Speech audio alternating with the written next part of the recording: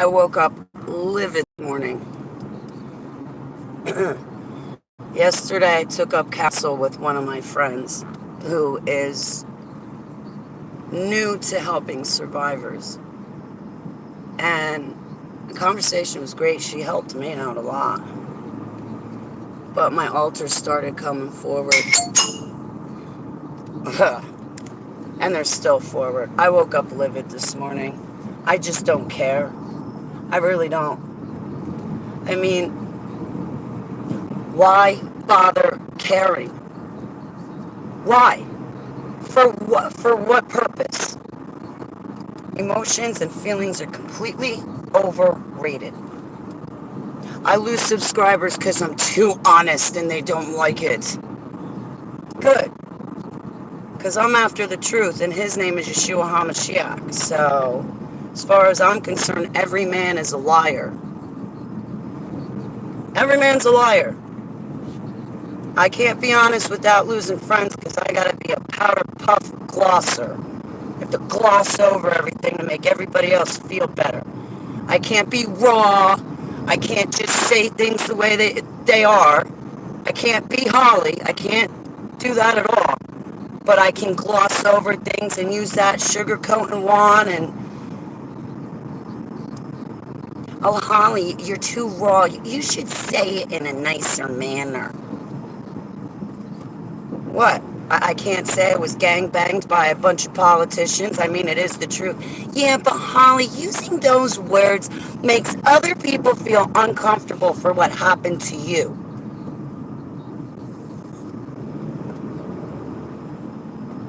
I'm so sorry you guys don't feel comfortable about me telling you my testimony because it makes you feel uncomfortable with the words I use. But yeah, your tax dollars went to me suffering. Your tax dollars went to my friends being trafficked, and I'm supposed to be okay with it while you're still paying your tax dollars. I don't get it. You know what? I don't want to get it. I don't want to understand you guys anymore. For 37 years, I got an inkling of what you guys are like, and I'm cool with you not being in my life. I'm cool without your tax money going to pay for my torture and trauma. I'm tired of your tax money going to trafficking my friends. And then I'm tired of you guys telling me what I can and can't do because it makes you feel uncomfortable.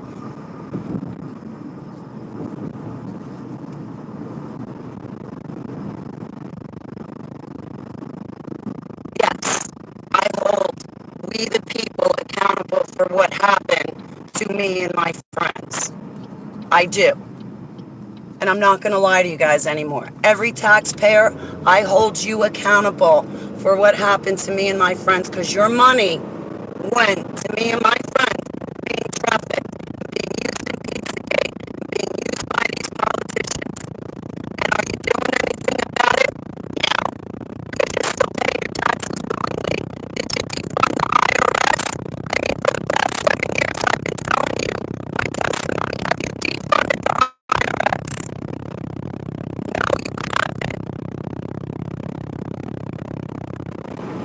But you're going to keep paying your tax dollars so kids can keep being used for adrenochrome, and you think that's okay, and you're a good we the people person. I'm inclined to disagree, and I'm angry. I'm angry at we the people for not doing anything. You know the truth, and you still don't do anything. The Holly people are waking up. Where? Are you kidding me? No, they're not. Where are they waking up? Where are they? Because I don't see them. Just like with this pandemic and all the statistics. I mean, people threw on masks like it was a bacterial infection when it's only a virus. If it were a real pandemic, we would literally be stepping over dead bodies. But we're not, so it's not a pandemic. But do you see we the people doing anything about it? No, you don't. Well, I'm mad at we the people. I'm mad at you. Straight up. I'm mad at people who say they help survivors when no, they don't. No, they don't. Me and my friends haven't seen one red cent of help. No counsel, no help, no food, nothing. So if you guys out there in the public are insistent upon calling yourself a survivor's advocate, I am going to investigate you and I'm going to make sure you're a survivor's advocate, or I will expose you so all my friends, the survivors, know to stay away from you because you're harmful. You just want a big title, but you're not willing to put the elbow grease into deserving that big title. I know. I know you want the pansy way out of things. Big title, no work. Get the donations coming in, but you're not helping the survivors. Well, I'm livid with you. Yeah, you. No, not the people in my chat room. Go take a look at my community tab. You'll know who I'm upset with. And I'm losing subscribers because apparently it is bad. It's just so bad that Holly gets angry and is livid. And she tells the truth. And she says it in such a raw manner. It's just, that's unbecoming, Holly. No, you have to gloss over things if you want to keep people's attention. I'm not done getting pissed off and yelling. But you guys are going to babysit my girl. I'll be right back.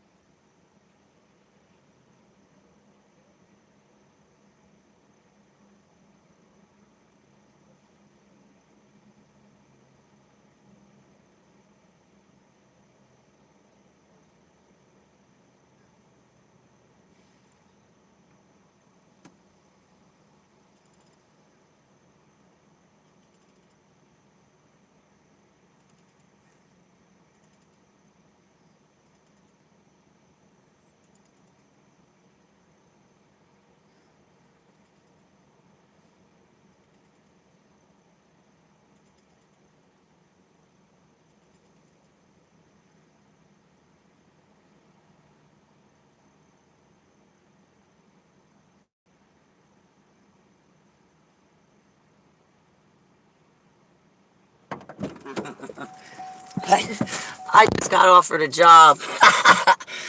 There was a head doctor in the store. Hey, Jamie, calm down. Beer.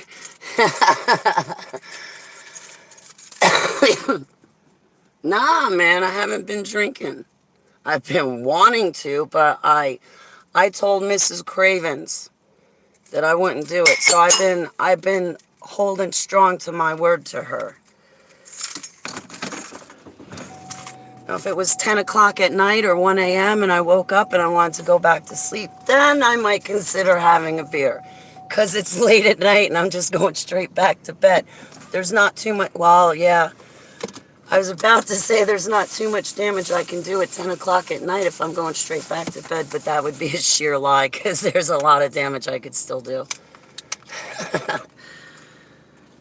Alright. I did you guys a favor. Yes, I did. I got you guys one of these things. Because I know that you're not eating good. You need your vitamins and minerals. Everybody's like, ew, there's fetus baby parts in that. Holly, you can't drink it. Heavenly Abba, I pour the blood of the Lamb on everything I bought. Please make this holy and clean and something that will restore and give nutrition to my body. And please join me for my breakfast. And I love you so much. Yud Hey Vav Hey, Holy Spirit, Nishila, Selah.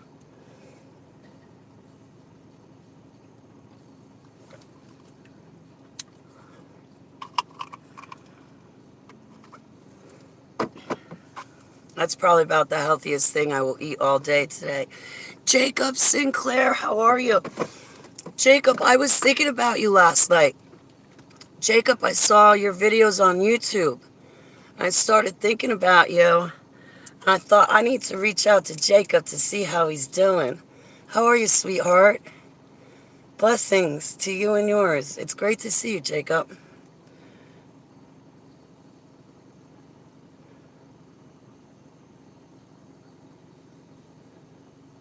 This is for my pain.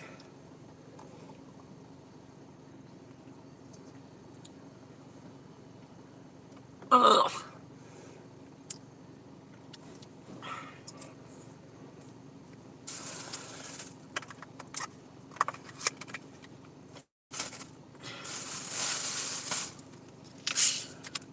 You can't ruin the taste of Coke.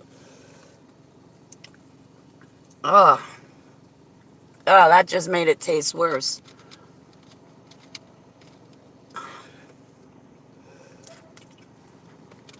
So I woke up livid this morning. And I've since decided to ask Heavenly Abba for more stuff to do on my plate. Yes. I have asked him to give me more stuff to do for him. I'm going to sit here for a minute. I'm going to pull over there, though, because I don't want to sit by the pumps. I love coming here. They offered me, the head honcho in there offered me a job. I'm like, listen, I only take jobs that pay under the table. He's like, we can do that. I was like, well, then you got yourself an employee.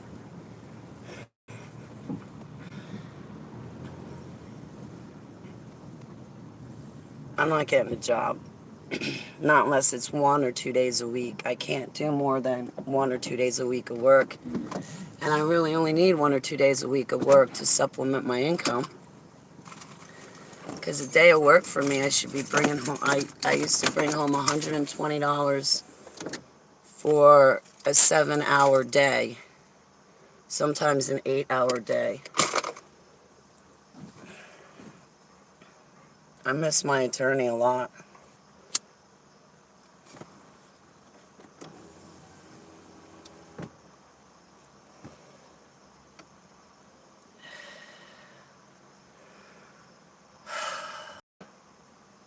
I woke up livid this morning.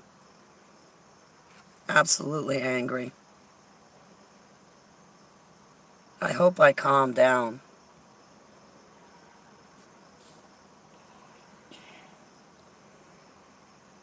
The next couple of weeks coming up are going to be bad. I had a nightmare. You know, the problems on the home front with that young couple. That reminds me of the ex who collapsed my lung and broke my face because they fight like he did. I had another nightmare about them. But this time, they attacked my dog in my nightmare. And I said to them, I said, you touch my dog, I'm touching you back. Well, sure enough, they came out, they touched my dog. And I started screaming, and I couldn't get up fast enough to defend myself and my dog in the dream. I couldn't get up fast enough. And as I was screaming, nobody came out to help me. But when they touched my dog and they saw me start screaming and start to move, they hightailed it away. But it's nonetheless, I had a nightmare. If people don't take that into consideration with my stress level, then they've got their heads up their asses. I gotta be honest. Who can live like that on a home front? None of you guys are living like that. I am, and I'm livid. It's either that or I can sit there and be a scared little chicken shit. I'm tired of being scared.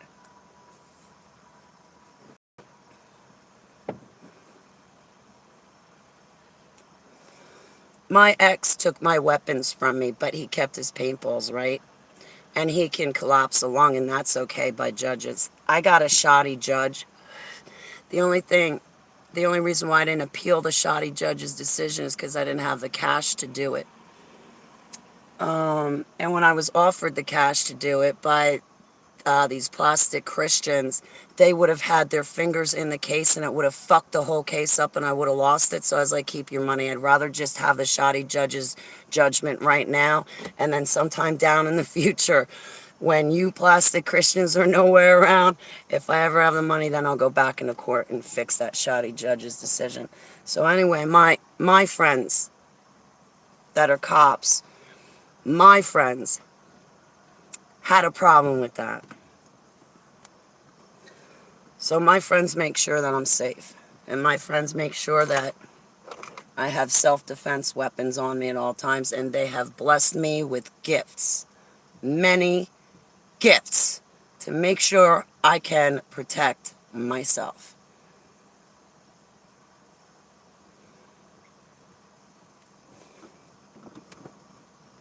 So I carry self-defense weapons on me. And I'm telling you guys that now, because if you ever approach me in an unkind manner, I won't think twice to defend myself. And I'm tired of living scared in my own home. It's only going to get worse. Because starting next week, I'm going to be looking in my mailbox to see the court documents. I've been stalked. I've been harassed. My peace has been disturbed. And I have been threatened. Every time I walk my dog. And she goes out 4 or 5 times a day. You guys got it easy peasy compared to me. I got to tell you. And be thankful you got it easy peasy. You don't want my life.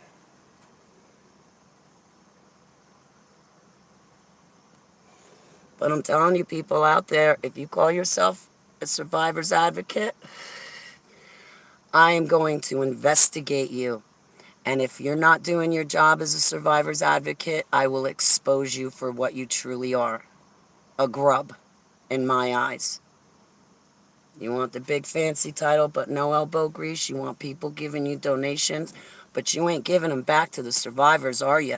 You're not taking those donations you're getting and giving it to the survivors.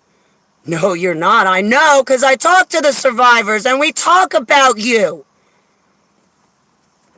We talk about ministries. We talk about people. We know who's who and what's what, who's helpful, who's not.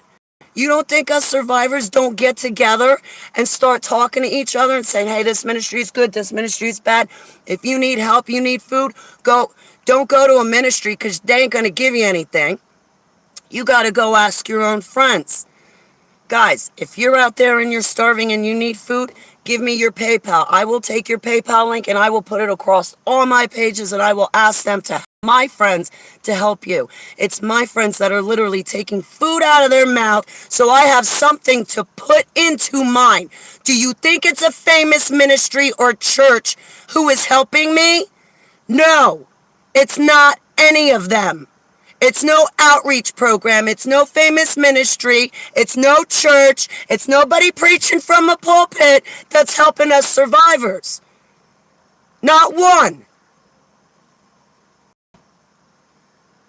You know how many survivors can't eat, but you guys, you famous guys out there, expect them to have money to go to a conference? They can't do it. Yes, I'm yelling because I'm livid. And who am I going to take it out on? I'll sit in my car and use my car as a sounding board to get my emotions out. So this way, when I leave my car and I go deal with the public, I talk to them nice and calm. Right here, this is therapy. This is a counseling session. This is a therapy session. This is group therapy. right here and now. What happens on HTV stays on HTV. You're welcome to join, and you're welcome to leave. Oh my God, I can't believe you said it. Yeah, I did say it. There's a famous ministry out in Ohio, and I was going to move out to Ohio 2 different times. Did that ministry help me? I said to them, I said, I need a place to live. I need somebody to back me up. If I sign a lease, I'm going to need a co-signer. Now, this is the money I got. This is what I can pay per month. I can support myself, but I need you out in Ohio to get me the place. And I know you got a safe house, but I can pay my way, but I need your help. I want to move out to Ohio so I can be closer to you, so when I need help, I can come to your literal ministry and go, can I join you for breakfast? Me, Keeper, and Sava don't have food. Can I sit out in your driveway to use my cell phone? Because I don't have money to pay for my $80 Wi-Fi service this month. So for the month, I need that $80 to eat. But can I sit in your driveway and use your Wi-Fi? I can't do that where I am.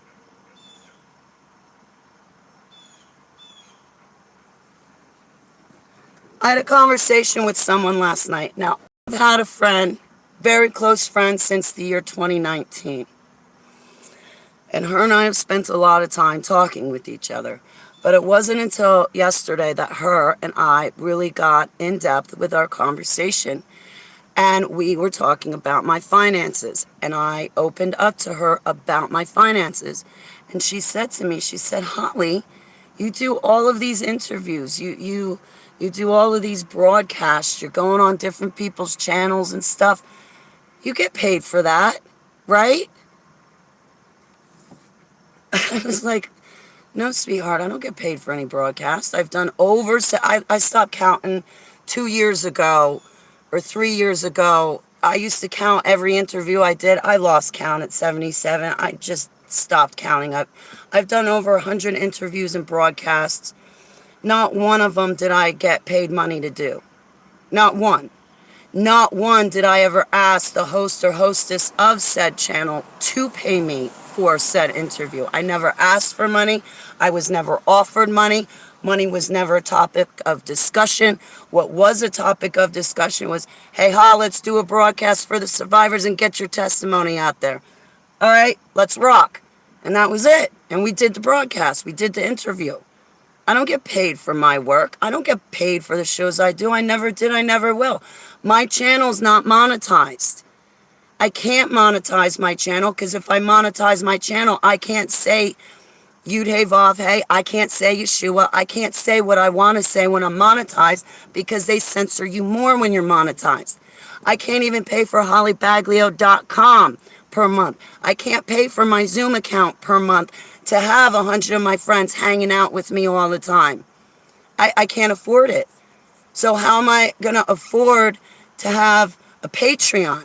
You got to pay for all of that.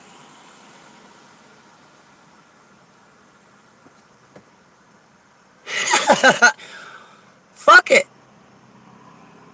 I'll just do the broadcast for free.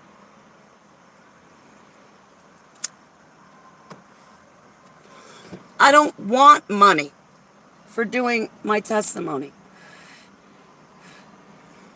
The reason why I'm bringing this up is so I can be clear with everybody. Hey, creative, I gotta call you. Hey, Joy, just Joy.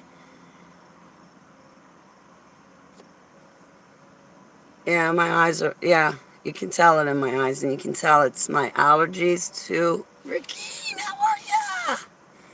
Regine, it's good to see ya.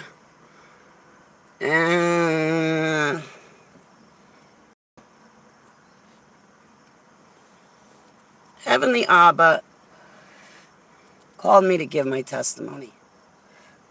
Heavenly Abba told me nothing about selling it. Heavenly Abba tells me to do something. I do it. I don't ask Abba, hey, am I going to get paid to do it? I just go do it. I ask Abba, what can I do for you? And when I ask him, what can I do for you? I never ask him to pay me to do it for him.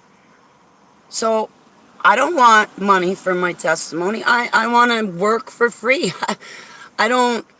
God told us to do this.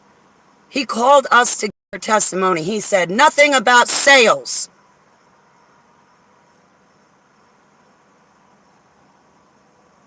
Oh, creative, I'm praying for you. James, good morning. It's good to see you.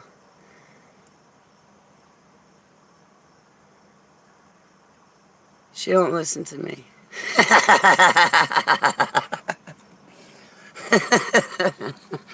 I'm not trying to be combative with you, Tyler, my lover.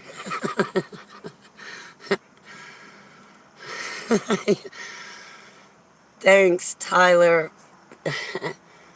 You you make me smile. No. No. The altar came out. The little girl.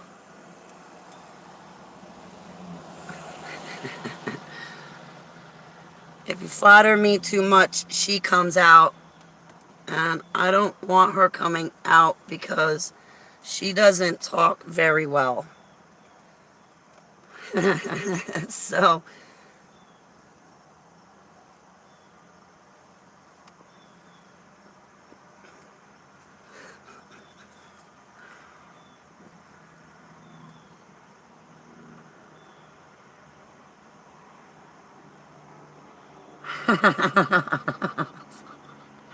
okay.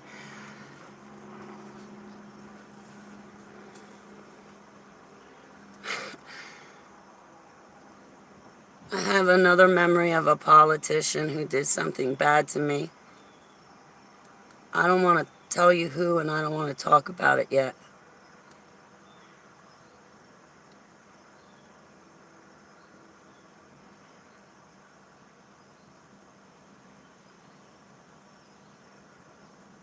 So I want to work for free. I don't want to ask for money from anybody.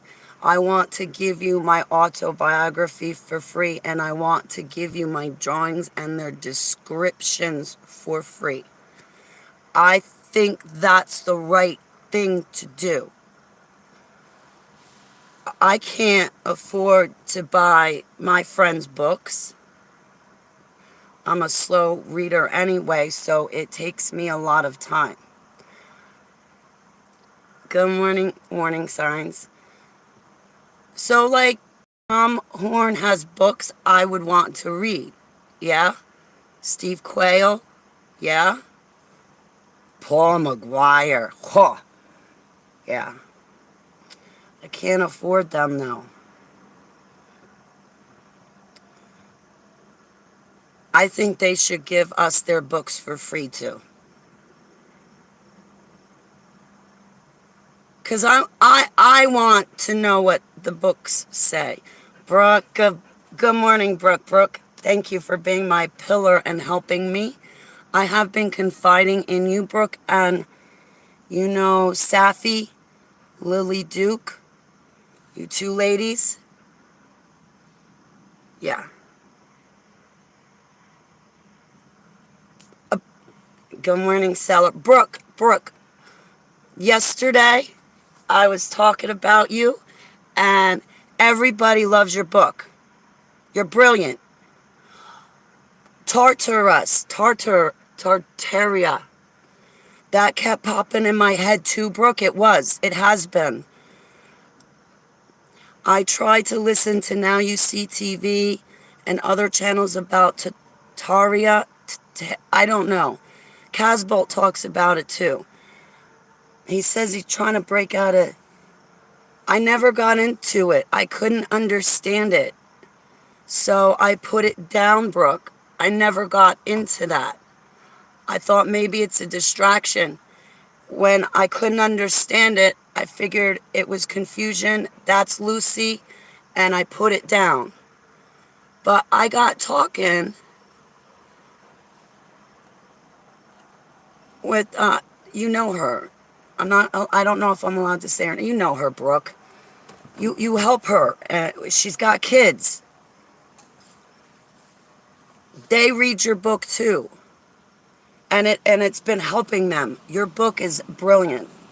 I want to do more shows with you, but I want to highlight your book, let people know where they can get it, and make them get it.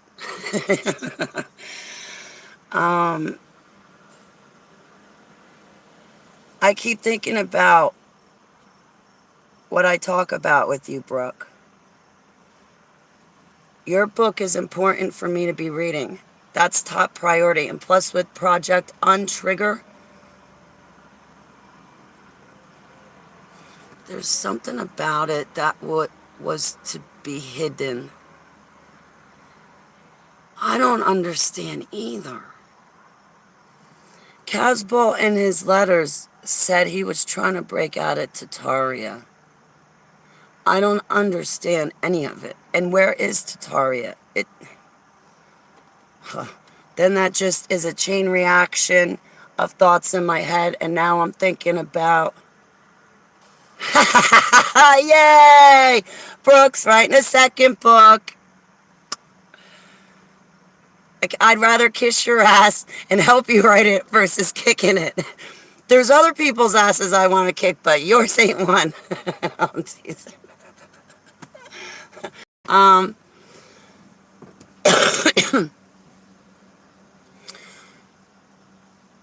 Okay, I'll be home all day today.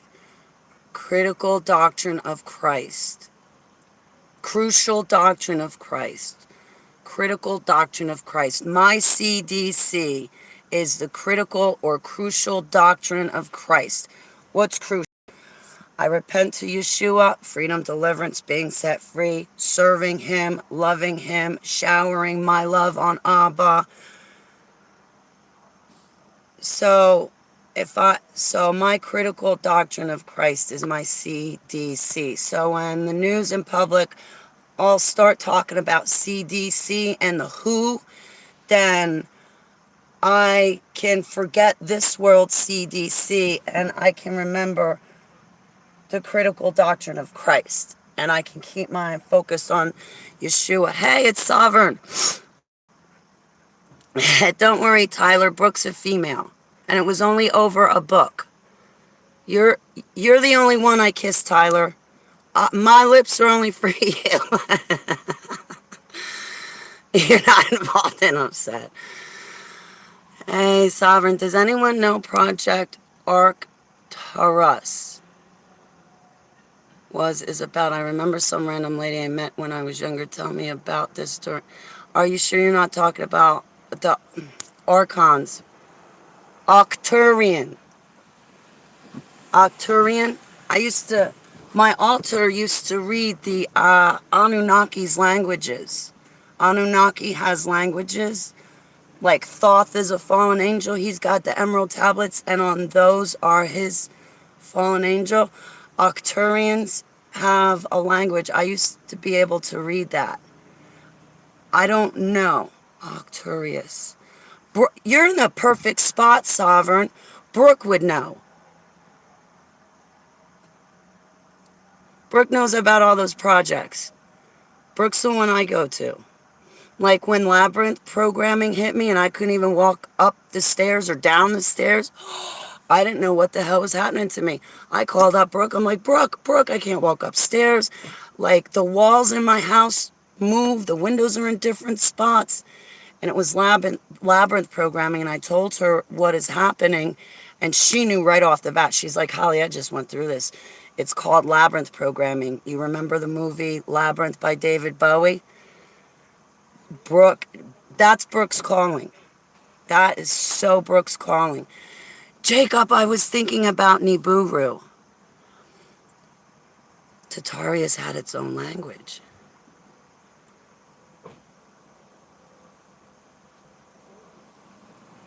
Is that where the Arcturians are? Who said what in my chat? Nibiru is coming. Jacob, I was watching Jason A. Jason A. on YouTube. Jason A on YouTube does like one video a week, and he takes like news from around the world and puts it into one clip. And I was watching his channel yesterday because he was talking about all the natural disasters we're having. Wow, Brooke, I'm so glad we're having this conversation. Thank you, Tina. Because Tina brought up Titarius to me yesterday, and I wanted to talk to you about it. Okay, so Jason A had these videos about all the fires, all the flooding, all the tsunamis, all the earthquakes. And as I'm watching the videos, that's what I thought, Jacob, was that Nibiru's coming, and that's why we're having the flooding, the fires, and all of that. Yeah, that's who. Oh, that channel rocks.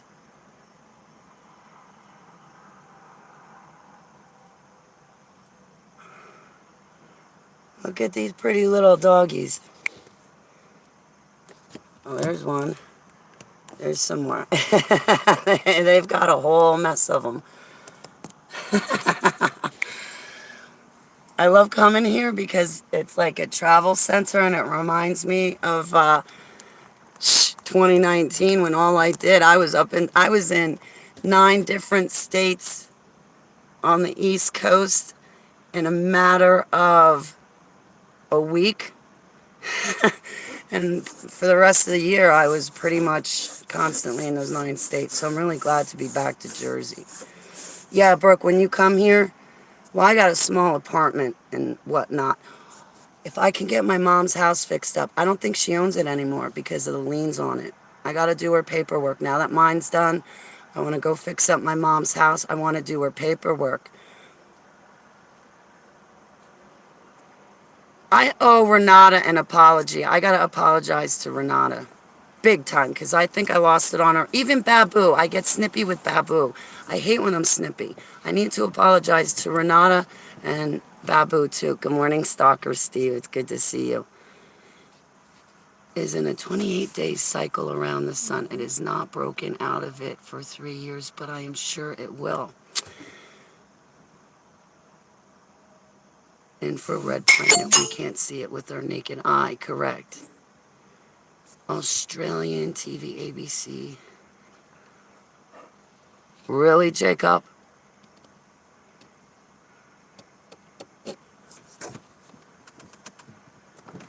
You see all those doggies. My poor dog. Something's going on, and it's not right with my dog and my cat. I can't sit out in the backyard with my dog and cat because they eat the grass, which they normally do. But over the past couple of weeks, my cat does nothing but vomit. And yesterday, I actually sat outside with my cat and dog. And of course, the kid was walking back and forth, back and forth, back and forth. It's like, I don't want to see your ugly mug, okay? I'm not married to you, and on purpose.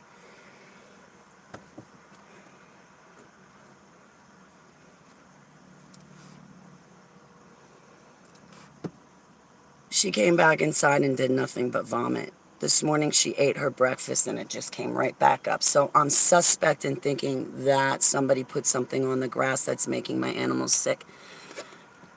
Get ready for the takedown. For his fraud regarding the jabs.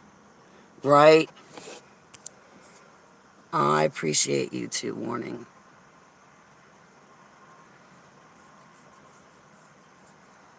I gotta check out what Jacob said. Australian TV, ABC. Satanic ritual. I want to look that up.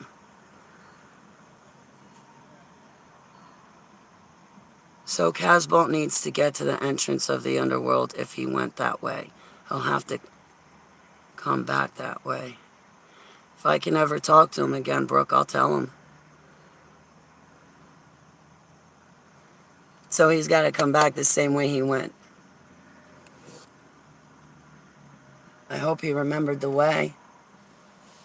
Is he stuck in Tartaria? Yes. In his letters from years ago, in his letters, he said, I'll go back and look at the letters again, but He had one where he said, Holly, I'm trying to break out of Tataria. And I didn't know what that meant. I should have asked you, because at the time I could have written him back and tell him, go back the way you came. I don't know if he can, though. I don't know if he can go back the way he came. How do you even get there? What's he doing there?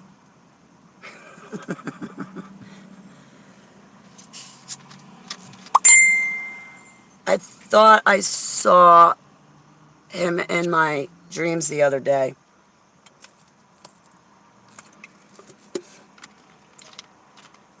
Sometimes I feel like he watches me.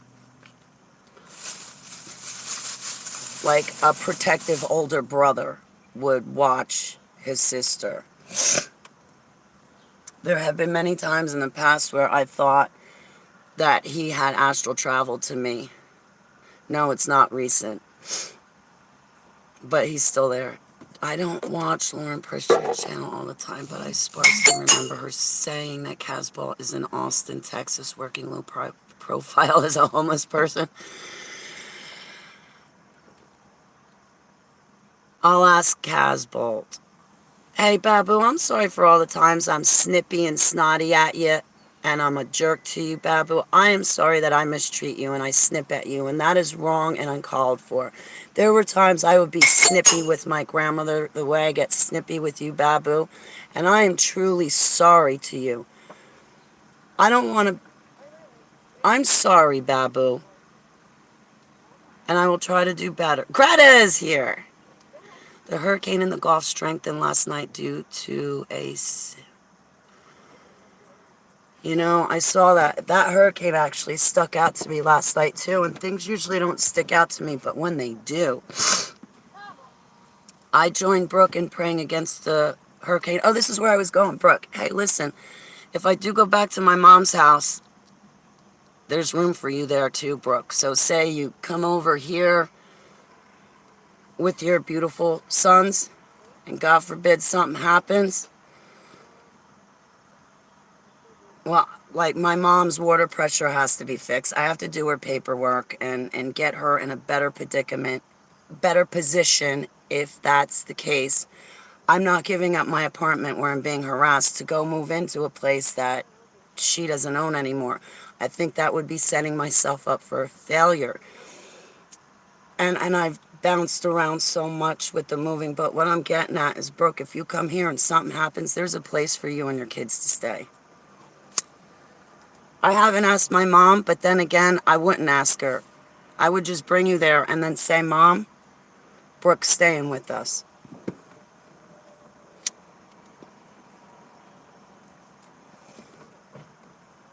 So I'm dead. But even in my small apartment, Brooke, even in my small apartment, my mom's house would be much better.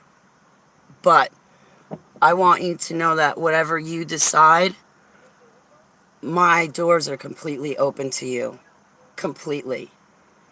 I'm sure, you know, you have a ton of friends that have big, beautiful houses where they could put you up no problem. But I definitely want to be on your list of people that you can go to, Brooke.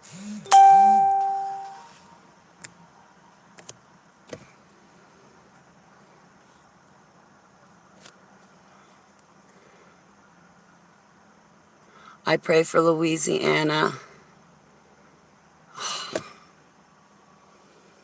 Using HARP for weather warfare. I'm so in agreement. I'm wondering if HARP isn't the reason that people hear these sonic booms. So, like, sometimes those noises. I don't know. Reptiles hide in the Alps. The Swiss Alps, right? I'm going back through my chat. Switzerland was a birthplace of the fallen angels. The reptiles, they also have exemption of the kill shot and can travel without jabs. They remain neutral. Chatsy frags. I heard that somebody took a hit on Gates and Dr. Fukushima, Dr. Fauci. But it doesn't matter. You take Gates and Fauci out, there's like two more people. There's 2 more people waiting Bill Gates' spot to take it over. You can take Gates out of the picture, but his work is still going to move forward.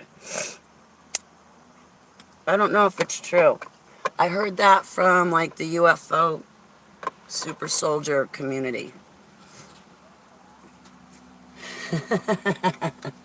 You better put your nose back in here. Hi, hi, hi.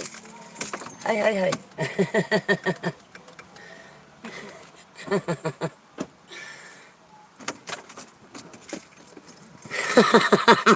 Dogs.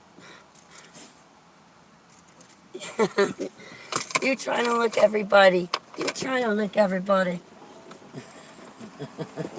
People are getting in the other car next to me. I gotta fix her belt.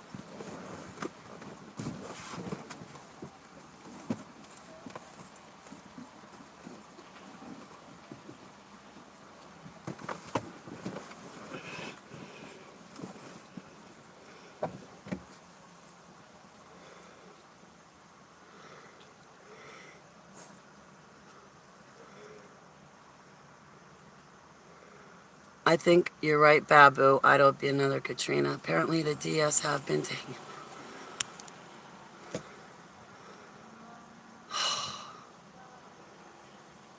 I'm beyond triggered.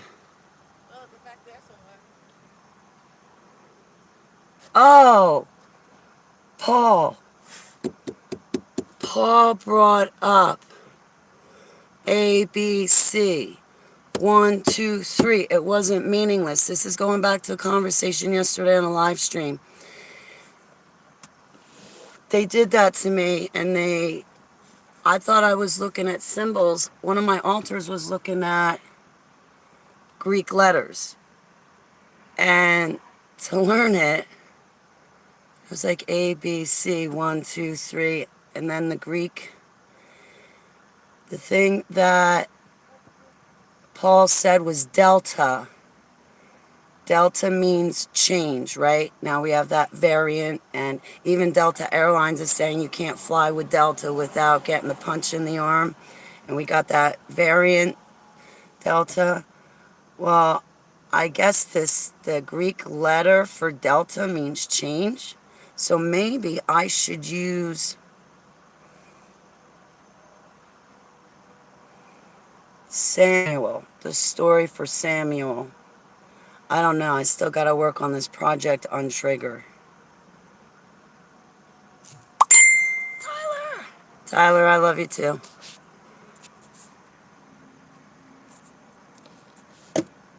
Trump made the deal with the Taliban that the U.S. had to evacuate. I have no idea.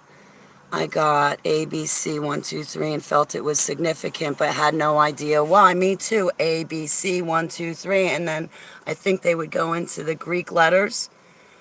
Paul said that yesterday, and he goes, Holly, this is probably meaningless, but ABC 1, 2, 3, and I was like, that's not meaningless. I think that's a part of the programming that they did to us. It made sense to me. It was meaningful to me.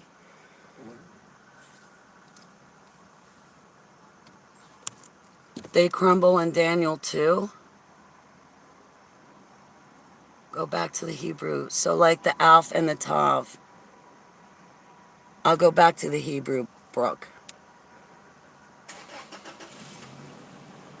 I think the first 3 layers of altars are the ABC names.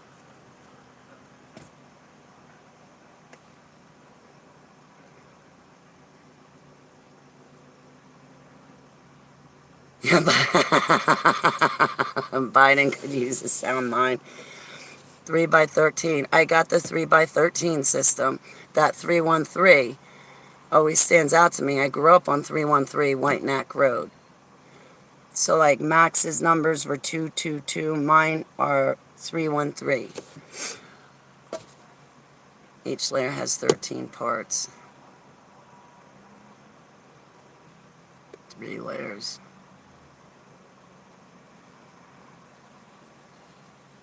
I feel like I'm on the tip of something and I don't know what it is. Like I'm on the precipice of something. of 113 and 22 lately in dreams also. Really, that means something. I look up what numbers mean in Hebrew because I kept seeing the numbers 318, 318, 318. I went to the Bible looking up all 318. Well, once I got to Leviticus, there was no 318. So no third chapter, 18th sentence. So I know Abba wasn't leading me there to figure out the numbers. When I kept seeing 318, it felt like it was a date. A date. But what I did was I looked up the meaning of 3 and 1 and 8 in the Hebrew language. And 8 is new beginnings. I think 1 is unity with Abba. And 3 is the resurrection or something like that. Seller! 313, there you go. I think 2's mean blessings in Hebrew.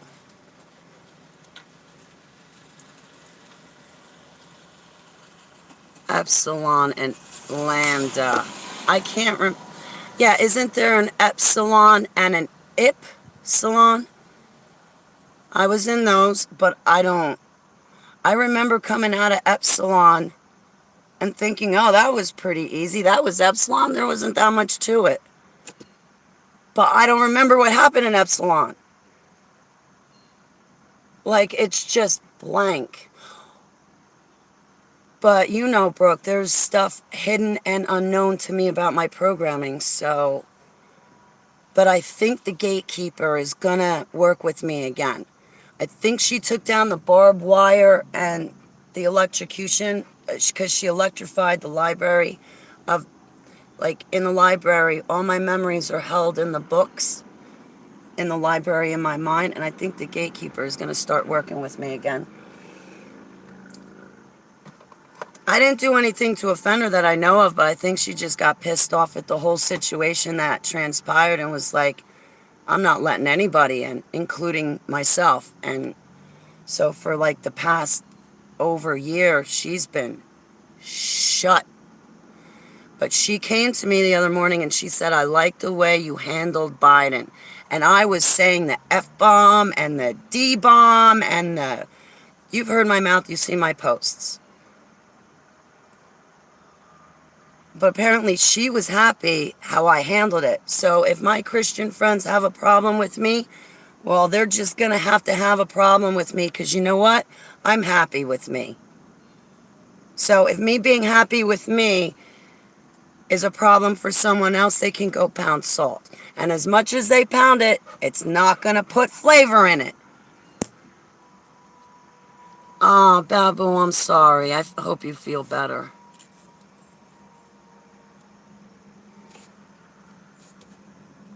Planes dumping it. Graphene oxide. I heard it's already in our water, too. Fucking love you guys. We fucking love you, too.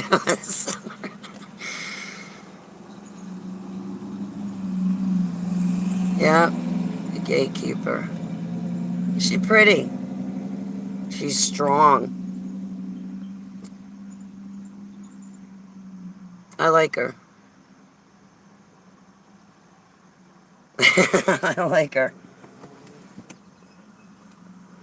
Yeah, I remember in Maryland when I got to my library, those plastic Christians, oh my God, they fucking hounded me and hounded me and hounded me and hounded me. I told the gatekeeper, I told her, I said, you're showing me new memory? Well, not new. I mean, to other people, they sound new. I told the gatekeeper, when we get out of Maryland, then tell me.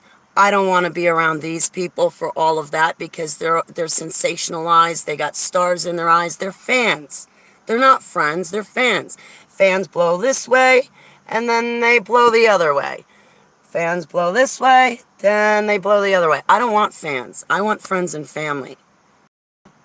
I want solid people. And the people in Maryland, they were fans pretending to be friends, and it just, there's no healing in that. But I told the gatekeeper, I'm like, they're like, how'd you pee in a cage, Holly? What'd you do when you got your period, Holly? You were locked in a cage, Holly. I was like, you see how they're handling it?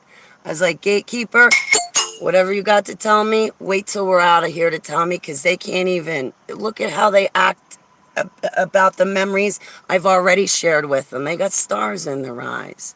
Their plastic is dark. Yep.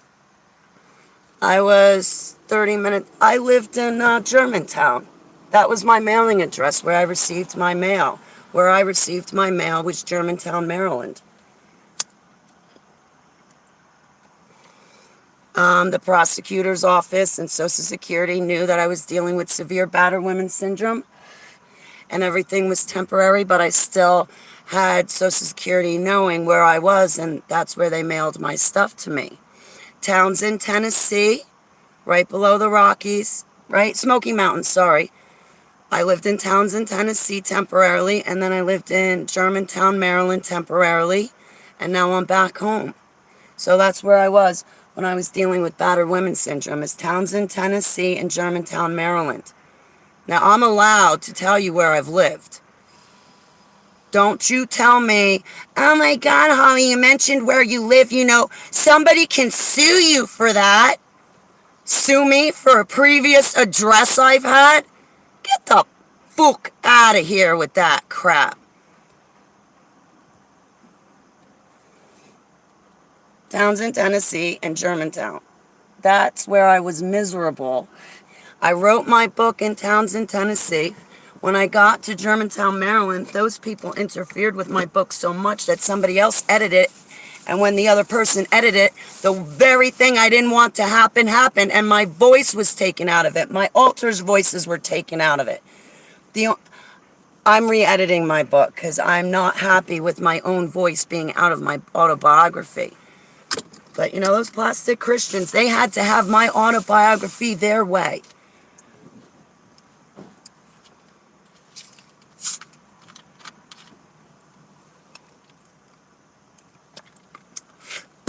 When I went to visit Heather in Maryland. Now, Holly, even though you've known Heather for years longer than us, you're not allowed to tell her that you're here in Germantown, Maryland. You have to tell her that you're staying with a Christian family. But you can't tell her our names, and you can't tell her your mailing address, Holly. You can't tell her anything. Yeah, man. What those people did to me with my book. Oh, you didn't get it edited during your deadline. That means you have to have somebody else edit it. Oh, they put me through hell. They took my book when it was not copyrighted yet out of the house without my permission to their work. I lost it. Then they hounded me to read it, and I said, no, wait till it's copyrighted and everybody else reads it. If I let you read it before it's not copyrighted, then you have to give me your word, and you have to give me your contract that if somebody terminates me, you're going to do everything in your power to get out all my drawings as well as my autobiography to the public. That's the agreement I have with Galen and Deborah. Well, they didn't want to do that. No, if something happens to you, we're not going to put it out. No, no, no. Oh, you're going to make us wait to read it? Oh, did you hear that, Kim? She's going to make us wait to read it. She's not going to let us read it. You're not going to let us read it, Holly? How come? You're going to make us wait to read it? Oh, my God. I just gave in. I just gave in. Crime Family Mafia is from Baltimore City, Tommy D'Alessandro. I know that name. When it said, right? Why do you have to swear on a Bible when it says it's a sin?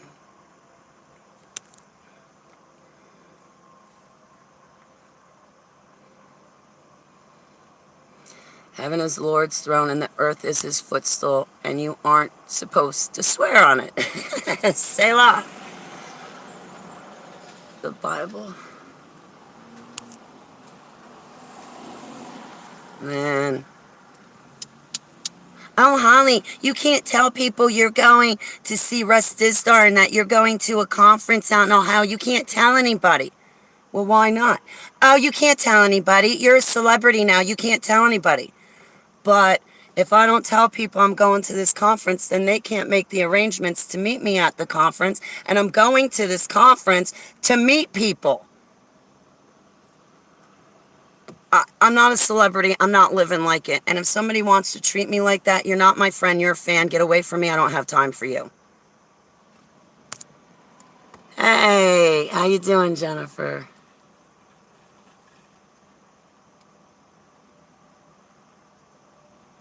Right? Right, Babu? Right? And you get somebody who doesn't believe in God, they'll swear on anything. And they'll still lie. The worst was watching the ex who collapsed my lung put his hand on a Bible and then sit there and lie through his teeth. It's like, wow, man. You're going to have to answer to God for that, you know, right? You just put your hand on the Bible and you're saying that you're lying. You have your hand on a Bible and you're lying. God's going to make you answer for that. When I put my hand on the Bible, hey, man, I ain't lying. I'll bring my own Bible and stay out of their courts. Yeah, I'm going back to court. Why am I starting my car? I think I'm going to need a second kratom. You guys want to walk keeper with me? This gas station's probably like, all she's doing is sitting in the parking lot. Good. Let's go peepees and take you for a walk, honey bunnies. Hang on a second, though.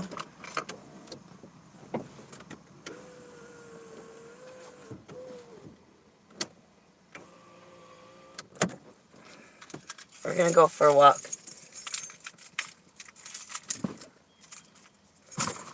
Oh, man, I told my neighbor I was going to stop by and see him this morning. I totally forgot about my neighbor. Shit. Oh, he might be watching.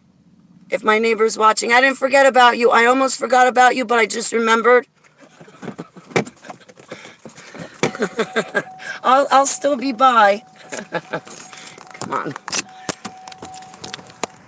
I have some of the best neighbors where I live. I really do. Except for that crappy couple below that's harassing me. My neighbors rock. They do. Hang on, guys. I got to get my little girl out of the car. You see? My car's filthy.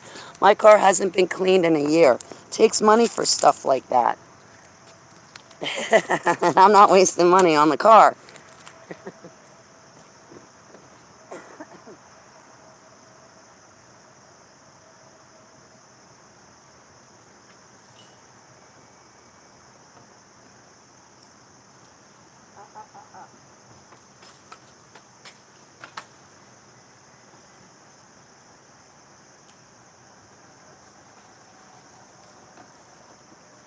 Come here. Okay.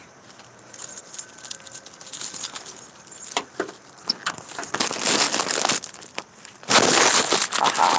We got you guys. Come here. Oh no, you got the doggy. Come on.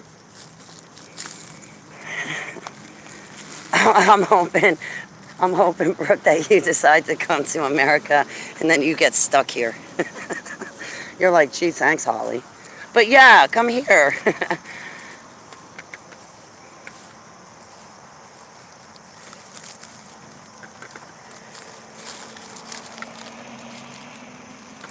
So, what's my chat room saying? Hello to Peanut and Mrs. Peanut if they're out there. They popped into my head just now, Peanut. And I think his girl's name is Robin. My love to them. Brooke.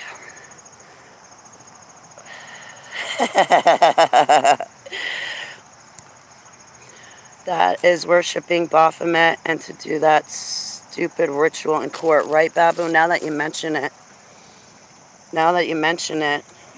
That's right. We're not supposed to swear. Like to say, I swear on God, I'm not lying, or I swear on my kids' lives. We're not supposed to do that. And you know what? I'm guilty of it. I repent. I gotta clean up her mess.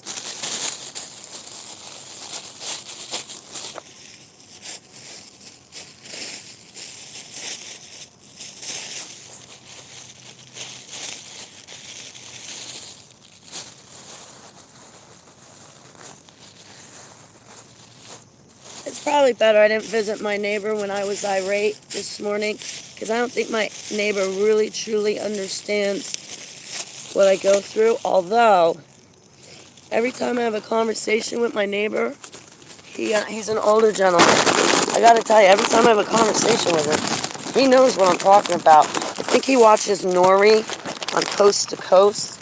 So, it's just that, I think what I'm trying to say is just when I just picked it up. I just picked it up, right? It's just when I get when I'm emotional from the altars, I get awkward, and then I don't want to talk to people. She had a big meal.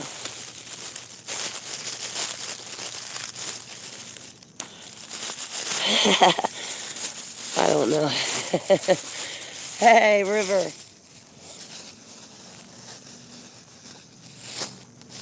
Yeah.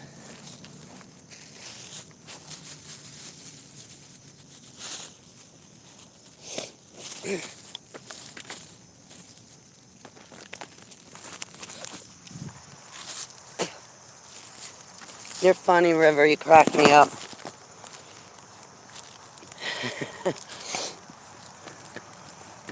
I'm glad I got to see you.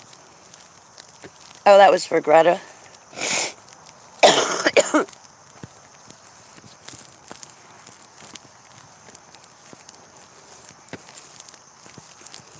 I missed what Greta said.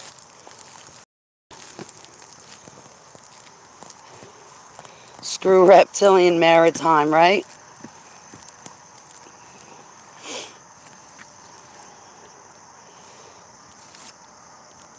Get out of there. Keeper.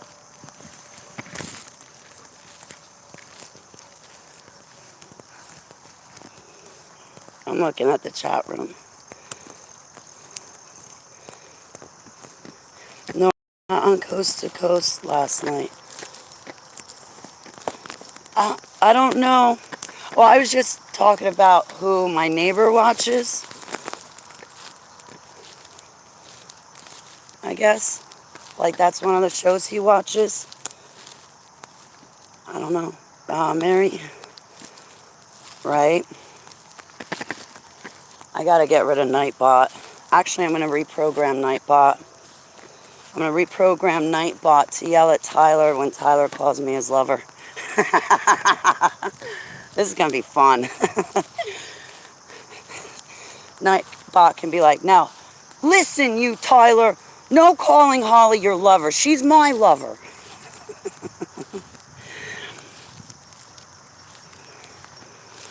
We are supposed to go to shops. We are allowed to go.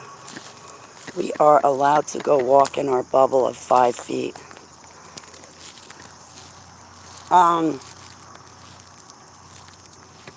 One of my neighbors, and I can't talk him out of it, so I'm not even gonna try.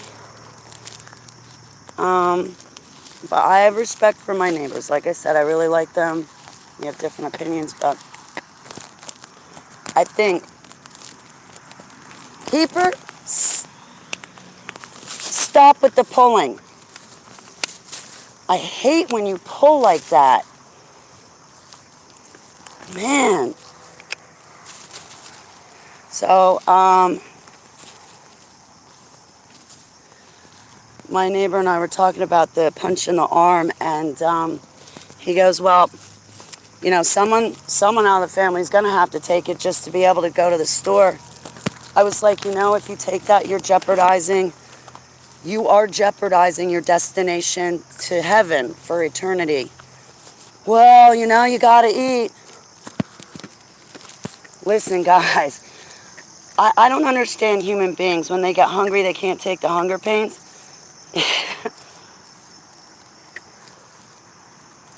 Hunger pains are not that bad. Keeper. Hunger pains are not that bad. You can get through them. There's worse pain in a person's life than hunger pains. And after a while, your hunger pains just stop. You don't get hungry anymore.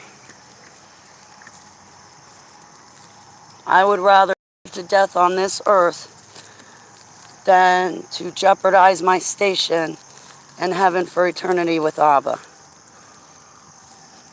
What's so great about this life? Satan means adversary.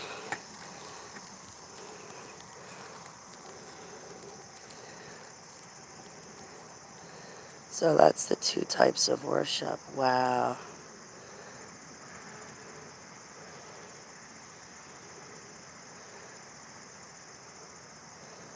Lucifer ruled the first beast. This is interesting what you guys are talking about.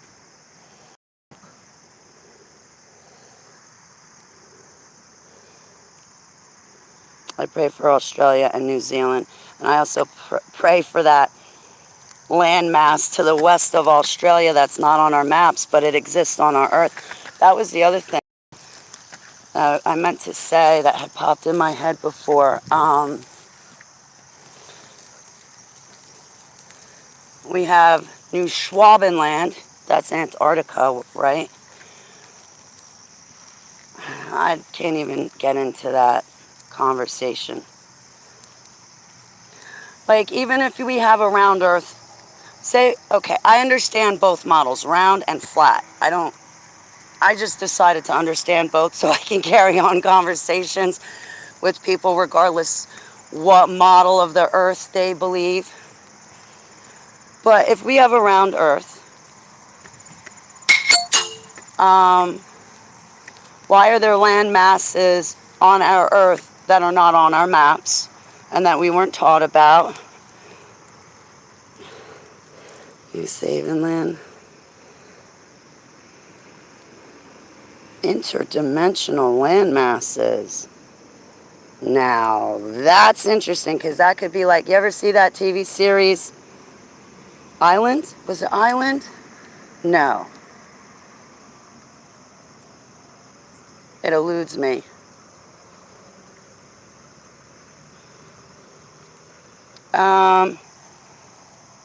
But there's land masses on our earth that are not on our maps that we were never told about. If you look at the flat earth model, right? Whether you believe it's flat or not, that's not the point. This is my point. If you look at the flat earth model, right? Lost, that's it, lost, seller.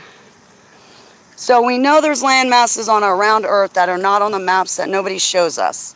But if you look at the flat earth model, get up here. If you look at the flat earth model,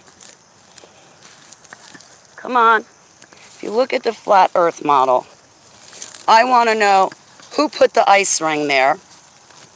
And I want to know what the islands are on the outside of the ice ring and how come they're not letting us have access to them.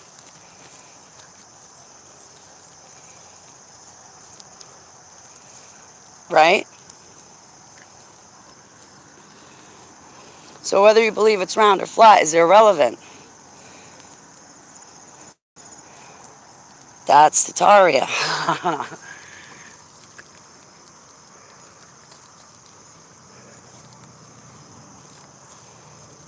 We've been on the outside of the ring, Brooke.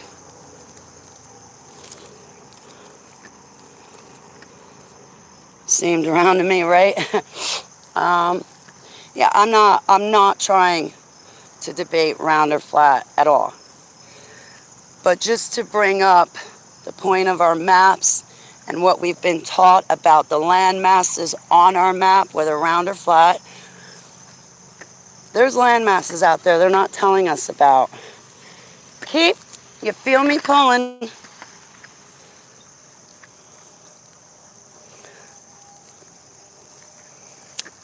So they had us on the outside of the ice ring, Brooke. There's a way on the outs to get on the opposite side of the ice ring. I know that much. If you're looking at a flat Earth model.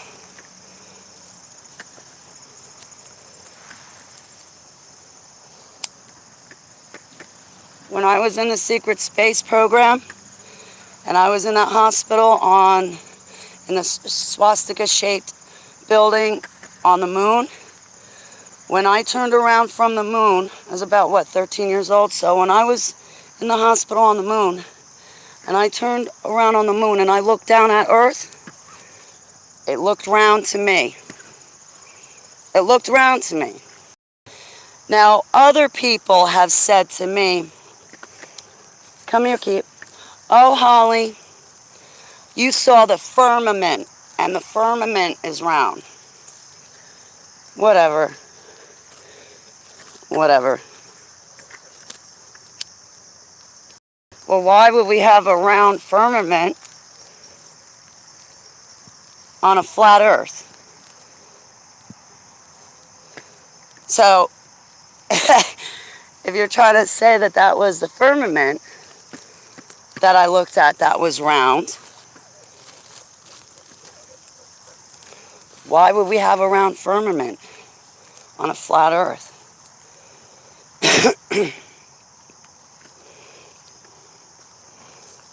No, I was sent on a mission to the moon. They tried to terminate me and Commander and the team I was with. Me and Commander survived. We were brought by a mercenary to the swastika-shaped building on the moon. And that's where I was recovering. So was Commander. The doctors at the hospital told me nobody on Earth is going to miss me because I have clones. I was on the moon. It wasn't anywhere else or some other station. It was the moon.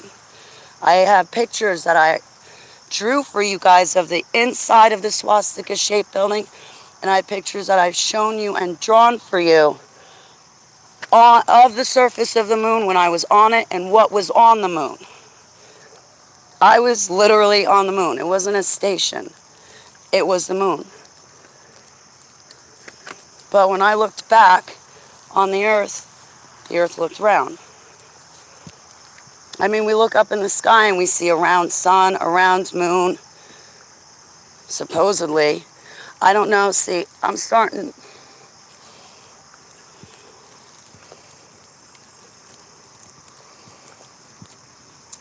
The fallen angels are screwing everything up. I don't believe what NASA shows us because they only show us...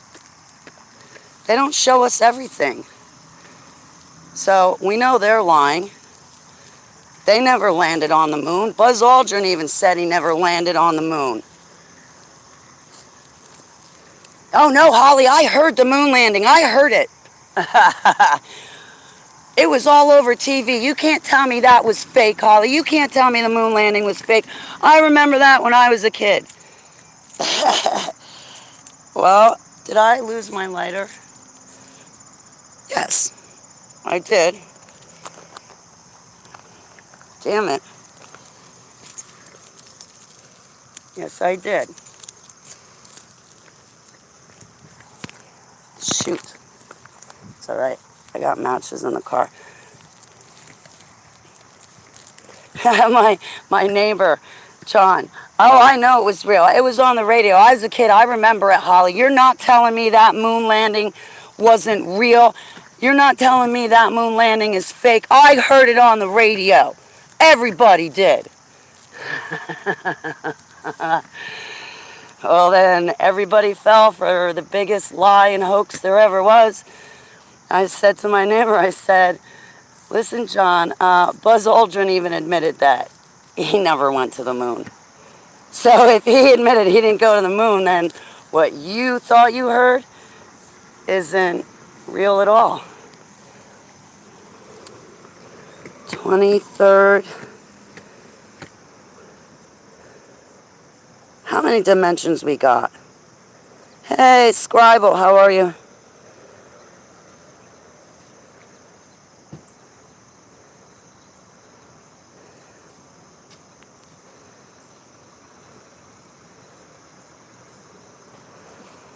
There's a reason nasal camouflaged, NASA camouflaged the space and always talks about the asteroids and comets. There's 26 dimensions. I was thinking about those dimensions. Hey, Scribble. Hello, miss. um,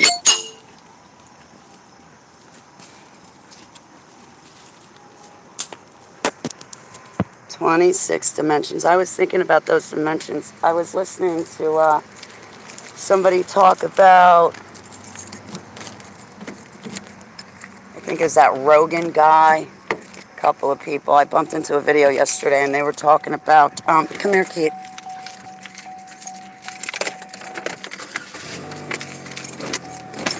And they were talking about, like, tripping, MDMA. No, they were talking about, like, shrooms and, what's that other one? When they do the sweat tents, they give you the hallucinogenic thing. What's that called? Ayahuasca? Yeah. Well, they see some, when you do stuff like that, you see some of those dimensions, right? So I guess those dimensions are layered right on top of us right now, right? Hang on, guys.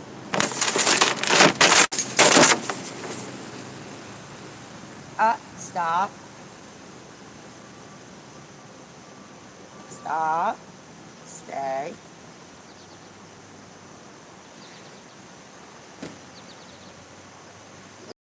Oops, wait. There you go. Gotta get it out of leg it. A minute. There you go. There you go, pretty girl.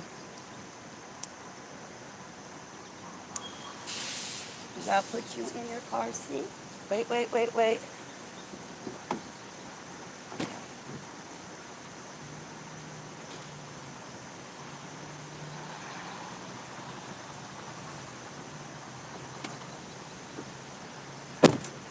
So when you do the, like, ayahuasca and stuff like that, you see the different dimensions.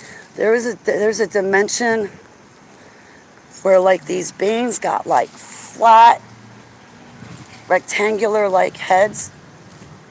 I don't know if I can throw it in there. Oh, they have a garbage can. Apparently. Are you kidding me? I hate when you go to a store and there's no garbage cans.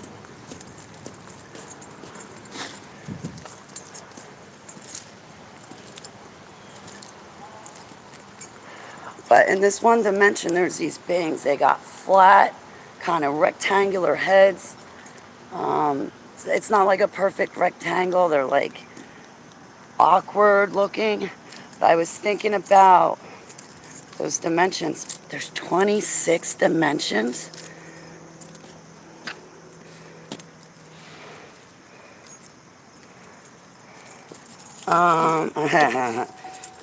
Yeah, you know what happens in your ayahuasca?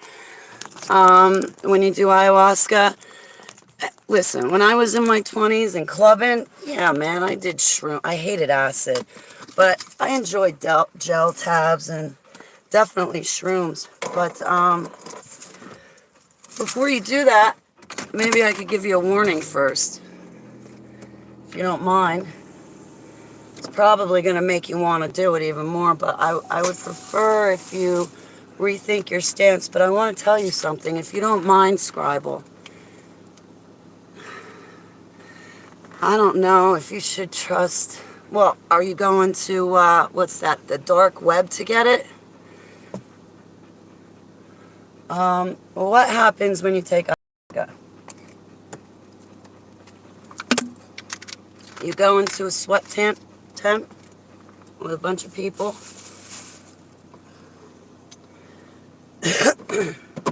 Can't believe I lost my lighter. Damn it. Ah! If I lost my lighter, that means I don't have matches. No. I don't have matches because I gave my mom all my matches.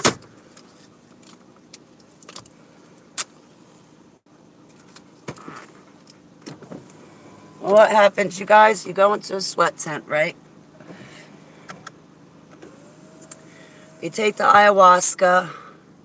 I had my lighter, but I lost it in the field. There's like this guy pacing around the field where I was walking. Maybe he'll find it. He was checking out my dog. Asian people, I don't know what it is. They love my dog. Muslims are scared shitless of my dog. I remember in Somerville, their little kids would come up and try and pet the dog, and you'd see the parents' face go, "Ah, no!" And the little kids are like, "I want to pet the doggy." But anyway, let's get back to this sweat tent thing. I've never done it. I've never done that I know of. I've never done ayahuasca that I know of. I've never gone to a sweat tent. But, but I have been exposed to things. I do think I was on Skinwalker Ranch. Hey, it's my bug bouncer. I love you. Yeah, because she's half Aikita. Half Aikita. My mom argues with me about what kind of dog she is. I'm like, Mom, she's half chocolate lab, half Aikita. No, she's not. She's another kind of dog. I know. Just look at the face. Some expensive sounding dog. I'm like, no, Mom. Anyway, let's get back to ayahuasca. I've had other events in the dumps. I do think that I was on Skinwalker Ranch and they used me as a live living sacrifice to leave me out in the woods to summon the wilds of the night. And they came out. The beasts of the night came out and were feasting on. There was a dead carcass of a woman and other things. I don't know how I survived that, but let me stick to the sweat tent. So what happens is you're going to go into this sweat tent, take ayahuasca. The shaman's going to do his little jiggy dance. And what the shaman's going to do is he's going to summon in all the wilds from the night, all the beasts from the night, all the wilds from the jungle. He's going to summon them into the tent with you people.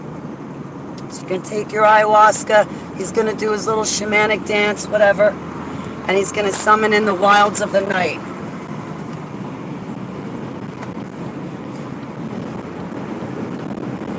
And you're going to be sitting there, campfire or whatever. Guys are going to be sitting there, there's going to be a fire in the middle of the tent. He's going to do his little dance to summon in the wilds of the night, and then what's going to happen is when you guys are nice and toasty on that ayahuasca, the wilds of the night, they're going to sit there and they're going to look around at all you people. And you're probably not going to see them. Most likely, Scriball, unless you got the gift of spirit eyes, you're not going to see them. The shaman will. But the wilds in the night, they're going to sit there and they're going to look at each person in the face, in the eyes. That's on ayahuasca. And if they find a person they like or that they can possess, they're going to find somebody they like. And they're going to look at you in your eyes. And they're just going to jump right into you through your eyes. But they go around to each person real close to their face, looking for a match. And when they find the human they want to match with, they jump into you. Hey, Peanut, I'm fine. You have been in a sweat tent? I escaped from, well, I was always trying to escape the dumps. But there was one time I escaped the dump. The soldiers told me that I ran to the sea, but I don't remember that. I ran to an Indian. I ran to an Indian, and he put me in the sweat tent. And, I remember that, man. I remember that. In my autobiography, I might have to make some more changes, but the Indian man put me in the sweat tent and he was helping me to repair my body. And the Indian said to the younger boy, he said, be careful, stay away from her. Get back from her. And I remember him in the sweat tent. He did something. A while later, I remember coming out of the sweat tent. Like I peeked out and I heard this weird sound, but I took one step out of the sweat tent, but just in that one step, I wound up on the opposite side. Like, I'm not explaining it. So here's the tent. The old guy is outside the tent sitting in a chair away from my sweat tent. Well, when I came out of the sweat tent, I took one step, but that one step I ended up on the opposite side of the Indian sitting in the chair outside next to the tent. And I kneeled down by him, and I heard a certain sound. And he put his hand up, and he pointed, and where he pointed, I looked off into the distance, and I saw my home, and I took off for my home. I had just escaped a dump. I wanted to get home, back to Grandma. I thought that when I got back home to Grandma, I found a clone in my place, and I terminated the clone, buried it in the backyard, and I was home. But I never did a sweat tent in this normal life.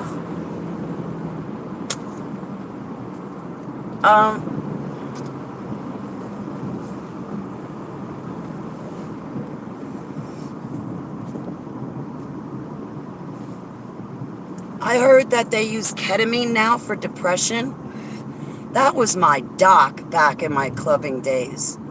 Special K. That was my doc, my drug of choice. And now I hear they use ketamine for depression and for people who are severely traumatized and tortured. The reason why I was taking ketamine was, yeah, it was a club drug, and I loved to go out dancing at night, you know, club music. I'd spend 6 hours on the dance floor. I loved it, just dancing around the music. But when I was taking ketamine, choice Special K at the club, was getting rid of my intestinal pain. They wanted to put me through surgery and take out pieces of my intestine. And I was like, why? Then I'm definitely going to be stuck on medicine for the rest of my life. No. But the ketamine would take away all my gut pain. It took away my depression. And the cool thing was it was a little bit trippy. Oh, I almost hit a squirrel.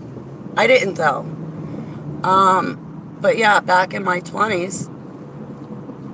And nowadays, fast forward to ketamine is now used for...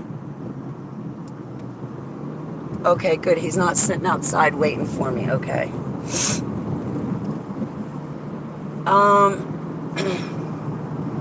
I'll go see my neighbor later on today. I just didn't want him sitting outside waiting for me, because that wouldn't be very nice. Hey, Victoria. But yeah, ketamine is used to put animals to... It's an anesthetic. It's an animal anesthetic. That's what they use to knock cats and dogs out to do surgery on them, is ketamine. I know all about ketamine.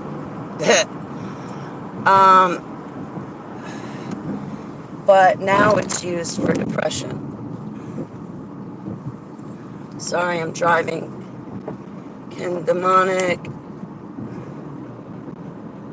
transforming someone into... Yeah, demonic possession. Well, in the dumbs, I know it's going to sound crazy, but why was demonically possessed? You'd have to be a super soldier. That's why these super soldier projects are bad, because China and France, they're all... their soldiers are going to be all demonically possessed.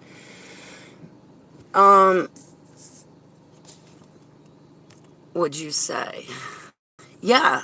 Well, when you're demonically possessed by these principalities, you take on their spiritual gifts and their spiritual powers.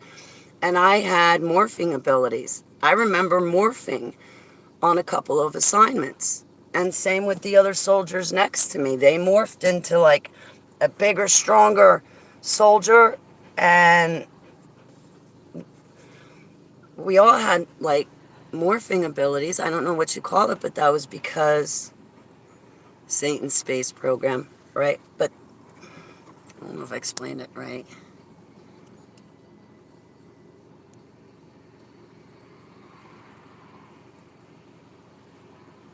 They're very squinty and unblinking. Yeah, I don't like that Biden.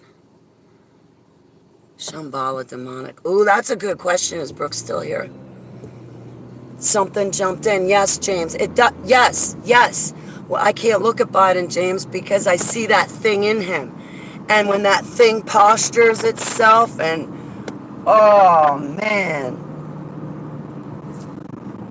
I can't look at him because I see the thing that's in him. It's just like Johnny Depp, right? Johnny Depp can't watch movies that he's made because when he sits there to watch a movie that he was in, well, not made, but that he was in, like Pirates of the Caribbean, Johnny Depp does not see himself in that movie. Johnny Depp sees that thing inside of him. That's why Johnny Depp won't watch any of the movies he's been in. Listen, when I went through my, when I was demonically possessed, I kid you not, I could see it in my eyes. I could see it. I remember after my freedom deliverance, the first thing I did was I ran to the bathroom mirror.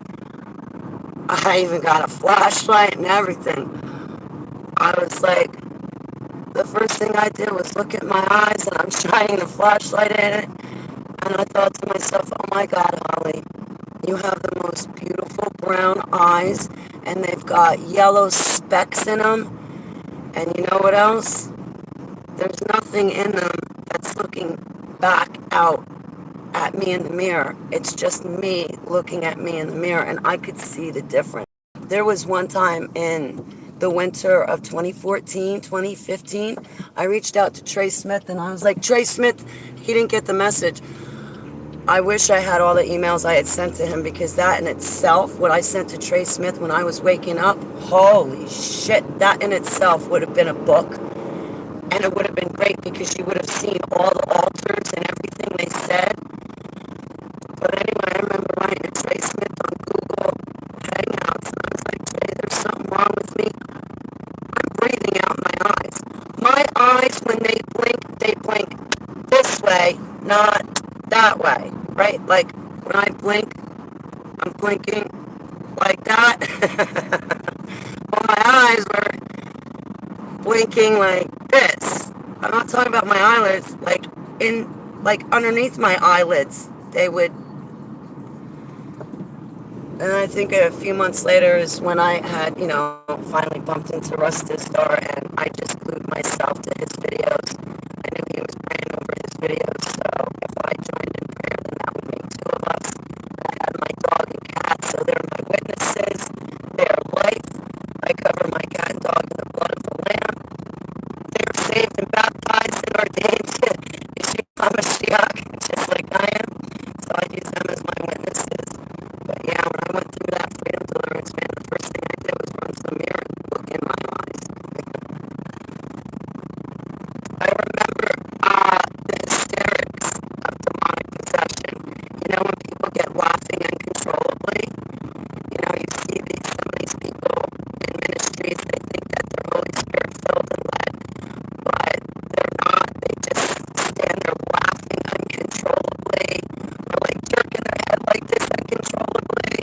That's demonic possession. I remember this one principality, when it would appear, I would start laughing uncontrollably, the hysterics, like a hysterical laughing. I remember that happening to me. So it's not always that these demons claw your insides out. Sometimes they'll make you laugh hysterically, and it feels like a good bubbly feeling. Versus, in demonic possession, usually they're clawing your guts out from the inside out.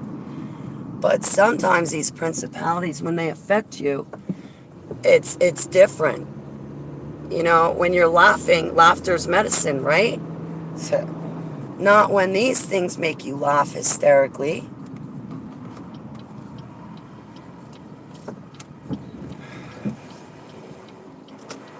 Okay, guys, can you be my babysitter for a sec?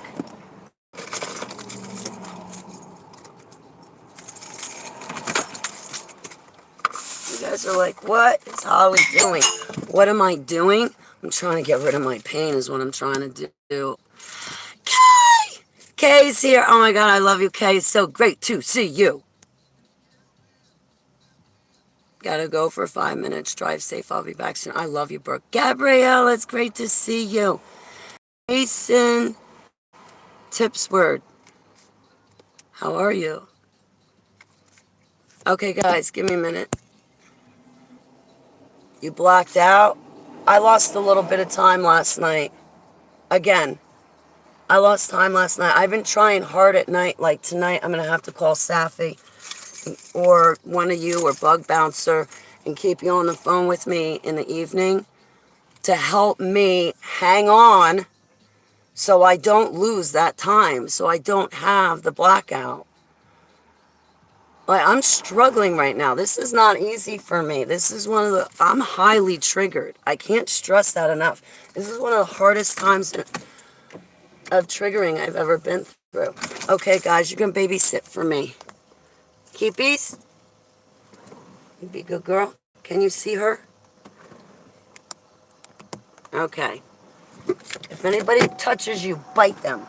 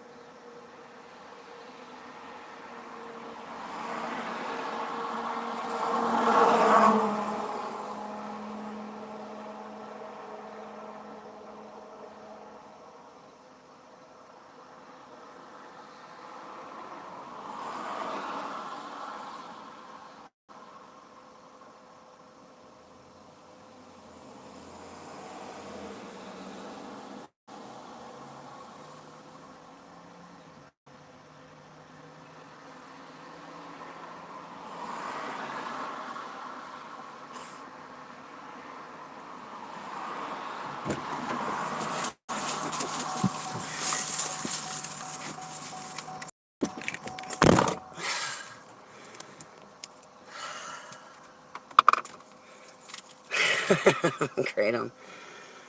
I gotta get my capsules. That's the other thing. For packages, I gotta get everything mailed to my mom. So I think the kids stole my kratom capsules.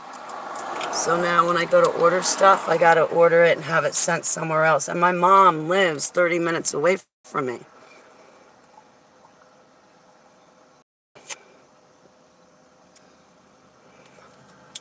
And if I want the post office to hold it, then I gotta pay the post office extra money.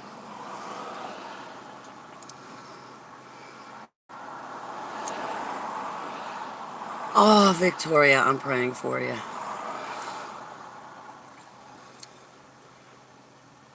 Change as a kid. That happens with me. My handwriting changes, Victoria. My mannerisms change. You can tell when the little kids come forward, the little young alters.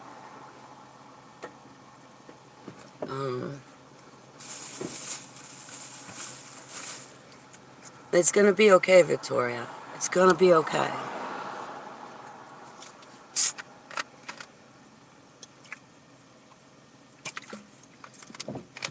I don't... I'm so highly triggered that, honestly, it's to the point that I tell Abba, I guess this is the new Holly, and I just better get used to it.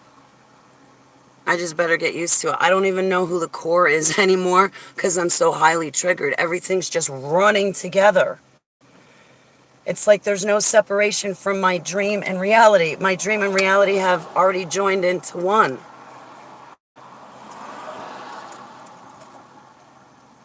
You know, there's going to come a point in time when all of the dreams I had just collide with reality, and reality and the dream are just one. But I guess that's what it's going to be like when Yeshua was ruling for 1,000 years. It's going to be a dream in reality. You know that surreal feeling that comes over you, so to speak, when you've had a dream and then, you know, a week or a month or a year later, in reality, it comes true and you get that surreal feeling. I almost constantly have that surreal feeling.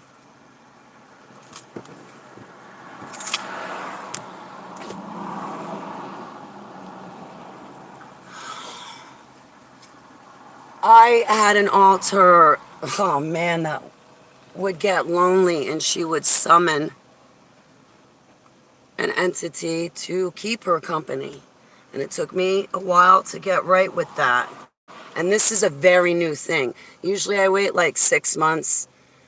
Like usually I'll deal with a situation and wait 6 months and then talk about it. That way I get a little bit confident and I get certain in myself and I'm okay to talk about it and comfortable. This time I just got right with the altar and I came forward to tell you guys to talk about masturbation and don't do it, to talk about these altars that will summon. Now that altar got right with Yud Hey Vav Hey. She stopped doing it.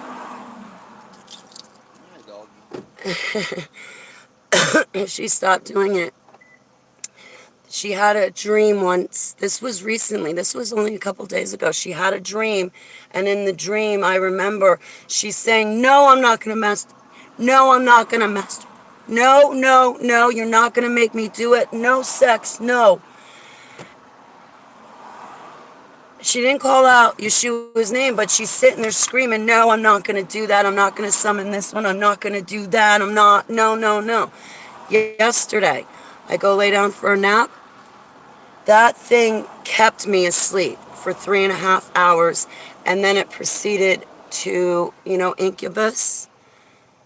It sexually attacks women when we sleep, and succubus attacks men when they sleep. Well, incubus attacked me so bad that it clawed me. I hurt today because it clawed me so bad. And it clawed me on the inside. And it still hurts from that spiritual attack from my nap yesterday. So yeah, I'm going to talk about it. I'm going to piss off Satan on all of its cohorts. I'm going to talk to you guys about it because I don't want you guys to suffer. And I live inside a dream. I'm awake. The more I sleep, you'll understand when I'm dead. I used to enjoy Marilyn Manson concerts. Oh, I hate that Kanye. I got it out. I got it out for him. You know why? Because Kanye is remote accessing a 24-year-old. Stealing this 24-year-old's music, lyrics, talent. Harassing this 24-year-old. Now, I precisely remember my ministries. All of you gave me shit, not my chat room. All of you gave me shit when I told you Kanye is still an active MK Ultra. How do you know? How do you know? How do you know, Holly? How the fuck do you not know? You're a Christian and you can't pick a Christian out of a shit pile? Come on. You expect me to be able to pick out MK Ultra survivors. You expect me to know who's DID, dissociative identity disorder, right off the bat. But you Christians can't even pick out a fellow Christian?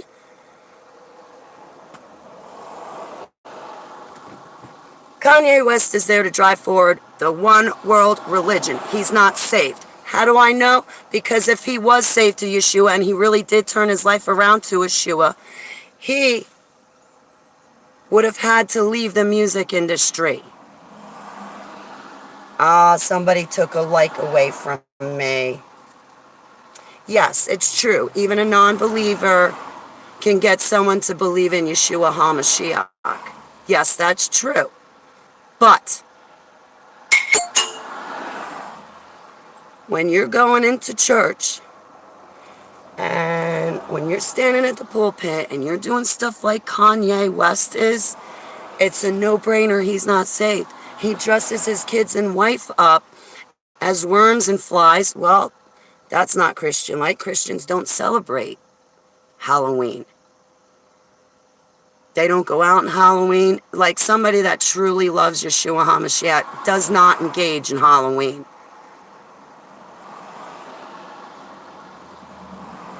Period.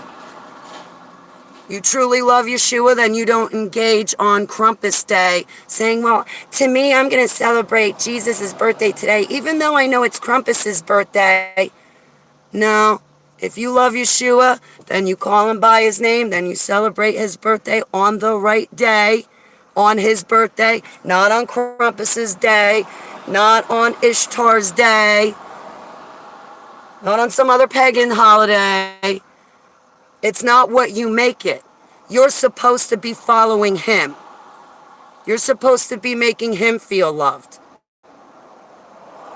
If my friends came and said, Holly, we're going to celebrate your birthday April 1st instead of September 12th, I would say to them, you know what? You're not my friends. My birthday's not April 1st. It's September 12th. Why wouldn't you celebrate my birthday with me when I celebrate it on the 12th of September? So anyway, I specifically remember a bunch of ministries propping up this Kanye. They come out with a video calling me Kanye phobic. I'm not scared of the black man. I love the black man because half my friends are black people. And I love them. I got a problem with an active MK Ultra person preaching from the pulpit, and other Christians are buying it and then propping him up. And when they realize they made a mistake by propping Kanye West up, do they turn around and apologize for their mistake? No, they don't. Do they apologize to me? No, they don't. They don't even gloss over it. They just go over it, sweep it under the carpet, and forget about it. But meanwhile, I'm the one that's hurting. I lost a good friend because I said to him, I said, you're going to trust in a ministry who's propping up Kanye when it's clear he's not saved to Yeshua versus relying on the Holy Spirit? Okay. You can't be my close friend anymore because you're relying on a man instead of on the Holy Spirit. Had you been relying on the Holy Spirit, you would have seen the truth of the entire situation.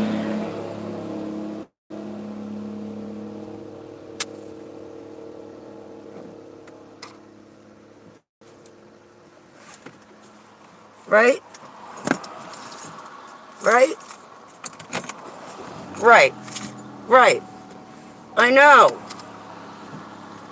Yeah, I got an issue with active MK Ultra slaves. I want them to come out.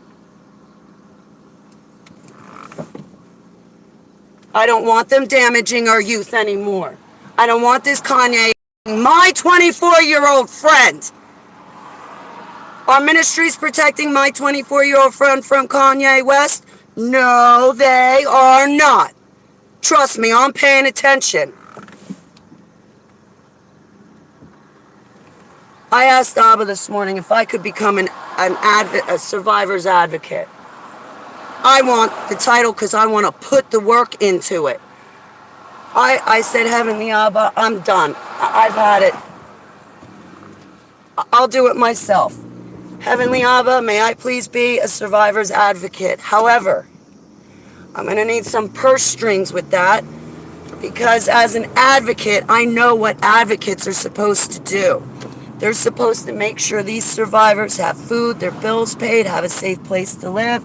They need to be checked on weekly, if not daily.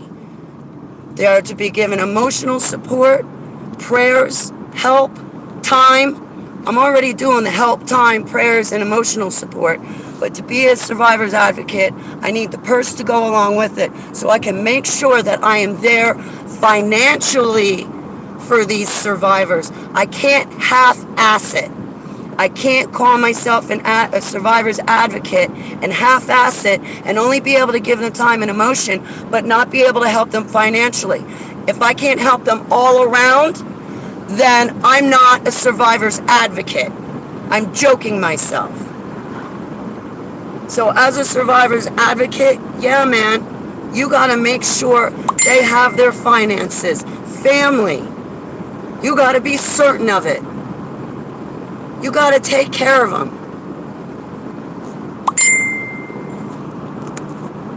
Hang on. We're gonna go hang out with Keeper. I forgot to get matches.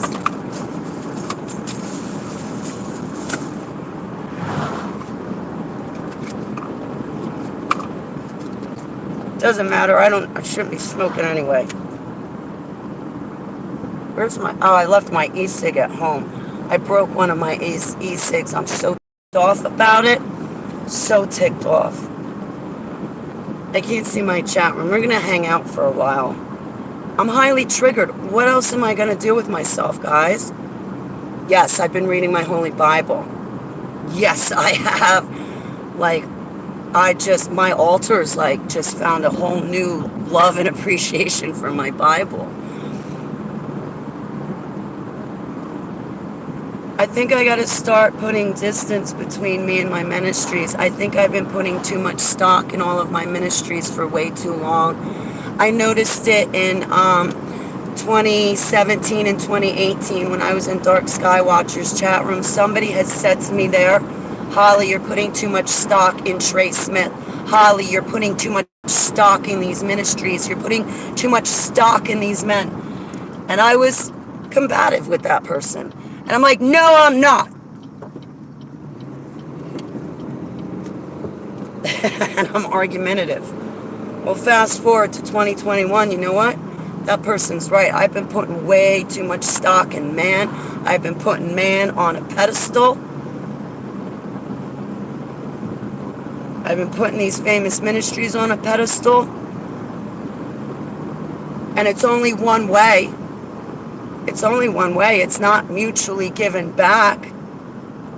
I'm bringing people to their ministry, and they don't care that I'm highly triggered.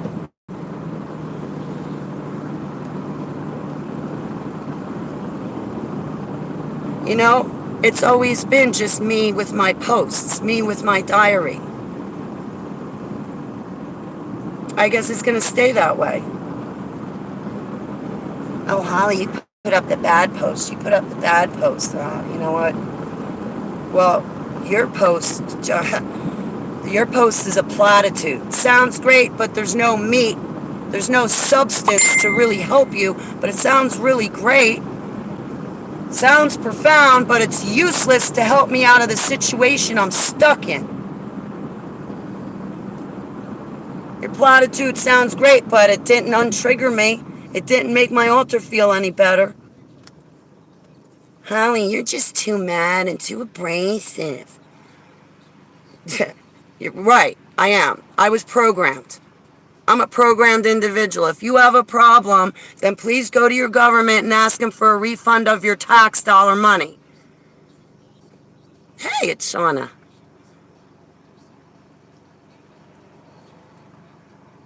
It's great to see you, Shauna.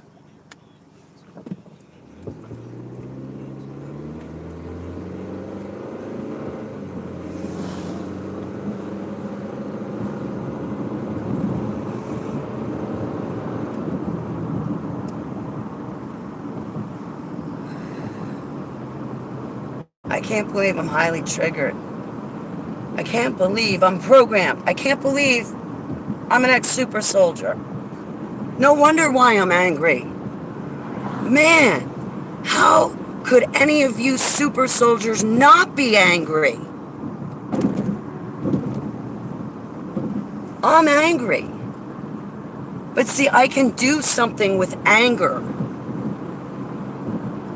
I can't do anything if I'm one of those crybabies. No offense, I'm sorrowful for people. I do cry too, but you know those people, they're always crying. They'll cry like 7 times a day. It's like you don't even want to tell them that you got your period because they're going to like burst out in tears. Oh my God, I'm so sorry. It's bad enough you come from a cage and now you got to get your period. You know, those kind that just bust out in tears constantly. I can't do anything with tears. I can do something with anger.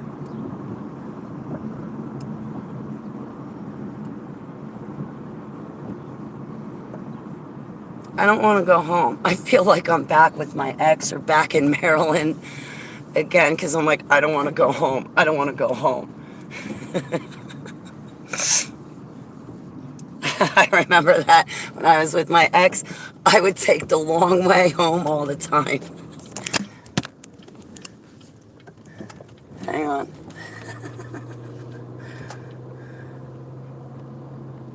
Trust me, I tried breaking up with him. He just wouldn't leave. That's the problem. I would try to break up with people, but they just wouldn't take no for an answer.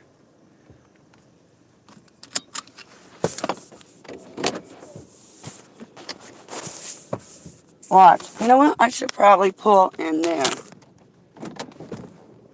Watch, I'm going to forget my cars here and walk home.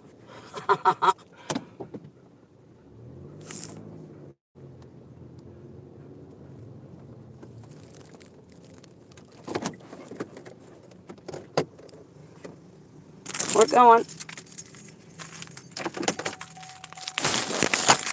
That's exactly what's going to happen.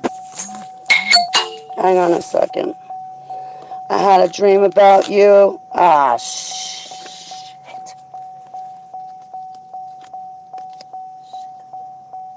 All right, guys, there's something going on, and we need to talk. I hope Sean is still here. We got to talk, guys. We got to talk. Um, what I said, somebody just texted me, Holly, I had a dream about you. I'm still catching up from the other dream. They sent me a video. I still got to watch that video, and now I'm popping up in their dreams again. We got to talk about this. Guys, there's something going on if all of us are popping up in each other's dreams. Holly, just remember, you go through this. It's not easy, but we love you. Oh, thanks, Greta, because I hate me. No, I don't hate me. I'm not suffering. I'm not going to make myself suffer anymore. I don't hate me. Mm-mm. I have suffered so much. I recognize my suffering. I do not give value to destructive programming. I don't give value to that. I'm not suffering myself anymore. I've suffered enough. I love you, Holly. You've been through enough.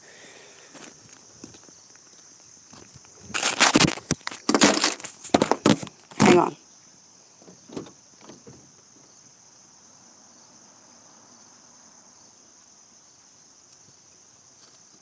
I'm pissed.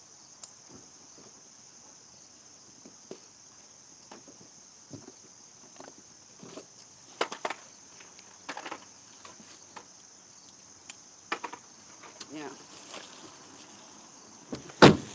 Yeah, between that, those terrible people harassing me and threatening me downstairs, my drains don't even work. I can't do any of my dishes. I'm so angry about that, too. Can't walk my dog out the front door. Her and I fall down the back stairs. Can't wash my dishes. The drains are plugged. Every time I walk her 4 or 5 times a day, I'm threatened and harassed. Got to look over my shoulder. If you don't think that's triggering, man, then I can't. Guys, we got a problem. All of us are popping up in each other's dreams. I'm popping up in some Marine's dream. I'm busting into Lukert's dreams to make sure he's okay. But I don't want to do anything outside your will. I want to stay in your will. I don't want to astral to anybody if it's not in your will or anything like that. But I worry about Lukert. And I've busted in on Lukert's dreams before because I was worried and scared for him. You know, we all go through rough patches. But guys, if you have a dream, it means something. And you got to pay attention. Sometimes if you're stressed, yes, in your dreams, your stress will come out in your dreams. Yes, that happens. River, who's going? No, no, River, you're not going nowhere. No. No, you're staying. I love you, River. I had a dream about River. No, no, no, no, no, no, this way, over here. Many years ago, and I even told River about it. I'm like, I think I saw you in my dreams. Come here. So, guys, if you have a dream and somebody is in them, write your dream down. Get in touch with the person you're dreaming about. That's a big thing.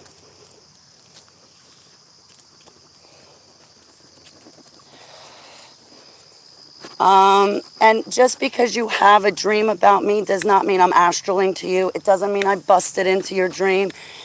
It doesn't mean any of that. It could just be you having a dream about me, as simple as that.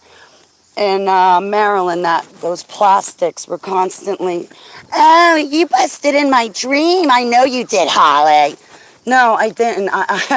No, really, I didn't. I don't care to bust in your dreams. You're not on my radar. You never will be on my radar. And I would not put that kind of effort into you. I have busted into my attorney who's deceased. I have gone to him in his dreams. I don't know if Gerald is here. Not WP Jerry, but Gerald. I had a problem with my altar. I don't have a problem with my altar. My Pizzagate altar came forward, and it was new. I was new to the whole Pizzagate thing. Well, one of my Pizzagate altars busted into Gerald's dream. Get this. This was Gerald Melrose. I busted into his dream. I showed him my little girl altar. My little girl, she 9 years old, little girl. I don't have her hat anymore, but she had a hat, the black one, but the ex stole it from me, and it really upset my altar. But she had a black hat. She always wore it down like this. She always, little, and she always had a hat, always dressed in black, like a tomboy type thing, baggy pants, baggy shirt. You okay, Keith? So she busted into Gerald's dream and she said, Gerald, this is what happened to me. And she showed herself. And then Gerald got up and he went, whoa. This startled me. I almost walked into it. So I show him me. And then he got up to say something to me. I said, no. And I froze him. And then I showed him something. I showed him something about the ex who collapsed my lung. And actually, I showed him in the dream what the ex did to me. So from back then, and the ex and I hadn't even gotten back together yet at that point, but my altar showed herself to Gerald. It was the Pizzagate altar. And then she proceeded to tell him that the ex and a girl, he was going to be screwing another girl, and he was violent to me, and she showed him all of that in the dream.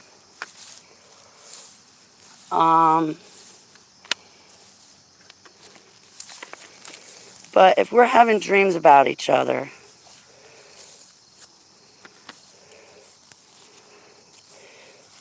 we're going to be subject to draconian no-hide laws, and he struggled saying he had no idea.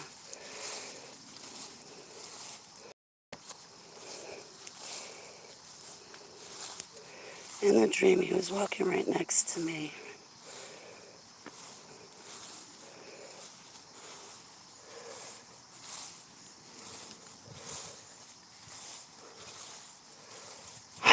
Pay attention to that, Sovereign. Why would he be doing that? Coming into your dreams. Elon Musk last week. Oh, yeah, that kid that I was telling you that's getting hounded by Kanye West. Kanye West is stealing his talent, his lyrics, and what he does, and then Kanye turns around and puts the song under his name. Well, that 24-year-old kid is also being harassed by Elon Musk as well. Getting back to Trump's sovereign.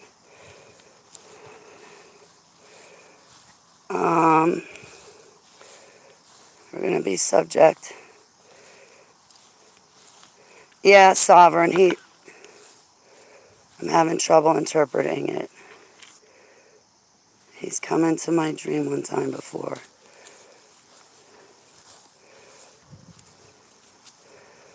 I've had another big name intercept my a name I don't like to say. Okay, no problem, sovereign. I understand. Sovereign, I think you got your answer from Trump. Yes, we are going to be subject to Noahide laws and draconian laws. The problem is Trump himself, he said himself, and I saw him say it, how do you believe in something unseen? How do you have faith in that? So I think Trump would probably end up being a Yeshua lover, but it would take God really like biting him on the nose. Like, Trump isn't looking at the signs that Abba's given him right now. He's not paying attention to the signs. Trump's not paying attention to the signs Abba's sending him. And I keep saying, Abba, reveal yourself to Trump. Man, we get Trump saved. It would be a great thing to get Trump saved.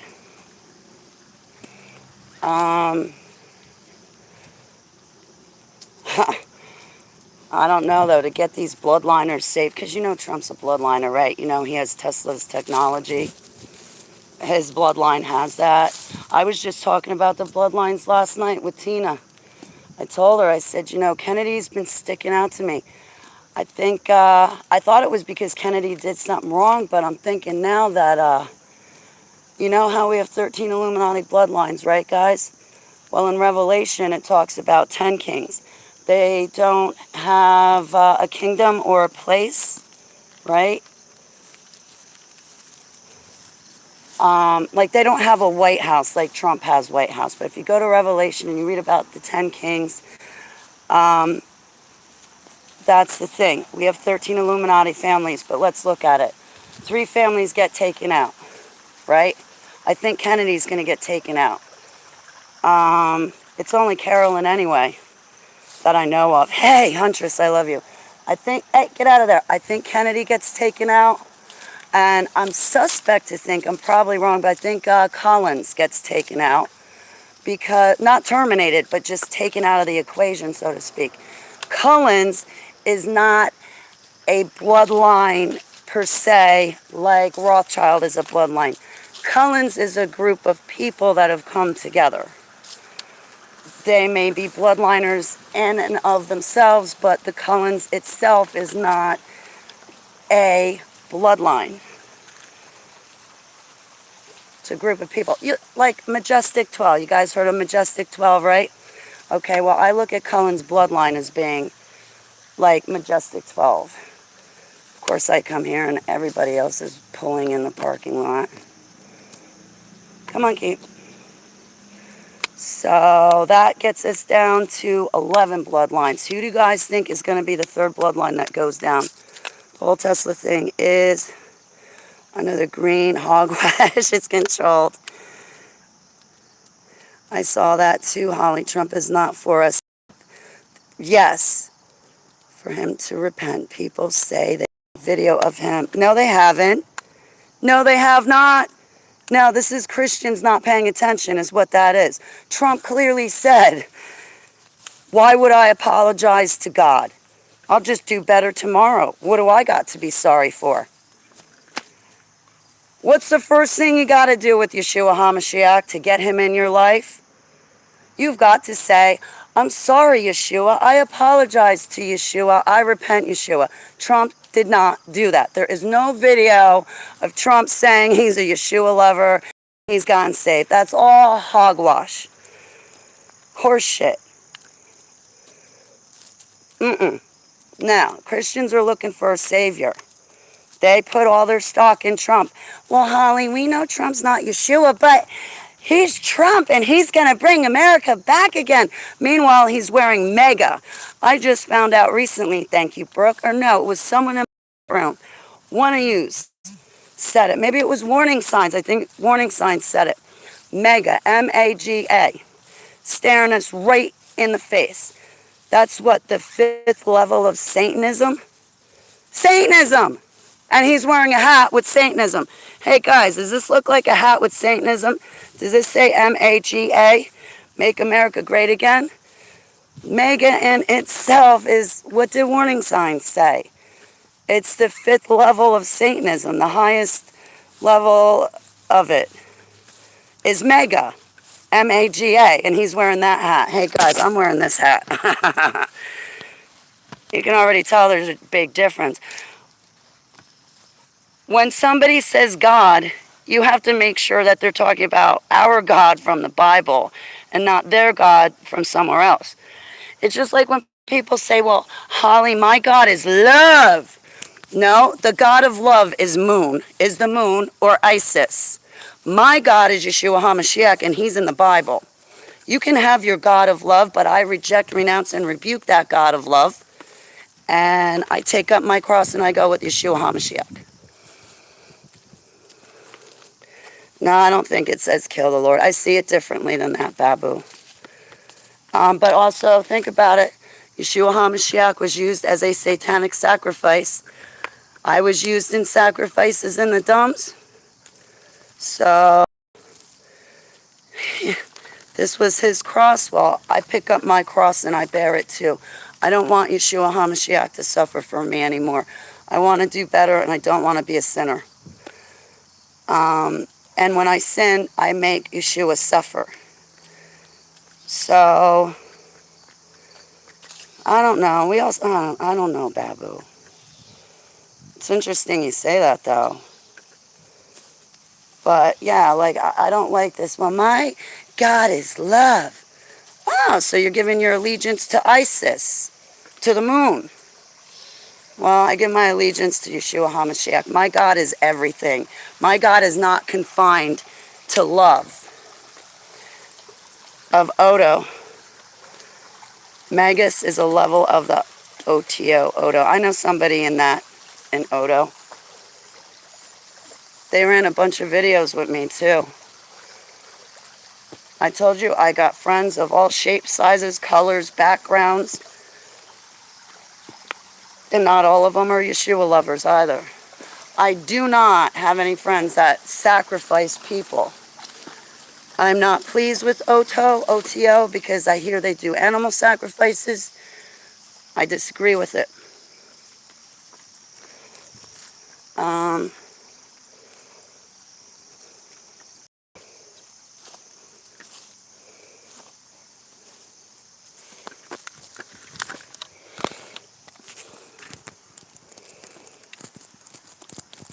Really, Huntress? I think we've talked about that. Hey, Huntress, I got to hang out with you tonight. I lost time last night. I'm not out of the woods yet, but plus I want to take up counsel. You won't let me call you my counselor. I want to take up counsel with you. Huntress, I was telling Brooke, she was in here earlier. I was telling her that you and her are my pillars right now because I'm highly triggered, which is highly understated. I mean, I'm so triggered so much that I guess this is the new Holly, and I just better get used to it because I don't see this triggering stopping. And it's all so confusing. The only thing I got, this is what I got, this is who I am. If I have any problems or whether I feel like myself, not myself, what have you, this is my anchor. This. Just look at that and go, it doesn't matter who I am or was or anything. It just matters that I have Yeshua, I can serve him, and then he can figure out who I am for me and let me know. So long as I got him. So long as I got him. I'll just serve him if I don't know what else to do with myself. Stop it, keeper.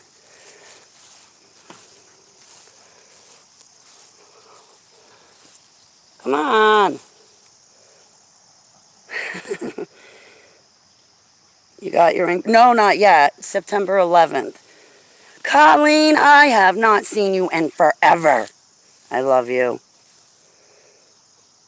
It's definitely working today. I'll tell you what, guys, I have been holding on. Literally, I hold on, and I think that. So I got my Yeshua on my finger, and I'm holding on to you guys. But yeah, if I didn't have HTV, I probably would have went back to the Illuminati. Because I would have just said, fuck it. Who cares at this point? It's done and over with.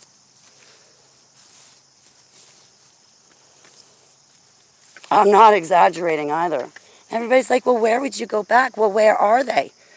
Well, if you weren't programmed and you don't know, I ain't going to be the one to tell you. That was another thing I hated about Marilyn. Ask me every question up the wazoo. Well, what does Seller do? Who's her parents? Are they still alive? What do they do for work? How much money do they make? What's Seller's favorite color? When's the last time she got her period? Did Seller ever work? What did she do for work? How old is she again? Is she a survivor like you? Tell us about her story. Holly, what do you mean you're going to go back? Go back where? Where is where? And who is this? And this, that, the other thing. And meanwhile, my alters are like, if you were the last person on earth, I still wouldn't pick you to talk to. I hate to say it like that, but it's the truth. I don't like your personality. I'm not going to get along with everybody, even as a Yeshua lover. I'm not.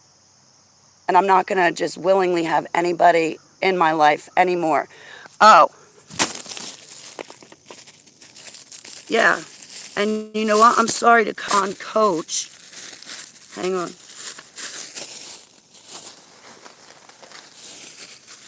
I backlashed on Coach, and he didn't deserve it. Straight up, Coach Dave Daubenmire didn't deserve it. He is still my hero. My issue is with that Reggie. Come on, Kate. When I found the way out of, when I conquered IBIS programming, I told you I conquered the programming, right? Yeah. You know what Reggie did? Well, what extra documents are you reading? Oh, no, Thoth Moses, it's a fallen angel, Holly, blah, blah, blah, blah, blah, blah, blah. She tried to steal trigger from me. She tried to belittle it. And then she did it in front of everybody. Meanwhile, the other survivors are reading my comments in Coach Dave's live chat. And I'm like, I know there's at least 5 survivors in here. Maybe not super soldiers, but they're going to see what I wrote.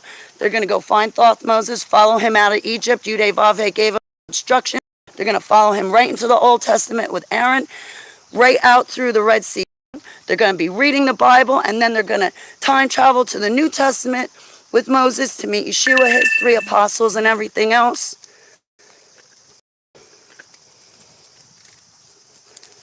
So the survivors in Coach's chat room were reading what I wrote.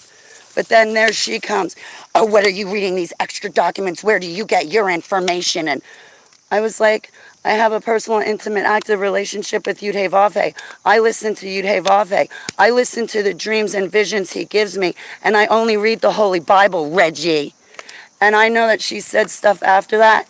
I left Coach's chat room, and then I came back 30 minutes later, and I resumed talking again. Coach did not deserve that, and I'm wrong. But then again, Coach is a person who I would go to talk to if I had a problem, right? So yeah, of course I went to Coach. He didn't deserve the backlash, but yes, my alters give backlash. It's a part of me deprogramming. I can't help it. You get other survivors when they're deprogramming, they strip down naked themselves on Facebook. Show their naked bodies on Facebook. Does anybody say anything to them? No, they don't. But they get mad at Holly for being angry. Well,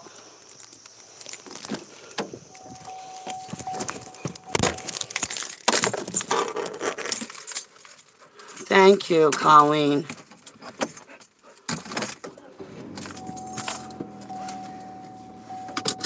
But that Reggie calls herself an advocate, and I'm sitting here starving to death, unable to pay my bills, and she's giving me a ration of shit because I conquered IBIS programming, and because she's not educated, that means I must be stupid and don't know what I'm talking about since she doesn't know it, and she reads all those extracurricular scriptures or books or this or that or the other thing.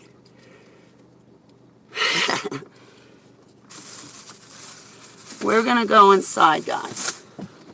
Well, at least I'm going back to my house.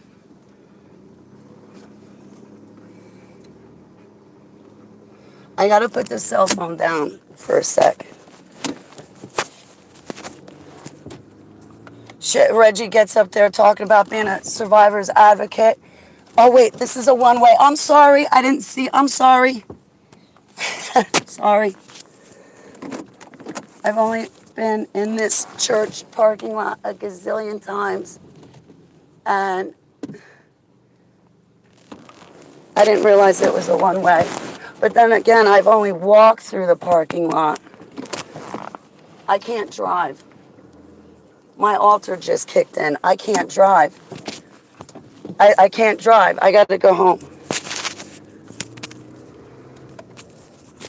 You guys all right? I got to go home because my cell phone's dying.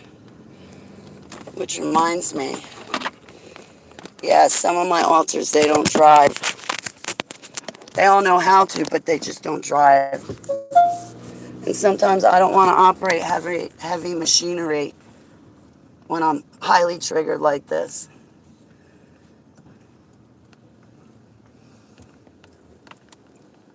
I can't tell you what I've been programmed with and the orders.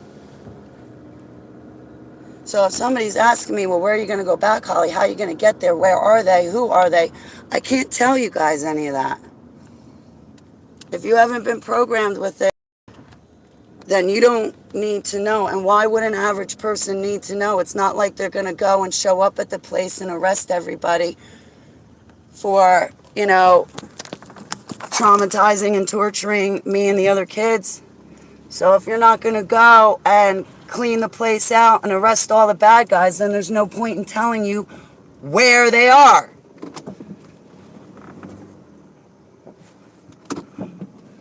Oh, my neighbors aren't pissed at me because I've been pissed off at this drain.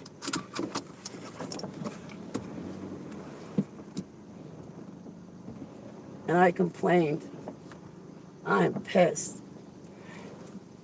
I actually have to call my attorney because I got some questions. Like, I'm doing all the work, right, for the landlord? Well, I want the landlord to guarantee me some things.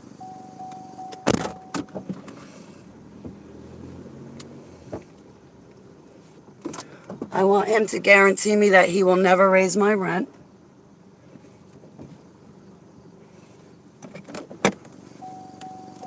I don't like where I'm parked. I'm trying to get it perfect and spot on. Seriously. And I park like this because I want... It's still not good enough. Come on.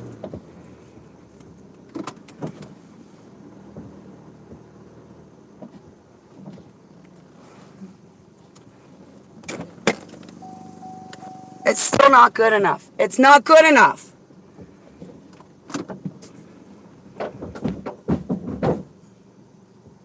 Son of a fucking bitch.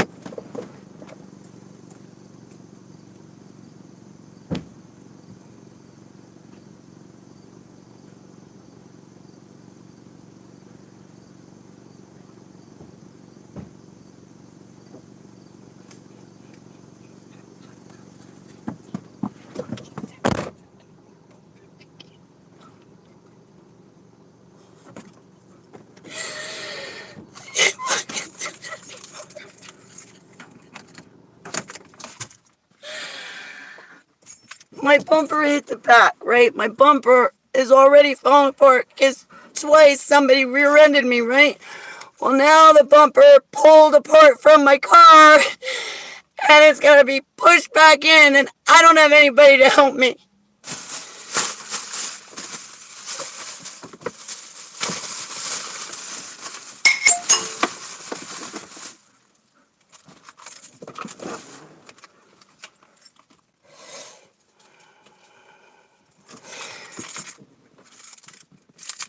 No, it's not okay. My bumper's off.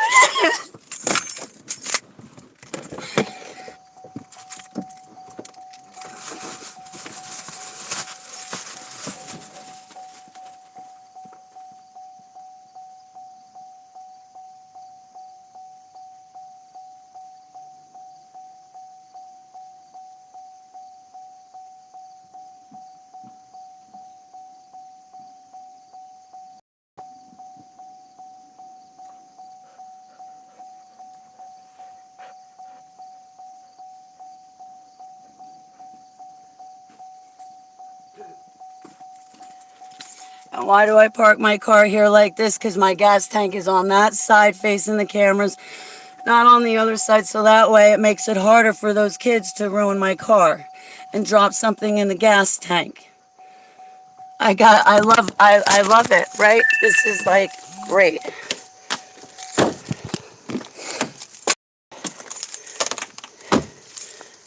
Yeah, no, twice past, people rear-ended me. It fucked my bumper up. Today, just now on the video, you saw me backing up in the spot. Well, my bumper hit this. My bumper hit that. Now my bumper looks like that. It's ripped apart.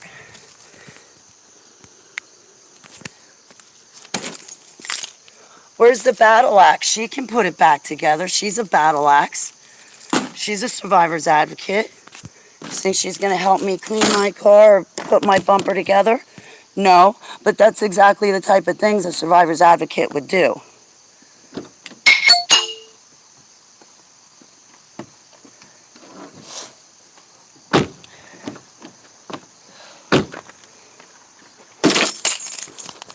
Huntress, you ready?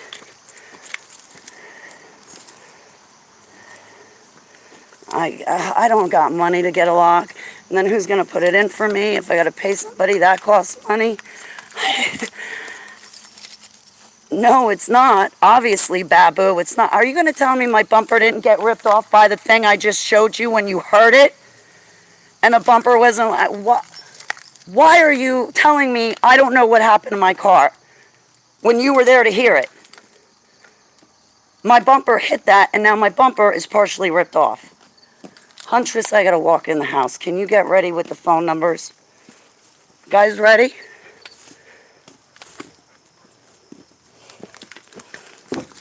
Up. Up.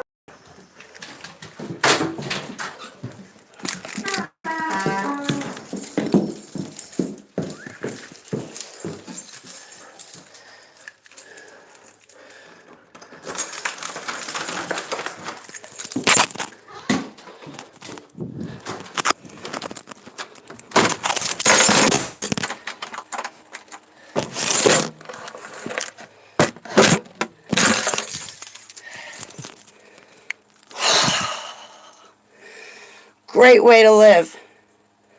You know what is also a great way to live? Like that, too.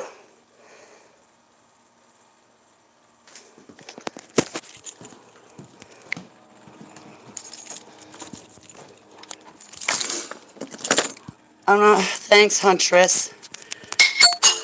Sorry to snap yet again, Babu. But no offense, I gotta be like that every time I walk in and out of my own goddamn house. I'll be right back. I need 2 minutes, guys.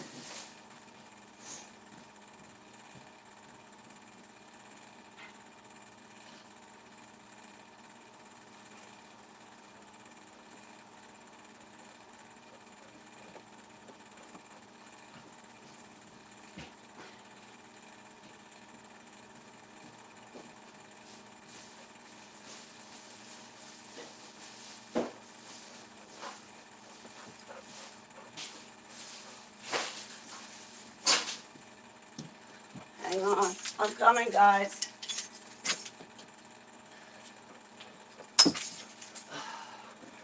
I'm coming. You know what's going to be great? I'll tell you what's going to be great is next week when the charges are mailed. Then I'll be life. Then I probably won't even be able to go inside or outside of my house because they'll probably attack me. They'll probably bring a carload of friends to do it.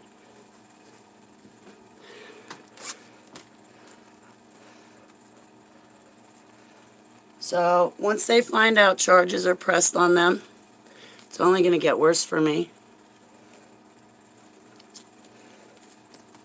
So what I think is bad now is probably a picnic compared to what they're going to do.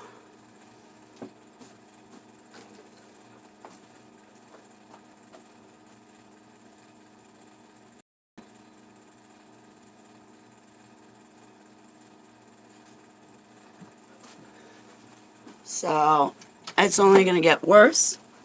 Hey, it's Frozen Fury. Hey, sweetheart, how are you? It's great to see you, honey. What? Oh, will you stop?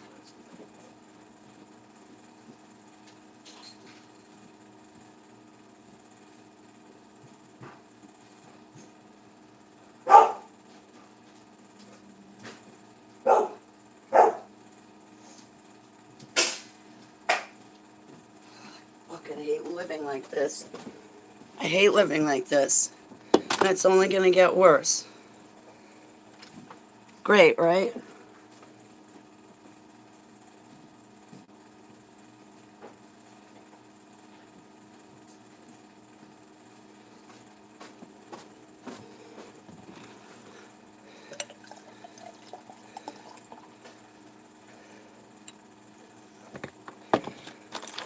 Hang on. I'm trying to get situated.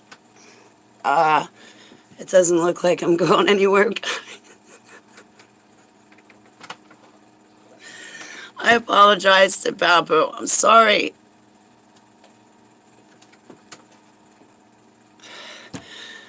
I'm sorry, Babu. Just, you have to understand what I'm going through. Yeshua, blessings to you, Theo, sometimes. And again, I'm sorry, Babu. I didn't mean to snap.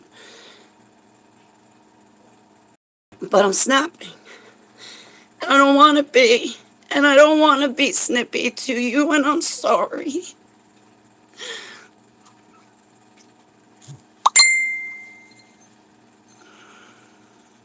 I'm sorry, Babu. I'm sorry.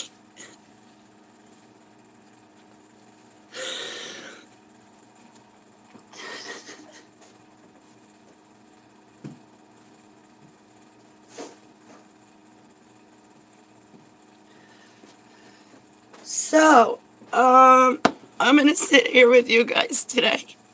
Hey, Justice, I think I forgot to say hello to you before. It's good to see you, just a servant.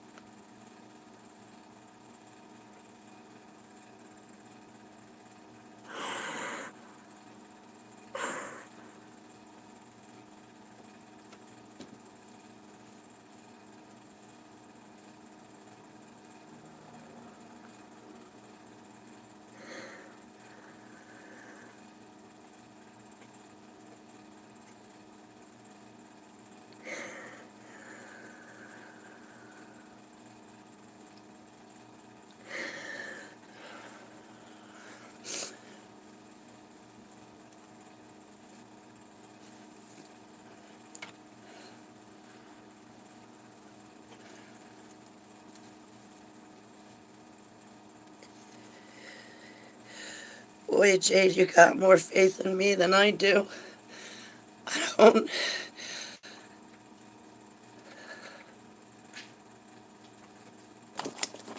I'm a rotten sister. I'm a rotten friend.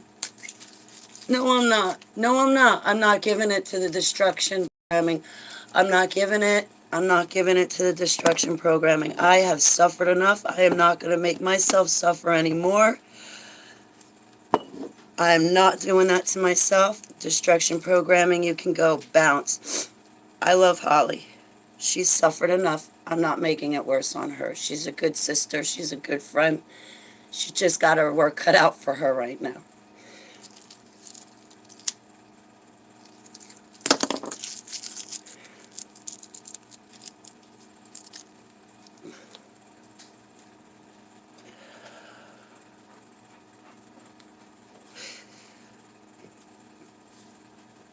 I love you, Keepies.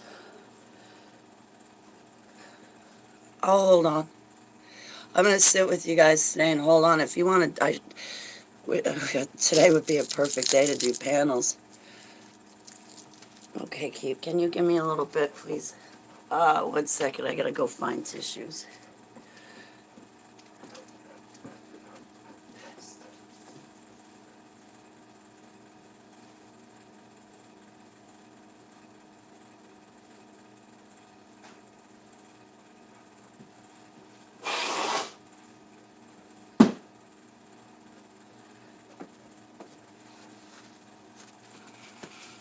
So anyway, I saw you guys say something about portals in Sedona. I've been to Arizona, but I haven't been... Maggie! I love you, Maggie.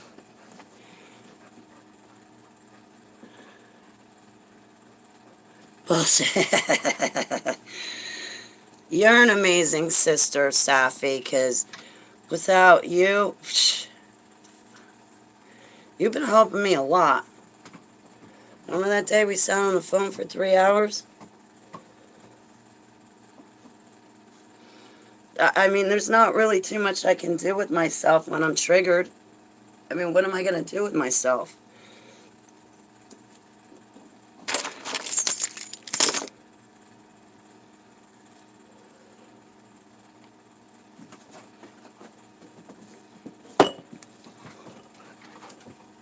You want to play fetch?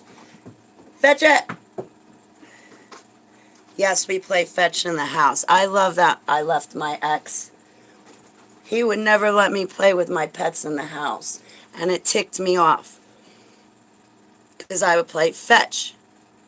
I mean, she got little Nerf balls, right? And in the house, I had 3 living rooms. There was more than enough room. She wasn't going to knock anything over. So I would play fetch with her. He'd get mad and take all their toys and throw them out the front door. So I'd get even more mad, and I'd go get all the dog's toys and bring them right back inside. And it was cute, too, because even Keeper, she'd go out and pick up her balls and bring them right back inside. And he'd, like, say, no, you can't do that. And I'd be like, yes, my dog can do that. This is our home. You moved in to me, Keeper, and Seva's home. This was their home before you. You're moving into their environment. And I'm playing fetch with my dog in the house. It's my house. He wouldn't take his dog out to go to the bathroom, so his dog would go to the bathroom on the floor, and then he'd turn around and yell and blame Keeper for it.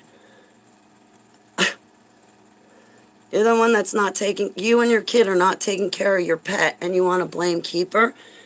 Keeper doesn't go to the bathroom in the house. She's trained properly.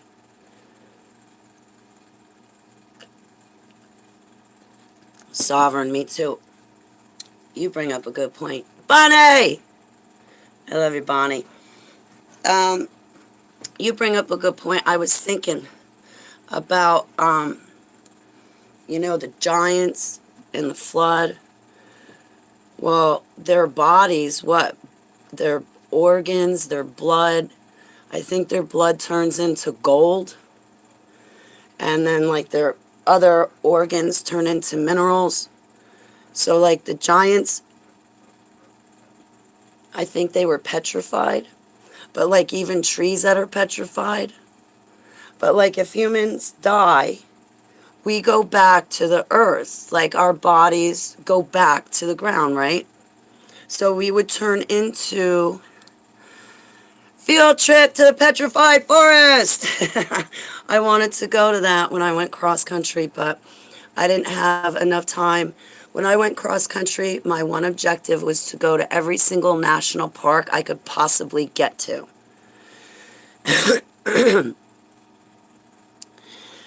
But, like the giants, when, you know, Noah's flood came and they were killed, they died, their bodies went back to the ground. Their organs turned into minerals, their blood turned into gold. So when us human beings die, the same thing is going to happen. We go right back to the ground, right?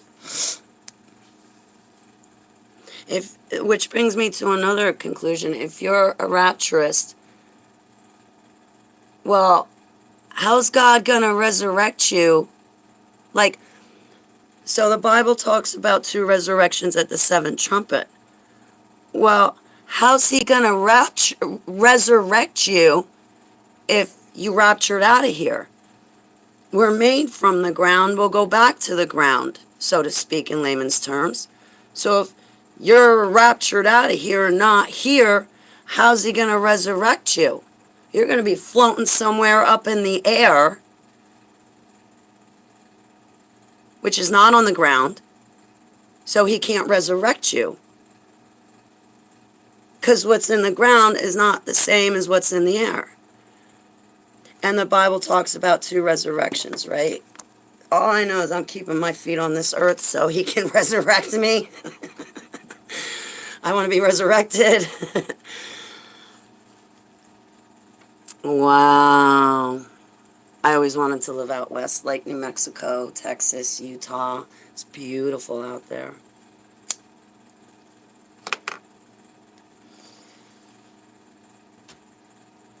There's something wrong. I can tell, too.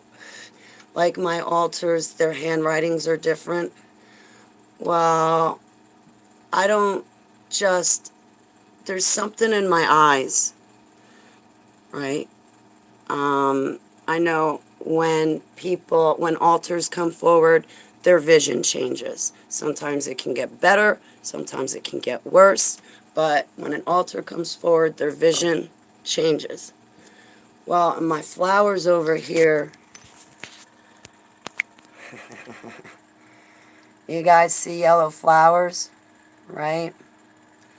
Well, inside these yellow flowers, I see dots and lines of red light coming out in it. I don't just see yellow, I see red in the yellow.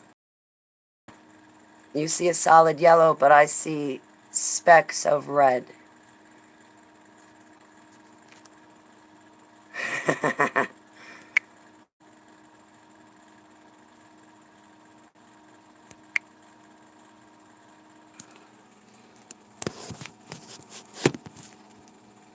So it's hard for, I like them on, but yeah, see, it's red to me. I see other colored lights in it. It's not just yellow. It's kind of actually hard to look at.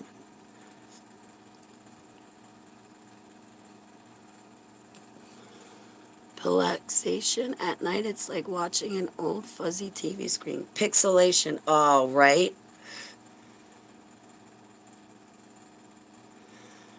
Yeah, sometimes when I sleep, I can see through my eyelids to the room around me. That was happening to me the other night. I don't even want to look at Facebook. Can I give you guys, like, my password, and you go into Facebook and you take down all my bad posts of me flipping out?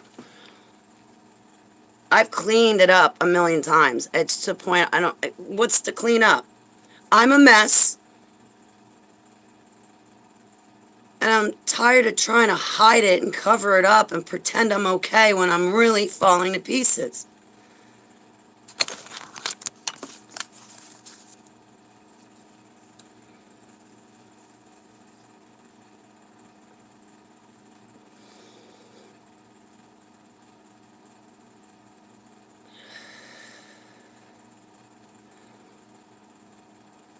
Hey, it's Lincoln. It's good to see you, Lincoln. That's amazing. Creative Revival. We did, we sat and watched it together. Who was it? That's who it was. This channel. You're gonna like, I don't know if I can... Hey, Lukert. He texted me. Extreme Reality. You spell it like this. X-T-R-E-M-E.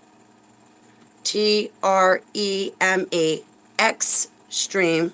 Not EX, but Extreme Reality Extreme reality. I'm missing a word. Extremereality.com. I didn't even look at my inbox. Hang on. Extremereality.com. Let me find her and I'll give you the link.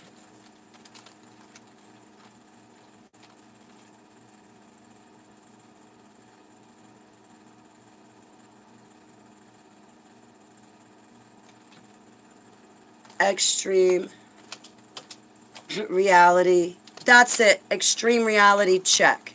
Here we go. Let me get you the link.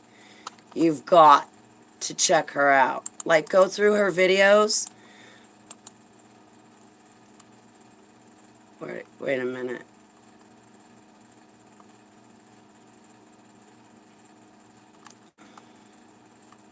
Hang on.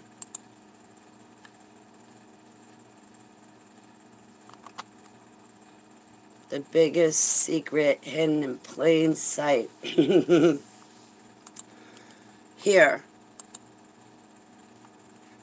I'm going to get you the link. Copy.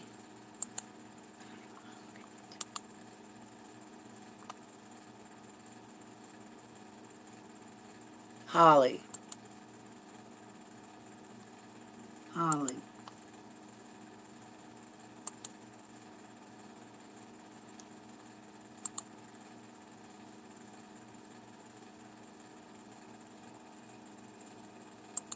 Oh. Ha. Bald, fat chins. What are you from? Sarah's group? Again? Thank you for blocking her. Hey, it's Dory Do. Thank you for blocking her.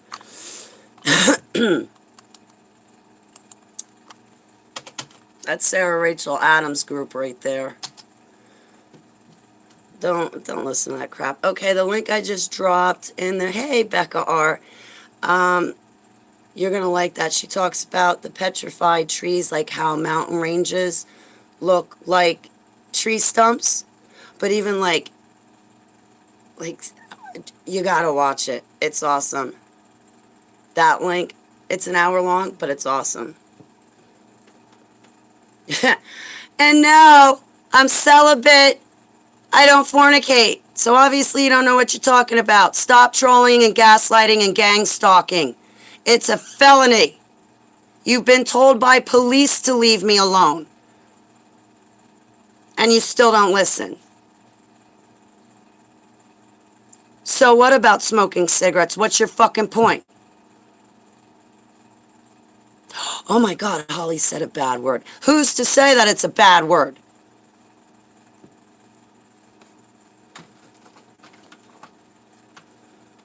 Just for that, I'm going to smoke a cigarette and dedicate it to the trolls.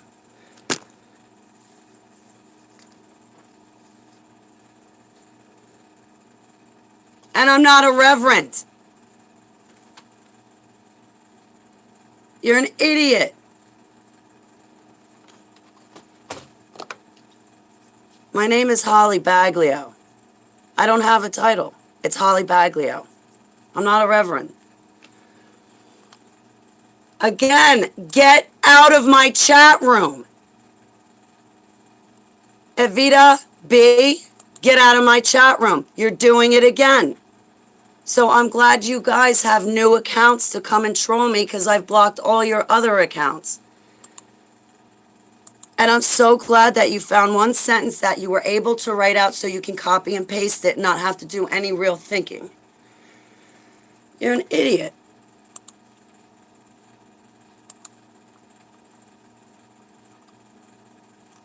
You're exactly from Sarah Rachel Adams, from her groupie clan of pagans, witches, and people that dabble in the dark arts.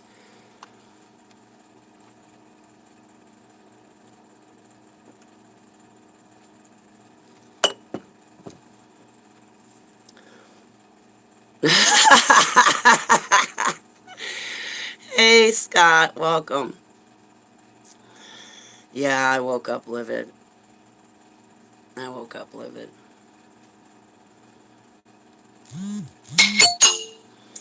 Watch, now that they got new accounts, now they're going to start sending in hate mail. And it started a couple of weeks ago. I saw them trolling in my chat room, and I didn't say anything about it. But if you ever notice, there's people that come in my chat room and they'll say, Holly, I emailed you, I emailed you, I emailed you. And I keep saying, I didn't get it, I didn't get it, I didn't get it. That's because I've blocked them because they're trolling. And so what if I smoke cigarettes? It's not anybody's business.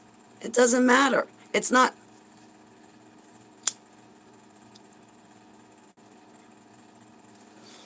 And if you think I'm the only person who has used curse words, you're sadly mistaken. I've heard famous pastors, ministers, reverends, evangelists use curse words before. Don't come in here criticizing me and judging me. You need to be scared about how God's going to judge you guys. You trolls. And your toe up ugly, too. Don't you have to go get more Botox or something in your lips so you can keep looking like a duck? I'm not into, but this one channel is called Truth Seeker 69. She did a live stream on Petra Jordan. Holy smokes, it was good. There's a ton more to Petra. I find that fascinating, Sovereign.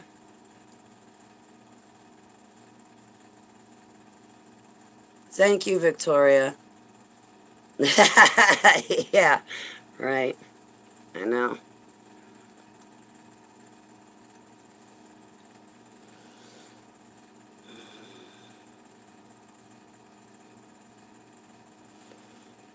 She's very jealous, too.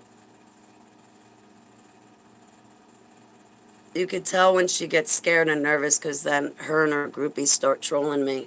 Something's got to be happening if she's trolling me. I wonder if somebody called the Better Business Bureau on her again. The people I know have been putting in complaints about her and her group of friends. It's atrocious. It really is. It's pretty sad because they could they could do something productive with themselves.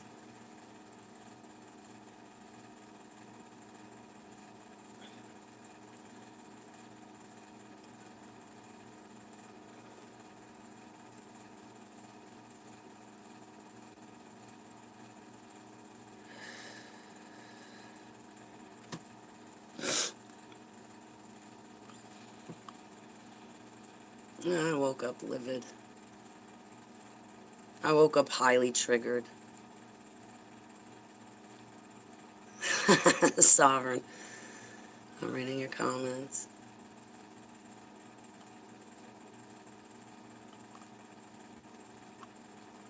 See, you know that when I say I'm highly triggered, they think, okay, well, let's go troll Holly and use psychological warfare on her and really get her upset.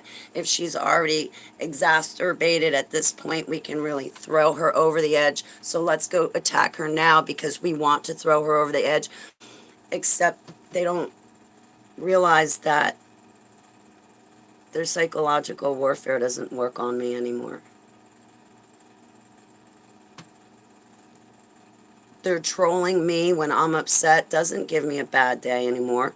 If I'm having a good day and they troll me, they don't steal my good day. I continue to have a good day. Seriously, I do. It does. It like roll. I have since become a duck. Andrew. Yeah. She's getting Botox. You know that's insecure right there. Hey, Candace. Um. But yeah, I've turned into a duck. It rolls off my back. Thanks to Steve Cambion. And who was the other person? I think it was Steve Cambion. I was like, he can stand up to these people, Abba, so can I. And then, just it doesn't bother me anymore. If they send me hate email, I will take their hate email and I will post it up publicly. If they're going to do that to me, I'm going to put up their emails publicly. That's not being childish. But if you're going to victimize somebody, then your client list should know what you're doing before they pay you $2,000 for you to hire somebody else.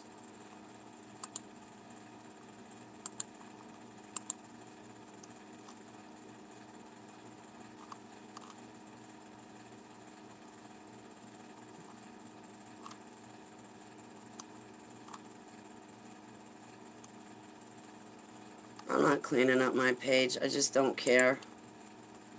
I started to get on Facebook to clean up my page. I don't care to clean it up.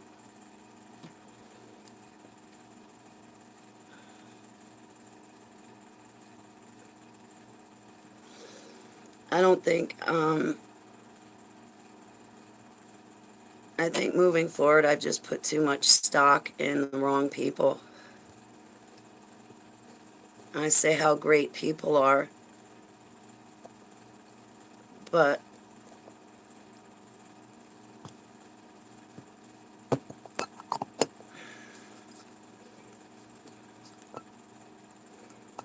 ready to whack. So I apologize to Coach. He didn't deserve that backlash, but I'm not going back to the ministry. I'm probably not going to go back to a lot of my ministries.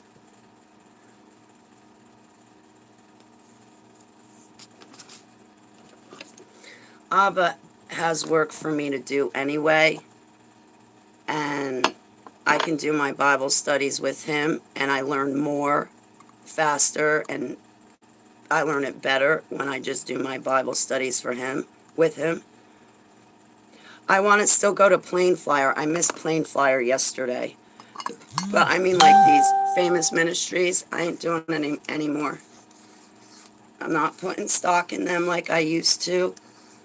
I'm not putting them up on a pedestal like I used to. I used to put, I'm not doing that anymore.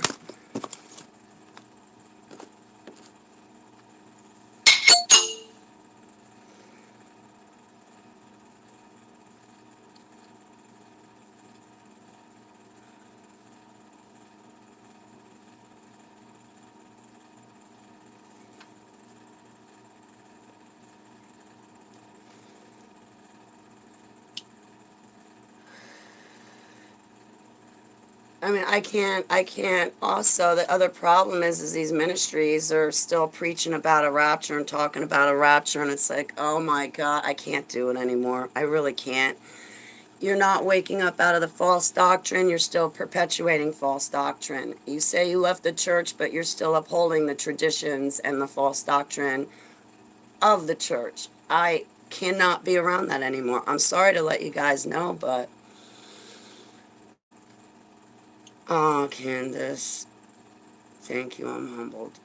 You're awesome and beautiful. All of you ladies are awesome and beautiful. And Andrew, well, you're a man. You're awesome and handsome. So for the men in my chat room, you guys are awesome and handsome. But for the ladies, you're beautiful and awesome. Jade, I don't feel like I got anything to offer. You're too kind, Andrew. But yeah, I'm not going back to these ministries. Like, I like Anita Riviera because she prepares us for tribulation. She doesn't preach about a rapture. And I'll tell you, that rapture doctrine is extremely triggering. That's why it's really important for you survivors to find people that are scripturally sound. Like Plain Flyer 21, he's scripturally sound. Anybody talking about a rapture, guys, is not scripturally sound. Okay? If you're at a ministry and they're talking about, well, I ain't going to be here, I'm going to be raptured out of here, God's going to rapture us, we get a pre-trib rapture, oh, we get a mid-trib rapture, oh, we get a post-trib rapture. Okay, your rapture period is false doctrine. You survivors, when you're waking up from MK Ultra, you need to be surrounded by people that truly sound. So far, Doug Fassett, he's scripturally sound. Plain Flyer Truth, those groups of people, those groups of siblings, they're scripturally sound. And it's paramount that you guys are with scripturally sound people. If you are by somebody perpetuating false doctrine, aw, Scott, it's only going to agitate you and trigger you more. It's going to confuse you more. And when you believe in false doctrine, no, it's not okay. What it is opening a door, opening a window for the false, fake divine light, that fake Jesus to get a foothold. That's why it's paramount to not be deceived by false doctrine. And right now, I'm going to be honest with you guys. Right now, it is only the elect who are not deceived. From what I'm seeing. In the Bible it says, if it were possible, even the elect would be deceived. But it's not possible to deceive the elect. That's why Abba has them as his elect. They're not deceived. Project Bluebeam is going to take care of that rapture for everybody. Yep.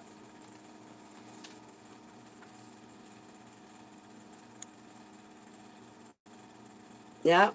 Project Bluebeam is going to trip everybody out, and they're going to use that as, hey, my God, it's blazing. Now, there's an awesome, handsome man from another country. It's good to see you, blazing. It's good to see you, hon. I hope you and your family and your loved ones are doing well.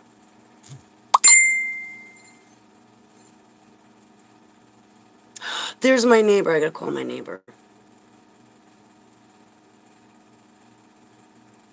I have other neighbors. I kept asking my one neighbor to hang out with me, but you know what? I'm so triggered. I don't want to expose her to me when I'm like this. And I love my one neighbor. She is so fucking awesome.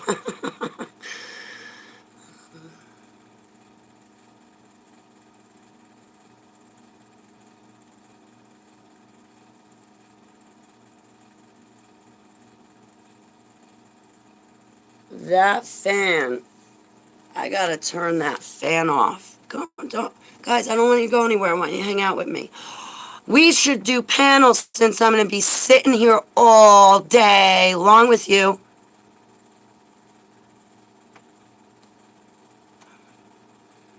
That's meat and milk, sister. Oh, thanks, Scott.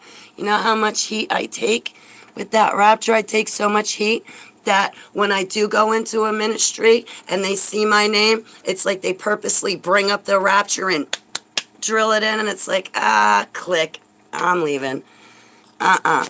One of the first things Heavenly Abba had to get right with me, and this is where the suicide programming had a field day with me. I woke up, because Jonathan Kahn, instead of helping me, he called the cops on me, right? But, I don't dwell on that. I've always said how awesome and how great he is and how much he's helped me. Not financially, emotionally, mentally, or anything else.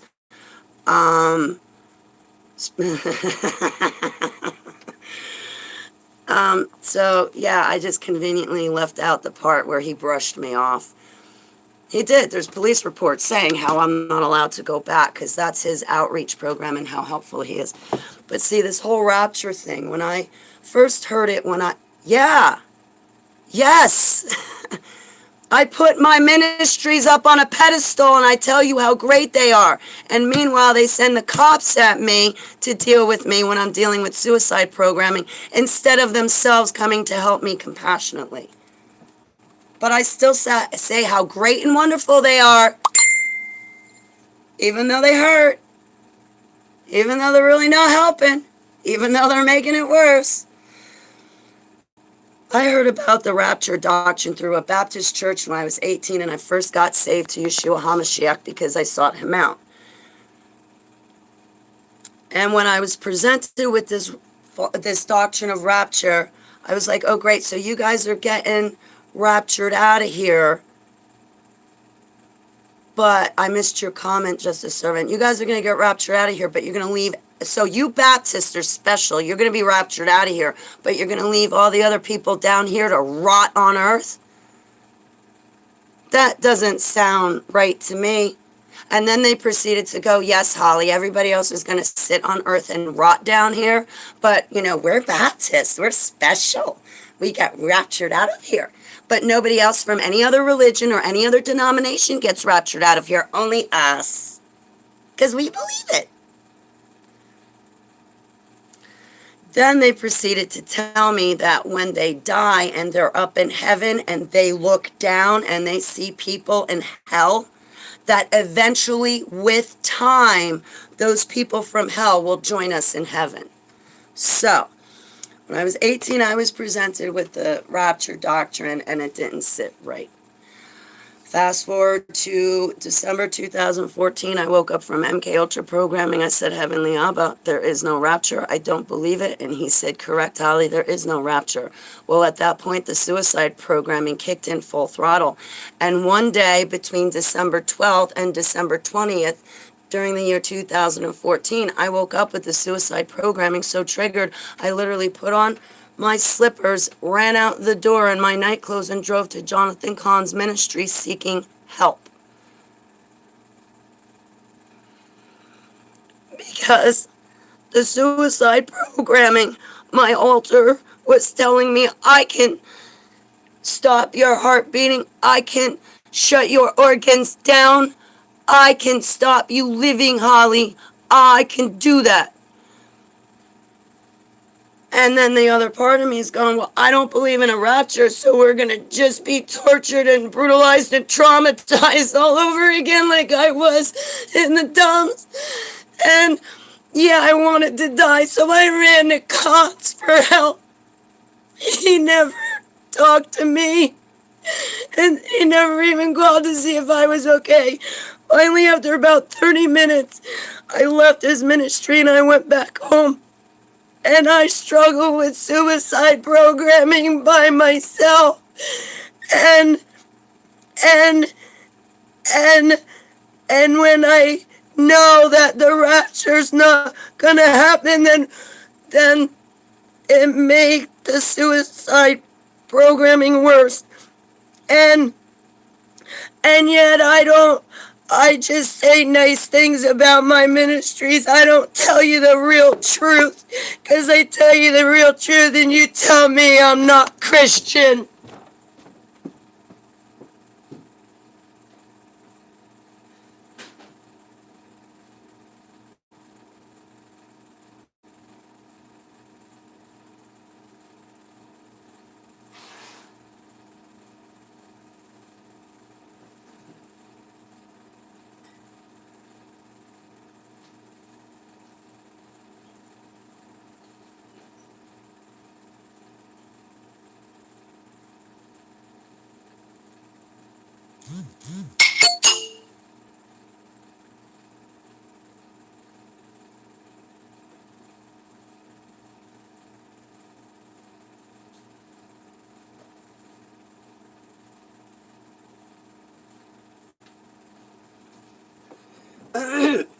So if I want to smoke a cigarette, I will.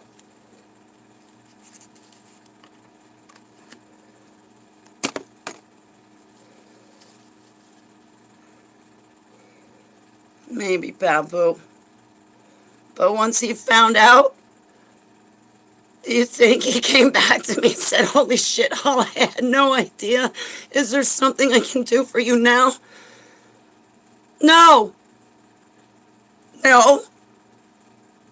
Do you think anybody apologizes to me when they're wrong? No, man. They got the pulpit, not me.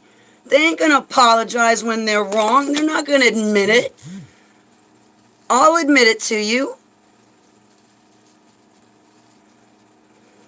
I don't either, Babu. John Fokker, how are you?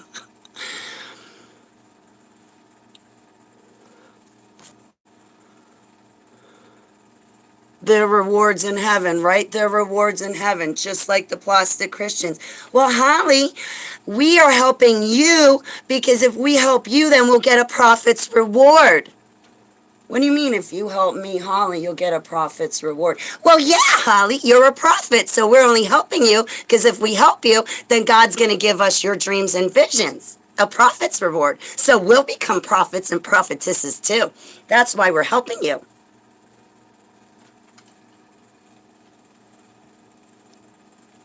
So you think if you do something good for somebody else, you're automatically going to inherit the spiritual gifts you'd have blessed them with?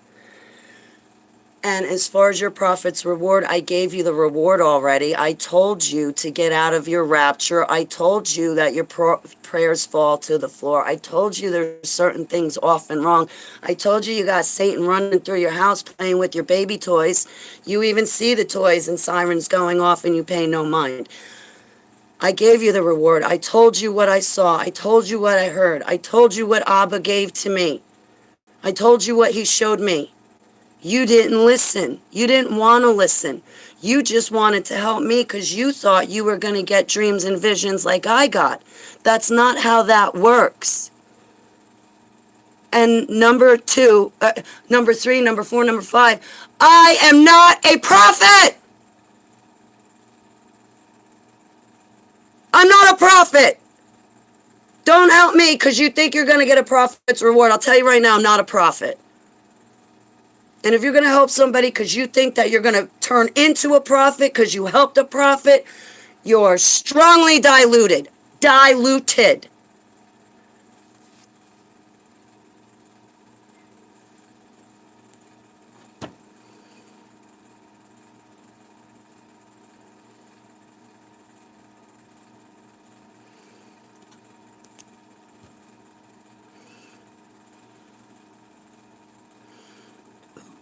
Sorry, I don't...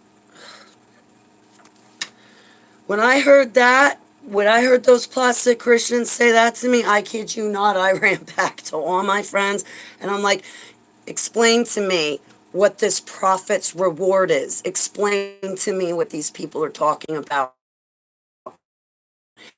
And right off the bat, everybody, Holly, there's something wrong with them. There's nothing wrong with you. No, Holly, they're not going to get your dreams and visions just because they decided to send you a gift card. They're not going to get your dreams and visions. What it is because they helped you, you're going to turn around and you're going to share all of that with them. And that in itself is the reward. They're not going to get dreams and visions themselves that they can use to do whatever they want with. The reward comes that you turn around and you share your gifts with them and you tell them everything that Abba puts on your heart to them. That's the reward. Jeez. I'm not a prophet. I would love to be a prophet, but I'm not. When I was a kid, I always wanted to be a prophet, but I'm not a prophet. Please don't treat me like that. Yes, I'm your watchman. Yes, I am your ordained Ezekiel 33 watchman. All of us who love Yeshua are called to be ordained. All of us who love Yeshua are called to be Ezekiel 33 watchmen. Now the sword is coming. We need to get right with Yeshua. Tribulations has already commenced or is about to commence. We'll get into that next month. But the sword is coming. Shit's hitting the fan. We got to get right. I am your watchman. I am sounding the trumpet, sounding the alarm, screaming from the top of my lungs, stomping my feet and clapping my hands to get your attention. The sword's coming. I don't want your blood on my hands. Oh my God, Holly, you can't say that. But see, there's this famous ministry, Holly. She said that she didn't want people's blood on their hands, but it's okay that she says it because she's a famous ministry. When I asked Yud Hey Vav Hey for things, I didn't ask for fame. Infamy may have been one of them, but fame wasn't. And as an ex-super soldier, I guess I got the infamy part.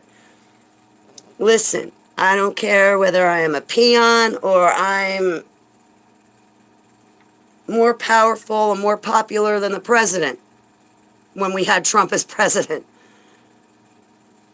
I'm still your Ezekiel 33 watchman, and I don't want your blood on my hands. The past 7 years, I have been trying to tell you that the one thing Yud He Vav He has always shown me in my dreams and visions is that our Holy Bible is real, living, healing, and coming true. And Yeshua HaMashiach is returning very soon. And I do believe it's in my lifetime. And I do believe with my own eyes, I will see Yeshua return. And if I can help it, I'm going to have 139,999 people with me, plus their fur babies. I'm just kidding. I didn't do the Holy Bible study on the seals. The 144,000 seals. I didn't. Okay, so that is just kind of like a comment. Okay, I don't know if it's just a comment. I'm not saying that I'm 144,000. I'm not saying that at all. It's just a comment. That's it. I need to take 3 big breaths. Praise him for his hands touch us in Yeshua's name. Rewards by man, by works of man, don't work.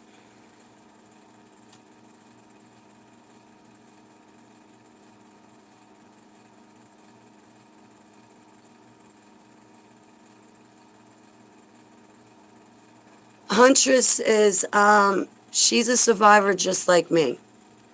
I don't know if she would say that she was a quote-unquote super soldier, but I will say what I talk about and what I say about myself as a survivor. Huntress is the same as me. I don't know that she'd say super soldier about herself, but you know, I talk about the Illuminati bloodlines and all of that and what they did to us and how they trafficked us. Huntress is a survivor just like me. Or I'm just like her. We're just like each other.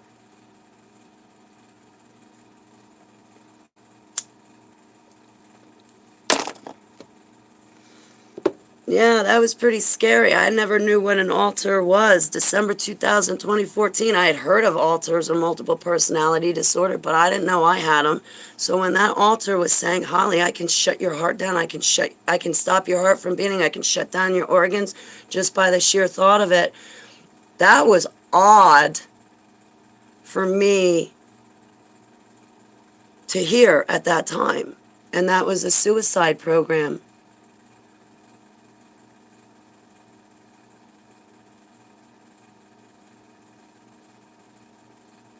John Fokker, I pray for your family who's in Malaysia on a mission. I pray for everybody. I pray for the citizens of Afghanistan. I pray for the citizens of China, Korea. I pray for I pray for all citizens worldwide. As far as their governments and military, I do pray, but I call their militaries and governments into repentance. But I pray for the citizens of countries because honestly, I don't think it's the citizens of countries. I don't think it's the average common citizen that is agreeing with what our governments are doing and where we're headed. TSAT subjects, what they learned, they are now enacting on the world at large. Yeah, what we went through, what Huntress and I went through, all that trauma and torture. Oh, is that why I can't find her? She's got a different name. Thank you for the new name, because I am investigating now. You want to call yourself an advocate? Anybody wants to call themselves an advocate? I'm going to investigate you to make sure you are a legit advocate. I'm going to be your worst nightmare if you're not legit. Don't worry about it. They already programmed me in the dumps to be the monster under your bed. My altar's got that down pat. If you call yourself an advocate, I'm going to investigate you. I'm going to make sure you're being an advocate, because if not, I'm going to expose you to everybody. You want to screw around with survivors? You want to hurt me and make me another statistic? Right back at you, kid. Let's rock. Yeah, so what Huntress and I went through I found an amazing prophet on YouTube recently. You can share it, Andrew. I don't mind you sharing links. That's fine. I am you, you are me, we are here, and we are all together. I am the Flat Earth Eggman.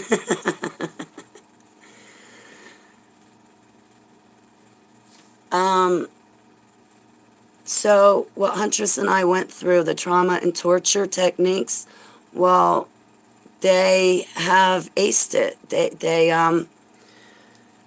They now know how to mind control you without torturing and traumatizing you like what Huntress and I had to go through. They perfected, that's it, they perfected their techniques. So they no longer need to traumatize you and torture you to make you a mind control slave. No, all they need to do is get you to spend $75 and buy a video game for yourselves and your kids and the rest of your family. And while you're playing that video game, highly entertained, they are making you a mind control slave. They are opening your mind up to satanic ritual abuse. They're opening your minds up to those ugly, scary creatures that are demons. They're opening up your mind to warring and battle and getting used to killing things. You're in mind control. You're MK'd. And you did it by simply being entertained, where Huntress and I were slammed in cages, electrocuting, watching other kids be murdered. So they perfected their trauma and torture techniques, so much so that they don't need to do that anymore. They get you to buy a video game. They get you to watch Rich Housewives of Orange County. They get you to watch your soap operas, your football games, and everything else. And they can just do it easily by entertaining you now. They don't have to traumatize you or anything like that. Ehal Ban, Ephraim Ben, Yasharallah is his name. He does live streams a lot. His last one was amazing. They fracture you without you being aware. Yeah, now they can. Now they can fracture you and you're not aware of it. Back in my time, yeah, they fracture you. You knew about it. But look at the Gwen Towers. They send off frequencies that put the average common person in an altered state of mind. Now with everybody getting in the arm, well, now you got graphene oxide, so the graphene oxide is going to pick up those frequencies even better, because now you're an antenna, and now those Gwen Tower frequencies are going to put you in an altered state of mind, and you are under their control, and they didn't have to traumatize you or torture you. They just did it. And people are paying them to get the punch in the arm. So we're paying them to kill us. It's fantastic. Entertainment, entrainment. Thank you, Candace. That's good. And I like what you said, Scott. I am you, you are me, we are here and together. We are all together. I am the Flat Earth Eggman. I asked Abba, I hear debates coming on. I asked Abba, is it round or flat? Because I'm a round earther. You know what he comes back at me with? One word. Flat.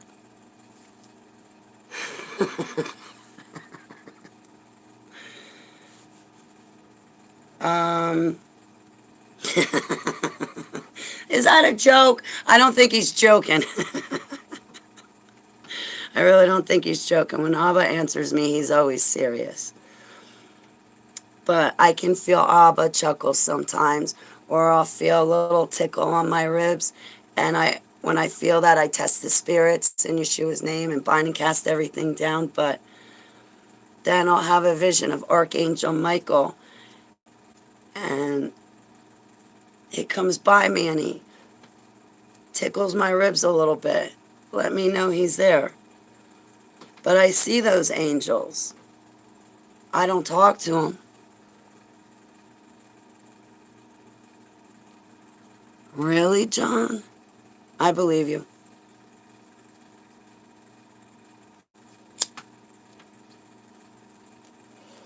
Look at The Simpsons. On 9/11, my friends were like,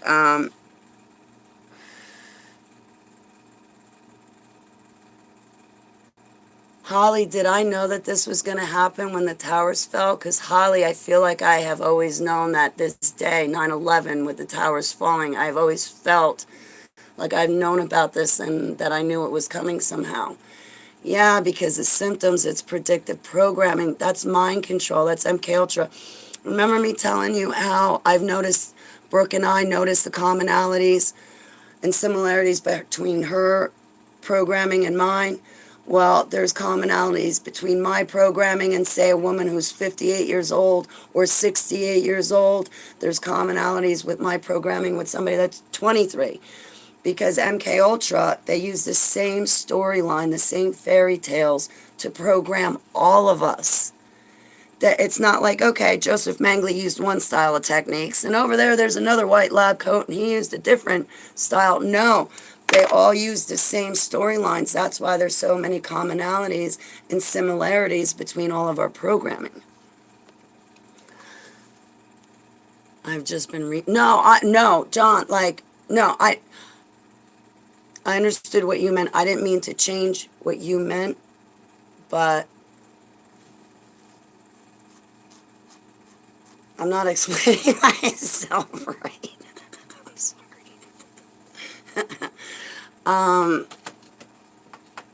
Yes, I believe you. I believe that in your research. I believe you found that, and I believe you saw it. I believe you.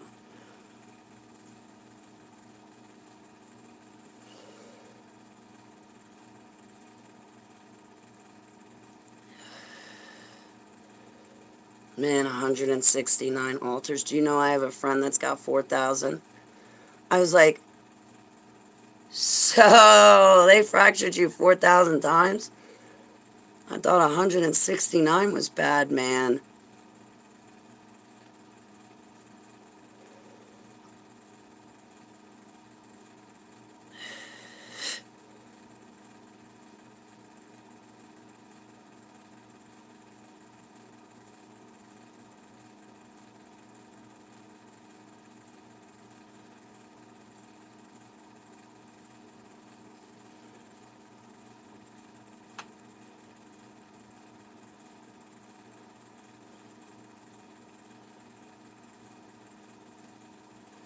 Let's see my email, if I got any hate email. We were trolled today. I'm not kidding, man. They sent me any hate email. I'm putting up their hate email. I did it before. Get this. These trolls were sending me hate emails, so I kept posting them up. I was just about to mention that, Candace. That's our next topic of conversation, because this is our next topic to learn about, Candace. Hold that thought, Candace. What was I saying? Darn it. Okay, so yeah, like the trolls were sending me hate email, hate email, hate email. I gotta take that post down. I'm not taking posts down. I don't care. I'm crying out for help because I'm highly triggered.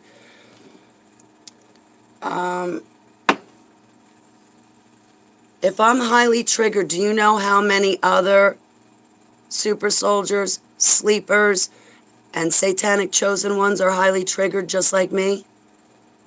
Haha. All of them.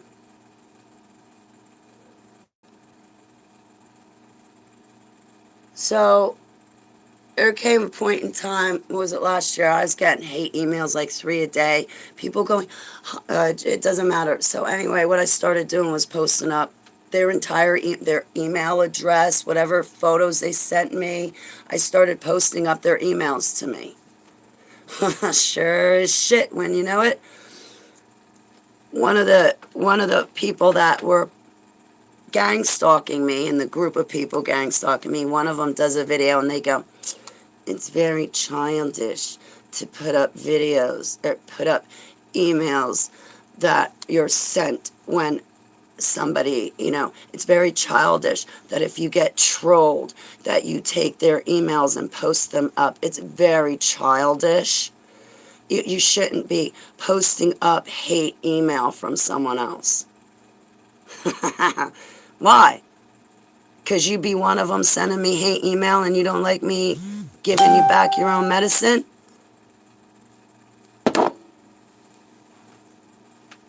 Send me more hate emails, see what I do with it. You send me hate email, I'm taking the whole entire email and I am posting it up. I don't care.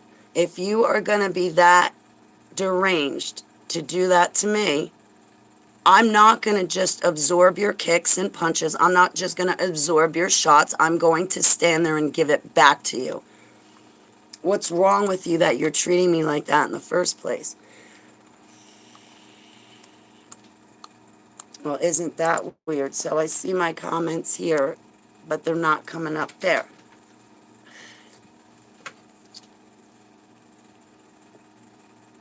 I hope you have a nice day, Victoria. I love you, honey. I met an SRA victim, and that is how I found your channel. She has a lot of similarities. She can read people. Wow, she can? I don't have those abilities, John. I'll be honest. I've met people with those abilities. Wow, she's powerful. Okay, so last year, a really great person reached out to me, SRA survivors, and he said, you know, I met this survivor, and he goes, it seems odd to me. Have you ever heard of it? And I'm like, no, I haven't. But apparently this one survivor had a whole world inside of her head, like a whole amusement park. And she could see all of her altars in this amusement park or in this town or in this neighborhood. And she could see what all the altars were doing. And I was like, oh, man, I've never heard of that.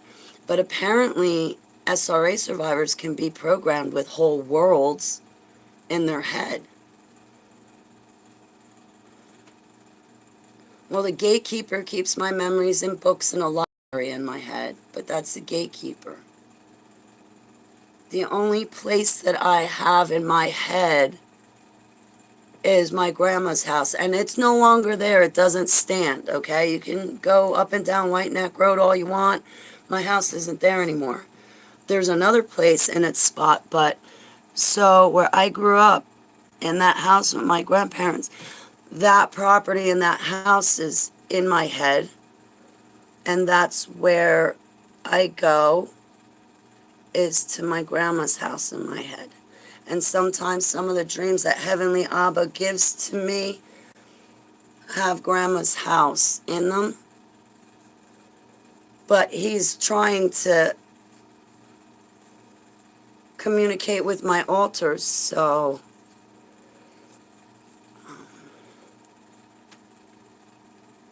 but yeah, I guess they can be programmed with whole worlds in their head. Me, as far as my altars, you know, I see them. It's like the Muppet Show. You ever see the beginning of the Muppet Show?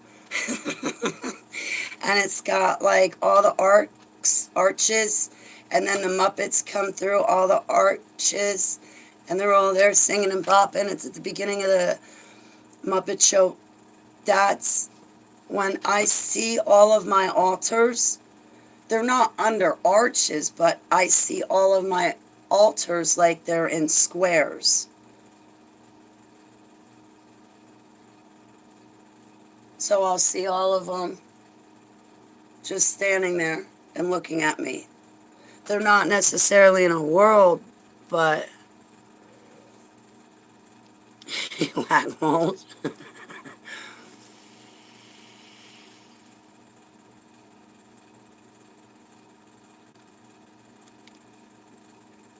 Yeah, I do look bad.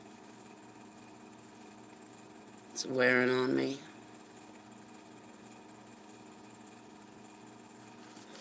I ate 3 slices of pizza yesterday. I ate a container of cottage cheese, and I ate a piece of steak that big. I was able to eat 3 times yesterday, and I still ended up going black and missing time last night. And I ate. I thought, okay, and it's still... Speaking of which, hang on a sec.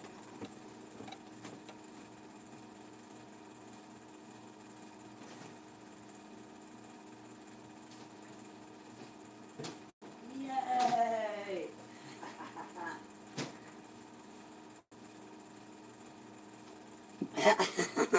When I go to the store, people think I'm nuts because I can't tell you how many times when I went to get cottage cheese, I don't get breakstones anymore because something changed in the recipe and it tastes god awful.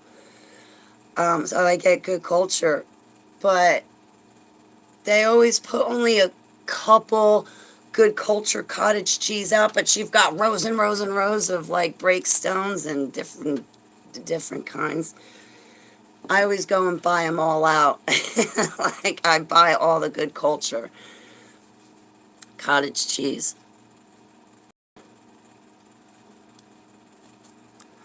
Fozzie the Bear, Kermit the Frog, Miss Piggy.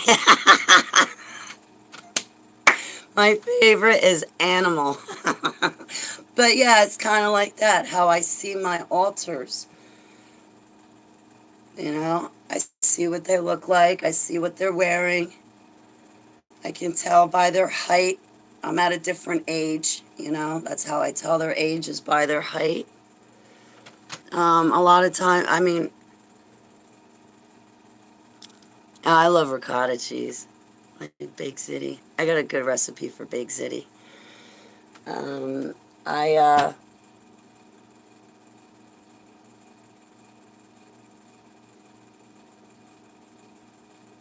Holly, stop feeling bad.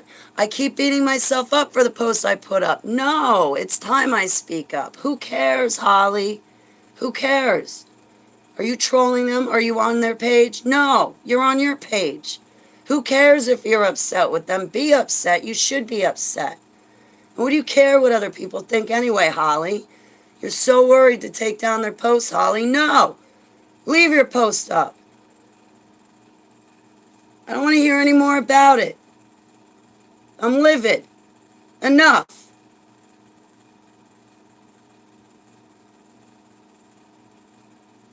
Maybe it's time you shake some people. Maybe it's time you shake some foundations, Holly. The only time they're going to learn is when they're outside of their comfort zone. And you know they're not going to put themselves outside of their comfort zone. And unless they're outside of it, they ain't going to learn. You're leaving your up and you're leaving them alone.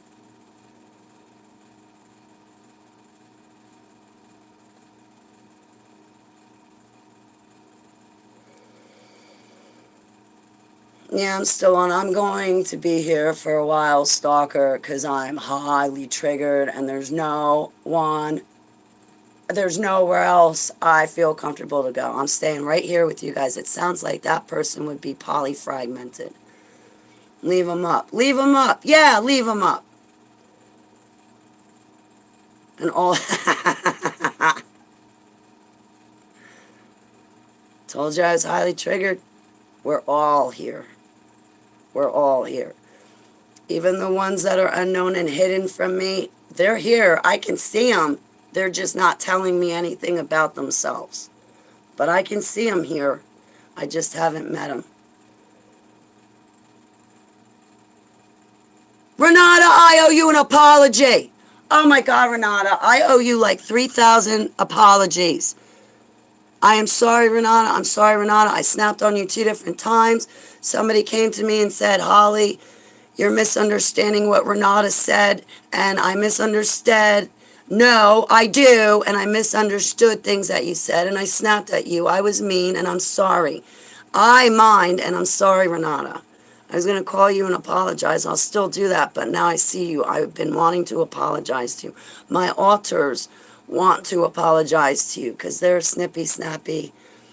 They get mean and they get mad and they're not nice, and I have a lot of misunderstandings when I'm triggered. Like, a lot of misunderstandings. The words switch around on me, even the letters, so I'll read something and I'll read it differently, and then I go back to read it a few minutes later, and I kid you not, the words have moved their spot, or there's different words in the sentence, and it's like, wait a second. Is that the MK Ultra playing tricks on my eyes so I have this misunderstanding, so now there's division between me and my loved ones? Like, is it a spiritual attack? No, Renata, I'm sorry. I'm sorry. I'm sorry. I am the one that is wrong, and I owe you the apology.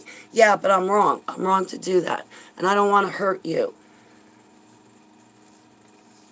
And I hurt you, Renata. I hurt Babu, too. I get snippy with people I love, and I don't mean to be like that. Look at Coach. He got the backlash for something Reggie did.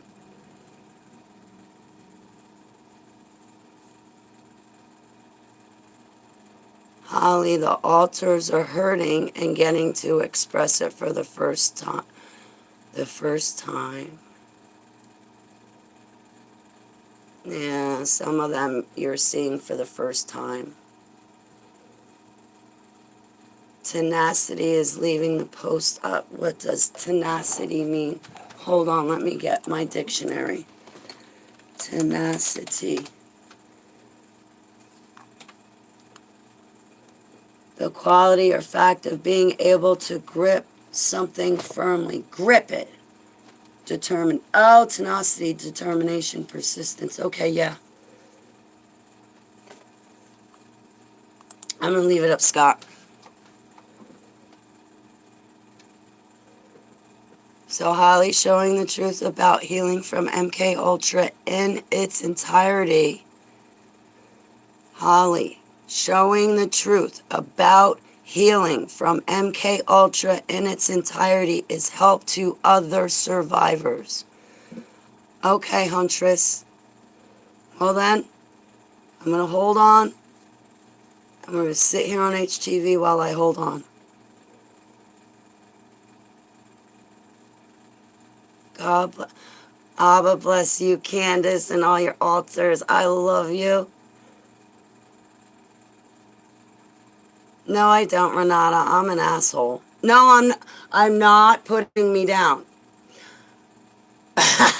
There's times where I'm a jackass. We'll leave it at that. Stick to something. I'm going to stick to it. I'm going to stick to it. I wonder what I'm like when I'm an altar. I feel like I'm still Holly.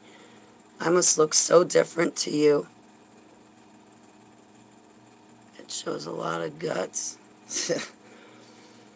I feel like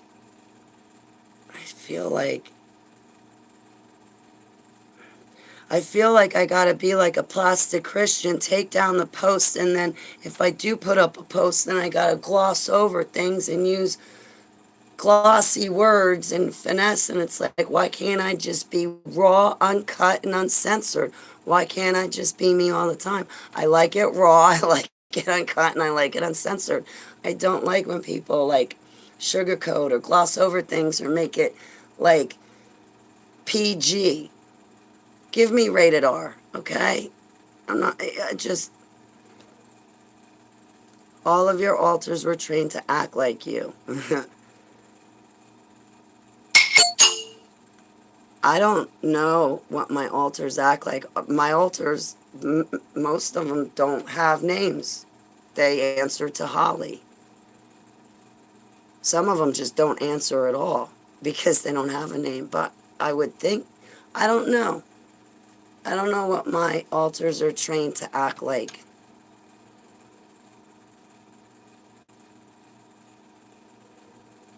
I know they got senses of humor, I can tell you that much. They're very business. They get the job done.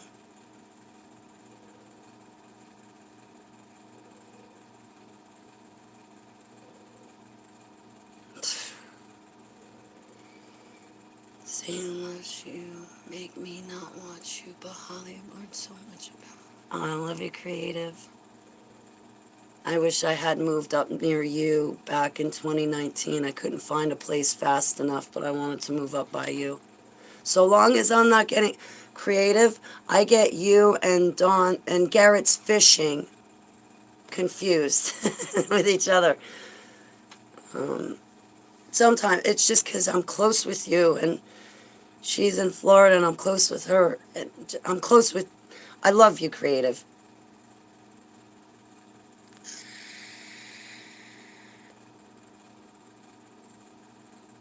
Yeah, Andrew knows I was looking for him. He had stuff to take care of. He's going to be okay, and he's not going to make us worry about him anymore or his grandma. Yeah. Hopefully next time Andrew will definitely check in with us. If not, if he goes missing, I think I got his cell phone number. Unless he changed it, I'll call him up and drive him nuts. I kid you not. I kid you not. Yeah, when he went missing, I asked for his phone number to call him. Hi, D. Smith. Thank you. My love and prayers to Arizona and Sedona. I haven't been to Sedona per se, but I've been to Arizona.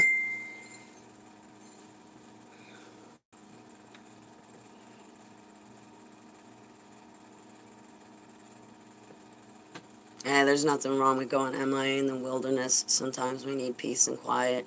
I love being out in the woods. Hiking, camping, fishing, playing frisbee golf. I just love being outside. Like, I gotta use the ladies' room. Can you excuse me for a moment, please? Dory's like, me too. Okay, cool. So we'll both be right back.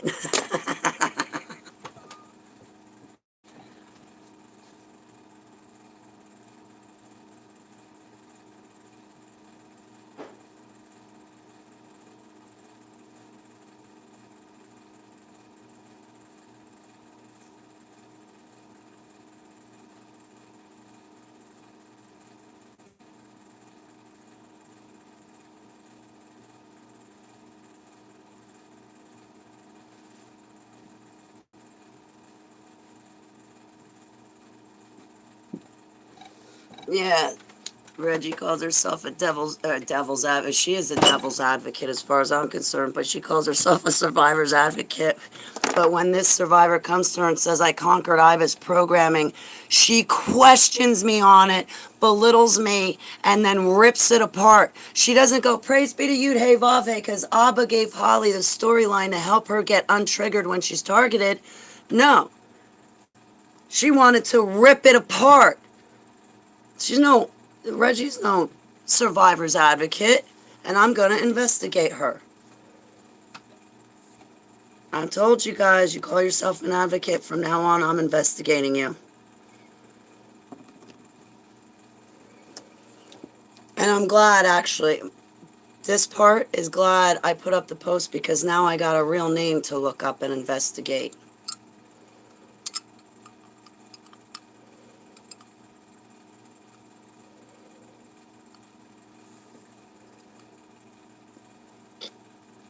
I do not want any of my survivor friends confiding in Reggie. I'm going to tell you point blank, please don't. Please don't trust her. Please don't confide in her. She's going to steal your story anyway. She's going to turn around and tell people that survivors talk to her when they don't. Please find somebody that's more suitable to be your advocate.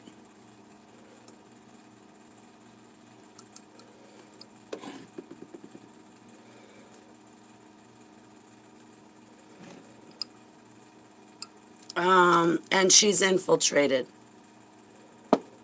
She's infiltrated. Seller, if you don't know who she is, then you're fine. Don't worry about it. You don't want to know. She's somebody that calls herself a survivor's advocate, but really a devil's advocate.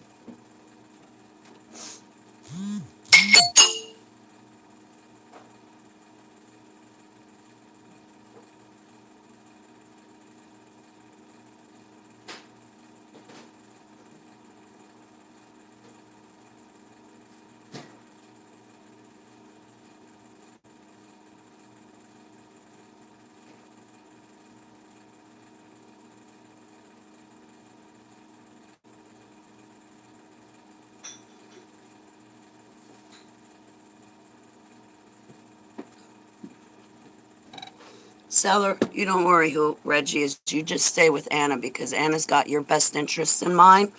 You stay deprogramming with her or with one of us. You don't worry about this other person, okay? Where you are with Anna, you're safe there.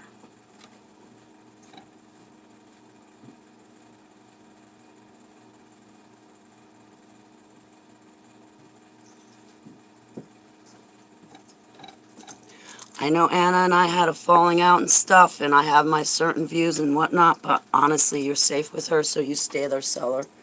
She'll be a great advocate for you. She is a great advocate for you.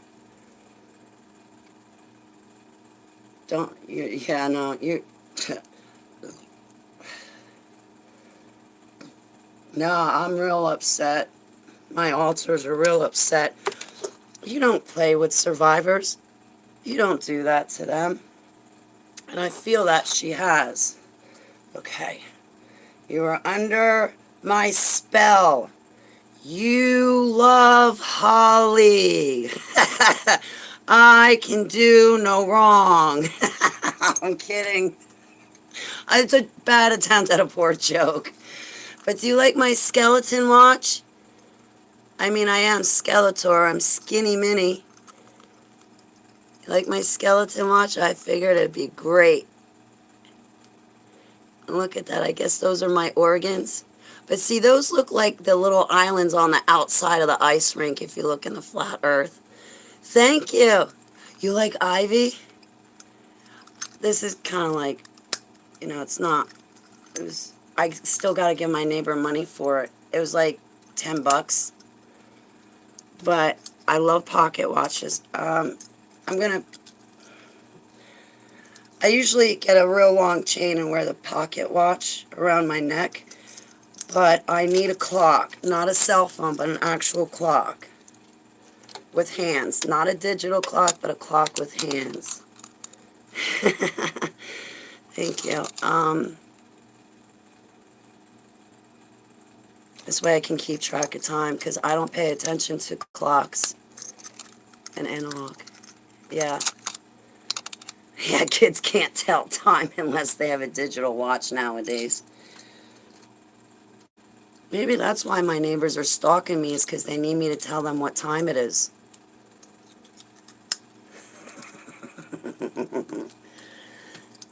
But Kathy O'Brien said something about getting a watch, and I thought it would be a good idea to get a watch, even though I don't pay attention to what time it is ever. I used to have, but I threw it out.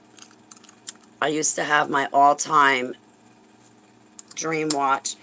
My all-time dream watch was the kind that had the sun and the moon go around, and then it had like, so like during the day you'd have the sun out, and then at night the moon would come out on those watches. I forget what they're called. I love that watch. That was a wedding gift, but then when I got divorced I chucked it because I'm like, ugh. It was a wedding gift from my ex-husband. I don't want anything from him. I just want him out. Yeah, they're my favorite. PTSD, A Time to Heal. It is. That's where I got it from. This one, right? Where'd it go? Where did my book go? I got it right here. Anyway, I wanted to do a broadcast with Kathy O'Brien, but I probably alienated her or upset her, but she never responded to me, so I think her answer is no for doing a broadcast with me on Fringe. She said she didn't even respond to me.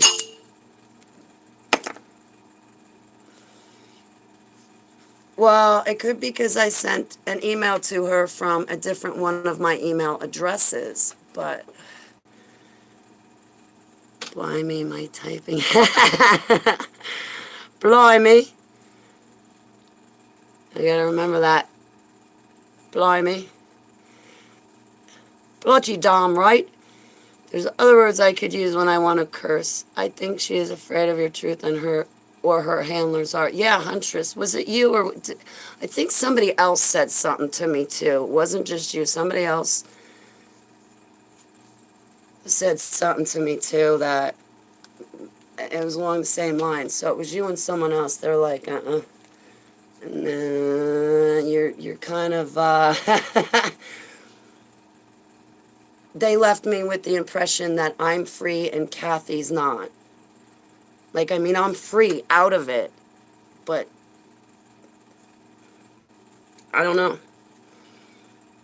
I don't know. I don't know anything about her personal life, so I can't even speculate.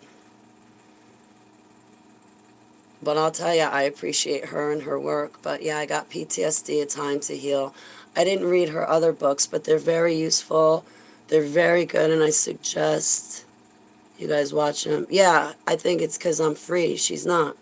Not like charging money-wise, just free from all the people. Like, it's just like when I was flipping out on Kanye before. How do you know if he's a Christian? Because if he really turned to Yeshua, he would have had to have left the music industry. He didn't leave the music industry or Hollywood. You can't have Satan in one hand and Yeshua in the other and think you're going to heaven. And his Yeshua isn't our Yeshua. His is Yeezus. He made up some Yeezus, Jesus, and so he's got his Yeezus here and he's got his Satan here. That's how I know. I get, I don't understand why other Christians have such a problem picking out other Christians, while they expect me and my altars to be able to pick out an SRA, DID, or MK Ultra survivor. So much blasphemy. Renata, do I use a microphone?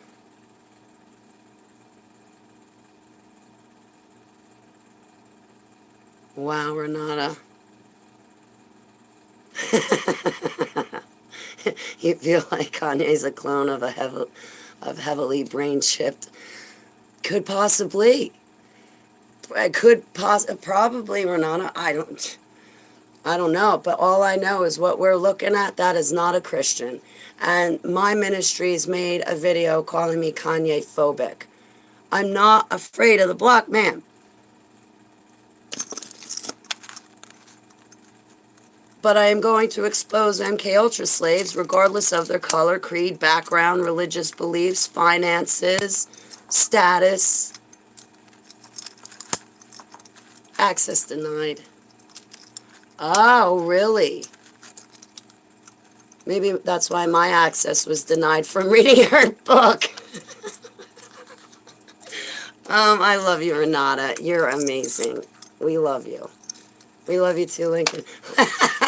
Guys, Lincoln. Last year, Lincoln sends me a picture, right? I'm like, I want to know what you look like. I don't know what you look like. Who cares? I mean, what you look like is no deterrent from me talking to you, right? But so Lincoln sends me a picture because I want to know what he looks like. So he sends me a picture last year.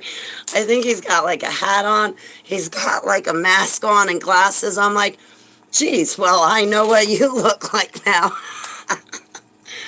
But he sent me a picture with them all in his mask and glasses. The other day, I got a picture of Lincoln.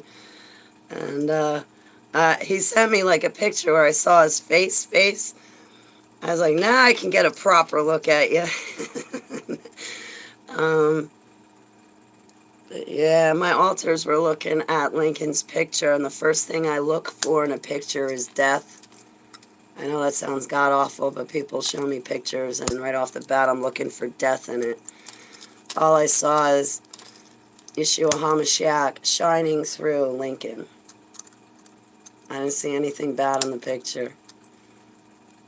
People showed me pictures of Jonah. You know that kid Jonah? You know, Reggie had supposedly his mother on Coach Dave Daubenmire's pulpit. Well, I got some issues. Because when I was shown pictures, the mother showed her picture as well as her son Jonah's picture. Her face was right next to his picture. She's looking for her son back. Well, whoever Reggie had on never showed her face. The other thing that was very alarming to me was a picture that was shown by Reggie is not the same pictures I was shown of Jonah. I don't know what kid is in the pictures that Reggie has that she's saying he's Jonah, but those are not the pictures that people showed me. And I even went back to my friends. I'm like, are you playing a joke on me? Is this a joke? And I made them answer me first. I was like, who is this kid? What's going on? Jonah was the first picture of a kid that I saw where the kid is still alive. All the other kids, you know, when you go to Russ Dizdar conferences and he's showing you pictures of kids that were kidnapped, yeah, they're all dead.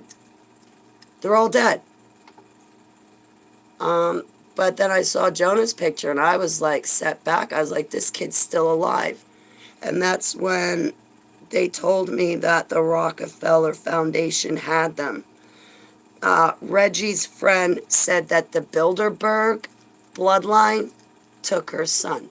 Well, there is no such bloodline as a Bilderberg bloodline.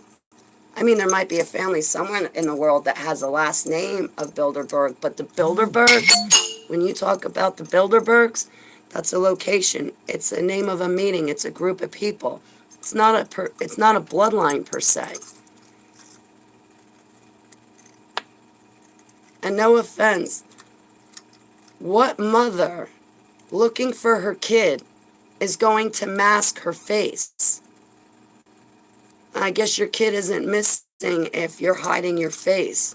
Yo, you kidnapped my kid, my face is going to be plastered right next to my kid's face on every outlet. I'm looking for my kid. If my kid sees it, I'm going to want my kid not only to see their picture, but a picture of me, their mother, right next to it so he knows who he's looking for and what I look like. And my friends aren't, I asked my friends, I'm like, who did Reggie have? Who is Reggie talking to? Is it the mother that you sent me the pictures of? Is it that lady that Reggie was talking to? Can you please put me in touch with the lady that you sent to me next to the pictures of Jonah? Can I talk to her? Or if I can't talk to her, can you at least let me know who the hell Reggie's talking to? Nobody's answering me. Nobody's answering me.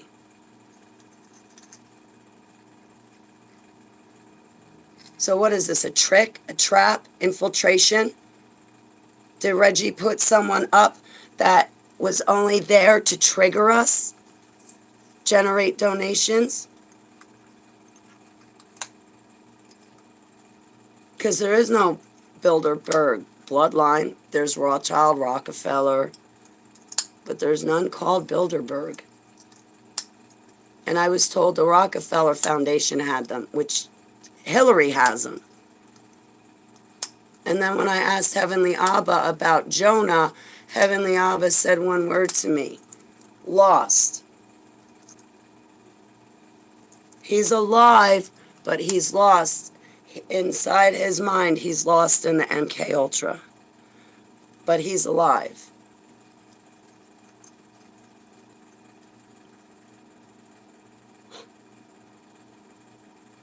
People send me pictures of other kids and they think that people come. And now I asked for this to happen because my altar told me that when I was in Pizzagate, there were videos and pictures taken of me while they were doing that to me. And I have put the word out over the past 5 years that if you come across any pictures that look like it was me being trafficked, I want you to come to me and I want you to show me these pictures. And if it's me, the little kid in the picture, I will be honest and I will tell you that that is me. Well, a few times people have sent me pictures of trafficked children. And when I saw the pictures of the trafficked children, I was honest and I said, no, it's not me. And then I said on a couple occasions, listen, I got a friend or two online. I would like to take this picture and show them because it might be my girl online because we've got similar features, similar dark hair. And they said, no, Holly, we already checked with her. She's the one that said it might be you in the picture. I was like, I'm sorry, it's not me in the picture. they would not allow me to put it up on my pages to ask any of you guys, do you know this child in the photo? I didn't have permission to do that. But yeah, guys, if you come across those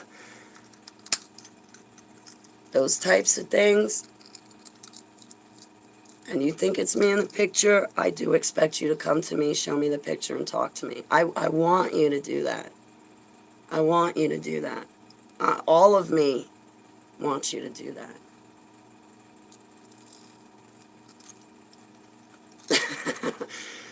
Let's all apply peer pressure to Seller. Why? Only because it sounds like fun. So let's do it. What are we pressuring Seller to do? What do you mean, woman up? You are already womaned up.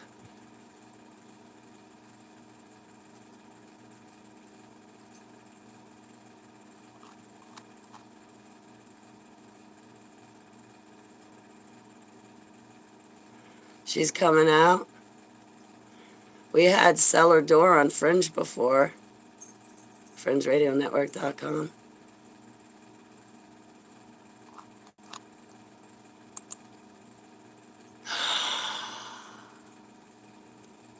Huntress! Huntress, I don't have your video.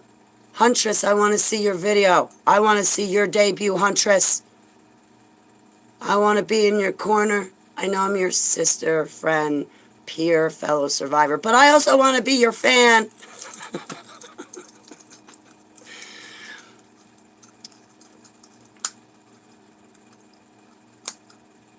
Sorry for my appearance.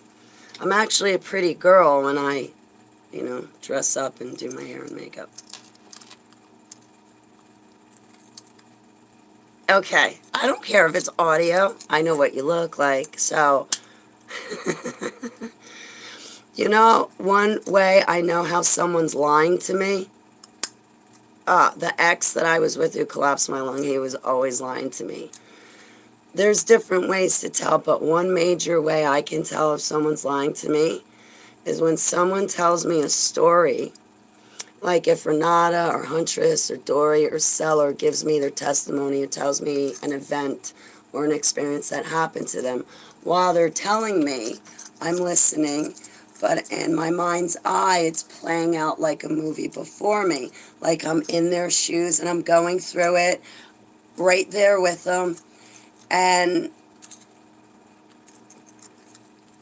it's playing out before me. I can put my feet in their shoes. Well, when someone's lying to me, in my mind's eye, it doesn't play out like a movie. I can't put my feet in their shoes. I can't envision it. I can't. It's just blank. All I'm hearing is their voice. So when someone's lying about something, when they tell me their story and they're lying, I can't envision that story. It doesn't play out for me. I love you, Deaf Bread.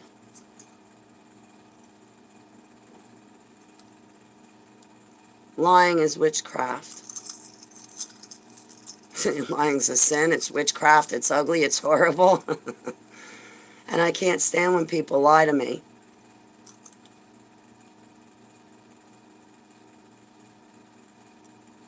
Or better yet, like in Maryland. How much did you get from your autobiography? How much did people donate to you? How much did people donate to you, Holly? How much did you get for your autobiography? Did you get any donations? Did you get any donations? Yo, Mang, do I ask you for your checkbook? Well, if I ain't asking you for your checkbook, what makes you think you got a right to know if I made any money off my autobiography? What, because I'm under your roof? Well, that just means I'm under your roof. It doesn't mean you have right or access or power or privilege to my checkbook. So you know what I kept telling those people that wouldn't show me their checkbook but wanted to know about my donations? I told them I didn't make it. I told them I made $70. Told them I made $70. That was it. That was it. Meanwhile, one of my friends had gone around and asked other people for donations, And when he went around saying, you know, Holly's book just came out, will you please donate to her? But more than that, about her book coming out is she needs to get away from these people, and right now she needs finances to do it. And she just released her book. She gave it away for free. Do you think that you could give her some finances, please? Because she wants to get back to her home in New Jersey, and she wants to get away from these plastics. So when the plastics were asking me about money, I was like, I didn't get any, nope, nothing, nope, nothing. 1 month later, I had enough money to get me everything in storage back up to New Jersey. I had a security deposit and first month's rent ready because of my autobiography. If you want to know how much money I got from my autobiography in cash donations and cash gifts, I got $4,000. And I used every single red cent of that $4,000 to pay for the security deposit, first month's rent. I spent a month and a half in a hotel with my cat and dog. I paid for 4 months of the 6 weeks. I paid out of my own pocket. Not some plastic Christian couple. Because they had got me a hotel room, and I ended up giving the hotel room back. Because they started playing games with the hotel room. So I up and left and got my own hotel room. So I took me from all the money that was given to me as cash gifts and cash donations. I took all of that to get me, my storage, my cat and dog out of that hellhole and back home here to New Jersey. And that's how I made it back home, was my autobiography.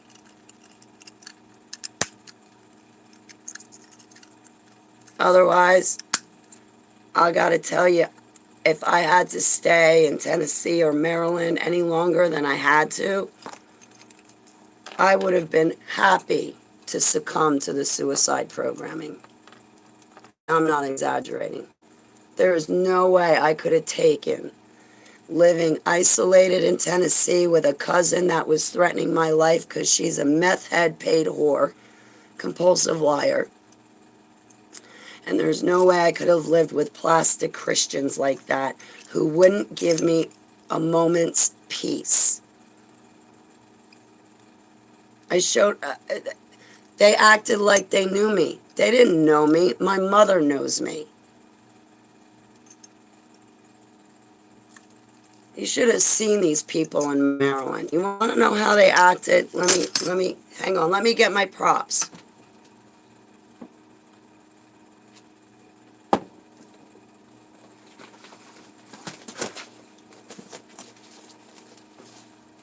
I kid you not. You want to know how Maryland treated me? I knew there was something wrong. I told them, I said, listen, the ex is bad. I got to do this, that, the other thing. I got to exit the situation, and I have to change around some things to make it so he can never come back to me.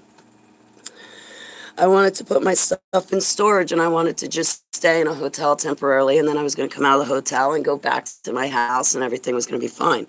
But no, they knew better, because there's 2 of them, so Jesus is automatically with them. But there's only one of Holly, so Jesus isn't going to be with just one of Holly. He's always going to be on the side of 2 or more people, right? So I was automatically wrong right there, because there's 2 of them and 1 of me. So they're always right, I'm always wrong. Well, anyway, as I'm going from Jersey down to Tennessee, driving, that one, plastics in my passenger seat, right? Oh my God. At this moment, I shit you not, I wanted to turn the car around. I was about to call the person driving in front of us and say, stop that truck and turn around and take all of my storage back to Long Valley right now. I shoulda. So anyway, we're driving from New Jersey down to Tennessee, and it's the first time these plastics ever met me. First time in their life they ever saw me. So I thought they were all right. I thought they were okay. But then I realized they weren't. And this is how I realized it. We're in my car. You know, I got a collapsed lung. I have to deal with battered woman syndrome. I have ongoing legal proceedings, and the ex is after me, and the ex is trying to get everyone and anything he can get to listen to him to come after me too. You know how ghetto goes, right? So anyway, I temporarily left New Jersey. The prosecutor's office knew what was going on, and we're in my car driving down I-95, and Plastic Christian sitting in my driver's seat, and we get to talking and this and that and the other thing, and she brings up my dream book. Now, my dream book is of all my dreams and visions that I draw for Heavenly Abba. Some of them are super soldier memories. Some of them are conferences and receipts. Some of them, you know, so this is my dream book. I burned and threw away over 2,000 poems that I had written over my 40 years of life. I got rid of all my poems because as a poet, I always put my poems before Abba.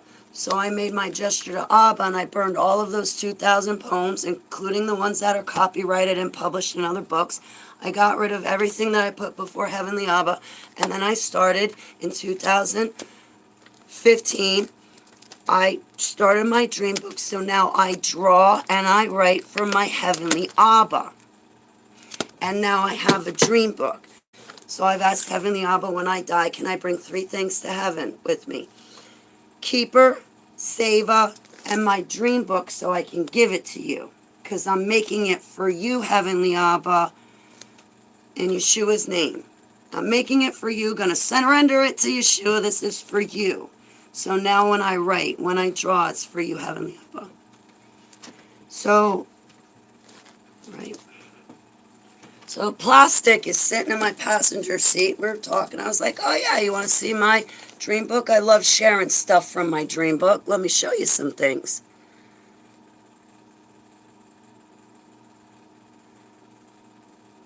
I'm going to have to come back to my chat room. So I grab my dream book from the back seat, and I take it and I plop it down on her lap. And I was like, look through it. Just look through it, and we can talk about it. So she starts, she got it in her hand, she starts looking through it.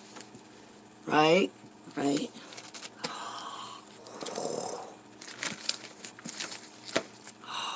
Well, that's Ezekiel's wheel. I saw that November 2014. And she's looking through it. This, I'm reenacting her now.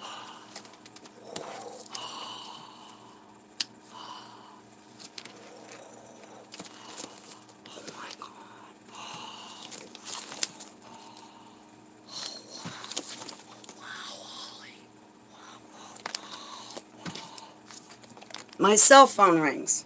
It's my sister in Christ on the cell phone. I'm like, hey, what's going on? Hey, my Lil, I love you. It's so great to see you. It's been forever, my Lil. Yeshua, blessings, sweetie pie. I love you. I miss you. I think of you. I pray for you. So anyway, she's sitting in the passenger seat. Wow, Holly. Oh, and touching me. Wow, Holly. Right, my cell phone rings. My cell phone rings. It's my sister in Christ. And so I'm driving. You know, I can't talk, so I put it on speaker, and the Plastic takes my cell phone. It's on speaker. Oh, wow, Deborah. Wow. You'll never guess what's in my hands. You'll never guess what I'm holding, Deborah. Oh, my God. I've got Holly's dream book in my hands. Oh, my God. Her dream. I'm holding Holly's dream book. Oh. Get the fuck out of here with that shit, man.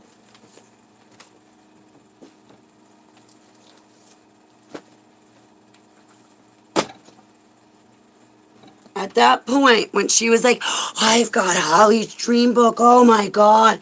And she's acting like that and like, oh, wow, and touching me. Oh my God, this is Holly's dream book, oh my God, it's Holly's dream book. That's when I wanted the car to be turned around, take me back to New Jersey. I'll deal with the ex. He can have the other, he can have this, no wait, he can have this side and collapse that lung now, because it'll be better than dealing with this. That's when I realized this person was not a friend, was not a blessing, was not extended family. This is when I learned that that person was a fan. Fans are detrimental to survivors like me who are trying to deprogram or debrief. They're detrimental. Straight up detrimental. We don't need any more fake Jesuses, fans, or fake friends, or fake this, or fake that. We need real deal McCoys in our life. Not somebody who's going to be like, oh my God, it's Holly Streambook. First of all, you should be acting like that over your Holy Bible, not over Holly's dream book. You're acting like that over Holly's dream book, I, Holly, and all want nothing to do with you. Unless you act like that over your Holy Bible,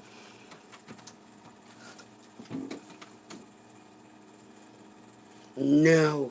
Don't you tell me you're a Yeshua lover when you turn around and find out the Rothschilds created me and gene splicing was used and I might have the same genes as the Rothschild family. So you're turning around going, oh my God, there's royalty at our dining room table. Holly's at our dining room table. We've got royalty at our dining room table. Don't you tell me that you're a Yeshua lover with that coming out your mouth. Yeshua HaMashiach is the only royalty that ever was, is, and will be.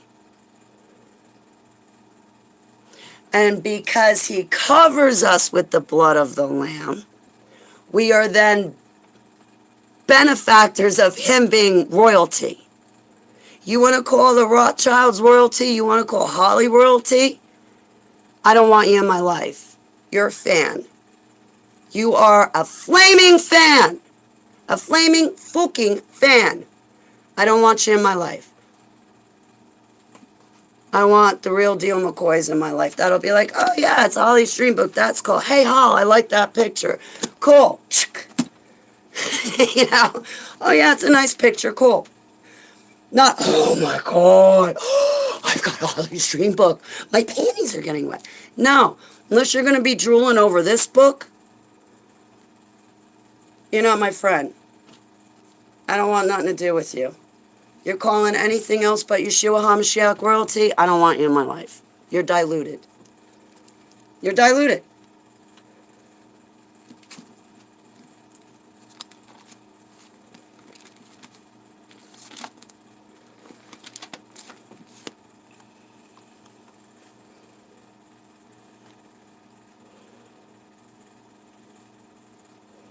I love you, my lil. Me lil.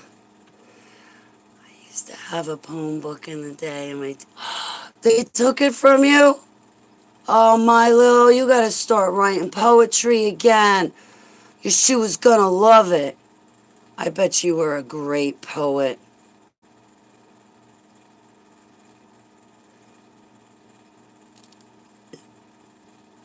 Oh, I love you, my little. Get back to writing.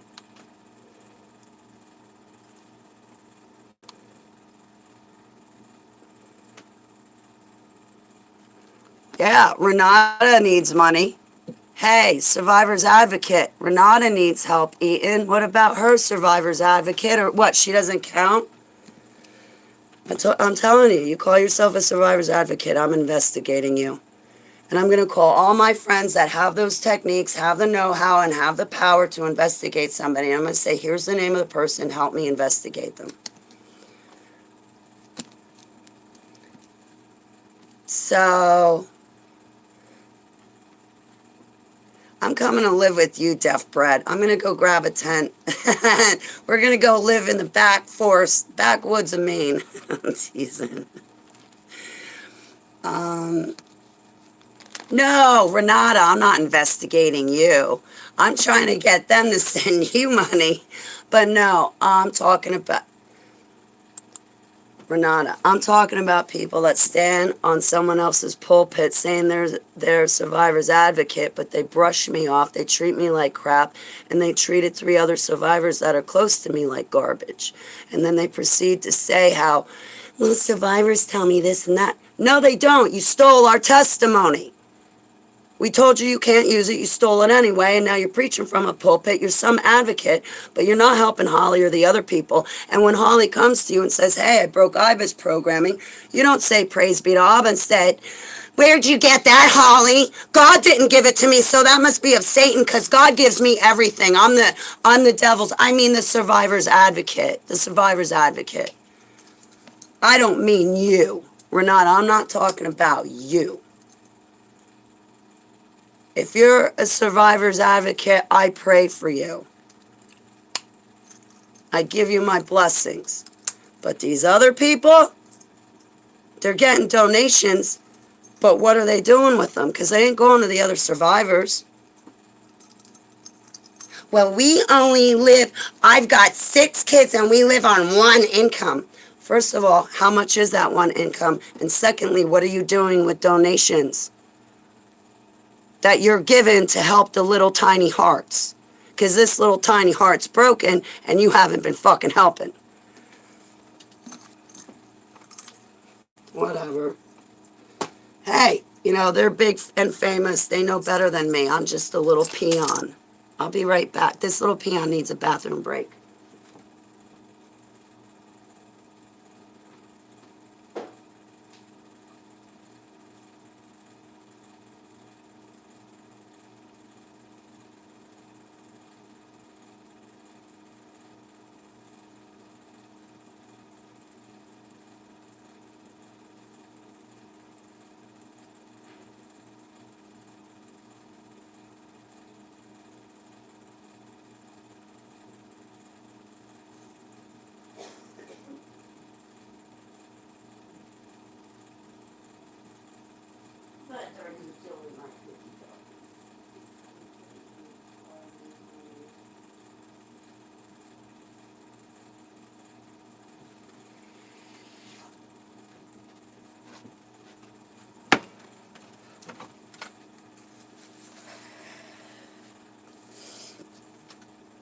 So, yeah, guys, don't ever treat me like that. Just be my friends.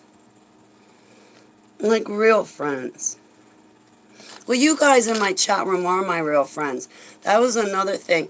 Holly, what do you mean if you don't have anywhere to go other than HTV and your diary, your ruminations and confessions?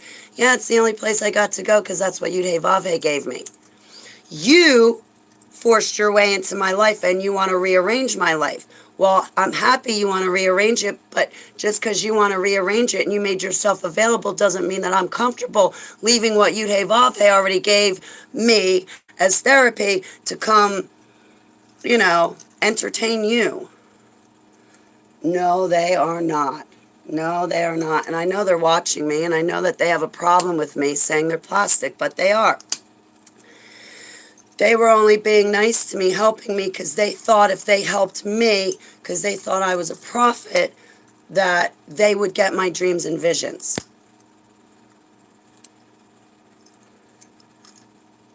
They didn't listen to what... I'm not a prophet, number one. But I told them you're spent out on false doctrine, your prayers fall through the floor, you got Satan running around your house playing with your baby's toys. You even see him playing with your toys. You see black figures walking past the baby's monitor and you still can't figure it out. Well, your false doctrine and your man's traditions is the start of it. But Holly, we were called out of the church. We left the church. You still have man's traditions and you still have false doctrine. You're still in the church. You might physically not be there. I know you saw everybody else get called out, so you thought it was a good idea and left yourself, but see, you never dropped the man's traditions and the false doctrine. There's your prophet's reward. You didn't want to listen to it, so you're still in the same muck and mire you've always been. Great. Fantastic. Stay there. Leave me alone. I had an experience when I moved from upstate to Memphis. Where the pyramid is in Memphis, is that where it is in Memphis, Tennessee? Ralphie, my love to Ralphie.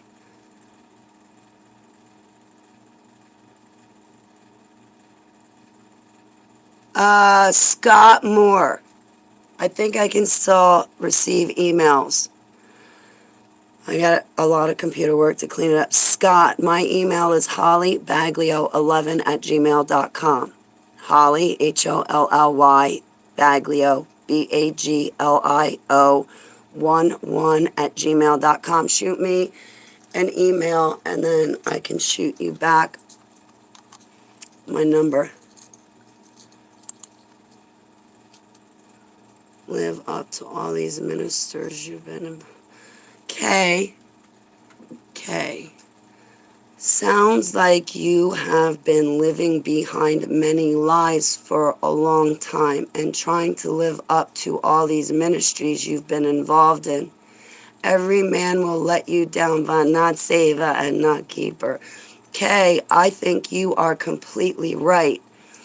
I think that I've been appeasing those many lies, and I think I've been trying to live up to the expectations of my ministries.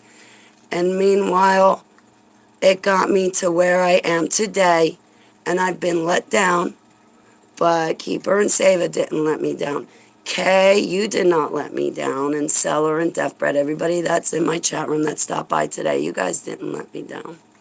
But yeah, I've been let down by all the ministries. Because listen, I talk a great game too. I can talk a great game, but I think they've got me beat at it because they can put money to their talk where I can't.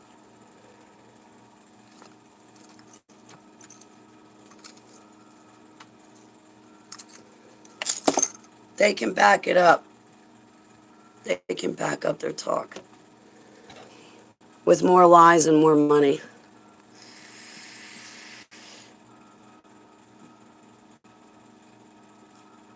Deaf Bread? Now, I remember you a couple of times, Deaf Bread, shooting me some messages saying, Holly, heads up about these people. And I already had a feeling about those people.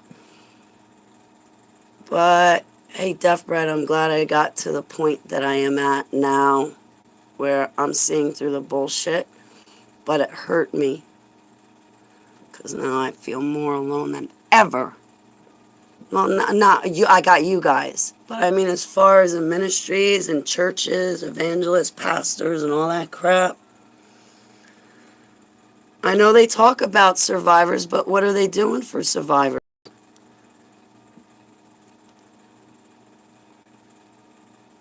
I mean, even ministries that have shelters and have money and work with survivors, they're still not helping the other survivors. Not all of us can drive to another state to seek help. Some of us just simply need food, but these famous ministries don't do that.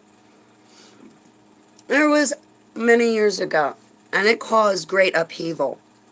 I apologize to Russ Dizdar, but there was a survivor that came to me and said, Holly, I've been asking Russ for help. I don't get any. But I see a stack of gift cards on his desk that thick of gift cards, money, you know, what, Walmart, ShopRite, just tons and tons and tons and tons of gift cards. They just got him sitting on his desk. I was like, really? Really? Really? Because I know a few survivors, me included, where I could use a nice gift card to Walmart, ShopRite, or to Kohl's clothes store to get appropriate Christian clothing because my half shirts are just no good anymore. I'm sure this shirt isn't good because it says Sedona on it, but anyway, I was like, wow, that kind of sucks, man. You're asking him for help and they ain't giving it out? Huh.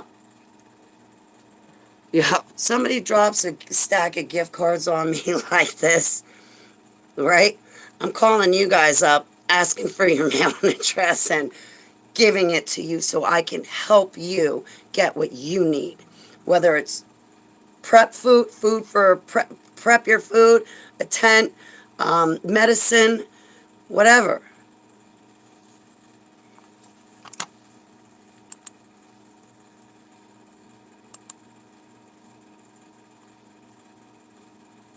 Holy shit.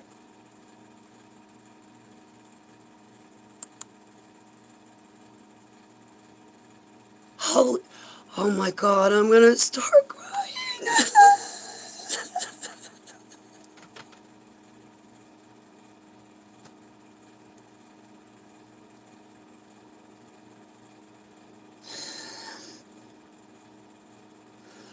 Praise be to Abba for Yeshua HaMashiach. Thank you, Safi. Thank you for what you did.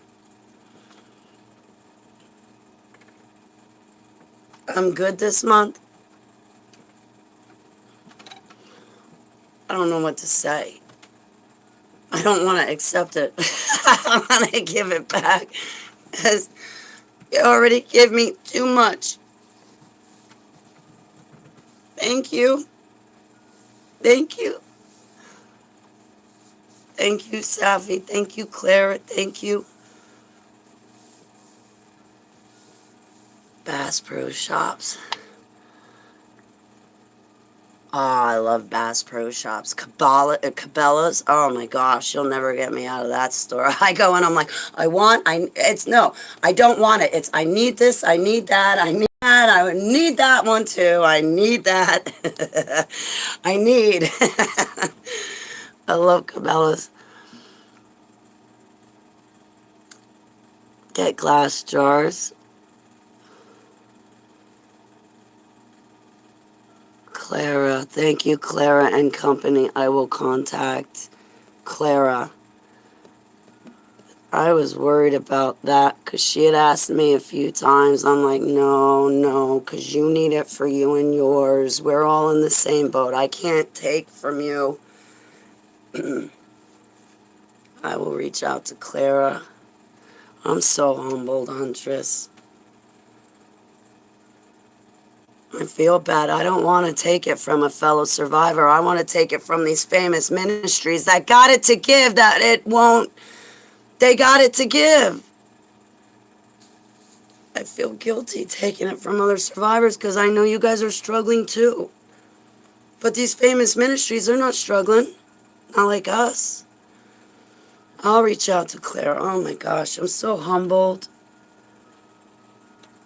Email her. Okay, I'm going to have to get... Don't give it to me now. Do I have her email?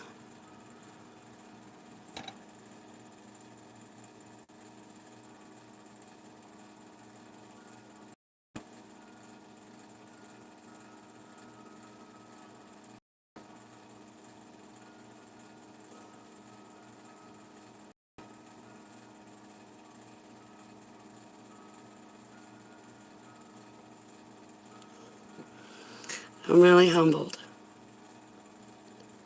Really, really humbled. Thank you, Clara. Thank you and Company. I'm scared to say any names. Like, I'm really humbled. I'm really humbled.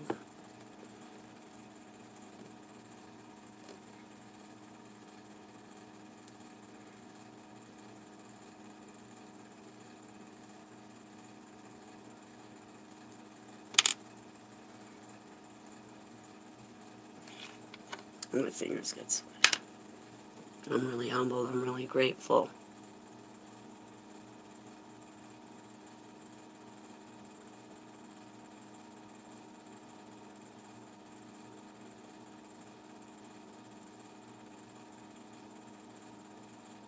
Okay.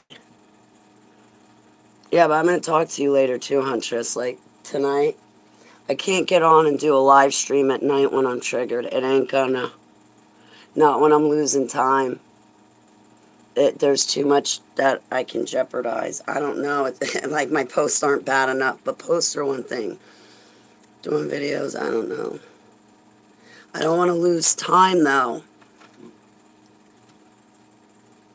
And I don't want to be scared of it, because that's not going to help the situation. Get some more food. I will. I will.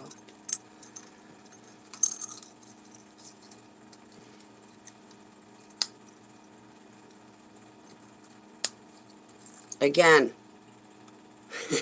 I'm going to hypnotize you guys. Ready? You love me. I am your friend. I love you back. We will always be friends. You're stuck with me. I'm never leaving you because I love you so much. You're like, enough, Holly. Knock it off, okay? All right.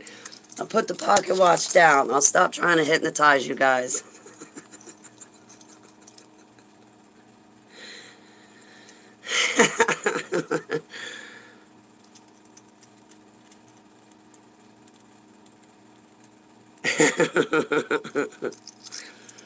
We are all going to go get handcuffs, and we are going to arrest everybody in the White House, including Biden and his son.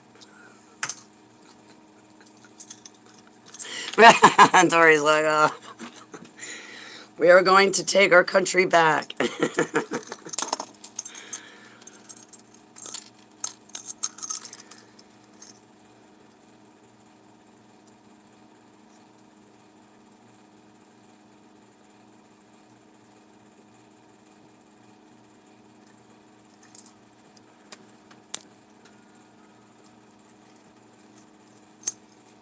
Paranoia gets my... Oh, man. Paranoia has been the first thing.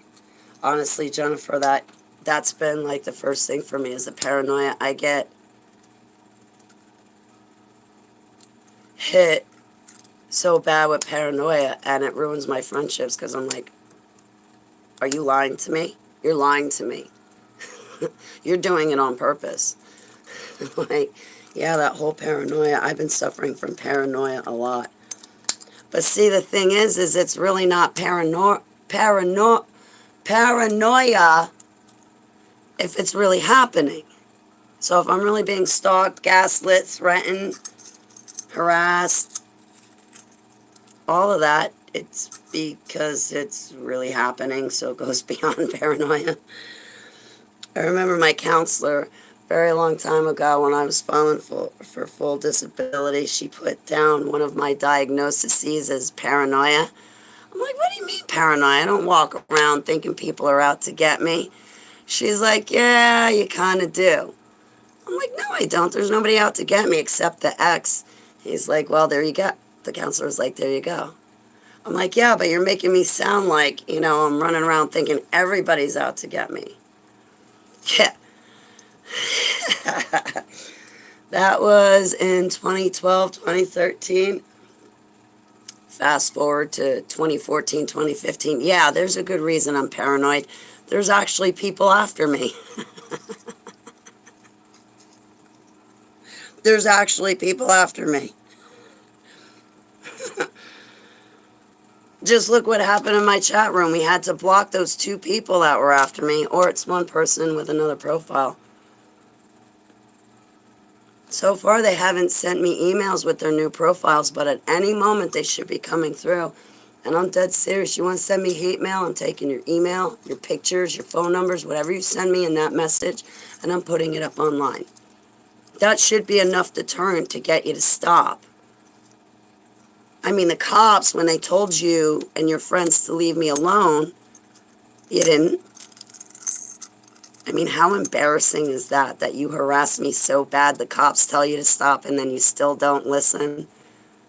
And then you want to come and gaslight me in my own chat while calling me Reverend, which I'm not Catholic? Trolls, trolls, trolls. Idiots, idiots, idiots.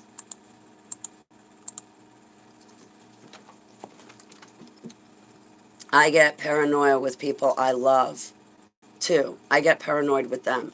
It happened a few times. But I'll tell you what, there was one time I got really paranoid. I was sitting at my friend Dave's house, and I was talking on a group call. I ended the group call, and I look at Dave. I'm like, what this person's saying, I know we talk often, but with what this person's saying, I'm paranoid because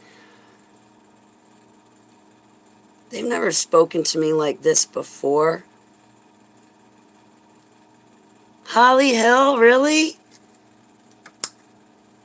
Wow. Very cool. But like sometimes it's warranted that I have paranoia because sometimes the other person is actually doing something that's making me paranoid. And I'll tell you, a lot of times if somebody is not sold out on Yeshua HaMashiach, that in itself will make me paranoid about the other person. Like, you got to be 1,000% sold out on Yeshua HaMashiach. You can't be having false doctrine of a rapture lingering over your head. You got to be 1,000% sold out on him. Because if you're not, sometimes that in itself makes me feel paranoid. It makes me think you're out to get me. It makes me think, well, you're not steadfast in Yeshua. You're already deceived by false doctrine, which means Satan can use you very easily to get at me. Or he can use you to handle me or manipulate me. And, hey, it's River. Rivering oat. Not river in God. Rivering OT. Rivering oat. I've been reading your name wrong.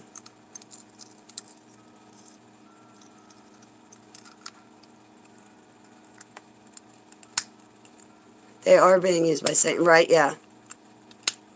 Yeah, there's this one woman that I used to know, had a death experience and everything, but when she talks about the death experience, she's like, yeah, God told me that he's just going to keep sending us back down here on earth until we get it right, and then once we get it right, we go up to heaven.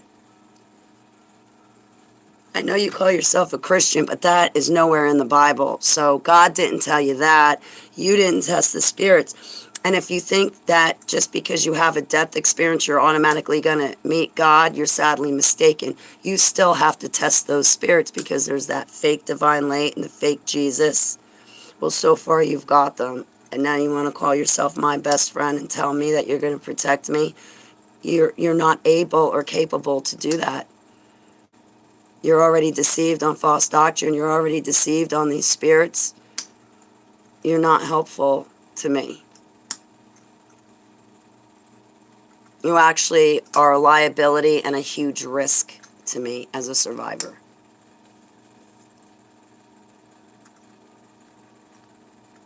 They always saying Tommy, and the other day I seen Holly. Uh-oh, Tommy and Holly, the next Bonnie and Clyde. That's AI. Hey, Deaf Bread, you ever feel like AI is following you? You ever feel like AI is talking to you? Or the TV or the radio is talking to you?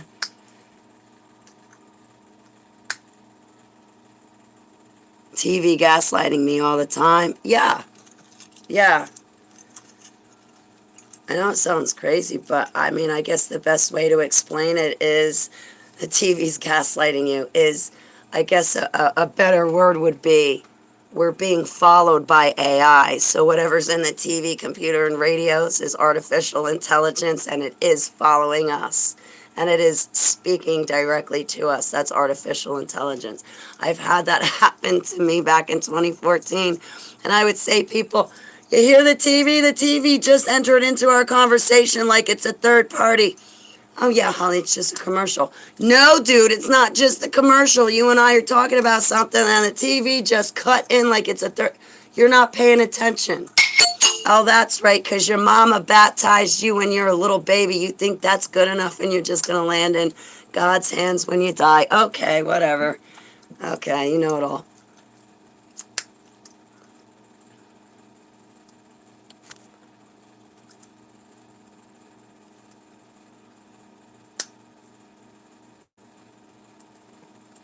I don't know if I'm reading that right, Babu. Charlie was a survivor. Charlie's a demon. Charlie's a bad guy, right?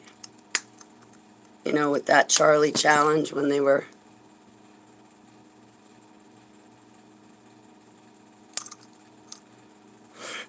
I play with my neighbors, where they have those little things like, Alexa, turn off the lights. I ask Alexa questions, and my neighbors are like, the FBI is going to be showing up at our house if you keep talking to that thing. What makes you think the FBI ain't... What makes you think the FBI ain't already listening?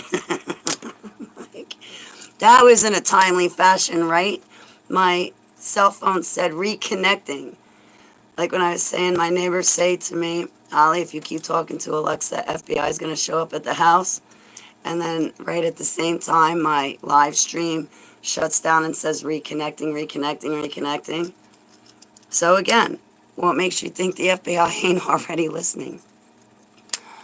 Oh, Charles Marlowe. Oh, Babu, I misunderstood that.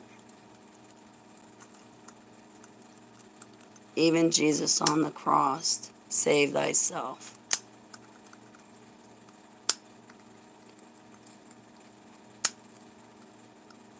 Its program is trying to take us back under its control, always. Yeah, I feel like AI follows me. You know, the TV, the radio, whether I'm thinking something or talking out loud, the TV or radio will chime in, and it's like very uncanny. That's artificial intelligence.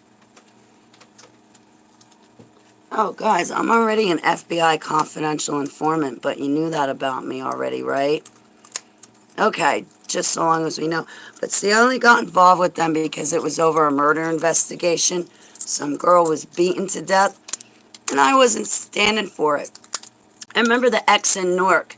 I was on the block talking to his friends, and he's like, shh, shh, shh, don't be talking about this stuff today, Holly. Or don't be talking about this stuff, Holly.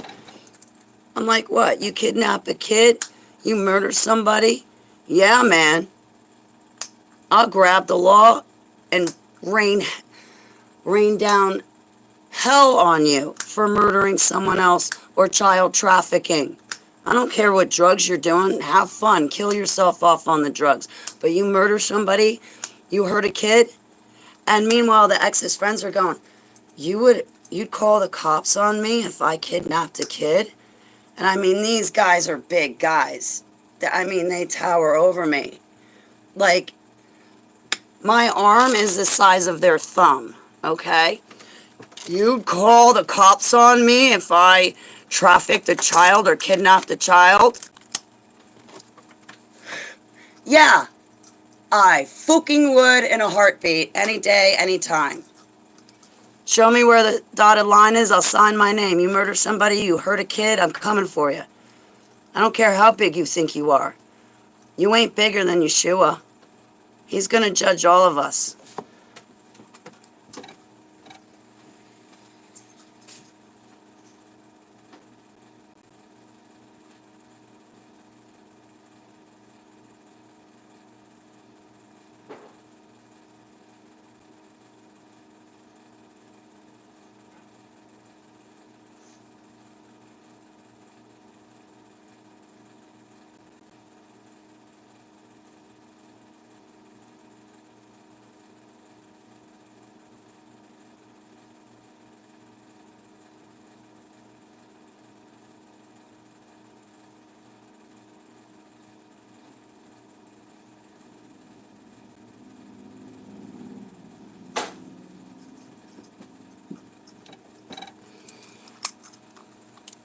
Marathon.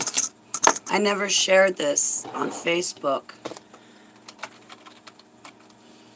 Holly Mad Marathon. We'll call it Holly's Mad Marathon. Holly's done gone mad, man. She done lost it. And I don't think she's done losing it.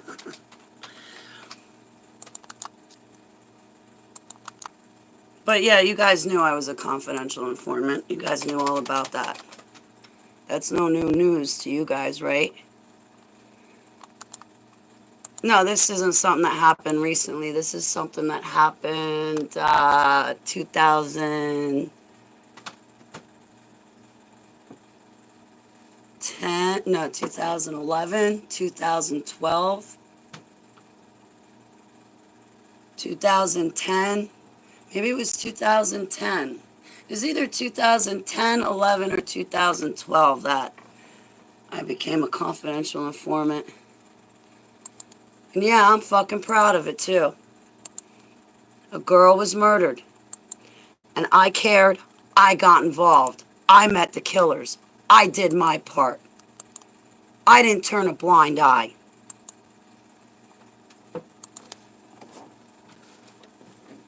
I was wired to the teeth, my phone tapped, everything, for weeks. Then I had to go to a certain event. Undercover cops are walking by me, and I have to pretend that I don't even know them. I have to pretend that them and I never met before. Hold it together. I got a wire everywhere.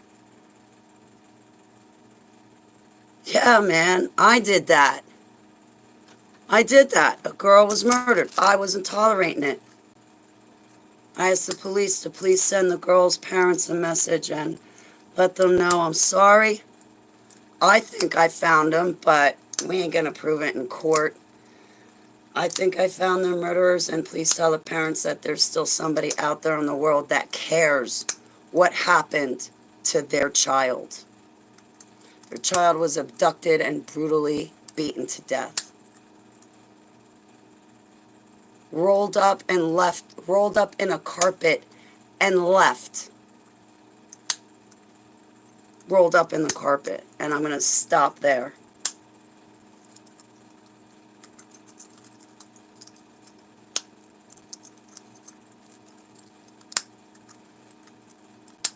Yeah, how do we meet Deaf Bread?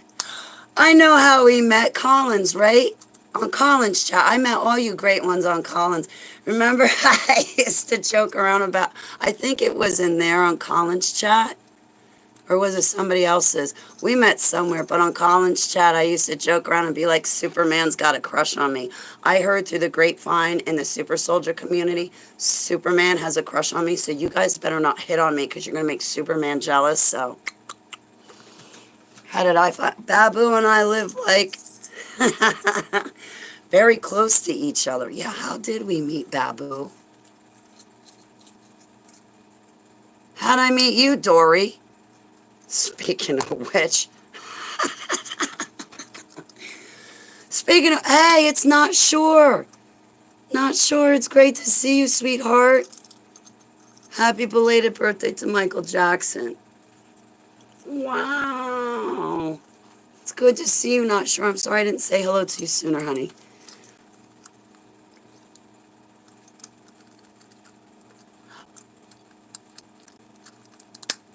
Oh, no, I think I met Deaf Bread in Collins chat. YouTube introduced us. I think so, Dory. I think that's how all of us met is YouTube introduced all of us. Ah, Peanut. See, there we go, Peanut. It's his fault. Maybe it was Peanuts.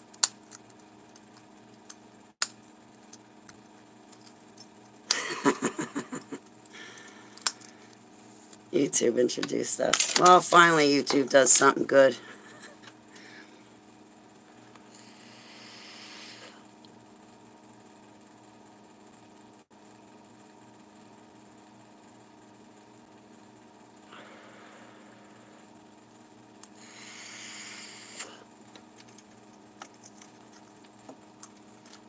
Some pastor or other show referred me, and I am, yeah. Yeah, it's been a long time since I met you, Babu. I've been talking to you for years. Good, I hope pastors say, you're a survivor, go hang out with Holly. There's a whole community filled with people. Go meet them. They're waiting for you. It's a whole community filled with survivors. You're a survivor. Listen, this community's waiting for you. Go hang out with Holly's friends.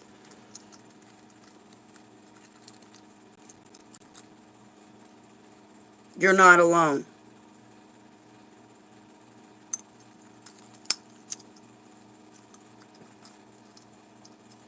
Pizzagate traffic videos. Yeah, I got a Pizzagate video up. It's called Pizzagate. That's like, if you want views, it's all on how you title your videos, but I don't put important titles in my videos because I'm not trying to get views. I'm just kind of trying to hang out with you guys. My channel's not monetized anyway. I could care. I could care less if people find me or not. Well, no, I do care. That's not true. I care. I know. I run into Deaf Bread all over the place, too. I think everybody knows Deaf Bread. Deaf Bread is an internet celebrity. Seriously, like, Everybody knows Deaf Bread.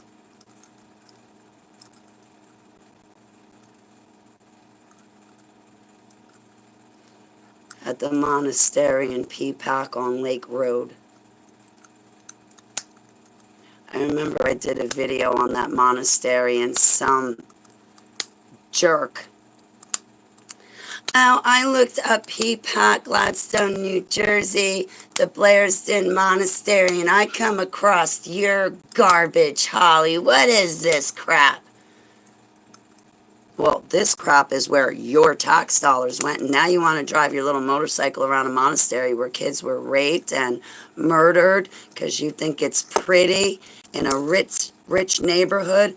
Blairsden Monastery was owned by a bunch of wealthy railroad tycoons, and now there's a gay couple who own it.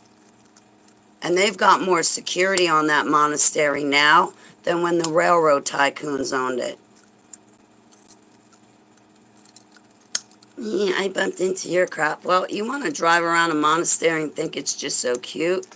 Well, over all the lands where you're driving your bike, kids' blood, innocent children's blood was spilled on those roads, spilled in Ravine Lake, spilled on the property of the monastery, and you want to take a scenic drive on your bike and now you're pissed off that I told you the truth? Well, you go have fun driving your tires over innocent blood that's spilled on that ground.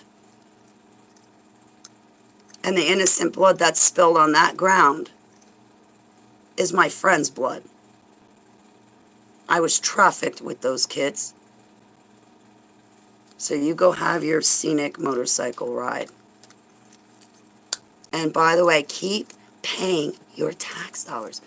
Is Peanut of the Wake Up group here? You know what? Let me get you a link, James. No, well, I don't know. That's a good question. I don't know. He's like one of us. Like he puts together panels. He talks about the Bible. He gets other people's testimonies. The thing with Peanut, it's really cool because he's done like a masquerade party where he made, I'm looking at the camera up there, Peanut did a masquerade party where all of us went out and got fake ID. I mean, we were hanging out with each other so much, like we just knew how each other sounded and would respond because we were always at Peanut's. Well, Peanut did a masquerade party, and we all went out and got fake IDs, and we came into his chat, and he had to guess who we are. Some people disguised their voice and came on the panel and still screwed with him. I mean, have to give him hints as to who we are. It was a lot of fun. Or he does like Wheel of Fortune or Jeopardy. He does like little games on the internet and gets the chat room going with it. It's pretty cool. I guess he's a truther. I don't know. I don't know. What would you say, Deaf Bread? What would you call Peanut? He's the Nut House. This is a channel that the other channels get their ideas from. Okay, Peanut's channel is a channel that other people get ideas from. All right, this is Peanut's channel. That's not his real name, but that's Peanut's channel. He just gets us all together and hangs out. He's one of us, one of us. Oh, I call him on the phone. Remember when he'd always call me while I was running a live stream? He's got a funny sense of humor. Lightening the seriousness of the world. Yes, he's great for lightening the seriousness of the world. He'd call himself a truther. Yeah, I think he'd call himself a truther too.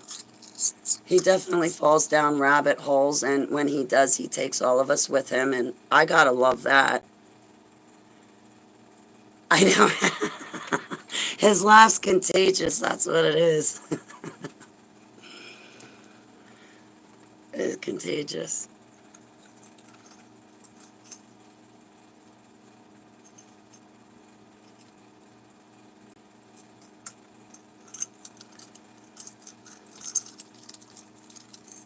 Wait, so what'd you say, Renata? You're making me think I'm so tired, the children. Renata, you'd make a great survivor's advocate. My issue's not with you, honey.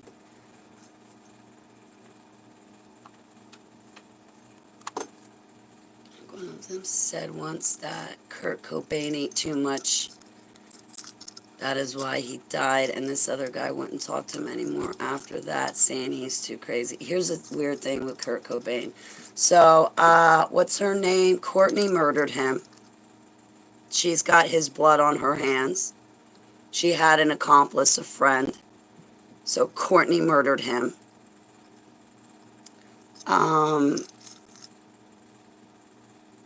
think it boiled down to the fact that she wanted to do Lollapalooza, but Lollapalooza would only have her play if Kurt played, and Kurt said, no, I'm done with Courtney, and Courtney couldn't deal with it because she's obsessed, so she murdered him.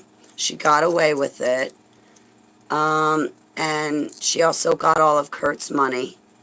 Now, if you talk to the super soldier community says that Kurt Cobain was used in the MK Ultra projects in the Dumbs with us. I've had other super soldiers have come to me and said, Holly, don't you remember Kurt Cobain from the Dumbs? No, actually, I don't remember Kurt Cobain. Courtney Love, and yes, she did. You got to investigate it, Babu. And when you investigate Courtney Love murdering Kurt because he didn't want her anymore, Abba will show you the truth. Now, they didn't fucking frame Courtney. Oh my God. She's a jealous ex-lover. You can see it through and through. See, the criminal always returns to the scene of the crime. And Courtney returned to the scene of the crime. She did the murder. She returned to the scene of the crime because then she hired an investigator to investigate his murder, thinking the investigator would clear her name when really the investigator found out that she's the reason why Kurt was murdered. Did you ever listen to the investigator tell you the story? You got to listen to the guy that Courtney hired to investigate Kurt's murder. You need to listen to that investigator because you'll find the culprit.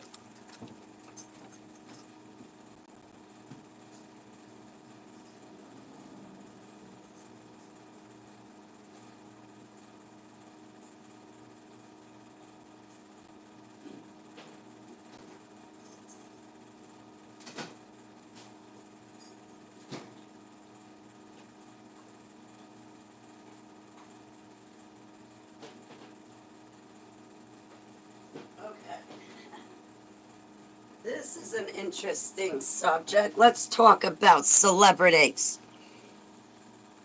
Oh my God. Have you ever heard Courtney sing? I mean, if that's what you want to call it.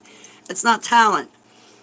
I guarantee you Courtney Love is on the phone right now going, oh wait, I'm on my cell phone. Guarantee Courtney Love is like, do you see what Holly Baglio's putting up? Oh my God, she's telling the truth.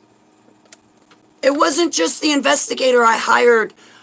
There's other people that know what I did. Hey, listen, somebody just go get Courtney's drug dealer. When in drugs, she'll calm down, okay? She'll forget all about it. Your phone is almost dead, James. No! You're not allowed to leave. Hey, William here. William Hill. I'm high right I'm not high right now.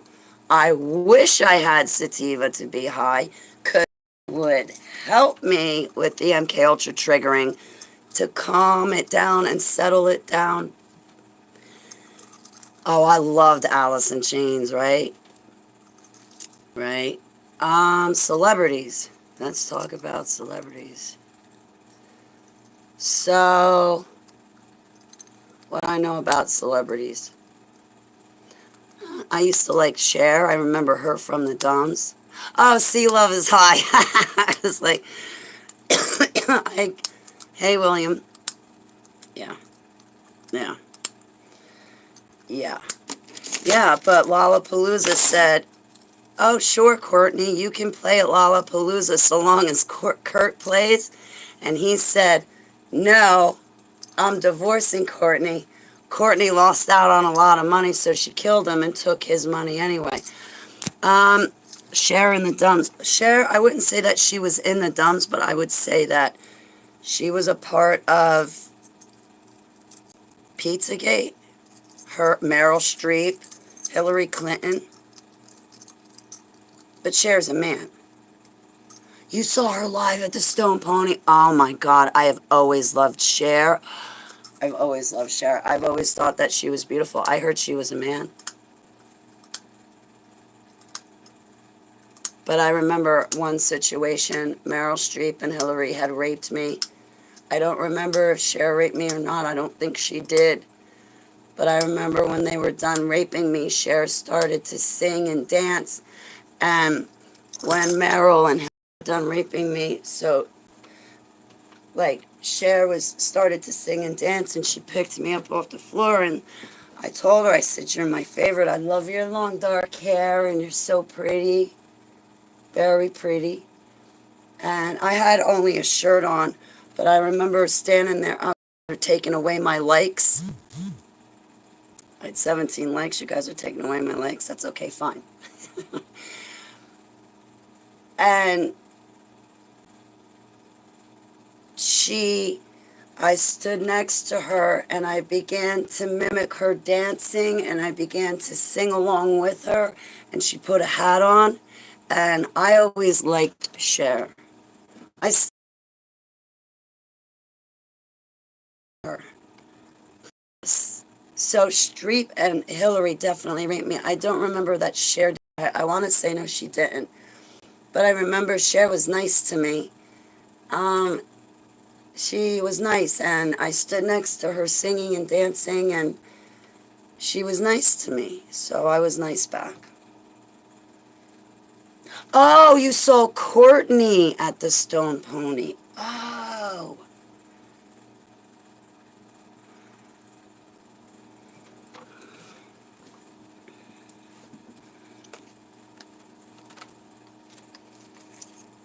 Other Hollywood actors, I don't know. I don't know why Steven Tyler from Aerosmith has been in my head since I first woke up from MK Ultra. One of my alters has some sort of issue with Steven Tyler from Aerosmith, and I don't know why or what it is, but I remember waking up from MK Ultra, and I told my attorney, I was like, listen, you need to get in touch with Steven. I need to talk to him. You need to find out how to talk to him. Get me his phone number and let me talk to him. And he's like, why? I'm like, I don't know. But there's something about Steven, my alter's not letting it go. And then I find out Steven Tyler from Aerosmith goes over to the Wailing Wall and starts wailing on the Wailing Wall. Man, my attorney should have given me his number. I could have prevented that. You know what they do when they're wailing at the Wailing Wall? Do you really want to know what the Jews do while they're wailing at the Wailing Wall?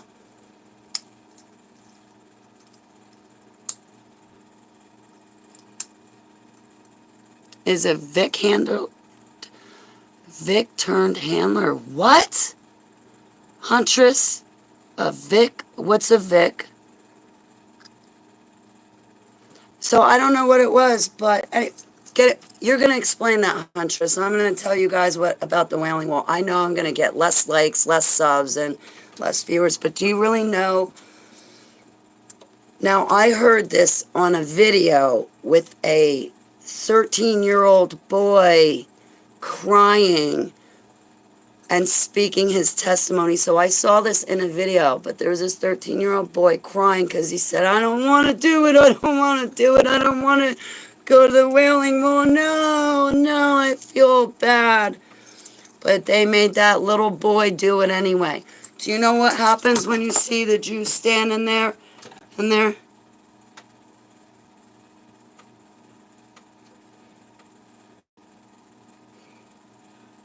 When they're wailing at the Wailing Wall, do you know what they're doing when this happens? I'm asking you, do you know? Because I do. You know, so the Jews, everybody wants to go to the Wailing Wall. Paul Begley went, Trey Smith went, everybody goes to the Wailing Wall because that's where God is, right? So they go to the Wailing Wall and there's Jews standing there going like this.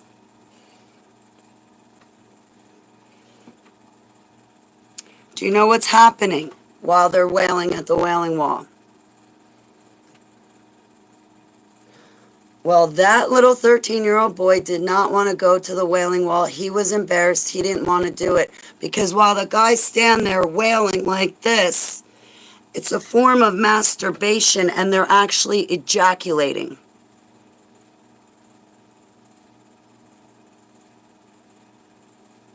And that little 13-year-old boy didn't want to do it, and the teacher still made him do it, standing next to the rest of his classmates, standing there wailing. So when you go to the Wailing Wall, are you going for God or are you going to wail? Because no offense, I'm against masturbation in all forms. I didn't know he was an MK Ultra slave, victim. He didn't break out of it, did he? Not if he's going wailing at the Wailing Wall, huh? I think they made us think of curse of sexual immorality to profane and distract us from truly understanding. Vibration. You retracted your message. I didn't see what it said. Cement walls are also common for human disposal. Excuse me, yeah. I think he is too, Huntress, but I don't know what my altar was dead set on talking to Steven Tyler from Aerosmith for. I commented about it in my posts. Geez, I even in 2019 had a dream about Keanu Reeves. That was interesting because it almost made me think that Keanu Reeves is saved or going to be saved to Yeshua HaMashiach. I'm not quite sure, but I had a dream about Keanu Reeves, but I never reached out to him or even tried to. But Steven Tyler, there was something about him. I don't know why my altar kept up with it. If they break out the extremely satanic celebrity famous world and they tell the truth, yes. If they get out of Hollywood, if they get out of MTV, if they get out of the White House and they're really sold out on Yeshua, they'll tell the truth.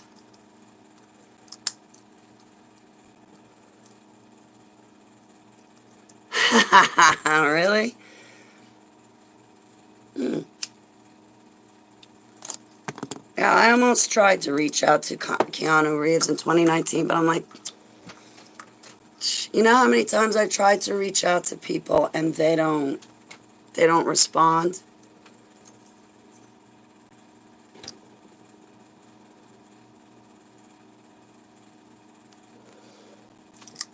May have been programming script like the Matrix story. Right? Right?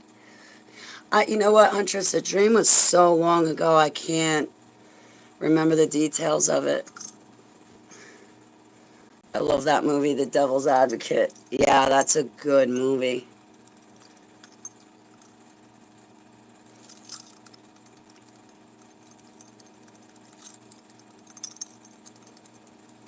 I don't know. See, I can't really say. I was exposed to people on Epstein's Island.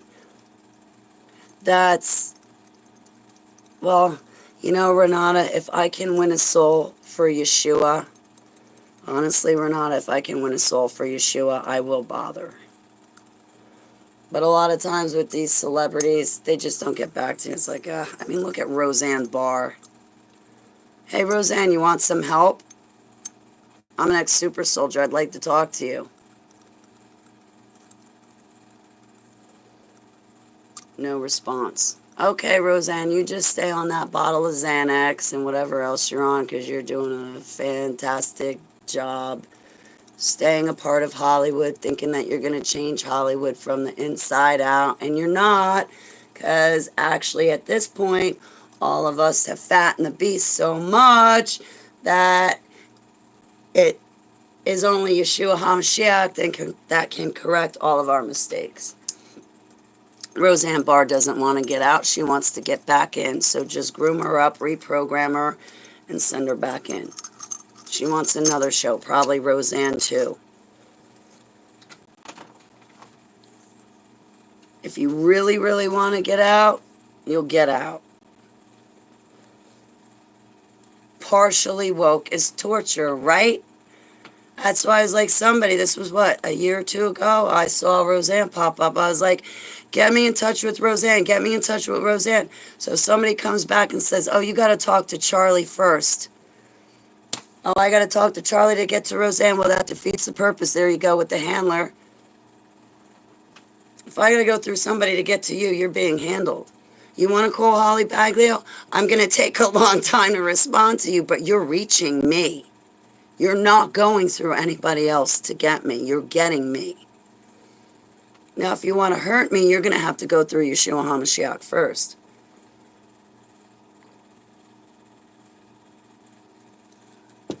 I understand, Renata.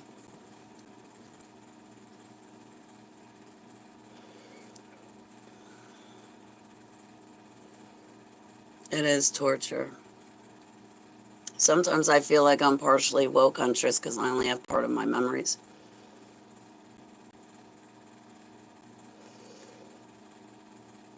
I love you, Renata. We're all careful. We are. We are. Are used by... Yes, they are. Selah, Renata. Ah, Roseanne's a lost cause. You know, if you want to become a citizen of Israel, do you know what you have to do? I took heat over this. So if I'm going to take heat, I'm going to send it back. When we want to go to Israel, the country, and live there and get a citizenship there, they make you renounce Yeshua HaMashiach, Jesus Christ of Nazareth, to become a citizen in Israel. People recently got pissed off at me because I said I refuse to bless Israel. I am not anti-Semite. But you are talking about a country that renounces Yeshua HaMashiach. I do not give my blessings to Israel. I do not bless the country of Israel. The nation of Israel that I'm reborn onto, yes, I do bless. The country of Israel, no, I do not bless. I don't throw my pearls before swine. They're lying Jews. They make their citizens renounce Yeshua before they can become a citizen of Israel. And you want to dictate to me and rub my nose and shit and force me to give my blessings. You want to force me to give my blessings to a country that renounces Yeshua HaMashiach. You want me to stand and support lying Jews. Let me get this straight. So to be a good Christian, I have to bless lying Jews, and I have to bless a country that renounces Yeshua HaMashiach to be a citizen of it. Well, that sounds like swine. I'm not throwing my pearls before it and giving it. I'm not anti-Semite. There's a difference between God's chosen people, the Hebrews, and lying Jews. There is a difference between the country of Israel and the nation of Israel. The difference is I bless and give my blessings to the nation of Israel. I pray the country of Israel turns around. I'm not anti-Semite. I know the truth. I know the truth. And just because all the Jews went back to Israel and they were given a country, it does not mean that that was an act of God. Now, I know it's spoken of in the Holy Bible, but there's a lot of acts and things that happen in the Bible that are not direct acts of God. But God talks about them in the Bible to make an example and prove a point. I do not bless Zionists. I am not, you see this, right? Because it was Israel that sent me this, my backdrop, because here I am, send me Heavenly Abba. Yeah, because you ain't going to send Biden. See, FOZ, Friends of Zionism, I cut it out. You know, I cut the rotting part off. I didn't get rid of the whole blanket.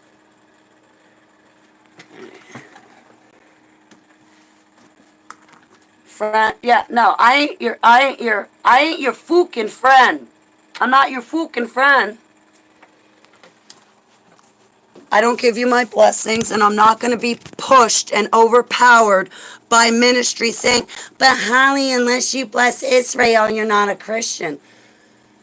I bless the nation of Israel, for which we are part of when we are born again unto Yeshua HaMashiach, thus becoming the wild vine grafted onto the branch.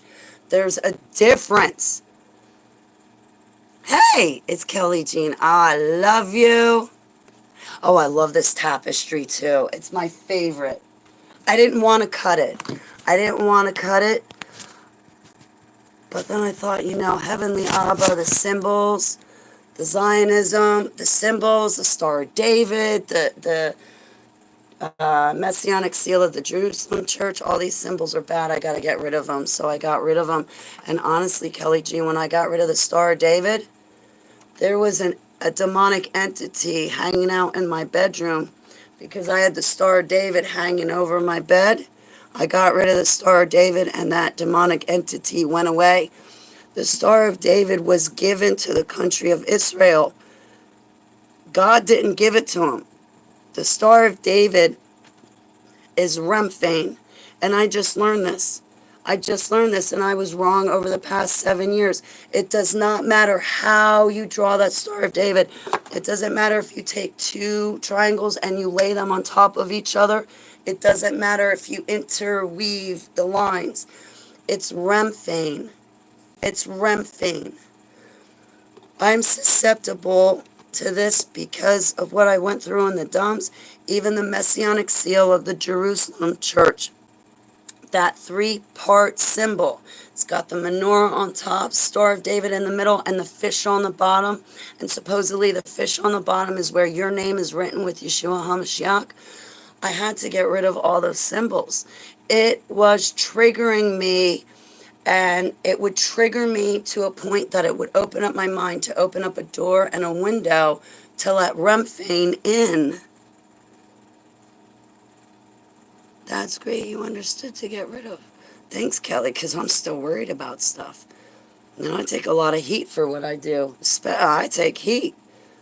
I say I'm not giving my blessings to someone, and other Christians are like, what do you mean? Hi, as a Christian, I don't have to bless everything. I don't bless wicked. Jesus doesn't even bless wicked. I know you as a Christian bless wicked, but I don't. And I'm sorry, I'm not blessing a lying Jew. And if they want to call me anti-Semite because I won't give my blessings to a lying Jew, then I don't really care what they say. Not the things you may not know. Thank you, Kelly Jean. Well, I just learned, and now I'm accountable. But the Star of David and the Messianic seal of the Jerusalem Church, I had to get away from them because they were giving me the fake divine light, the fake Jesus. I had dreams. I had a dream when I was listening to Paul Begley, and in that dream, I was given the Messianic seal of the Jerusalem Church. Now this was back in 2015. Just this year in 2021, I asked Doug Hemp some questions, and he was honest with me. He's like, I never found any significance in it, and da-da-da-da-da. So I think that Messianic seal of the Jerusalem Church is like a fake divine light symbol, right? Here. Right? I mean, even your tallits, there's like a ceremony to put it on. Well, that's a ritual. Why are you doing a ritual to cover yourself? God just says, hey, when you pray, cover yourself. All right. He says, cover yourself. All right, I'm covered. Abba doesn't say, hey, when you pray and you go to cover yourself, all right, first you have to hold the tallit like this, bend down and read the crown, and then you put it on, and then you have to hold it properly like this and like that, and it can't be the right shoulder. It's only got to be the left shoulder, not the right shoulder, only left shoulder. You got to take your tassels and throw it this way and then pray, and then you got to kiss it And now you're covered, and now you're ready to pray. No, that's a Jew man's traditions. That's a Jewish man's traditions. That's not God's traditions. That's not Abba's traditions. No, God said cover yourself. He didn't say go through a whole big ceremony before you put the cover on yourself. Anyway, so whatever. But you see my tallit? You know the symbols that are on the tallit? Jesus Christ of Nazareth, Yeshua HaMashiach, is not a symbol. If you're seeing symbols in your dreams, that's the false, fake, divine light. And you know the symbols that I cut out of my tallit here, the Messianic seal of the Jerusalem church? That's the fake Jesus. That's the fake divine light. And how to put this tallit on is a Jewish man's traditions. It's not Abba's traditions. There's a difference. He just said, cover yourself. Talk to me in your normal voice. Nothing about a ceremony, nothing about a ritual. Right? If we're not covering ourselves in the blood of the Lamb, if we aren't covering ourselves with Him, then no shaw will ever benefit. Selah. And there were sometimes, guys, where I thought, Heavenly Abba, I want to pray. I need my tallit. And He'd be like, Holly, you're already covered. No, I'm not. I don't have my purse on. I don't have my tallit. And Abba would go, Holly, you're already covered. I'd be like, yeah, but this is my Coach Dave hat. I'm not covered. He'd go, Holly, you're covered. Just to cover yourself. Yeah, I know we're supposed to cover our hair. The fallen angels love us because of our hair. You have to cover your hair, but that's a given in the dumbs. You're walking around a bunch of fallen angels. You don't want them falling in love with you because you got long, beautiful hair, so you want to cover it, right? Well, it doesn't matter if you lived before Noah's flood.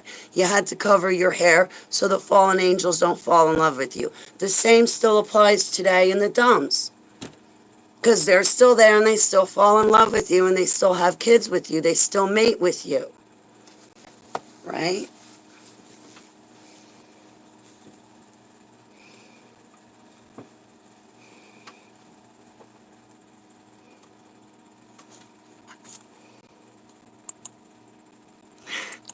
Thank you. So yeah, man, I love my tallit. It's beautiful. To me, this is fine linens. But what's important on the tallit is this. Well, first, it's a covering, but you can do that with a hat, a shawl, a blanket, a towel. But what's important on the tallit are your tassels.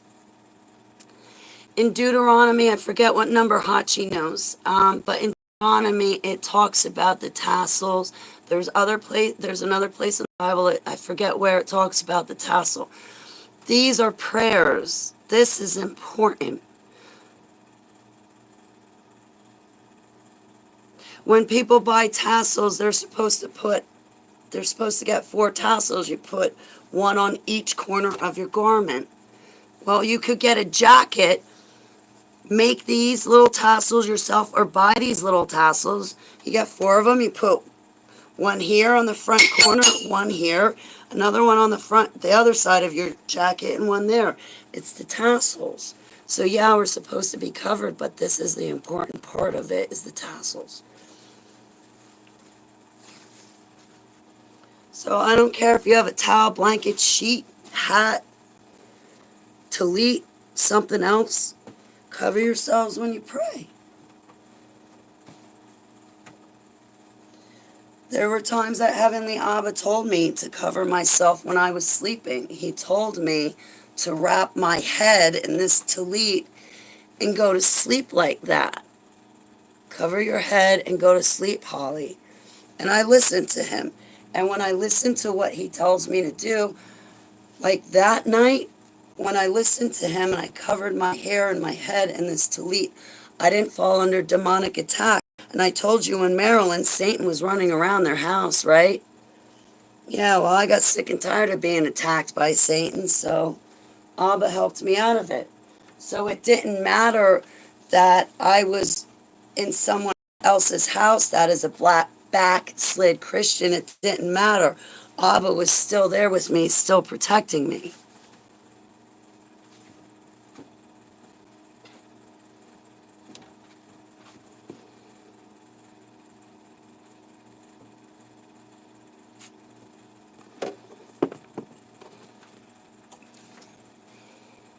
I just cut mine so, it took so much weight off my neck. Really, Kelly Jean? But you feel naked. Aw, Kelly, honey.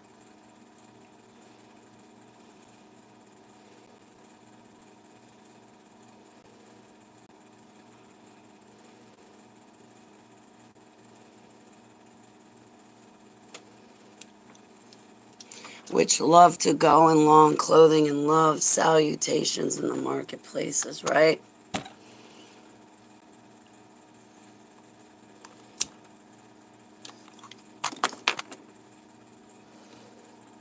Even when you had that 6-pointed star, I hated it. Yeah, I know. I got rid of it.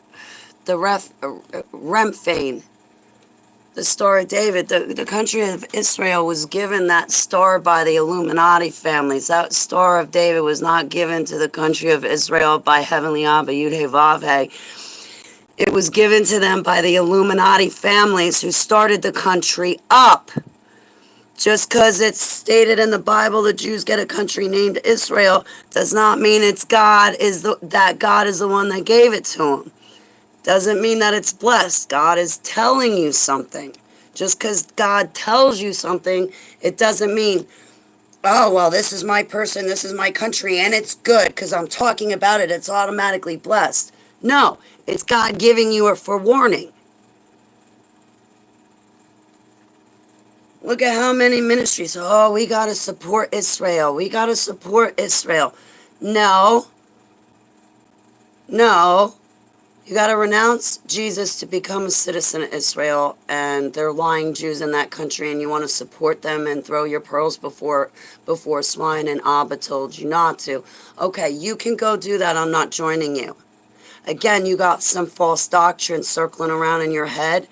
So, for you survivors got to be very careful that you are involved in ministries that are scripturally sound. If they are not scripturally sound, you need to leave immediately. They are only going to trigger your MK Ultra programming and dig a hole deeper for you, and you won't be able to get out because they're not going to help you get out. Oh no, they're going to keep digging your hole deeper for you. Doc, I was just thinking about you. So that's called the Seal of Solomon.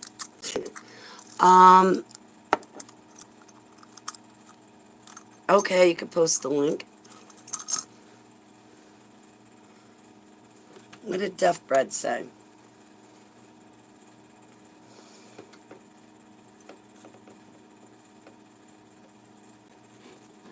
It was the Care Power. All killed. Right?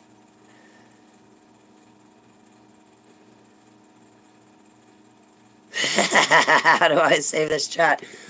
You can't. I didn't record this chat. I haven't really been recording them because I see some of the conversations all of us have in them, and I figured, well, let's just keep the conversations between us.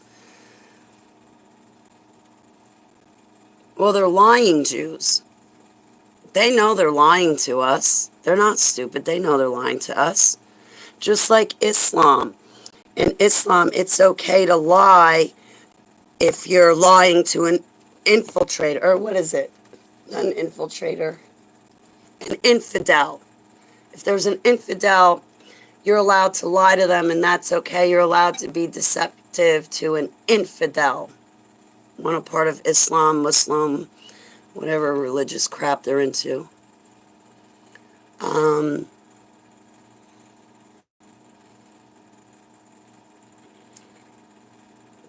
Something else I was going to say. So, you get to the country of Israel, where to be a citizen you have to renounce Yeshua's name.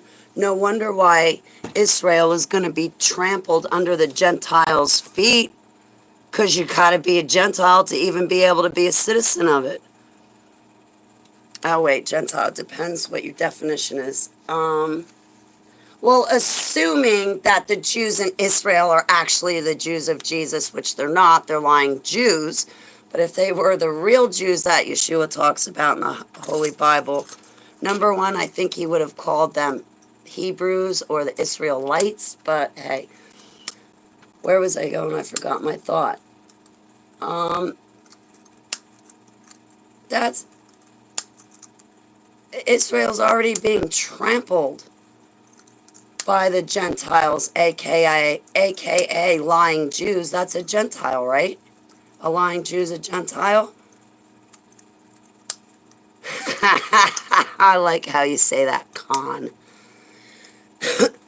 Well, but Huntress, in all due fairness, he is a born-again messianic rabbi. Rabbi, we're not supposed to use, the Bible tells us clear as day, don't use the word rabbi, only Yeshua is our rabbi. Okay, well, that's Khan's first mistake.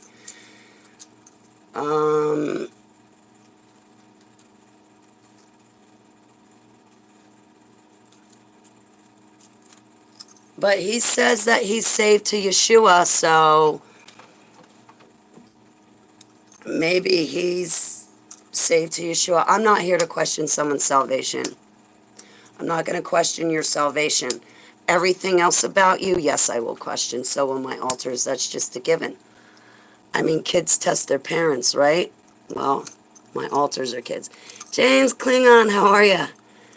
I have seen the effects of how Israel does to their...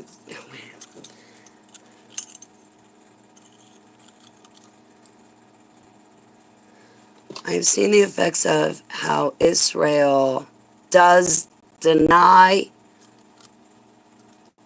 chemical that burns right straight through the body of the enemies and keeps burning holes right through human heads.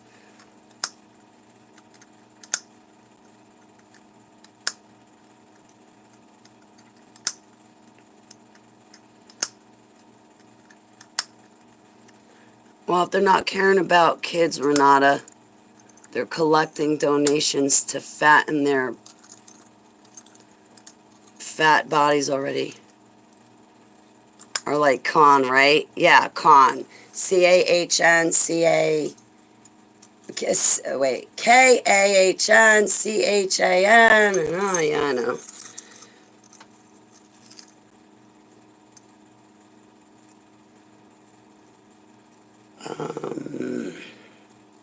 So, no. I bless you guys. You guys are the wild vine grafted onto the branch. You guys are the Israelites, the nation of Israel. You guys are Yeshua's Hebrews, however you say the right way to say it. So in that case, since I am before the true nation of Israel, Heavenly Abba, I repent for my sins. Please wash me, keeper and saver, in the blood of the Lamb, and please fill us and overflow us with your Holy Spirit in Yeshua's name. I know this was a fast prayer, but since I'm talking to the nation of Israel, may I please give my blessings. I pray for you guys, the nation of Israel. May Yud-Heh-Vav-Heh bless you and keep you. May Yud-Heh-Vav-Heh make his face shine upon you and be gracious to you. May Yud-Heh-Vav-Heh turn his face toward you and give you peace. In the name of Yeshua HaMashiach, Selah.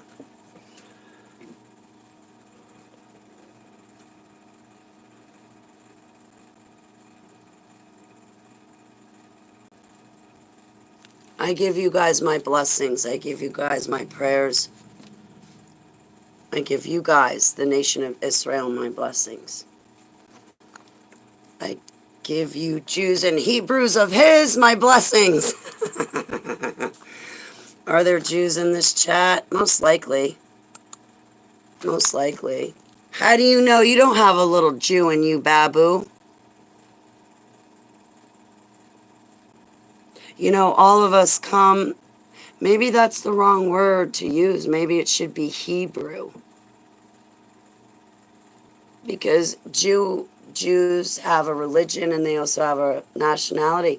But if we're going to talk about the 12 tribes of Yeshua HaMashiach, well, we all come from that.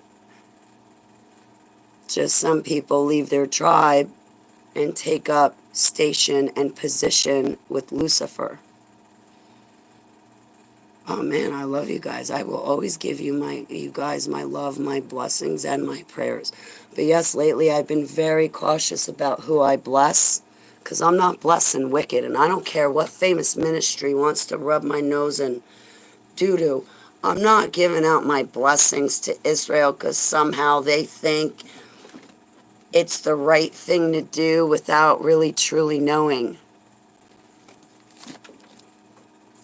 Oh my God, Holly, if you don't bless the nation of Israel, you're not a good Christian. We're supposed to be, Israel and America. Israel and America. Man, you guys are missing the point.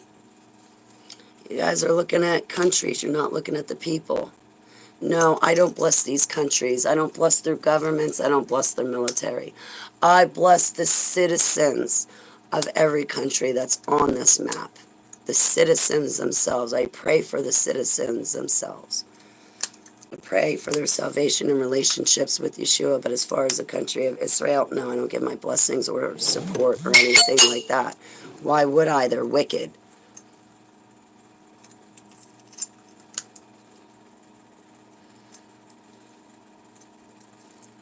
And wipe the floor with them, right? It's hysterical.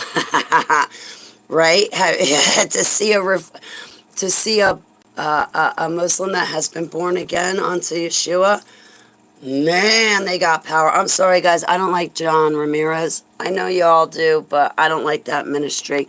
You know why I don't like John Ramirez? Is because at a Hear the Watchman conference, I heard that he went to do a freedom deliverance on a woman. She was only oppressed by a demon, but by the time he was done signaling to her stuff, she was literally rolling around on the floor in front of a Hear the Watchman conference with hundreds of people at it. She wasn't demonically possessed. And then at the end of the thing, John Ramirez says, okay, come on, get up off the floor. Get up off the floor. Jesus doesn't even want you on the floor. Come on, lady. Now, I miss John Ramirez's talk at the Hear the Watchman conference in 2018, but had I been there, I would have been appalled and I would have walked up to the front of the stage and taken over the conference and been like, this is unacceptable, John. This is not demonic possession. You were making a spectator sport out of it. I don't care if you want to say that you were Satan's right-hand man and you're reformed and redeemed to him. What you are doing shows a lack of education, knowledge, experience, and training on your part. Please get away from anybody who's demonically oppressed and possessed. I don't give two flying flips about your background and what you used to be. You still need more time with Yeshua HaMashiach before you become a speaker in front of these hundreds of people at a Hear the Watchman conference. And you got a lady rolling around on the floor who's not demon possessed, but when you're done, John Ramirez, talking to her, you tell her, oh, come on now, get up off the floor. Jesus doesn't want you to do that. But nobody else in the vast general public sees that. Oh my God. And even the other ministries at the conference, they let it happen. They let it happen. They didn't even stop it.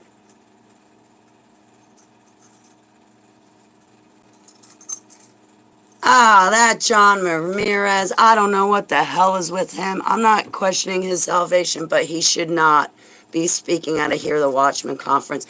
Me, on the other hand, actually, I have spoken at a Hear the Watchman conference already. You guys have seen me talk at a Hear the Watchman conference already. It's posted up online. I've already spoken. And number one, I wasn't like Scotty Clark or John Ramirez. I don't ask people to pay me for my interview. I just go. If I go to a conference, yes, I need help with travel and hotel and entrance. But you see me having trouble paying my own bills and food here. So if I want to go to a conference, yes, somebody has to sponsor me to go to a conference or I can't go. Scotty Clark wanted all these people to pay him a whole bunch of money so he could talk about a rapture that never came true. It never came true. What was the date? Give it to me. Was it The Lady and the Dragon? Because that was 2017, but there was another, that was September 23rd, 2017, but Scotty Clark came up with another date. Trey Smith was backing him up. Scotty Clark's one of these people that says, you want me to talk at a conference? Come on, how much money you got? Everybody pull out your pockets. How much you going to pay me to stand there? He'll come, he'll speak at the conference, and then after that, he runs up to his room and you never see him again. You know what happens when I speak at a conference?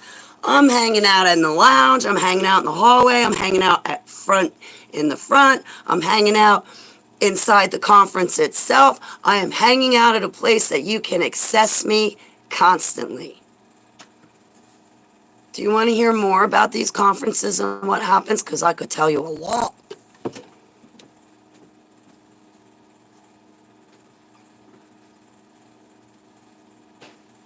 Okay. The other people. The other speakers that hear the Watchmen conferences, you know, you get Russ Tisdorf, Hasper McLeod, you get Coach Dave Daubenmire, you get these other speakers that they hear the Watchmen conference. Do you know what they do? They speak at the conference for free, and they don't ask Hear the Watchmen to pay them money to speak. They show up and they just speak at the conference, and they do it for free. They do it for free. They never ask for money to do it. They just are so happy to be asked, so happy to be helping someone else out that they do it. But you get a couple of rotten apples every so often, and they want thousands of dollars to pay, hundreds to thousands of dollars to even speak at these conferences. And it's atrocious because I know what Hear the Watchman goes through to put these conferences together. And Jeannie and Mike Kerr are beautiful, beautiful, beautiful people. And I love them. I know what they go through to put these conferences together. So when you get someone like Scotty Clark with a handout talking about false doctrine, it's atrocious and disgusting.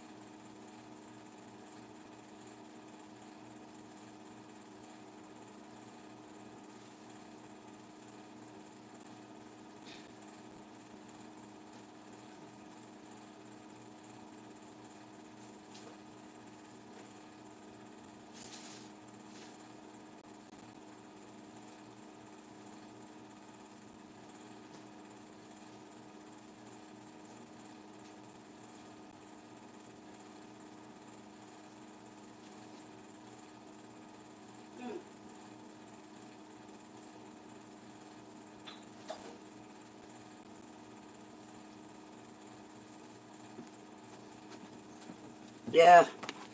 So I love Hear the Watchman. I love when Coach Dave throws conferences. I love when Hear the Watchman throws conferences. I haven't made it out to any, but I love when Take on the World throws conferences. There's a few. A few people, when they throw conferences, man, I can't put my bells on fast enough to get there. And they go all out and they do everything they possibly can for you. And they do it for free. They do it for free. That's the thing. They'll show up and they'll talk to you for free. And that, to me, is a true servant to Yud-Hey-Vav, a true child to him, that they're just happy to have an opportunity to talk about, and they'll do it for free. But you got to pay John Ramirez, you got to pay Scott Clark, but everybody else will just be happy to do it for free, and they do it for free.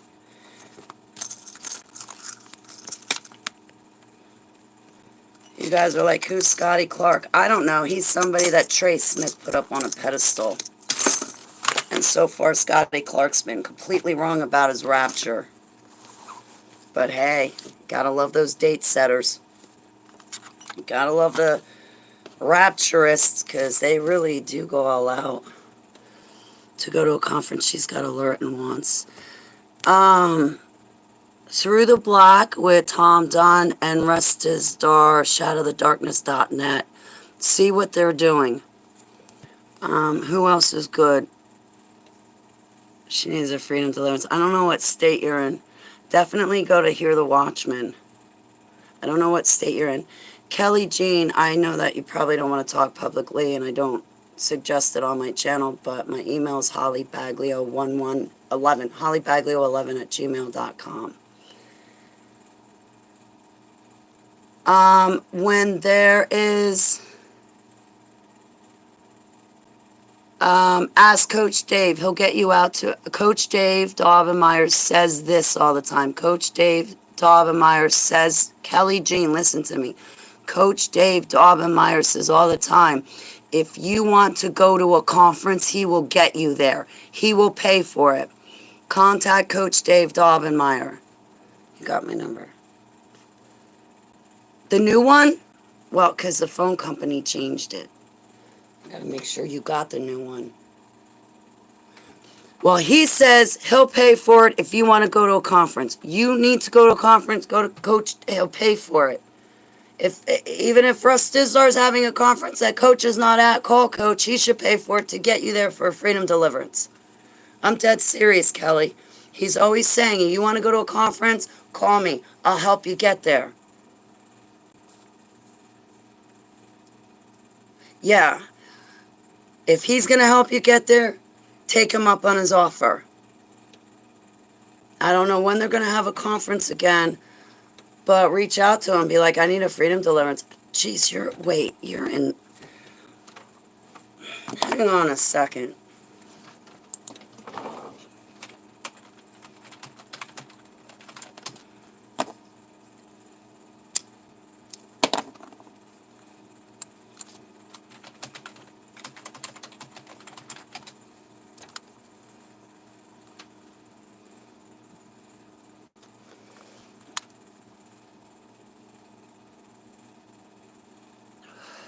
Kelly, if I can ever be of help, I'm only 6 hours away. If I can ever be of help, I'm 6 hours away. I'm in New Jersey. Ohio's farther away. I'm not sure of any future conferences. We got to get you, Kelly Jean, hooked up. We got to get you hooked up.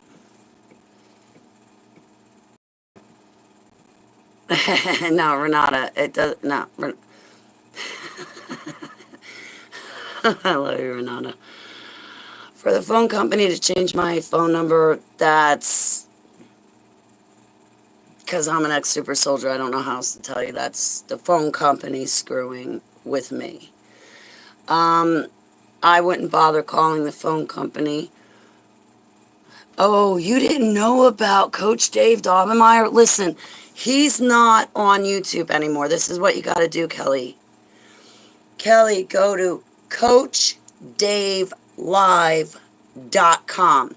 Every morning from 7 to 8 a.m. Eastern Standard Time, he has a video. He runs a live stream video on his website, Coach Dave Daubenmire. At 8 o'clock, he stops his broadcast, but here's the thing, Kelly. So the live broadcast, he used to be on YouTube. He's not on YouTube anymore.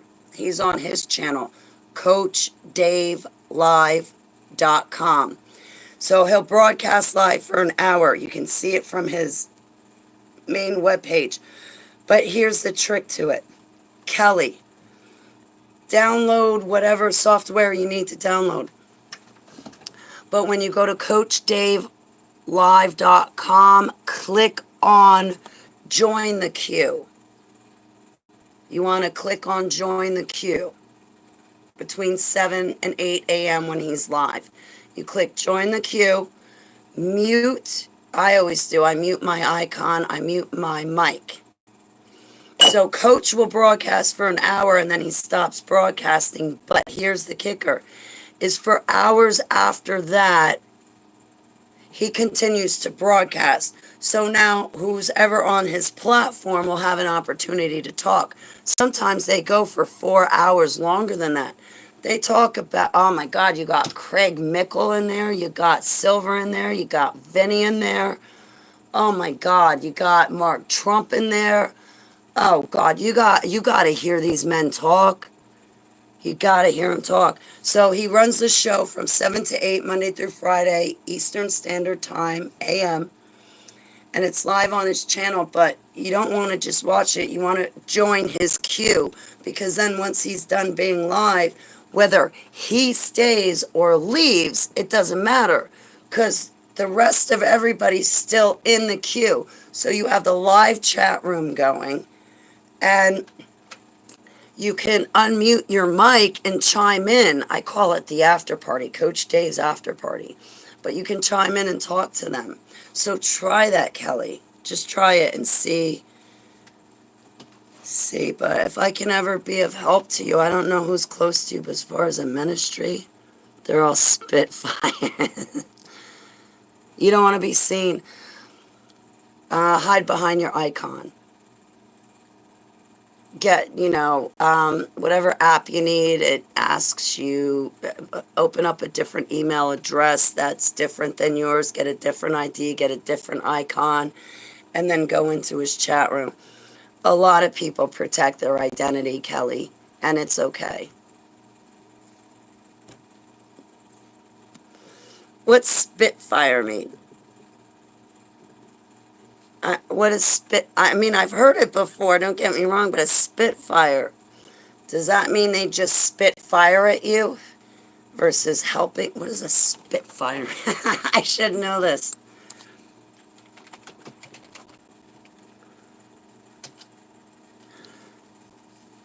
Oh, yeah, you got it. Hide behind the icon. Definitely. Why is it? What is the meaning of the word Spitfire? A person, especially a girl or woman, who is of fiery temper and easily provoked to outbursts.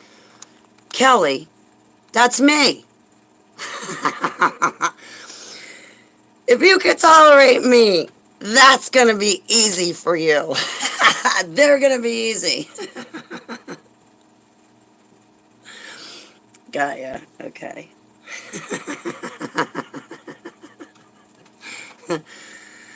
All right, if you can deal with me, Kelly, these people are nothing compared. They're a lot easier going than me, okay? I'm the ex-super soldier. They're not. They're just normal, common, everyday, average people following Yeshua HaMashiach. Some of them sound pretty fierce, don't get me wrong, and they are ferocious. But, if you talk to Craig Mickle and Mark Trump, and you talk to Silver, you got Linda in there, you got some really great people in there, you'll be around great company. You'll be around great company. Just look out for somebody named Reggie, okay? You want a Spitfire and not a positive one? Well, no, I wouldn't call her a spitfire. I'd call her a battle axe. Definition of battle axe. We're going to have fun today. Axe. Battle axe. What does it mean when someone calls you a battle axe? A weapon of war. Usually older woman who is sharp-tongued, domineering, and combative. All right. I'm a spitfire, but I ain't a battle axe. Like it really matters. Oh, I love Coach. He is a hero. I feel bad because I took out on Coach what needs to be taken out on Reggie, and I'm wrong.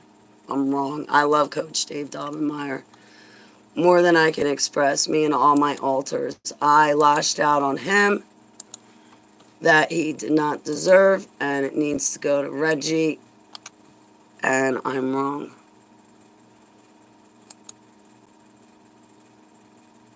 I feel bad because I love Coach. I love everybody else in the ministry, but if I have to tolerate Reggie, I'm going to constantly be triggered. I'm not going to hear the message that Coach and Craig and Silver and Mark are all delivering. I'm going to be so triggered by Reggie. Nothing productive is going to happen. I'm investigating her. Well, so do you, Doc. You got a lot of fucking room for growth too yourself. So glad we're in the same boat and we can both grow together because we both have a lot of room where we both can improve, grow, learn, and educate ourselves and be better and productive and helpful to other people in our communities around us. I concur with you, Doc.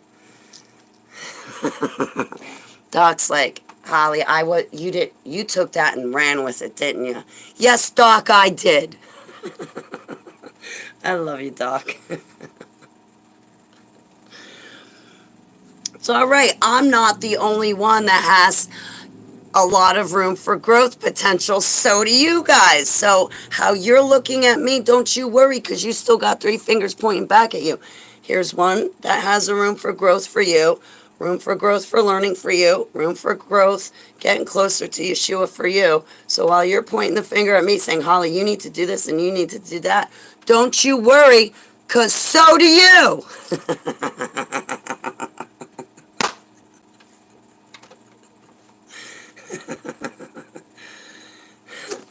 I'm game. I'm game to grow, and I'm game to learn. I'm game to be teachable. And thanks, Doc. I love you so much. All right. Oh, absolutely. Listen, guys, I will never, ever look down on you. But if you fell and you can't get up and I have to bend over to give you a hand, that'll be the only time I look down is to give you my hand to raise you back up. But that's only because I have to bend over for my hand to reach you.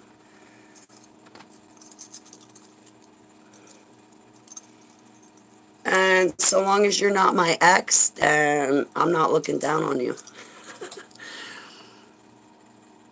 No, Seller, I did not. Okay. Good. I had a bad headache.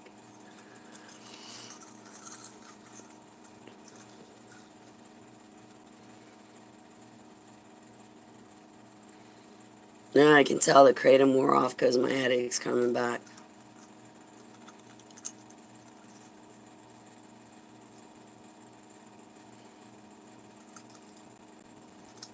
Yeah, I know I got a lot of room for growth. I know. You don't have to remind me, I know. I'm embarrassed of it. Because I'm 46. I should be grown by now.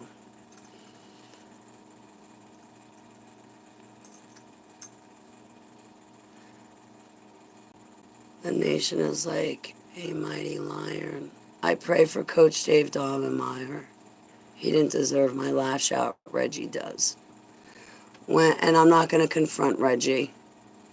She ain't going to learn from it even if I did. And if I go to war, I'm not wasting my energy on that. The nation is a mighty lion. When it is sleeping, no one dares wake it. Whoever blesses Israel will be blessed. Whoever curses Israel will be cursed. Selah, I bless the nation of Israel in Yeshua's name. I bless the nations under Yeshua HaMashiach. In Yeshua's name, I bless the 12 tribes. In Yeshua's name, I bless the 144,000. In Yeshua's name, I bless all of Yud He Vav He's servants and children. In Yeshua's name, I bless the nation of Israel.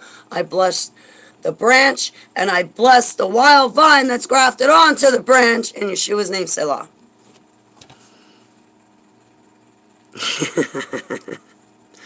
Grr. Grr.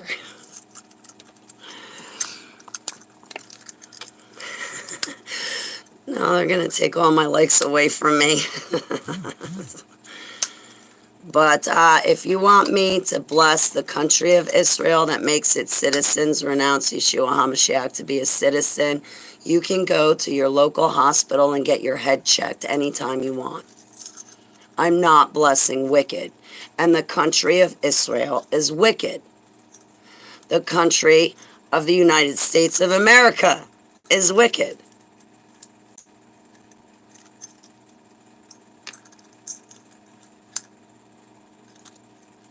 But Holly, you're not saying it in love, and we're supposed to love everybody. We're supposed to love our enemy. Wait a second. I think you're taking the love thy enemy too far out of context. All right? You are. Because somebody collapses your lung, excuse you, I'm not going to keep praying for them and call them my friend, and I'm not going to keep loving them. I'm going to call them the black spade they are, stop praying for them, just like Jeremiah did when people were set out to murder him. Jeremiah said to God, I don't want to pray for these people and their descendants. They're trying to murder me. So if you think I'm going to bless my enemy, you're wrong. I will pray the enemy turns from its wicked ways, but I'm not blessing it. I'm not doing any more prayers beyond that.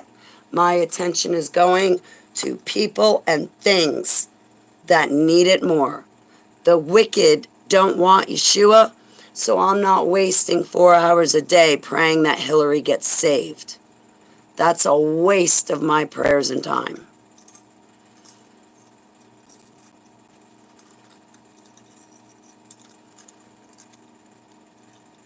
Oh, but honey, you gotta pray for Hillary. No, you're a plastic Christian. You go take your plasticism and you go pray for evil and you bless it.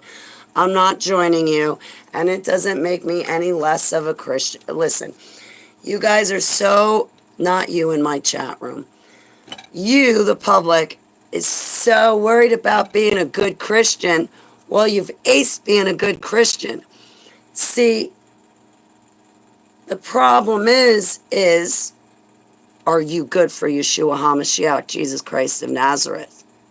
Because being a good Christian is one thing, but are you good for Yeshua? Are you good for him? Because he don't need you. He might love you and he might want you, but he don't need you. Like you need him, like I need him. So are you being good for him? Are you making yourself indisposable to him? Because being a good Christian is one thing. I've seen Christians get so lost in the commandments and the Torah laws and paying attention to them, to those laws, that they totally forget to have a relationship with Yeshua. They're so dead set on conforming and acting a certain way and talking a certain way and doing things a certain set way. It's like, well, great. I'm glad you're following the Bible, but are you good for him? Or are you making yourself indisposable to him?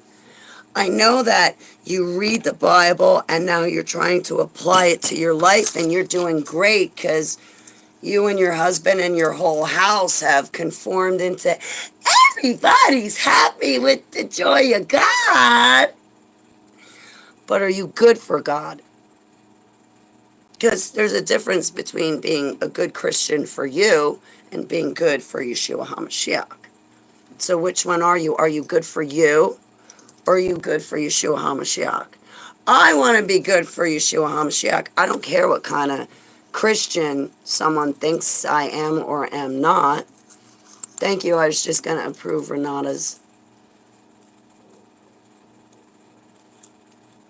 Yeah, they can ignore the children being raped and disappearing. Yeah, and what's worse is once those kids come back, they'll be like, so how'd you go pee-pee and get your period in a cage? It's like, dude, I was just trafficked and you're worried about how I went pee when I was locked in the cage. You're not worrying about bringing Barry Obama, who you voted for, to justice.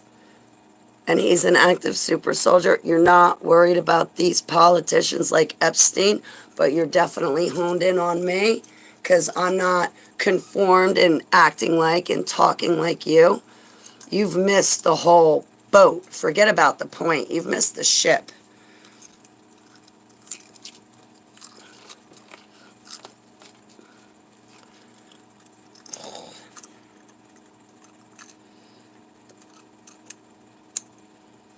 See, I got a relationship with Yeshua. Yeshua never said to me, Holly, you have to act like those plastic Christians in Maryland if you want me. Holly, you have to act like this, talk like this, walk like this, and laugh like this.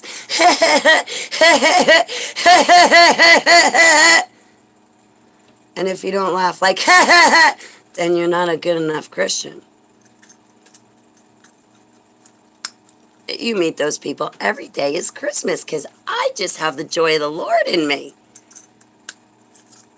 Are you sure that's the joy of the Lord and not some principality who's giving you hysterics that you are misunderstanding because you don't test the spirits? Because every day's Christmas. Honey, I got the flu. I'm sick for 2 weeks. Holly, I got sick again for another 2 weeks. But Holly, it's okay because I feel the joy of the Lord. Okay, guys, listen. Every day's not Christmas. And even though you are feeling the joy of the Lord, not every day did Yeshua HaMashiach himself have a smile on his face like you have right now. And no, not every day is Christmas, even with the joy of the Lord. Love thy enemy. Okay. I'm not loving anybody who collapsed my lung. I am not loving Satanists. I am not loving Luciferians. And you can talk to me until you're blue in the fucking mouth. I'm not loving them. Why would you force me to try to love an enemy that wants to kill me? Are you kidding? Or is it that you misunderstood the Bible? You don't like what I'm saying now, so you're going to try to slam some cherry-picked Bible verses on me? And if that doesn't work, you're going to start another ministry? No, I'm done with man's traditions. I'm done putting my ministries up on a pedestal. And meanwhile, what are they really doing? No, I'm not loving people who hate Yeshua. No, and I'm not blessing them. I can't. Are you fucking kidding me?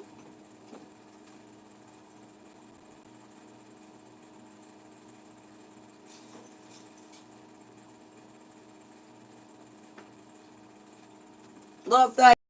How about this? You go love my ex who collapsed my lung and cheated on me, stole from me, lied to me. You go love the famous musician dude who raped me a few months back. You go love him. And then you come back and let me know how that turns out for you. You go love my enemy. And you go love Yeshua's enemy and tell me how it turns out for you.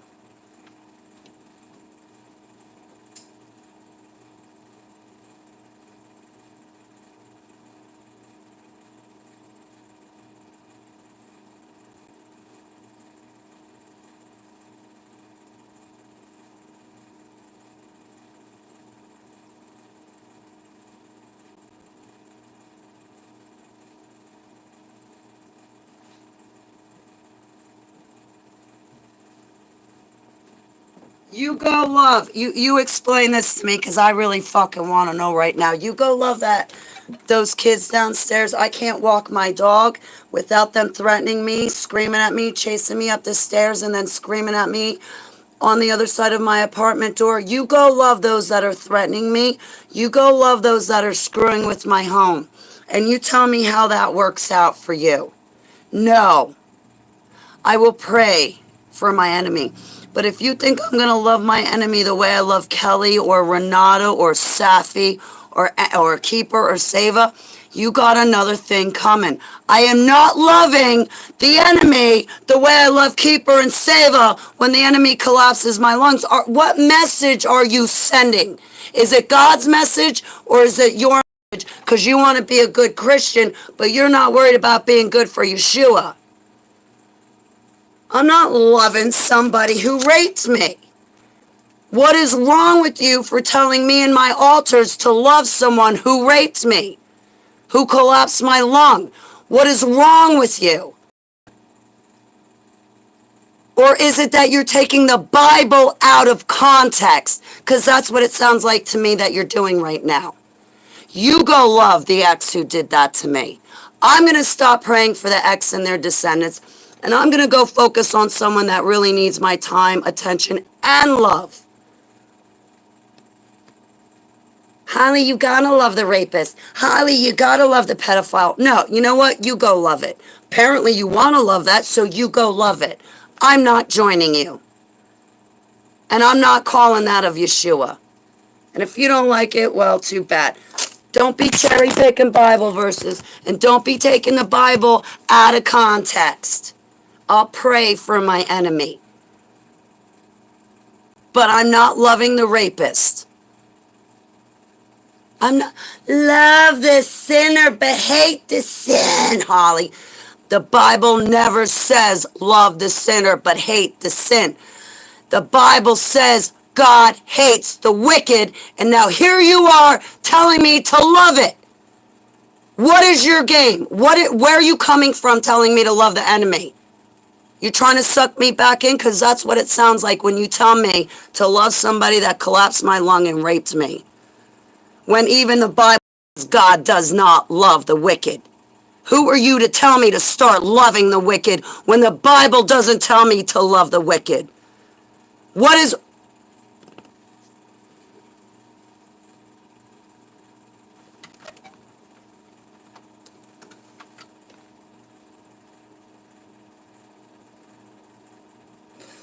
Joseph Mangley, love you. David Renee Rothschild, I love you. Olympia Rothschild, I love you. I love what you did to me when you put me in the cage. I love you. Because Christians tell me I gotta love my enemy. So I love you. Are you guys fucking out of your goddamn minds? I wish you'd get back in it. I need a 2-minute break.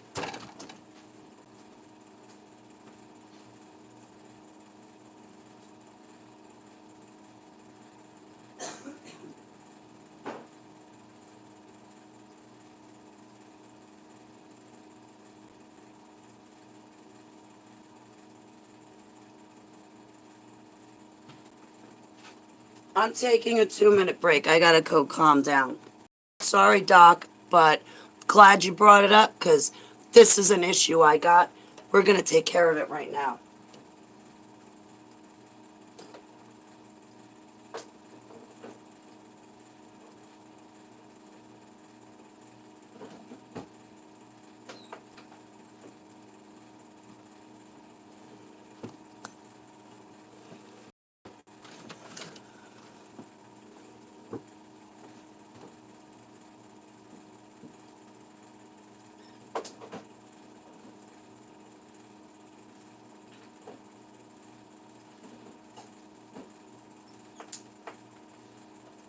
Yes, Joe the Mechanic Mangley, I love you. Yes, David Renee Rothschild, I love you. Yes, Rockefellers, I love you. Yes, people that put me in a cage, I love you. Because other Christians tell me I have to love my enemy. So all you guys in Pizzagate that raped the fucking daylights out of me but didn't kill me, I love you.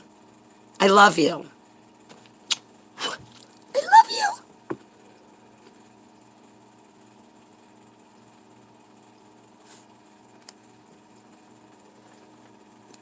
So you want me to love my enemy? Okay. I'm done loving you guys in my chat. I'm going to go back and I'm going to love the dumbs. I'm going to love the critters and the dumbs. I'm going to love the Illuminati because you Christians right here today told me to love my enemy. So I love my enemy. I love what they did to me. I love my enemy. I love them. I love everybody that put me in a fucking cage. Now, what goddamn sense does that make to you?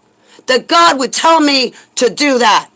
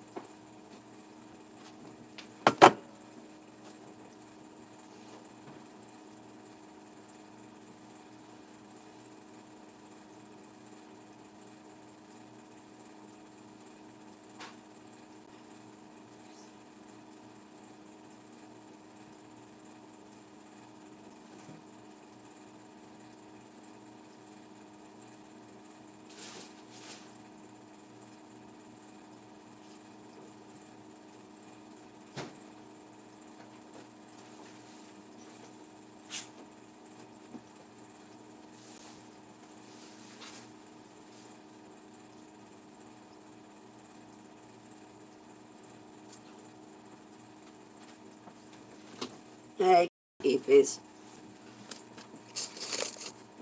I'm still on break for a minute.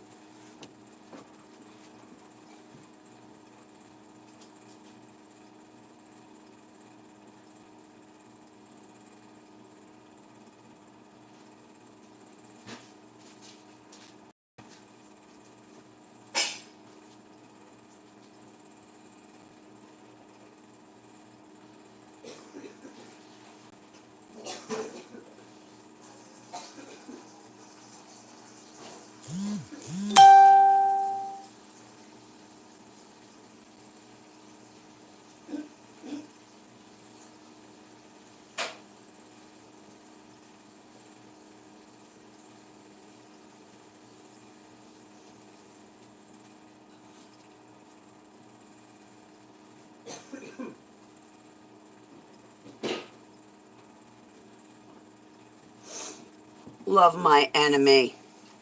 No. No. No. You want me to love my enemy? I'm going to take my love away from you who is in this chat, and that's going to be it. I can't love you that is good who is in my chat if you want me to love what's wicked. Okay? See, I either want Yud Hey Vav Hey or Satan, but you can't have both.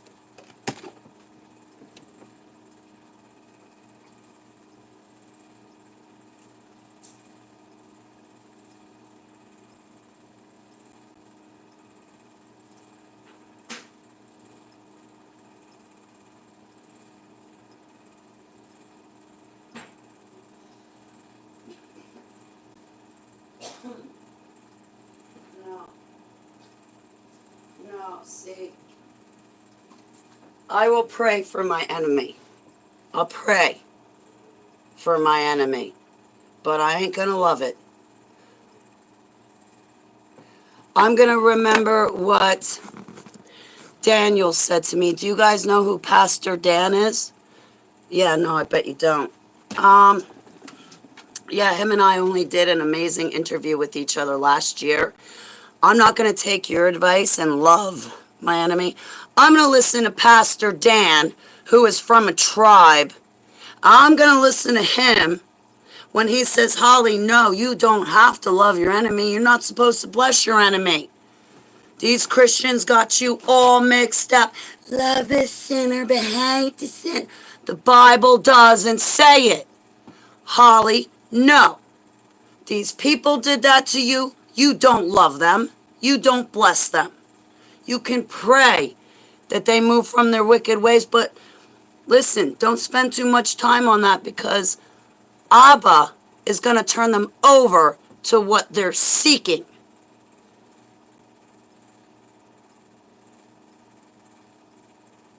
He's going to turn them over to what they're seeking. So you're praying for something that's not in Abba's will. You're praying for him to make something outside of his will, outside of his written living logos come true.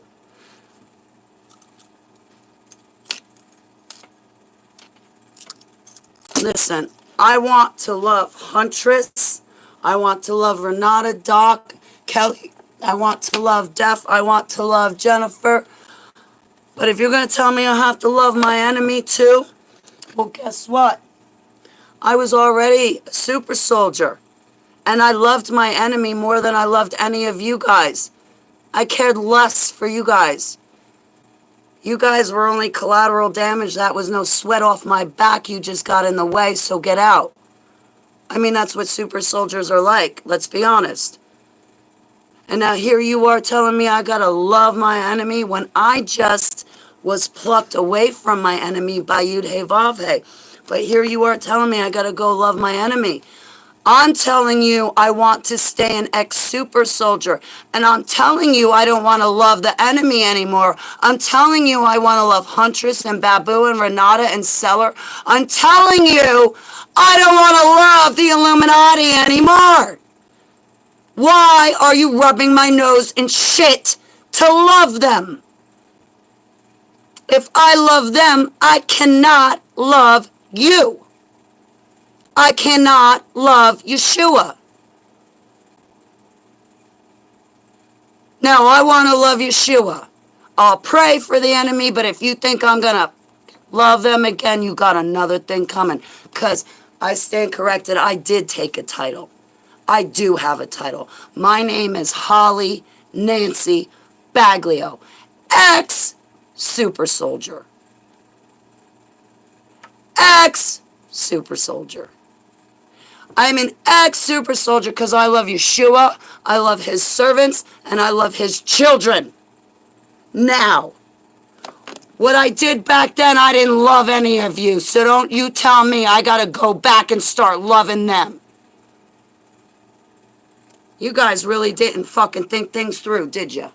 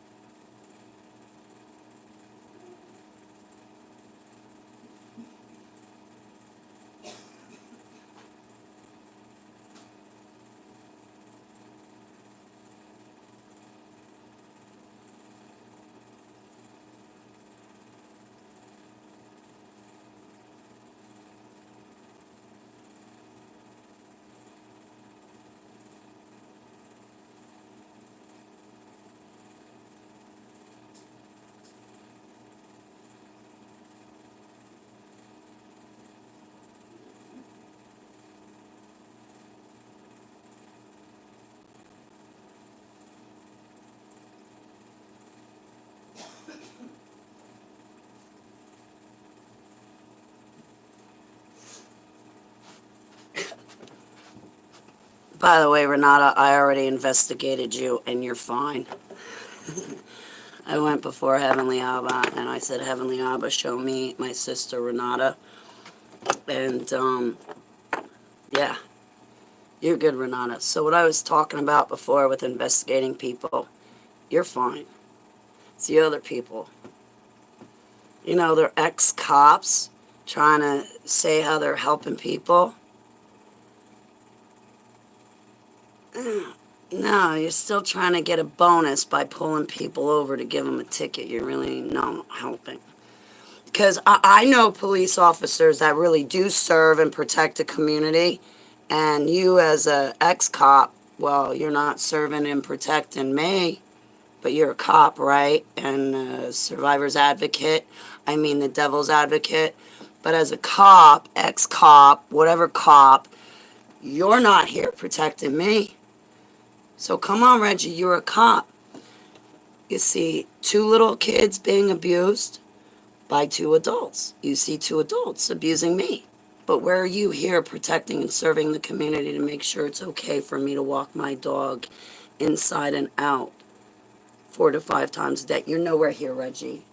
You're nowhere here protecting me, serving your community, or making sure I'm safe in my own home. So don't you ever call yourself an advocate to survivors.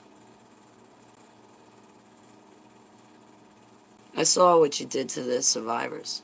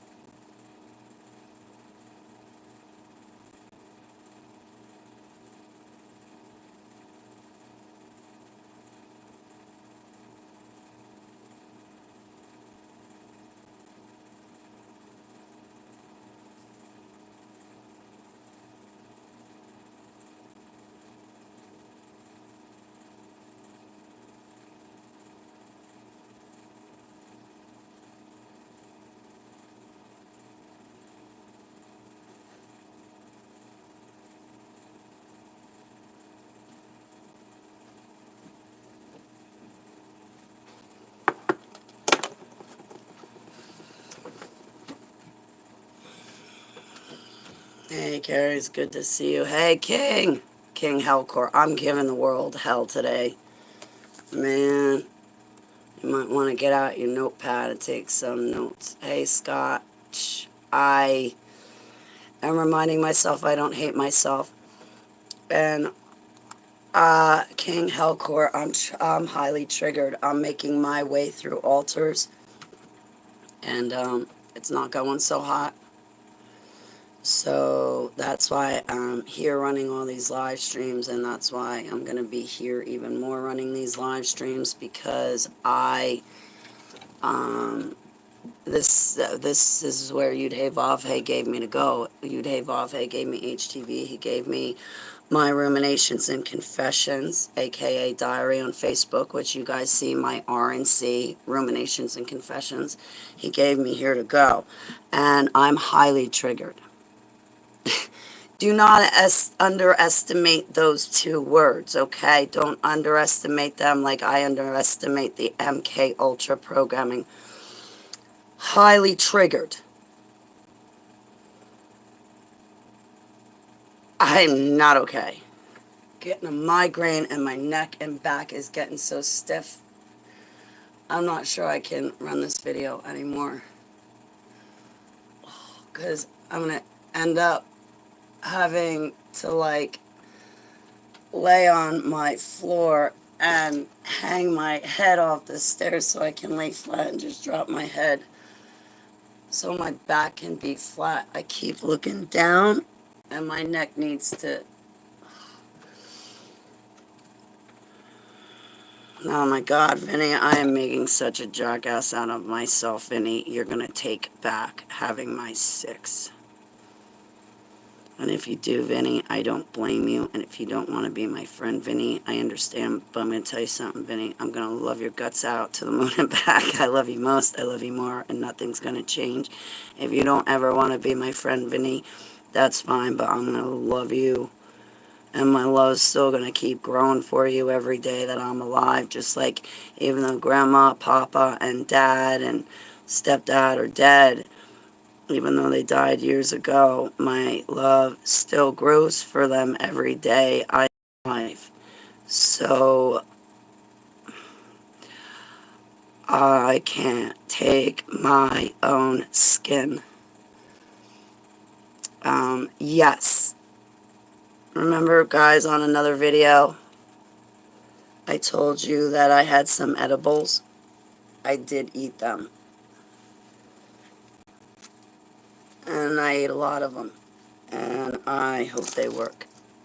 'Cause I don't feel good, and medicinal marijuana makes the MK Ultra stop spinning, or if it at least like makes me feel comfortable while I'm really uncomfortable, locked somewhere in a prison inside of my mind. I can't read things, the words change, so I have misunderstandings.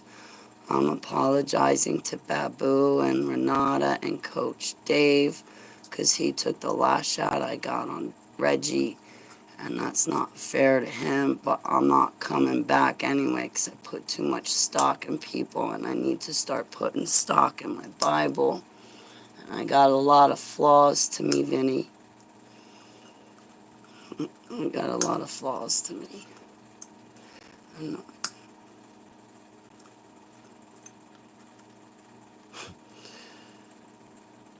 Did I ever tell you what I told Coach in Pennsylvania?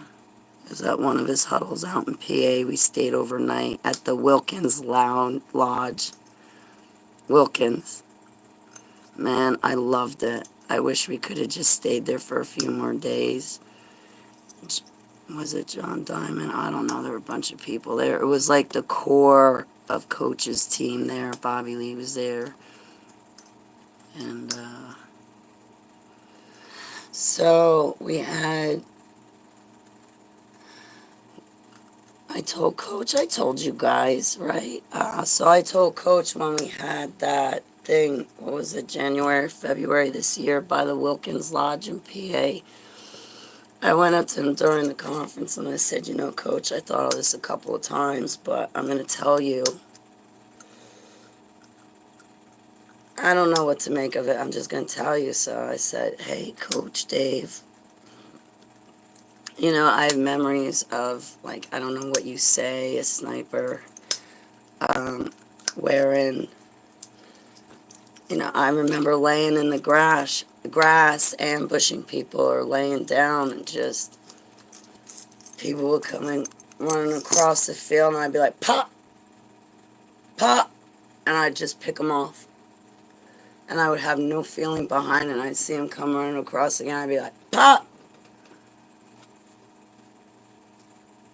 And I picked them off. I was a shooter, I think. Or at least I got memories like I am a shooter. I don't know what it is. I test me. I test the spirits. I don't test Heavenly Abba. But I'm not so stupid to remember that. I'm an ex-super soldier. And so I'm telling Coach, you know, I think I was sniping people and picking them off. And Coach, I don't think that they were the bad guy. I was a bad guy. And,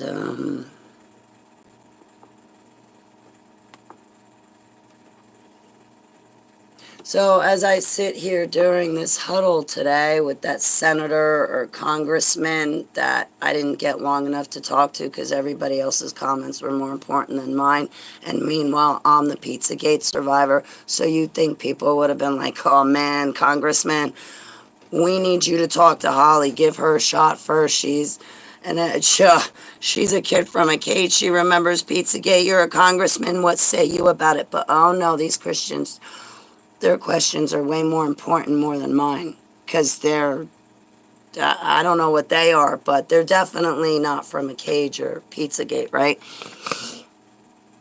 And I'm supposed to remember everything the congressman said, but nobody's giving me a chance, and everybody's like, up your ass to move on. And like, so at that huddle, I told Dave that, I did some bad things as a super soldier. I think I was over in Africa. I think it was about Barry Obama when I wanted to pick him off. When I came off the cargo plane with my commander, looked across the field and I was like, "Nyeh." And Commander, I hate him. My commander just looked on Barry Obama with the same disgust and hatred. Oh, but we're not allowed to say disgust and hatred because we're supposed to talk in love. Anyway, so yeah, about that time and event.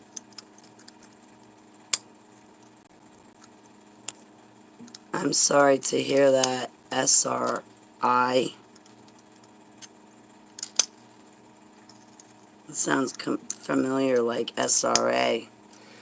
Anyway, I told Coach about this, and he was so honest, and I could totally appreciate that about him, because I've said it myself, and I feel bad, but it's like, I gotta be honest. But he's like, I don't know what to do for you, Holly. I don't know what to say. I was like, you know what? Honestly, you did it all right now. I just kind of wanted to tell somebody what was running through my head. I didn't want to make a big deal about it. I didn't want some plastic bimbo lesbian boo-hooing and all sorrowful with all these tears and dripping all over me, wanting to touch me with her icky hands. And now we got to tell her spouse because somehow he's involved, but he doesn't know me, but he's got to be involved, says her. Oh, fucking God knows what else. So, like, I didn't need the sappy, dippy, plastic Christian crap like I had dealt with in Maryland. And I was actually really happy and relieved how Coach handled me, because I was just able to walk up to him, tell him matter-of-factly, blah, blah, blah, blah, blah. He said blah, blah, blah, blah, blah.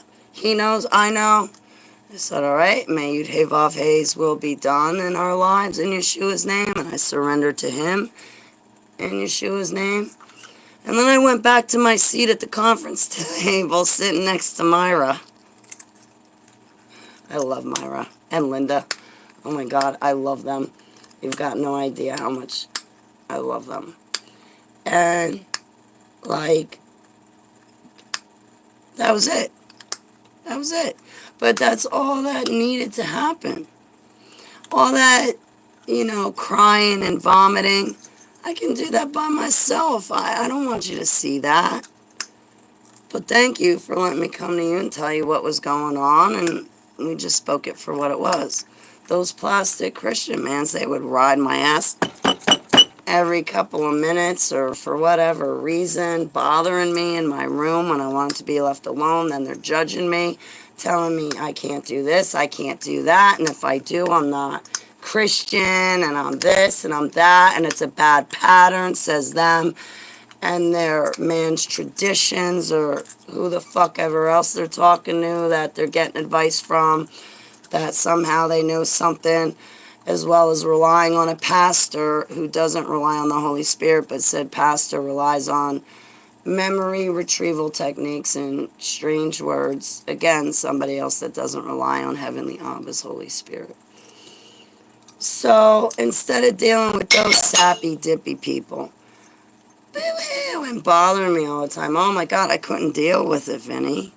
Couldn't deal with it. I'm not like that. And if I am like that, I want to be by that. I want to be like that by myself.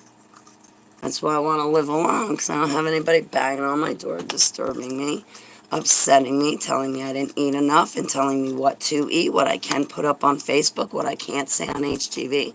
I am so sick and tired of that. No. I'm tired of your world. You can keep doing your own things in your own world with your own patterns, but I'm busting out. I'm going to be abnormal, irregular, unpredictable at all times. And I'm busting out of this world. And when I get to Yeshua HaMashiach, he'll get me straight. But, like, I was so grateful for Coach because, like, he dealt with me like a soldier. Thank you, man, because the last thing I wanted to do was have to hand Coach a box of tissues like I had to do with the sappy plastic Christians. Tiptoeing through tulips, sugar-coating things, and only being married to the opposite sex because the Bible says to be married to the opposite sex, but meanwhile they've lived their life not having sex with the opposite sex or anything like that. I'm not here to judge. Listen, I got a lot of MK Ultra friends that man lives as a girl, girl lives as a man. I got some other friends, you know, they might be gay, lesbian, transsexual, who the hell knows. I don't judge them. Just don't get involved in the LGBTQ RSVP. Don't do that. You know, MK Ultra has screwed with our sexuality, and it's really screwed with our sexuality. I mean, so much so that I've become asexual,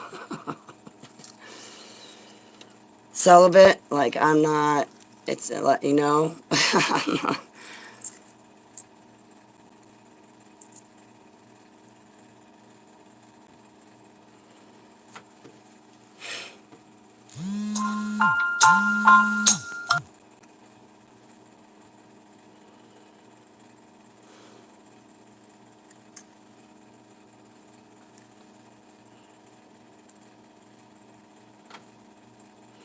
I don't judge my friends for their sexual practices, and I pray my friends don't judge me for being an ex-super soldier, all right? We even? Can we make a deal? Pinky swear I won't judge you for your sexual stuff, and you don't judge me and my altars, all right? Let Yud Hey Vav Hey be judge, and just let us hang out and try to make it through this world, okay? All right, pinky swear? Pinky swear? Now you gotta kiss your hand, otherwise it's not even. You gotta pinky swearing. Alright.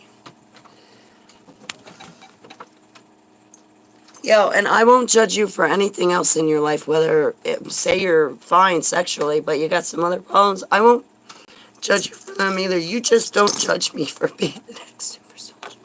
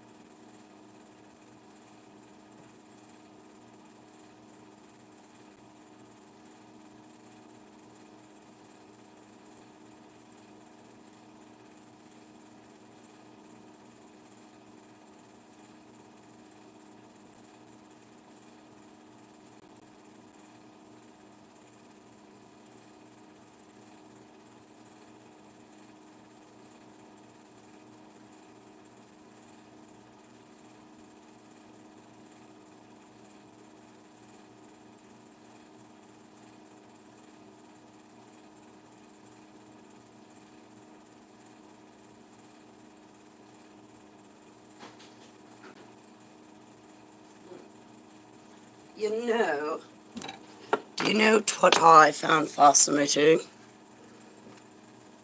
Is that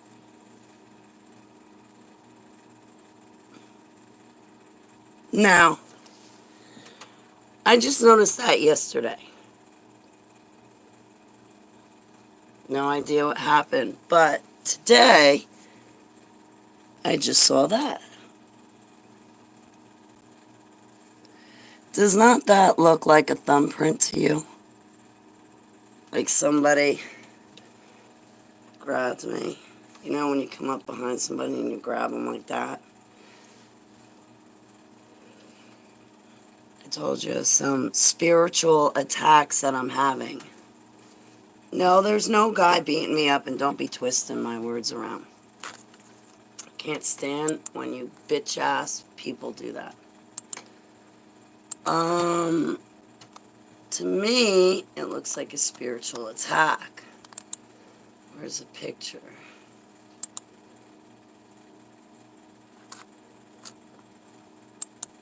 I'm wondering if that wasn't the cousin trolling me earlier. If it wasn't SRA and her nonsense, I bet you could have been the cousin.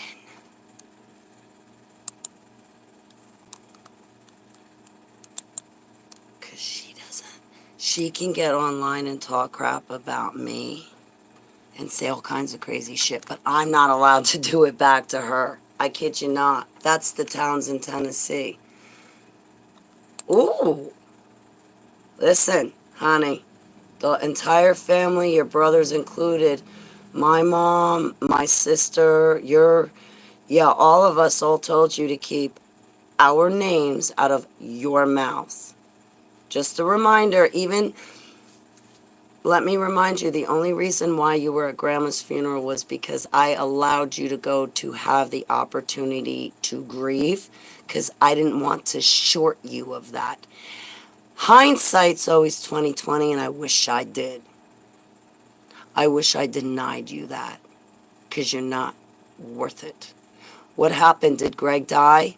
You need another sugar daddy? I ain't him, sweetheart. You already stole, what, $150 from me? 2019, Townsend, Tennessee, right? But you're allowed to say whatever you want about me on Facebook, YouTube, or anywhere else? Nah, you're wrong about that. And you just remember, I didn't use a name. But you did use my name, and you were told to keep it out of your mouth. So, we won't get started on that, but I'm just reminding you.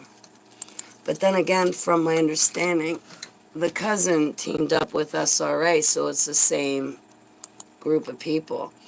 I noticed that if I have a disagreement or a falling out with somebody on the internet, the first thing they do is turn around and go find trolls that have made bad videos about me, and then they take up friendship and ownership with them. I've been here for a long time, man. I kid you not. And then they turn around and they're like, Holly, I'm hurt. Holly, I'm hurt, man. You made me think I was your friend. We had a falling out, and you go to the trolls and you tell them how mean and rotten I am, or that I used to do ketamine at a club. You jackass. It's already in my autobiography. Anyway, and who cares? I'm an ex-super soldier. You know what I did in the dumps? It's a lot worse than what I did at Tequila Joe's, Newark, New Jersey on Verona Avenue. A lot worse than that. Now listen, Tequila Joe's, which used to be Studio 1 on Verona Avenue, Newark, New Jersey, off of Route 21, McCarter Highway. It is now Temple Roca. It has since been turned into a church, but don't you fret and worry. I showed up with a cross on my forehead too, so apparently that building and me are all getting reformed and redeemed in the blood of the Lamb. So wish you'd join us. I know you won't. Oh, anyway, where was I? What was I looking up? Wasn't I looking up something? Yeah, and I forgot what it was. Total tangents. I gotta take my dog out for a walk. Oh man, Vinny, somebody tries to touch me.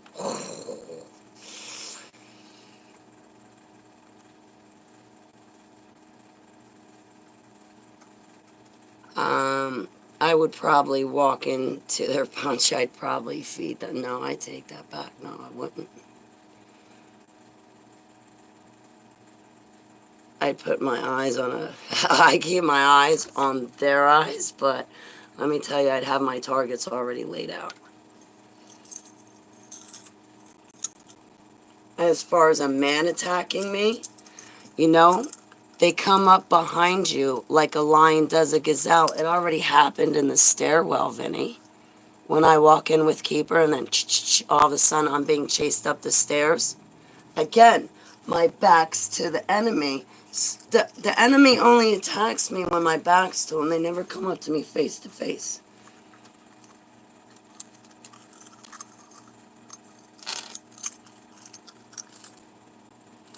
I mean, that's how my lung got collapsed. Wait, it was that side. But I took a bunch of shots. I almost lost this eardrum because 1, 2, 3, that's what broke it.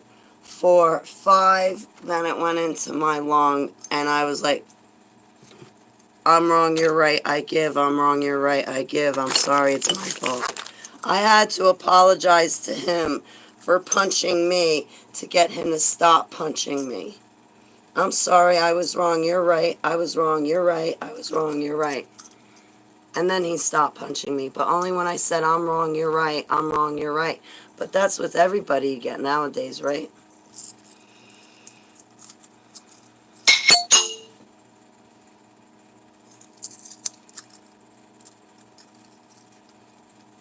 Hey, Victoria.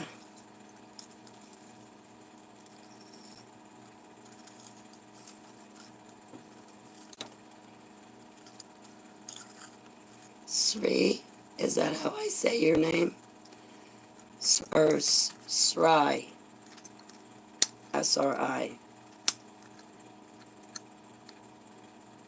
Sri? I don't know. How do I pronounce your first name? I'm not trying to be rude. I'm not trying to, like, annihilate your name. I just don't know how to pronounce it.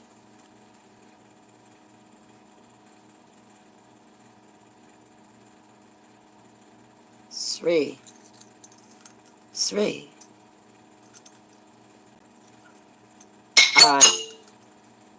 I-O-A.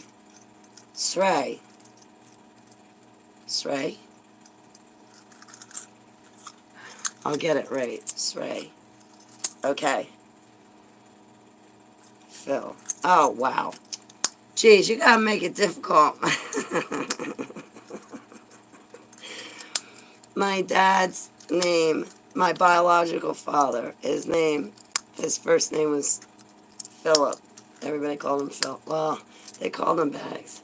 I'm sorry. Sry.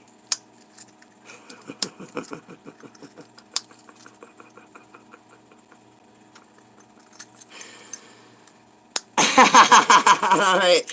Hey, listen, you know what? Where'd you go?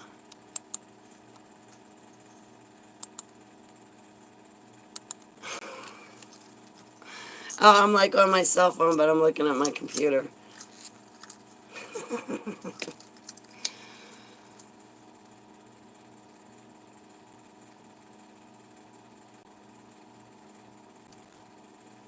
This is a Holly Marathon. You remember the last time I ran a 7-hour video by myself? I was down in Townsend, Tennessee, renting a camper from Greg temporarily because my cousin had bed bugs and stuff. I couldn't stay there, and if I did, I was sleeping on. I'd get out those thick black garbage bags, you know, the heavy-duty thick black garbage bags. I'd lay them down on the floor because somewhere I heard bed bugs can't crawl on plastic. I'd lay down those bags, lay down my sleeping bag, grab my cat and dog and put them on, and I'd curl up like the edges to make sure the bugs didn't crawl on us, and I kid you not, it worked.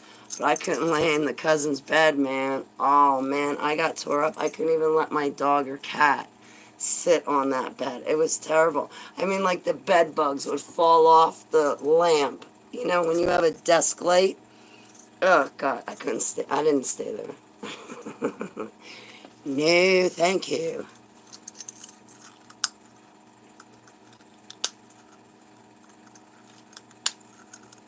I went through some hell in 2019. And I'm live. I just got back live. This is cool though. 7 hours. And it would be 11, but it's going to be 12 minutes. 12 in Hebrew means. So this is what I take it as if I see 12. 12 can be found 187 places in God's Word. Revelation alone has 22 occurrences of the number. Ooh, we're going to have to look into this. The meaning of 12, which is considered a perfect number. My birthday's September 12th, guys. I'm perfect. See, it's written in my birthday. It's not my fault. See, my birthday is September 12th. And you just heard it, the meaning of 12, which is considered a perfect number. Well, look at my birth date. Perfect. I'm kidding. Anyway, no, seriously. So, which is considered a perfect number, is that it symbolizes God's power and authority, as well as serving as a perfect governmental foundation. It can symbolize completeness. Ooh, if you're DID and you're shattered, it can also symbolize completeness. You bring all those pieces back together and now you're complete. One whole. Or, oh, get this, guys. What were we just praying for? Or the nation of Israel. Let me read it again. Let me just start all over because I know I'm screwing it up. Can be found in 187 places in Yud-Heh-Vav-Heh's Word. Revelation alone has 22 occurrences of the number.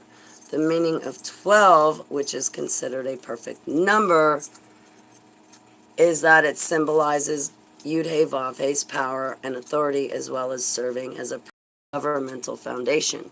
It can also symbolize completeness or the nation of Israel as a whole.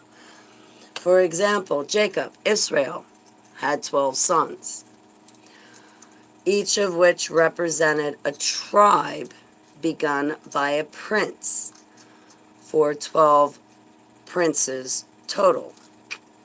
Ishmael, who was born to Abraham through Hagar, also had 12 princes.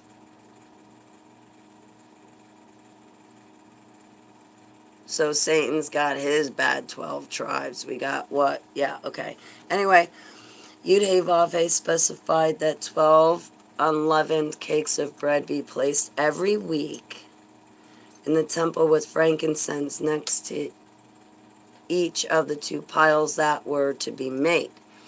The priests were commanded to change the bread every Sabbath. Leviticus 24. Learn something new every day. The meaning of 7. Here we go again.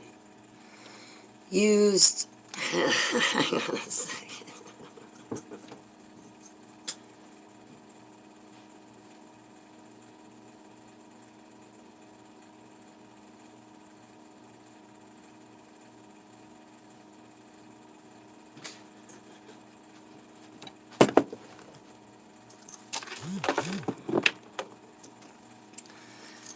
The Hebrew meaning, which this is what I think you'd have, but this is what I typically use here. I'll drop this in my chat where I am. When I look up Hebrew numbers and their meanings, this is the site that I go to, okay? BibleStudy.org. This is what I use because I think this is Yud-Heh-Vav-Heh. This isn't using somebody else's dream book to interpret my dreams. This is, I feel, a website that's the closest to what Yud-Heh-Vav-Heh wants me to understand about the numbers. Not through somebody else's site or belief system, but the meaning of number 7. Used 735 times, 54 times, here we go, guys, in the book of Revelation alone. The number foundation of Yud-Heh-Vav-Heh's Word. If we include with this count how many times sevenfold and parentheses 6 and seventh parentheses 1 is used, our total jumps to 860 resources. Here we go. Okay, this is what the number means. 7 is the number of completeness. Here we go, guys. We're all complete. We're all whole. And we're all perfect. Anyway, no. But it's all of us together.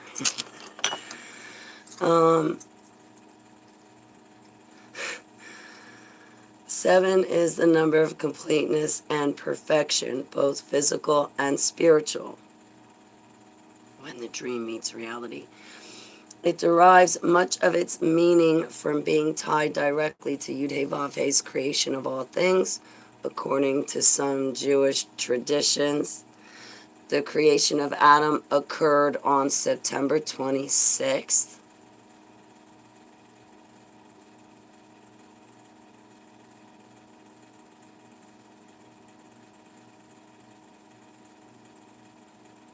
The creation of Adam occurred on September 26th, 3760 BC,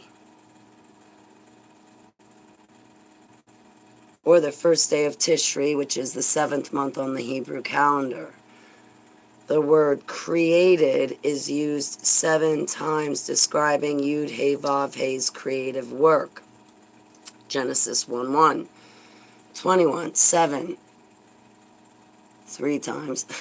Genesis chapter 2, verse 3, chapter 2, verse 4. There are 7 days in a week, and Yud-Heh-Vav-Heh's Sabbath is on the 7th day, which is Saturday. Sunday's the first day of the week. The Bible as a whole was originally divided into 7 major divisions. Ooh, interesting. They are the law, the prophets, the writings or psalms, we'll say the psalms, the gospels and acts, the general epistles, epistle of Paul, and the book of Revelation.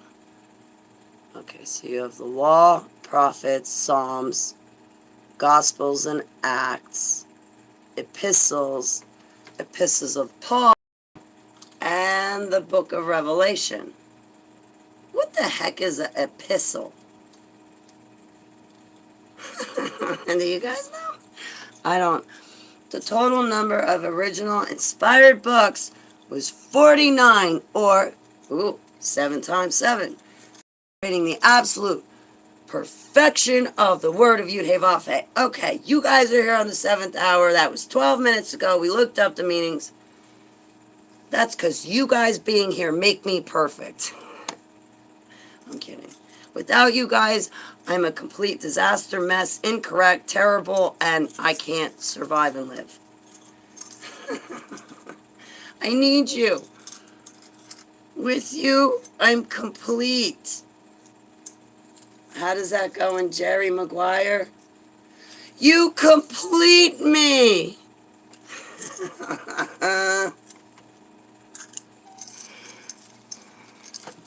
What's an epistle?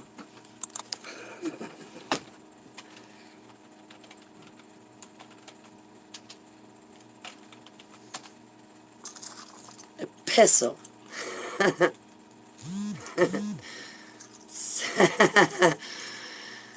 A letter. A poem. A letter. So the book of Revelation is a letter. What do we have? The epistle of Paul, the book of Revelation. Why is Paul, the general epistles?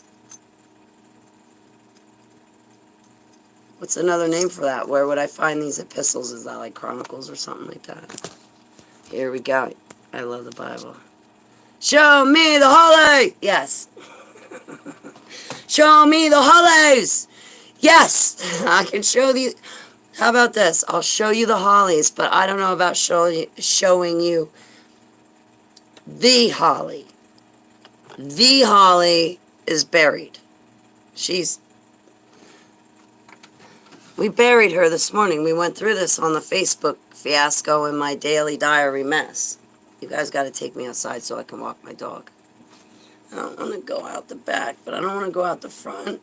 If I go out the back, then I don't got to carry mace and all that, but then I jeopardize her and I slipping down the stairs. I want to get, like, carpeting from the dollar store and, like, cut it up and staple it down. Oh, she's putting her head in my lap. She's just so pretentious. All right, we're going. And staple it down, but the stairs are too steep. I'm coming. I'm coming. Hang on, guys. We gotta go. I hollied it. No, I always holly things.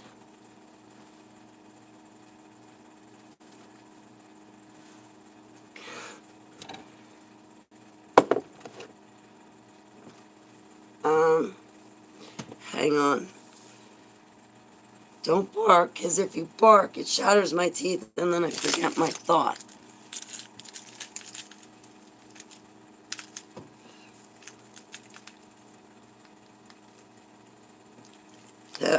Yeah, no. I want one of Dog's maces. You remember Dog the Bounty Hunter? This is like nothing. No, I want mace. I want it hanging on me. I keep thinking this is a bra on the back of my chair. I'm like, because, you know, it's just me here. So things like that kind of get left out. I don't want them left out for this broadcast, is what I'm trying to say. An iron club. I'll take an iron club. I want an iron club. Yeah, yeah. So, yeah, that's in the car. I should probably... No, I'm okay. I'm okay. I don't want to talk about weapons. I don't have any. I'm not allowed to have any. I possess no weapons. I have been given a couple of gifts. Yes, I admit I've been given a couple of knives and a couple of gifts, but they're self-defense. You know, the knife can break out of a windshield in case something happens, or cut the seatbelt. It's safety features, self-defense, nothing offensive. I'm saying this purposely and for a reason. What is the truth? You'd have to ask Yeshua HaMashiach, because he's the truth, and let you, me, and every other man be a liar. And if you and me are not liars, I want us to be liars, and I want him to be the truth. Because if you're the truth, I'm not satisfied. If I'm the truth, I want his truth, because he's it. Oh yeah, guys, I'm going to preach and prance around about this one. I'm going to get on you about this for a reason, and please hear me out until I finish. And yes, we're going out, Keeper.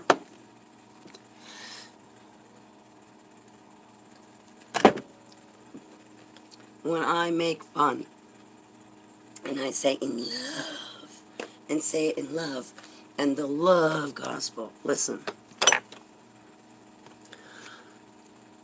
People that say they're saved, and I'm not here questioning salvation, right? I'm not here for any of that. I do realize these people are saved to Jesus. I get that. I see that they are followers of Yeshua. And in the epistle, that's a funny word to me, I'm going to keep using it, the epistle of the book, because it's a cute word. The epistle of the book of Revelation says there's three kinds: the called, the chosen, and the followers. Enoch says the righteous and the elect. So anyway, we got a couple of groups of people, however you put it. So in the epistle of the book of Revelation, the called, the chosen, the followers.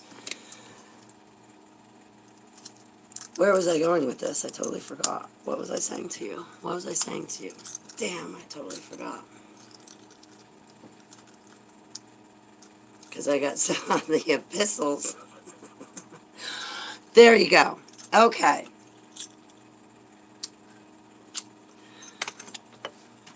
I know rings are pagan and all that stuff, but you know what? It's something between me and my golden bow. It ain't none of your business. Y'all got your own personal relationships, so I don't question you about it. Leave me and him alone.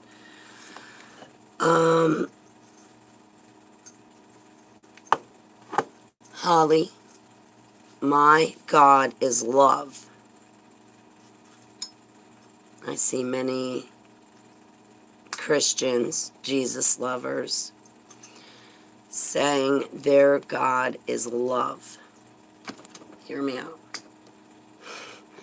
I'm not making fun, I'm actually explaining myself. No. My God is the God of the Holy Bible. His name's Yeshua HaMashiach.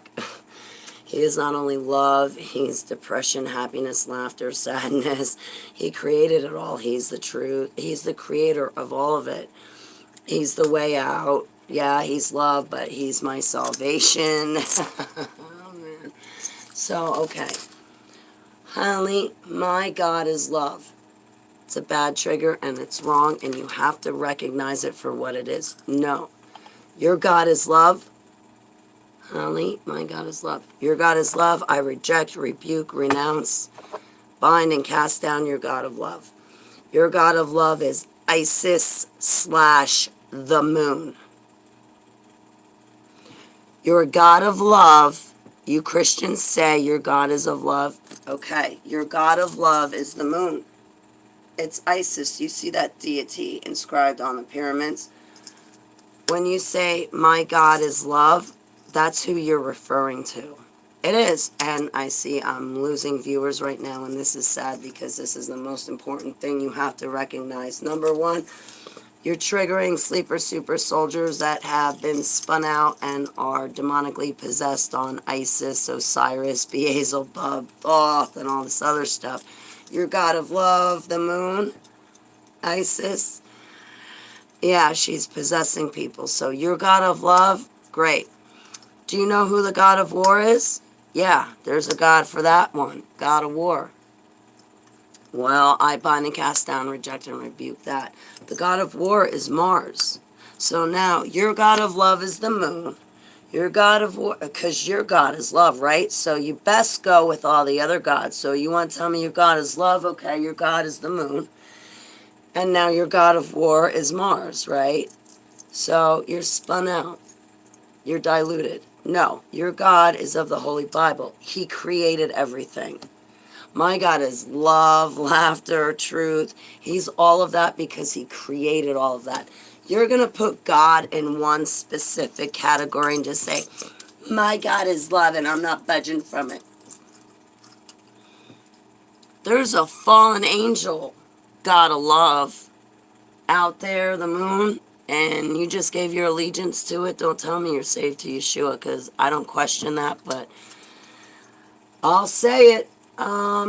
Your God of love is Isis and the moon. Well, good for you and your God of love. My God is Yeshua HaMashiach, the God of the Holy Bible, who created all of this. I bind and cast down your God of love. And as a Christian, what is wrong with you that you're still tampering with these pagan deities? You do it every Christmas, every Easter. Oh, Holly, I still let the kids get the eggs because it's cute. It's cute. Yeah, you know what your eggs are? Your eggs are the things that come out of Ishtar. What it is they grab Ishtar's eggs and then they go and they dip it in the blood of murdered babies. So Easter, when you want to have fun with your Easter egg hunt, because it can't hurt the kids and it's fun and they want to color the eggs, I'm so happy for you. So Easter, what they do is they kill a bunch of little babies. Little tiny babies, still in diapers. They kill a whole bunch of them, collect their blood. Then they go over to the deity, your God of love or some other deity. They grab the eggs of that deity and then they bring those eggs over to the innocent baby's blood and they color their eggs and dip it in the baby's blood.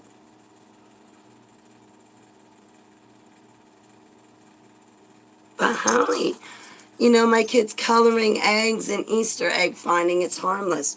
Really?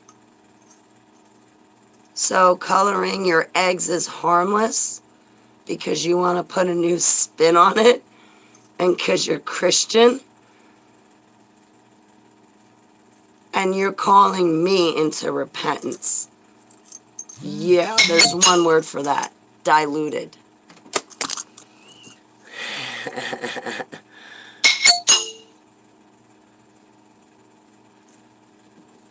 Diluted. But Holly, the evergreen tree, reminds me of the cross of Jesus. It's Krampus's birthday. I don't care what you think you want to do with it. It's Krampus's birthday. You're following suit with man's traditions. You were called out of the church. You're still doing it. But Holly, we're just so used to doing Jesus' birthday. You're just so used to doing Jesus' birthday on Krampus's birthday. You stick with your pagans. I'm sticking with Yeshua. His birthday is September 11th. I get my covenant ring back from him September 11th. And my birthday is the following day, the 12th. And we already went through the meanings of the number 7 and the number 12. But hey, you want to go recreate something God never gave you permission to do? You go right ahead because it's convenient for you. Don't do it the right way. Don't show Abba you really love him.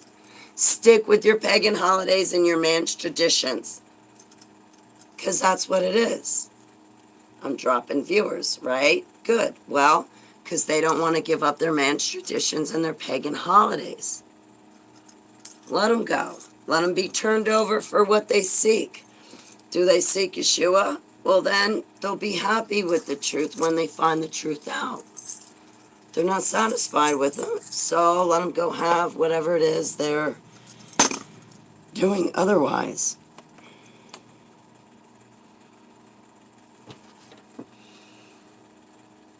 Yeah, they're building their golden calves. Hang on a second.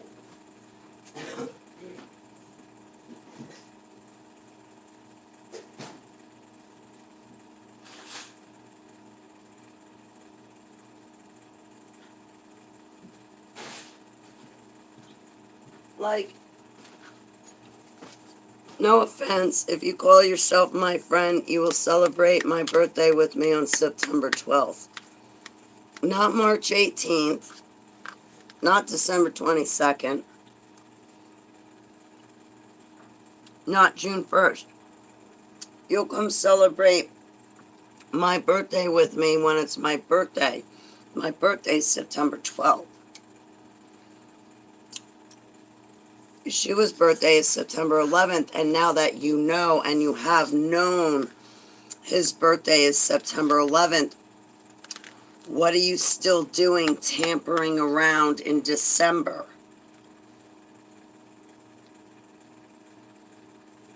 You're still in this world and of this world, a part of the church, definitely not called out and not being bold.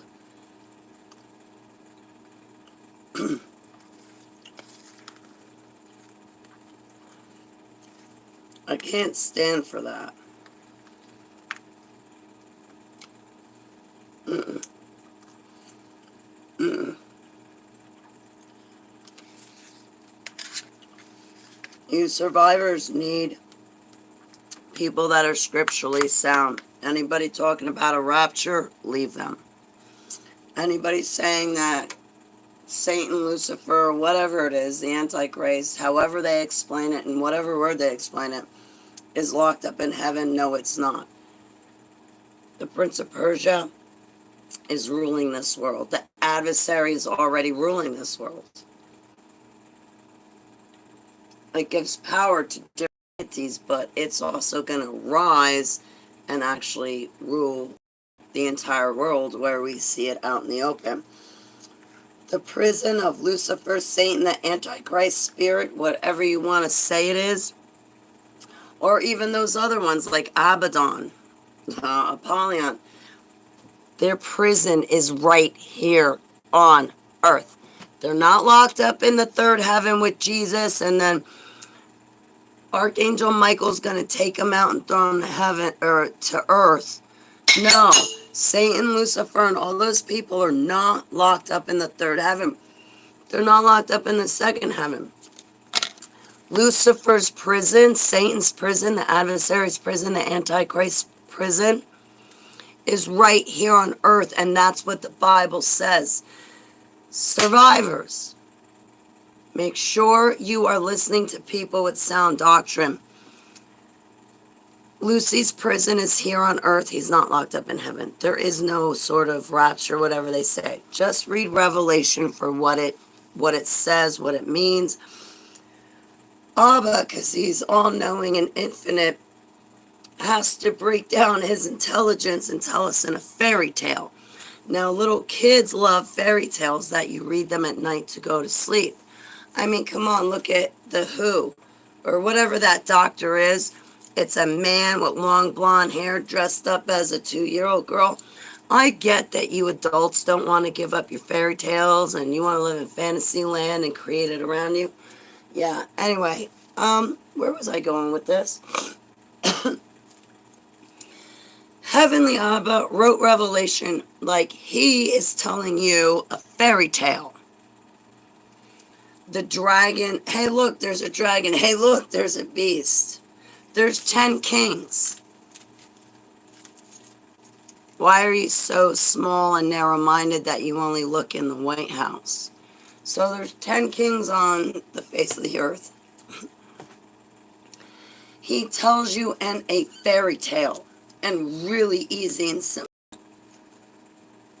When you get to the 7th trumpet and you use the middle column to look up other Bible verses, and it says in the blinking of an eye, and you know, everybody's going to be met up in the air. Listen, that is describing the 7th trumpet as it is. The stuff in the middle bar is not a separate event called a rapture. Christians don't do that anywhere else through the Bible. They only do it to the 7th trumpet, where they take the verses in the middle and then they turn that into a separate event. The twinkling of an eye. Yeah, it's called the 7th trumpet. Have you ever been resurrected? Okay, well, don't you worry. I've had 2 death experiences. I was not near death. I was dead twice. Dead twice. So when you come back, like as far as you're dead, until the time you come back to life, it's in the twinkling of an eye. It's in the a resurrection is in the twinkling of an eye. It's not a rapture. It's not a oh my God. Anyway, so I'm gonna eat my cottage cheese. So Heavenly Abba told us in a fairy tale, it's real easy.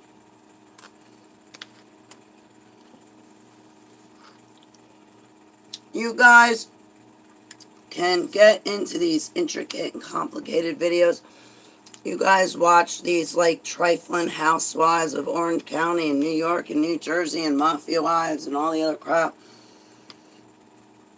You get into the strategy of your football games, but you can't wrap your mind around Revelation. So you can wrap your mind around getting programmed to MK Ultra, but you can't wrap your mind around Yeshua HaMashiach. That's like disgustingly fascinating with me, why you can't, why you're so diluted. When I say you, I mean that to the vast general public and not those in my chat room. Rape. Oh, I love you. Sray. Rapture. From Latin. Raptus. I want this section of my video. Rapture from Latin. Raptus. For rape. Epileptic seizure. Bird of prey.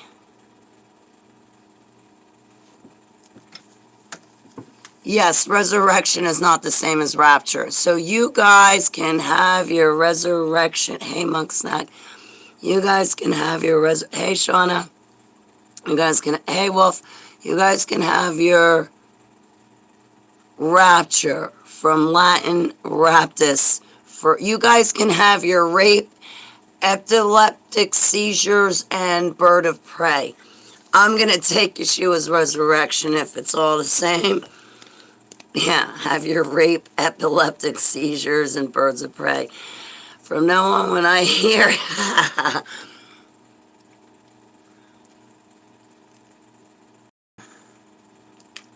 I don't know.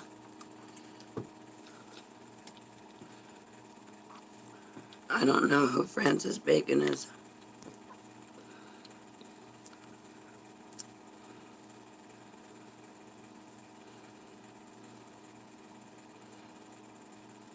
It doesn't say that, though, Wolf. It doesn't say the 144,000 are taken out to heaven. It says they run into the desert. And for there, in the desert for 3.5 years, Abba takes care of them. It never says they're taken off the earth and taken to heaven. And if you're raptured out of here and you're sitting up in the air, hey, Wolf, guess what? You can't be resurrected. You know why? You're up in the air. You're going to stay in the air in that other dimension and realm wherever you raptured yourself off to. We come from the earth. We return to the earth. The only way we're resurrected is to be here on earth. If you die on earth, we go back to the earth. He can resurrect us from the earth. If you're up there in the air and you die in the air, you're in the air. He can't resurrect you from the earth when you're in the air. Because you're in the air, you're not on earth. The meek inherit the earth. Why would he take you out there when this is what you're supposed to inherit? I don't get it. I'm leaving a second because I want to finish this.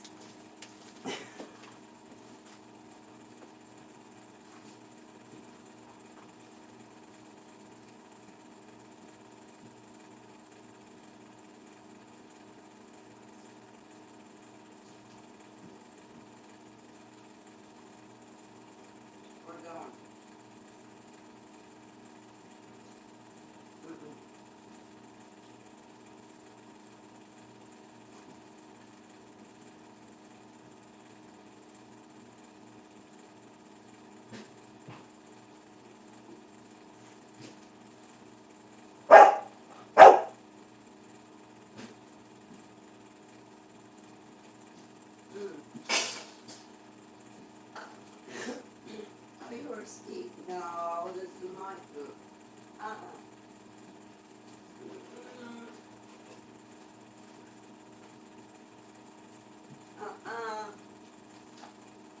Mine.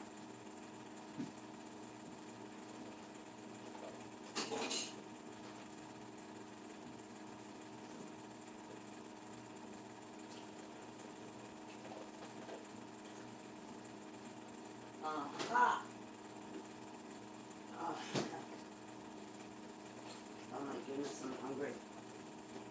Ooh, my appetite just came back.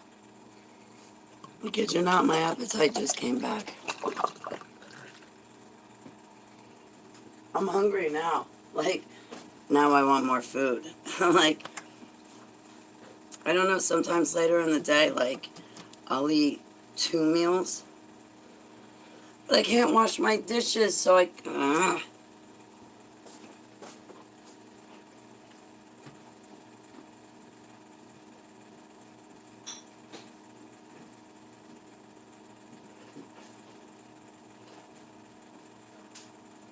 Yes,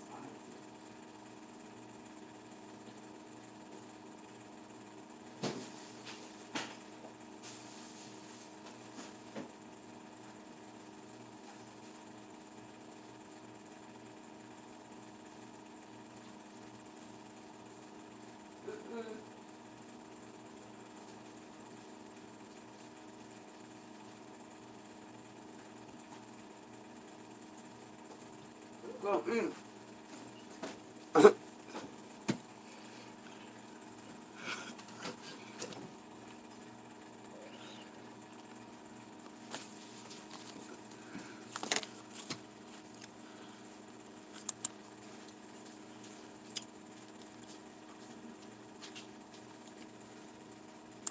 So I ordered a pizza yesterday.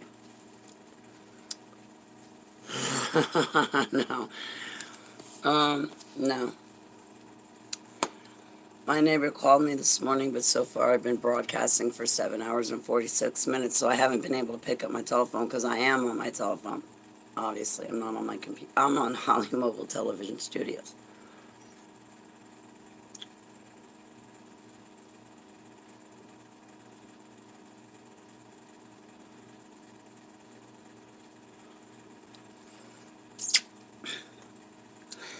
Yeah, I get all that. I just ask Heavenly Abba to help me read the Bible and get me to understand it for the way God meant it, regardless of anybody or anything tampering with it.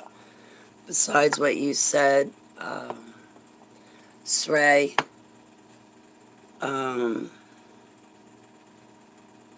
you also have like the Mandela effect and stuff like that. Excuse me. So,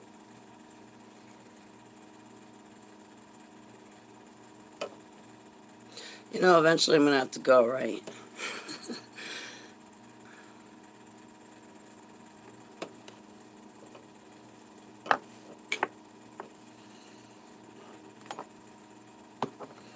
I haven't really run a Holly marathon since I was in Townsend, Tennessee.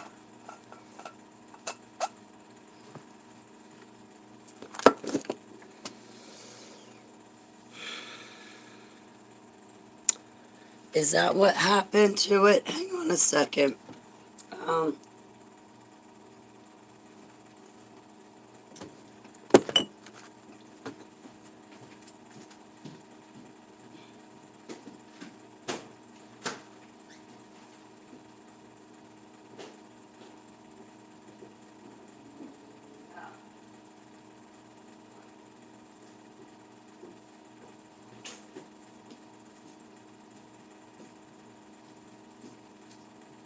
Oh, that's what I have to do first.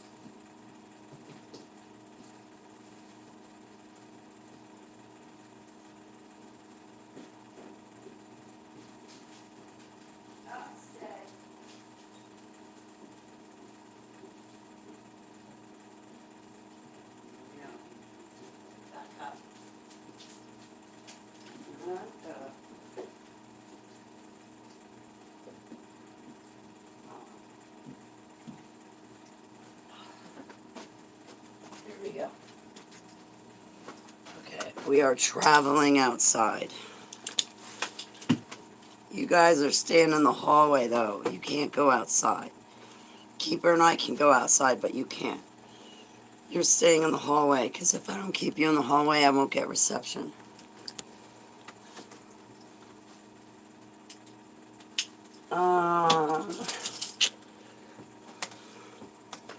Hang on a second, because I'm going to have a couple of trips to take.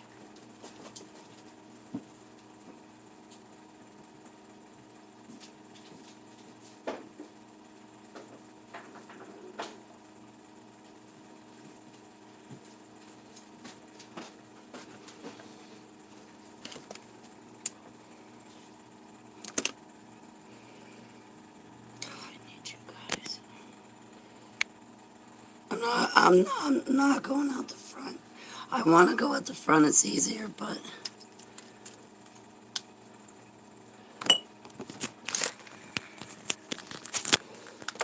I'm like looking for something I lost and I don't know what I did with it. And it's going to drive me nuts until I find it. I lost my cell phone. I woke up this morning, I'm like, where's my cell phone? I ripped my apartment apart. That's half the reason why it's a mess, is because I'm ripping it apart every few hours trying to look for something that I misplaced. I kid you not. If I can't find something, I'm like, I fell into a wormhole. Someone stole it from me. You ever put like the milk in like the laundry bin and the laundry in the refrigerator or something like that?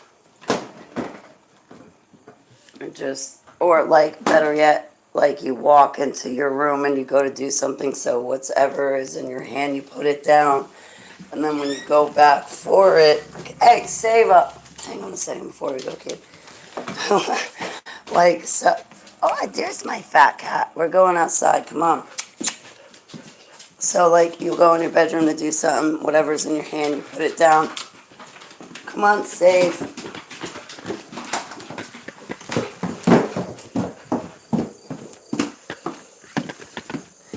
And then when you go to look for it, you can't find it because it's in your bedroom, but you're sitting at your desk and you don't remember because you just ended up putting it down real quick to do something. Go potty.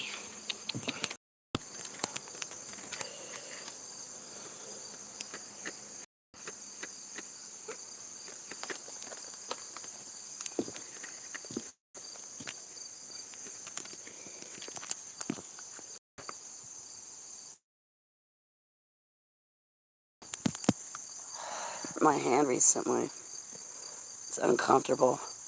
My right hand.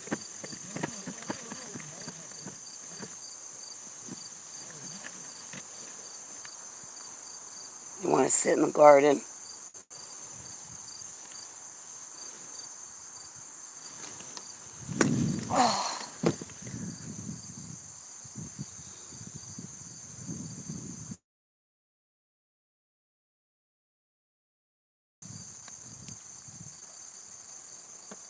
No, you know what? I don't think, honestly, Kelly.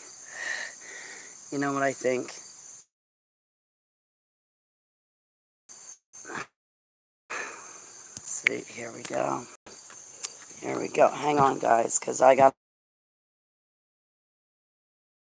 to put Kelly.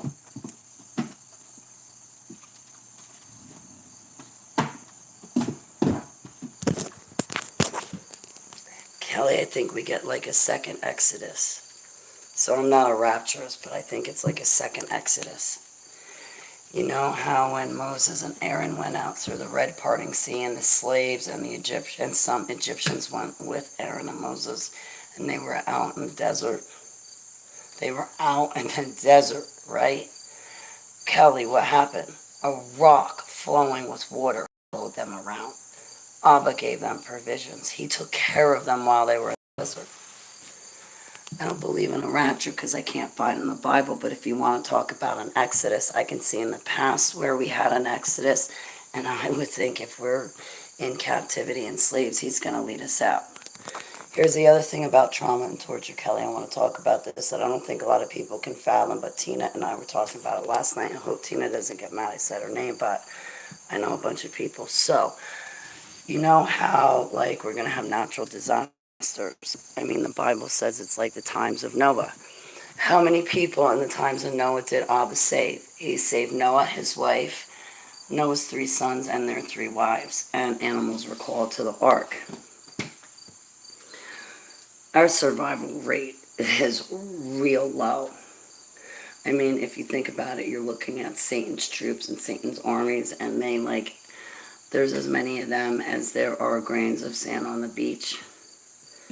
And Abba mentions a story that speaks of 144,000 that he leads out into the desert and saves and protects.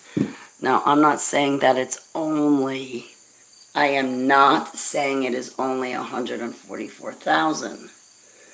I am just stating a number and a chapter in the Bible.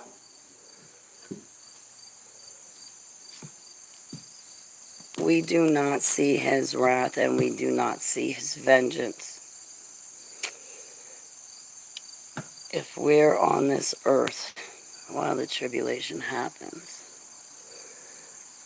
from what I've seen is he puts us in a bubble and just protects us. All of that falls away from us. So while they're going through it, we're not. We're put in a bubble, so we're not experiencing it. Even in Psalms, it says what? Something like 1,000 will fall by your right, 10,000 by your left. It'll be something like that. But the other thing is that if we do have to be called to be martyrs for him, with the persecution, or maybe just natural disasters, or Nibiru flying over, or what have you, We see a lot of fires and a lot of flooding and a lot of natural disasters. If that's the way that we must go, I don't see that Heavenly Abba would allow us to suffer. When I was strangled to death in 2007 on my kitchen floor, there came a certain point where I didn't feel the pain anymore. I knew what was happening to me. This was the one and only time I never left my body. And I was there present in my body for the whole thing, but there came a certain point in time during being strangled to death, I didn't feel anything anymore. My foot went through the side of the cabinet door. I don't mean that it went through the cabinet door. The cabinet door is weak and easy. I'm talking about the side of the cabinet wall. To put my foot through that, listen, you're not. To break through that. Anyway, there's some power behind that. I've never seen somebody kick or punch a side of a cabinet and do damage the way my foot went through it when I was strangled to death. So I'm glad I'm alive too, creative. So there came a certain point. So, God forbid something happens to us. He's not going to allow you to physically feel a lot of pain and suffering. He's not like that. Heavenly Abba is not like that. But if we are on the earth to go through tribulation, because there will be people to survive through the tribulation. The Bible even says there's going to be people on the earth that survive the tribulation. I don't know how many people survive it. I really don't.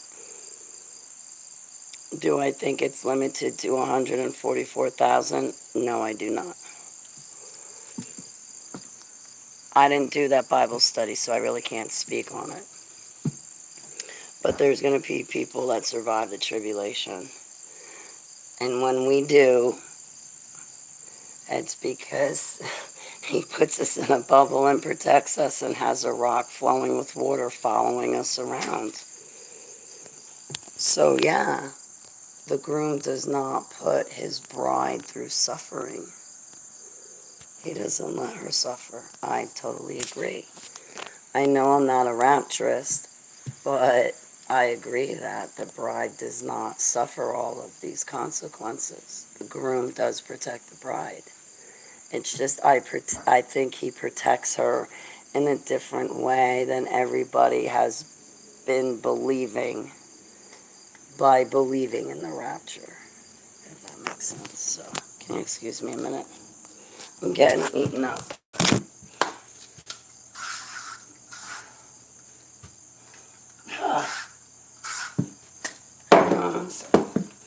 I didn't remember that I put you guys there.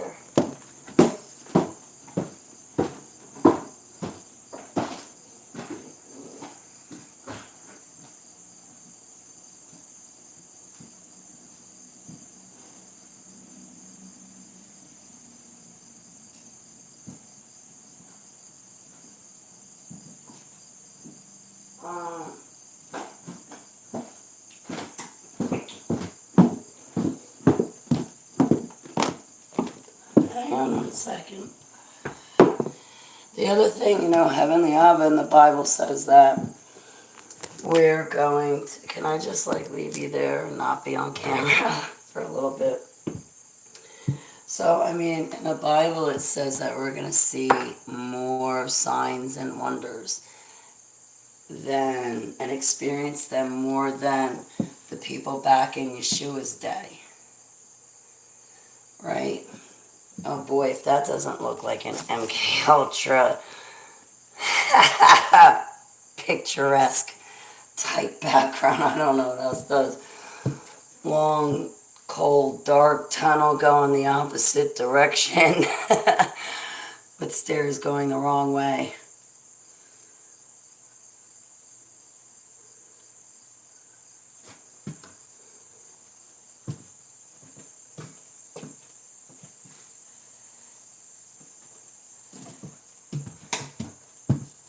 Wow, I really haven't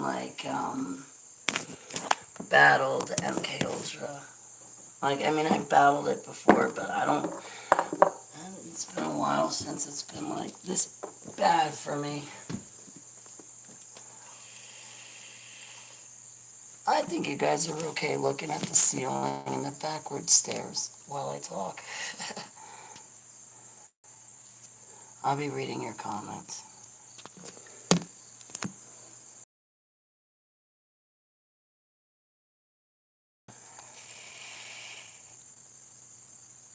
Yeah, see, I've heard people say that we're living in the days of Yeshua's reign. No, we're not.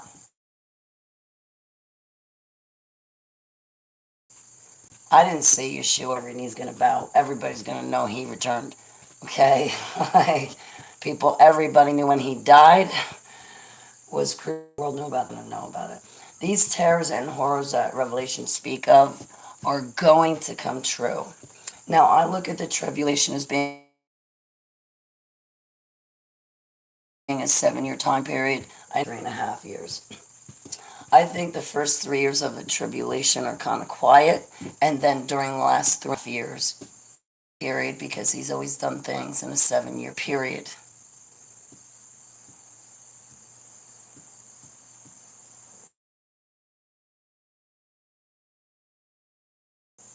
So the worst part of it, however, the entire world is going to experience shaking for 7 years, probably the last half of it being the worst. Tom Horn says 3.5 years. Well, great for Tom Horn. That doesn't mean he's right because he's who he is. Just means he has his opinion. He has his research. I personally am going to ask Heavenly Abba what Heavenly Abba thinks about it. And what is Heavenly Abba's time period? I rely on Heavenly Abba, not man. So again, we have differences. But, I respect Tom Horn's work, definitely. No, those horrors are going to come. They have not happened yet. We have not seen this world go up in flames, and Abba said he won't flood us again, but he does tell us we're going to go up in flames. We haven't seen that happen yet. And even though the news reports are bad and different areas of the world are experiencing it, the entire planet Earth is going to experience it. We haven't experienced it yet because it hasn't happened yet. It will. And when it does, nobody's going to be confused. The two witnesses have not begun to prophesy yet. None of this has happened yet. These are 3,000-year-old prophecies that are just starting to come true.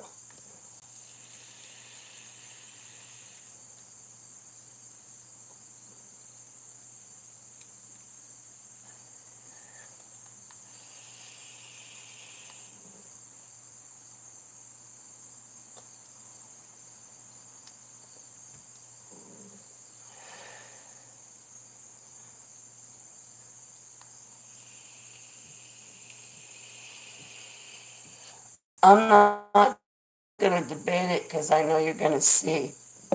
I know you're going to see it. And then you're going to go, oh, yep. I see it too, Holly. Now I see it. Listen, I was programmed for tribulation. As a super soldier, I was programmed to be the troops of the Antichrist. He hasn't done his work yet. He hasn't gotten out of his prison yet to do his work to be free, but pretty soon we're going to see him. But before we see him, first we have a false prophet, and we have a beast named Apollyon or Abaddon. Now that thing is the same thing that tricked Adam and Eve, and they were both together in the garden.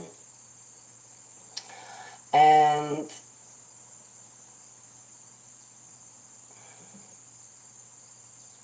so first we get a beast and a false prophet. Then we get Yeshua reigning for 1,000 years. And then Lucy tries to rise to kick Yeshua's butt, but that doesn't happen. because Yeshua ends up.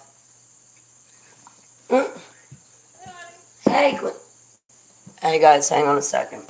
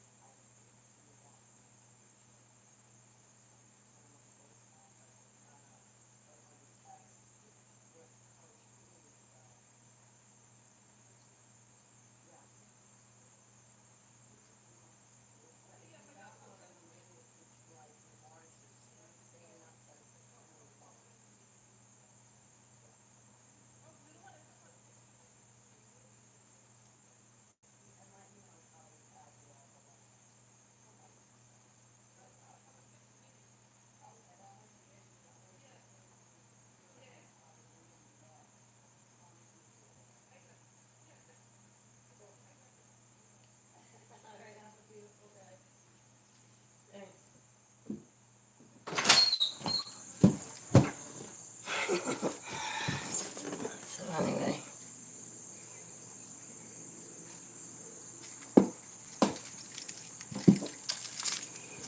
so this is my Sunday today.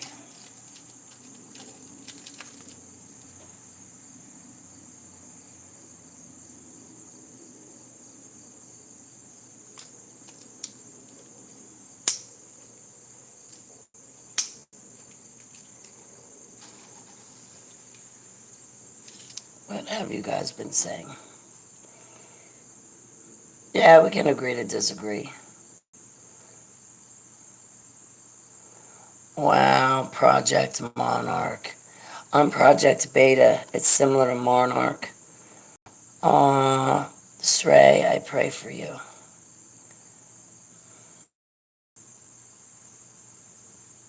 Nighttime reprogramming, which can result. What's night? Hey, can I ask you that about the bruises, Rebecca? I'm just catching up with my chat, I'm sorry.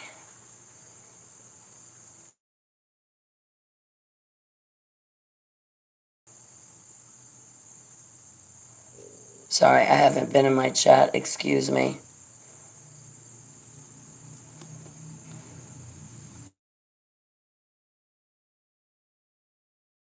Uh, oh, your cousin lived. Oh, my goodness, okay.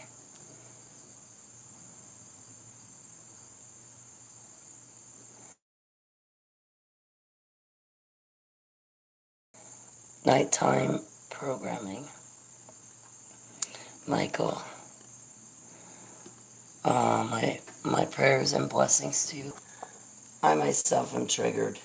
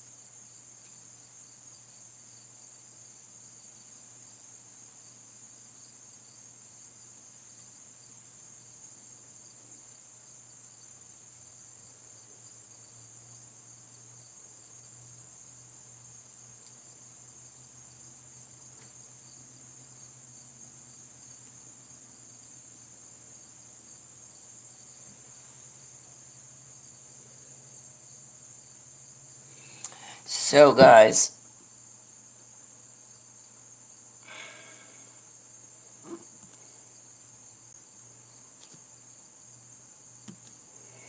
I think I'm going to go because I've been talking to you for like 8 hours now and 12 minutes to the point I'm losing my voice.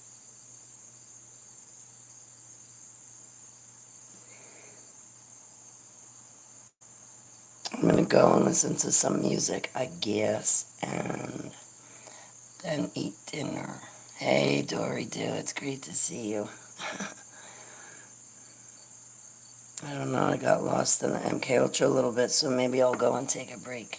Hey, Monk Snack, great conversation. A video. You've been listening. I've been talking all day. I'm so glad you've been here with me. Well, if you're still here with me, I don't absolutely have to go, but I don't know. I don't know what else to talk about. I want my altars to calm down. That would be kind of nice. You've been listening and reading.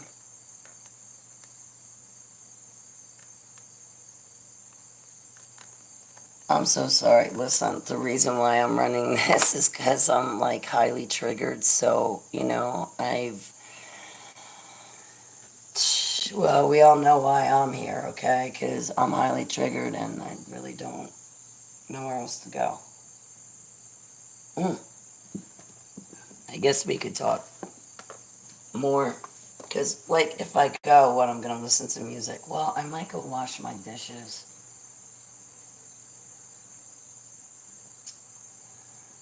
I don't know.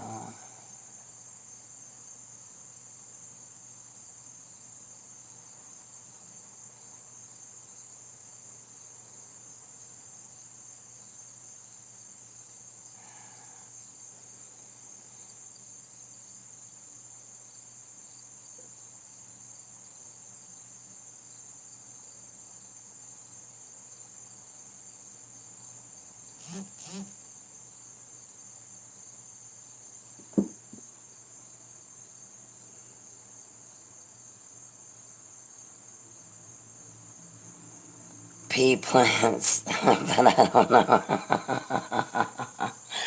Pea plants. I don't know that I want to go. I think I might want to stay. Because I was thinking, well, if I go, then I'll probably wash it. I can't wash. I mean, I could bend over my tub and wash them, but I really don't want to do that. I guess the plumber will be here tomorrow. I could take my dog for a walk, but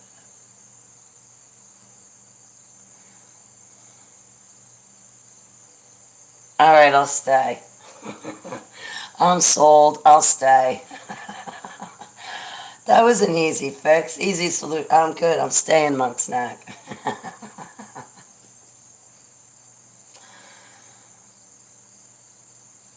I've got nowhere else to go anyway.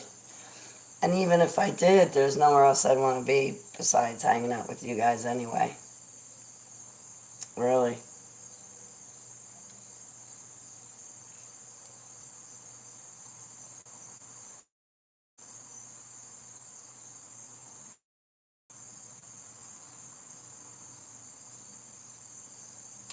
Hmm.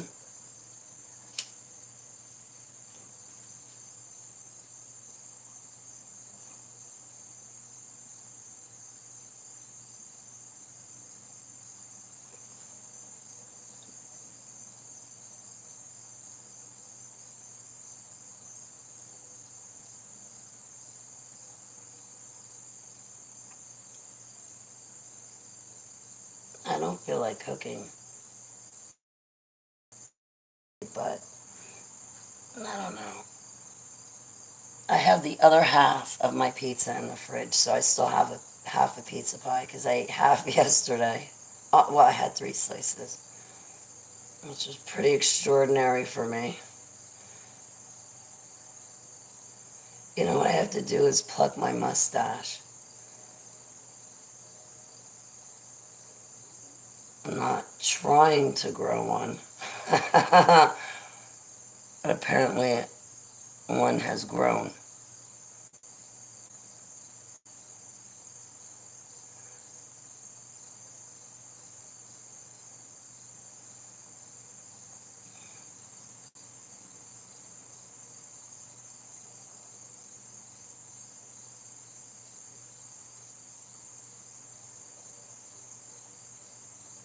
I'm so glad I'm not in Townsend, Tennessee anymore. I mean, that's a great place if you want to be an old person and retire and have a slow paced life, but you're in like one of those great romantical marriages where you just want it to be you and the other person. Townsend, Tennessee is a great place to be, but it's not great for someone like me. Maryland, man, I had no peace, privacy, independence, space, room, or nothing like that. No security.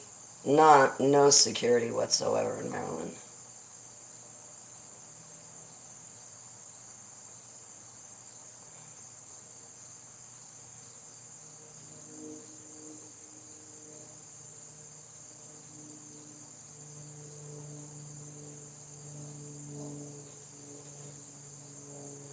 I remember this one time in Maryland, this one time at band camp, I walked downstairs in the living room or dining room, and they had like this automatic weapon.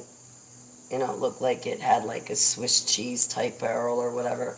And it was all pulled apart into pieces on the dining room table. And their baby that they babysat was like a year and a half old.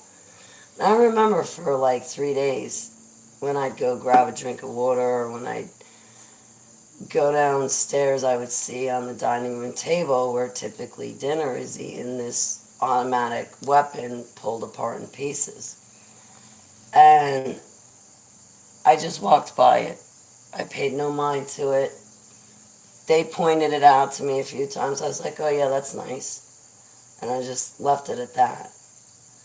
I mean, if they were not trying to trigger me, handle me, or try to do something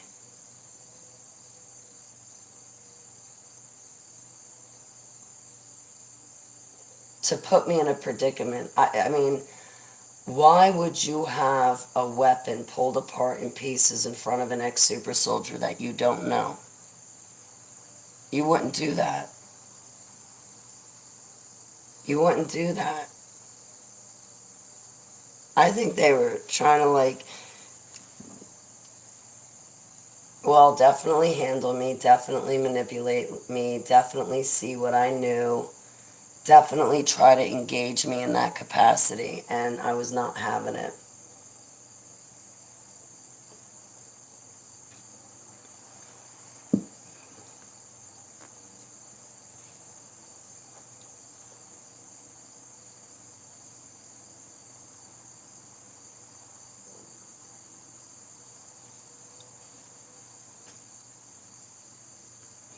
It really actually pissed me off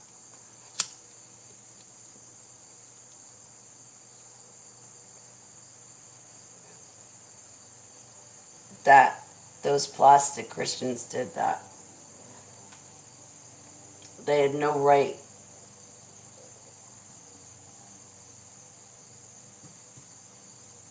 They took it out in front of me. I don't care if it is their house or not. They took it out in front of me without my permission or me feeling comfortable. So they obviously have no respect for their guests. They act like their guests are objects. I would know because I was the only one that had to say, may I please be excused from the dining room table? But their kids who were more than half my age never had to say that. They could just get up and walk away. But me, I had to ask permission. How about this? Thanks for dinner. I'm leaving. Can I take your place setting for you? Or while I'm up cleaning my plate, is there anything I can get for you to make your meal more enjoyable while you're still eating?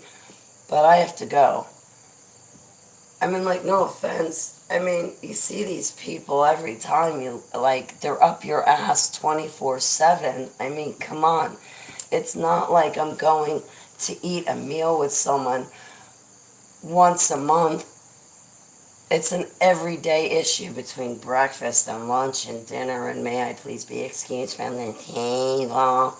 I stopped sitting down at their table. That way I didn't have to ask permission to leave it. I just never sat down, so I stayed left. It's not like, I went to see somebody I haven't seen in a month. We have dinner, finally. I mean, that's when you stay seated. That's when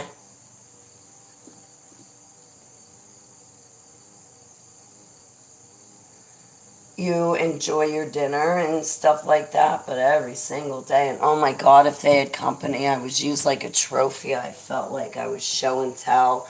And I'd have to sit there, and oh my God, their company would take 2 hours to eat breakfast. Like your eggs are beyond cold at that point, and you're still eating them 2 hours later, and yammering on, and oh my God.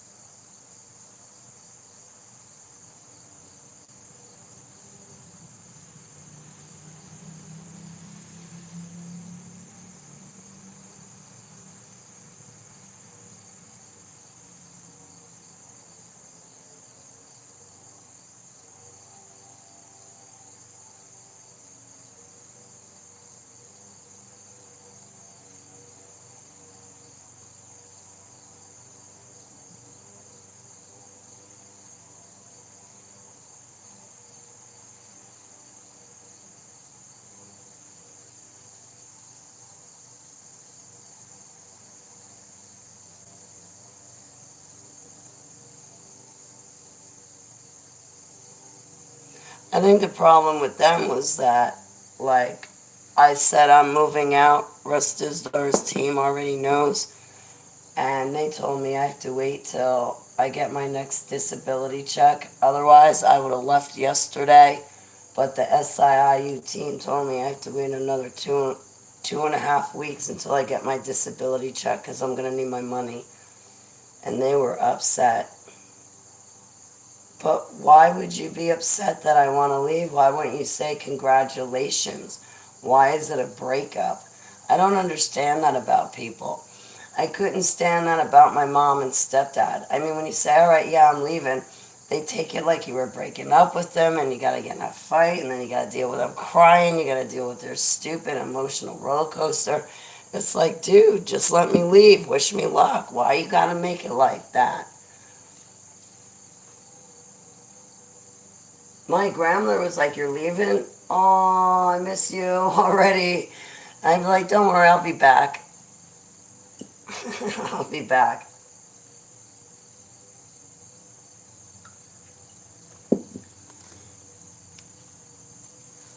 I didn't want those people knowing anywhere where I live. They had already called the cops on me once. I had to pretend that it was a good thing, and it wasn't. I should have kicked them out of my life right then and there.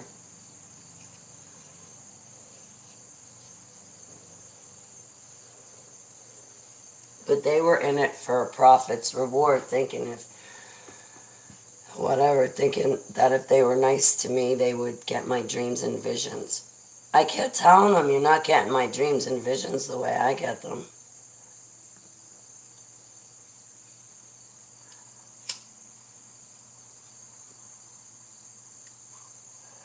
She'd get mad at me too. I'd wake up in the morning,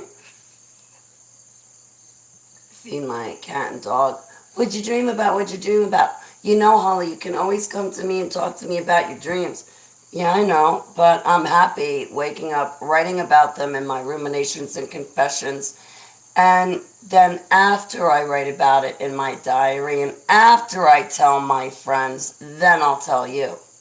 Oh, but you could just tell me them. No, I'm not going to tell you my dreams and visions because then you're going to steal them, make them like they're yours, and no, they're fucking not. They're mine. No, they're fucking not. They're mine.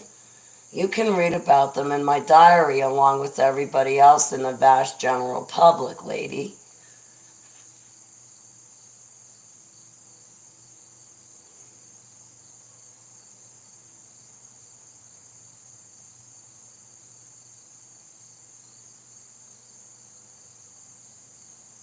Man, I hated Germantown, Maryland with a passion. The whole layout of it, the narrow roads, the stupid drivers. Oh my gosh.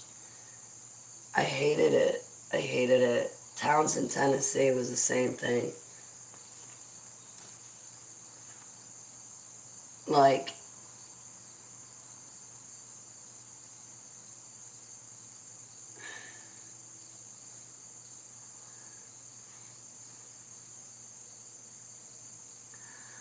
for a vacation, I would not go to Tennessee. I never thought to go to Tennessee. Tennessee is like a glorified version of New Jersey. Seriously, it's a glorified version of New Jersey. So, nothing about Tennessee ever attracted me. You know what did always attract me? It was like Texas, Utah, New Mexico. Um, I saw Colorado. I wasn't really impressed, to be honest with you. I really wasn't. Um,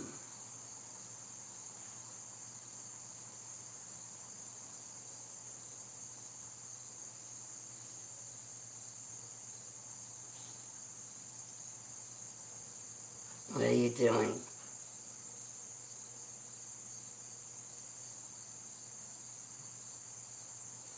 I guess we're going to have to take my dog for a walk, aren't we? Oh, wait, I got to bring Sava back in. Don't be eating anything. Hey.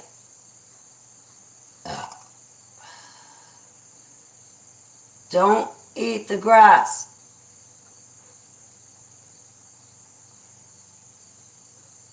You did come here. What's wrong? Come here.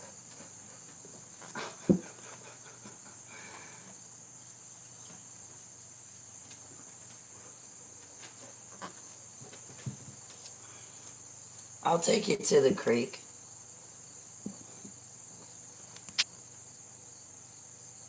Hey, Jamie, what's going on? Morning signs. Deborah, Jennifer. I've been missing all your comments.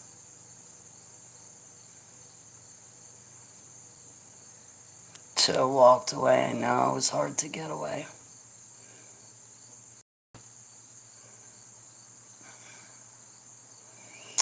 Oh no, warning signs, truckers.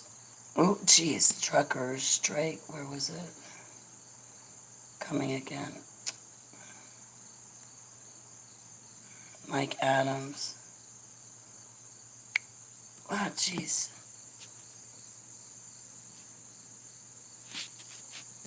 Thank you, warning signs. Hex cube, right? Yeah, no, I'm not looking forward to lockdowns again. Although I'm happy I live where I live when it comes to all of that. I would definitely, I'm glad I am where I am for all of that. I'm out in the boondocks. Lockstep is a violation of human rights. Yes, it is, but who's stopping Rockefeller? Megatron.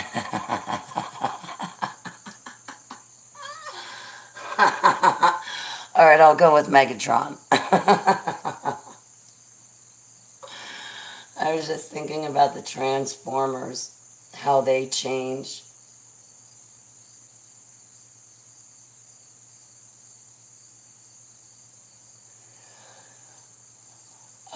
Paul said something about delta being changed, like the Greek letter for delta is means change, and the Transformers change, you know?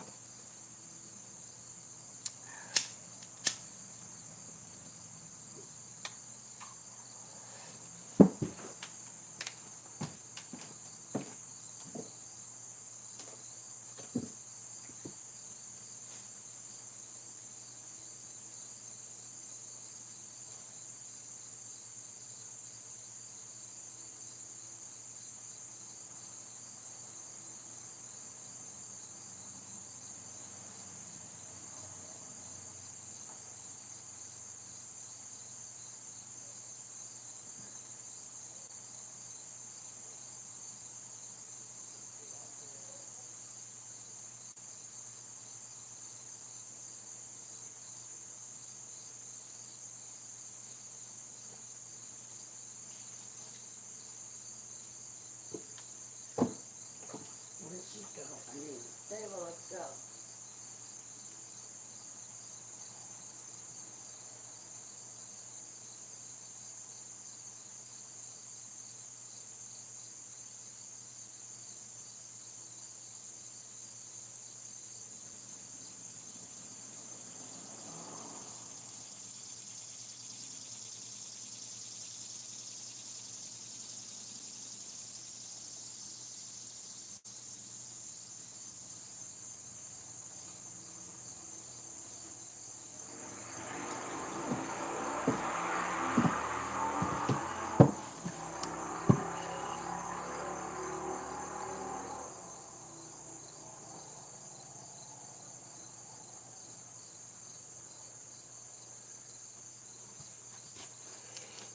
I'll run by the Brotherhood, right?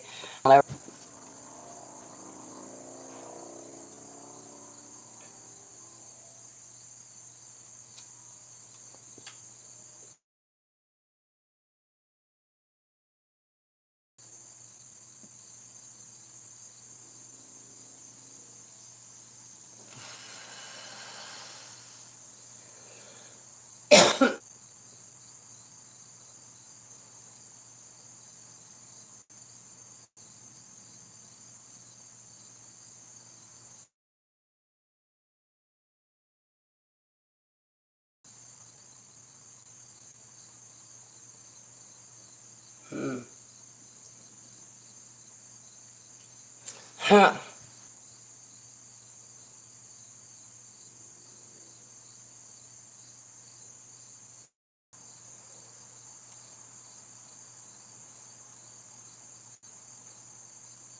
I hate food restaurants anywhere. There's Chinese places, but there's no really good Japanese food places at all. By me. I love Japanese food. That's my favorite.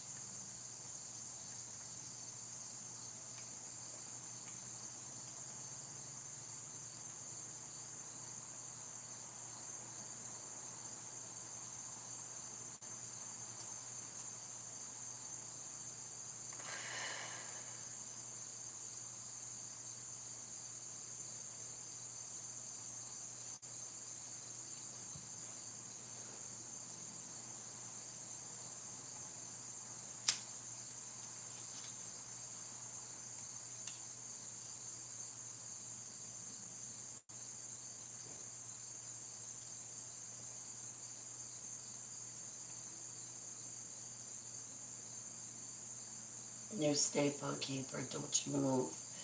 Don't move.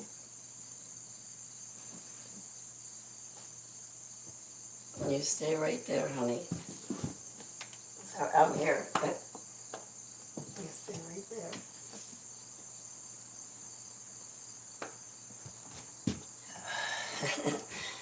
The next door neighbor, the young girl, like the other, like the good neighbors, the young girl came home. I'm like, keeper's okay. I'm here like she's not like just unattended. Like I'm here, I'm just sitting in the stairwell. Because if I sit out there, I won't get internet reception. But keep her sitting like on the deck right next to the stairwell, so she's not even like laying out in the grass. She's right next to me. She was laying out in the grass, but she moved.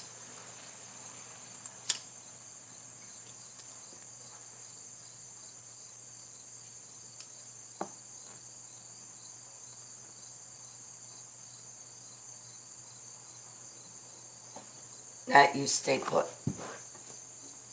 No. Uh-uh. You ain't going. No. I'm telling you, you stay put.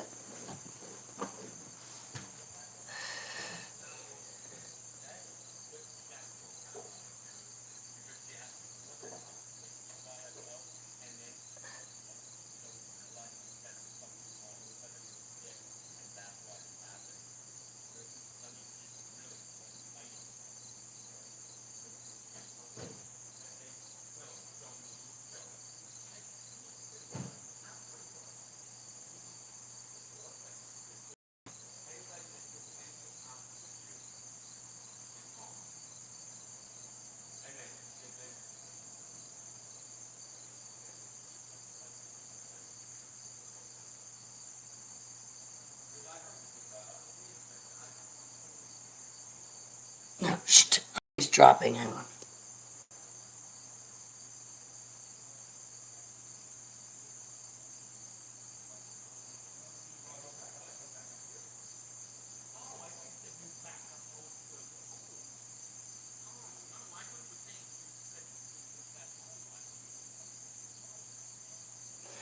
Okay, now listen, you all know that I have some messed up posts up on the internet, right? And I flipped out on the drains and stuff like that living here. I was only listening in because my neighbors didn't see me, but I didn't know if I wilded the fuck out and lashed out on my neighbors. I don't want to lash out on my neighbors. I don't want them really, I don't want to start talking to them about my super soldier stuff. I really don't.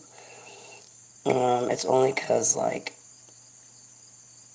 I want to shelter them from this and I just want to have a normal relationship with them as best I can. I touch on it, but I don't want to harp on it. So anyway, I didn't know if maybe I fucked up on Facebook and now they hate me. Because I know I screwed up on, excuse my language, I screwed up on Coach. They hate me, but, I just want to make sure I'm keeping my audience limited as to who hates me.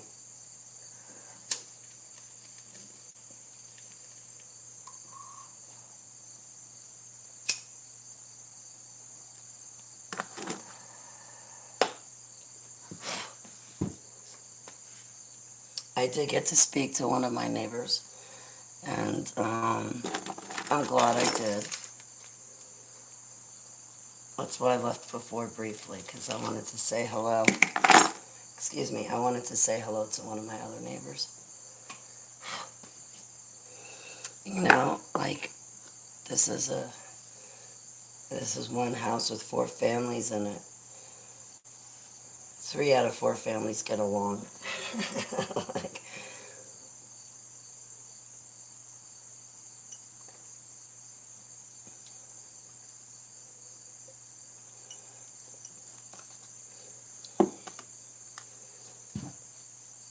no, like, I really care about my neighbors that I live around.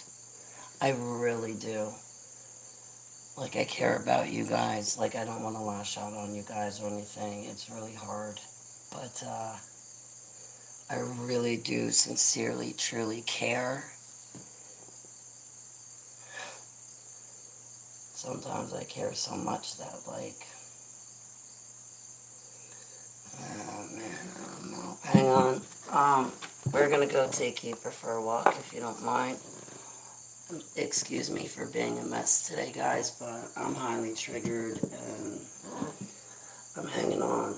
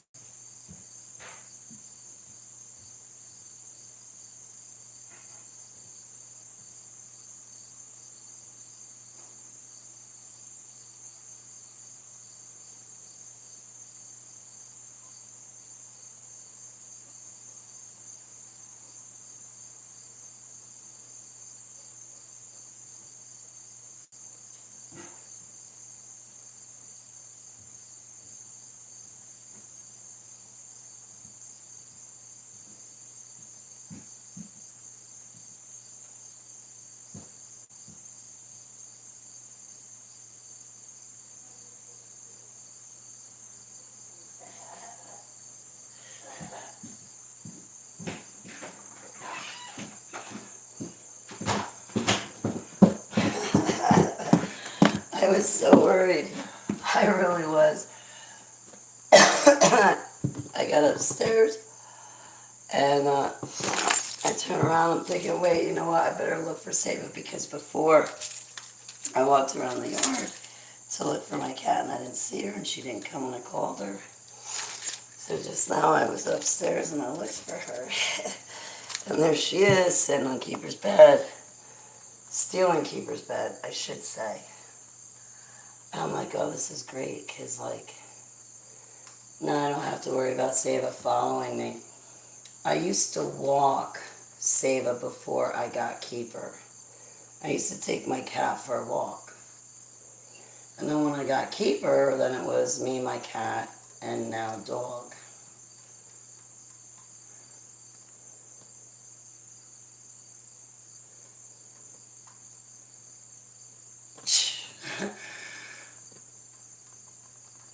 Thank you. My vape pen.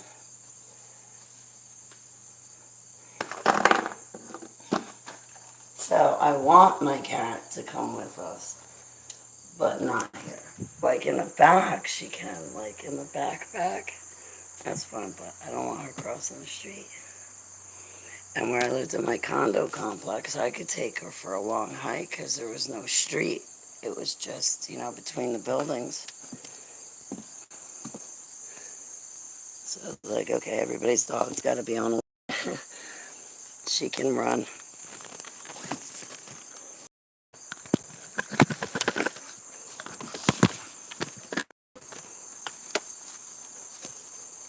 I don't have doggy.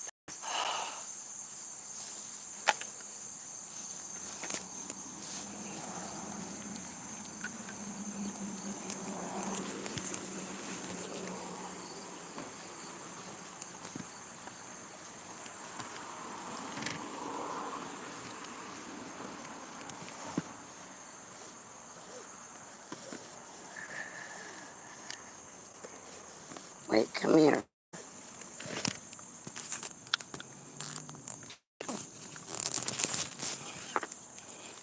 Hang on.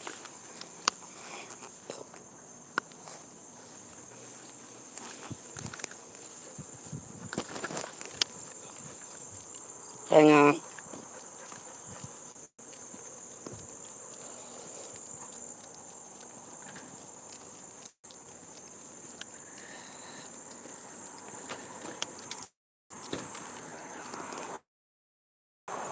Hang on.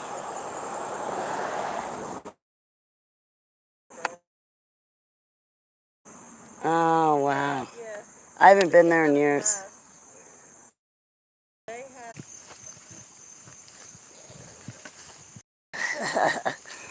Oh, he's trying to shut me down.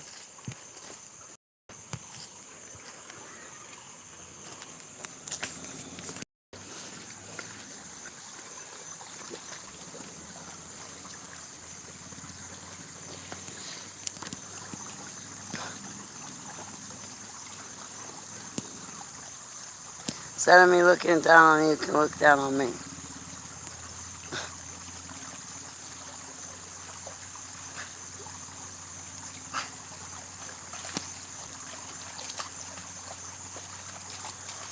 Yeah, I'm scared of voices, Huntress. I tell Abba, I'm like, you want to send an angel to me? Their voice alone will scare me out of my skin. No. Like, I don't like the voices. I don't want to hear them. I only want to hear my shepherd's voice. Hey, goodbye, old.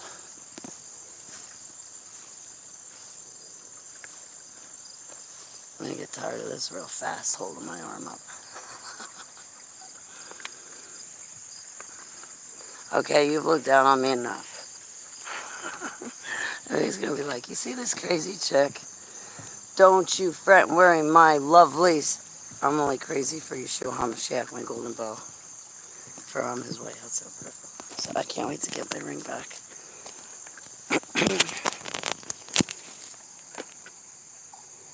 On his birthday. He's got impeccable timing. Everybody's like, what happened to your voice? Allergies and I talk too much. I talk for like over 8 hours straight without taking a break. What do you think's gonna happen?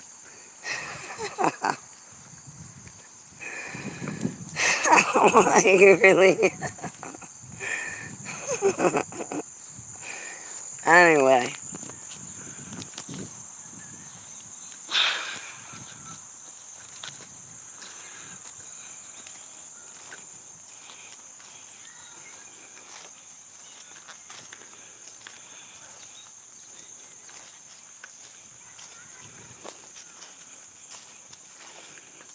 I think I burnt the tip of the tip of my nose with a lighter. That's why it's like so glossy looking and shiny. It's because I think I burnt it with my lighter.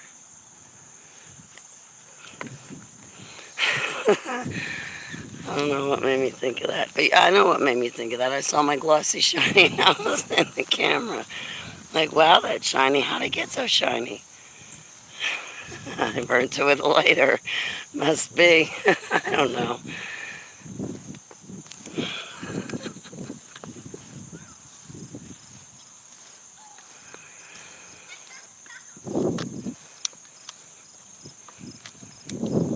You know, I'm not finding four-leaf clovers in this park. I remember the summer of 2019 in Tennessee. It didn't matter where I was, I found a four-leaf clover. I found them all over the place. Everywhere I looked, I was finding four-leaf clovers. I think I had like, oh, I don't know. And count one five-leaf clover and 20-something four-leaf clovers in the time span of 3 weeks. I still have most of them in my Bible tucked in there, but they fell to pieces. So like a four-leaf clover is like 1 in 1,000 find. A five-leaf clover is a 1 in a million find. I kid you not. No, I don't want to go that way because people are that way. I want to go this way. The creek's better this way. I thought you'd agree. So,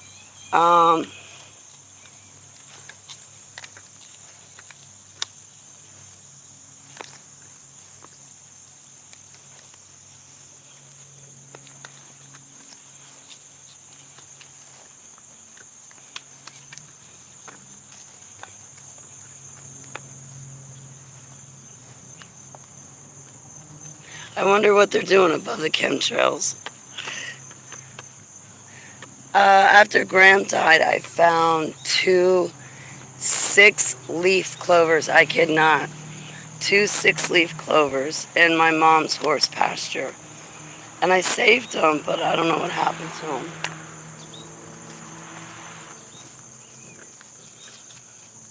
Now I have my motorcycle license right.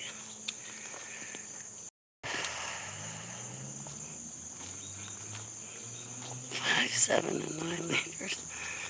So you found all the mutants. So that's what's wrong with you. I'm kidding, Jamie.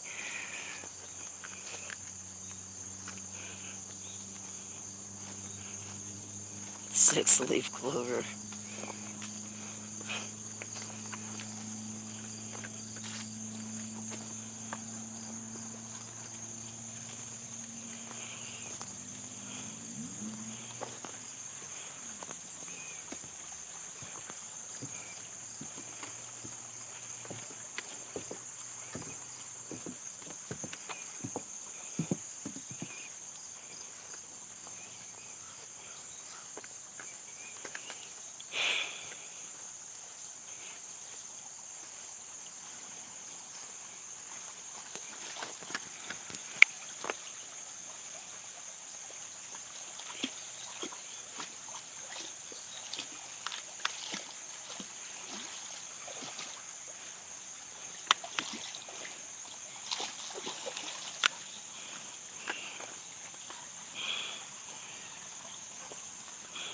Look at my chocolate labs lily white ass now. You should see when I shave her. She's like white. Like she's white. If I were to shave her real short, she's completely white here, and the rest of her is completely dark if you shave her real short. Her hair used to be long, and it used to make a perfect zigzag right down her spine.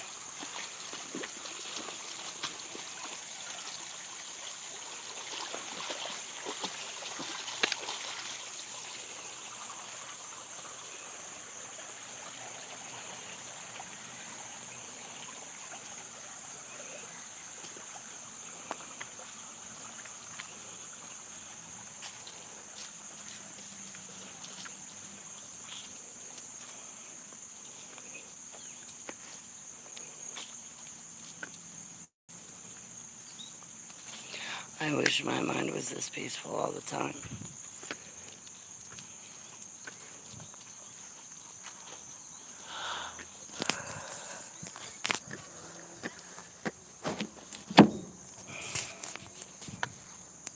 We'll go this way. Come here. This away. This away.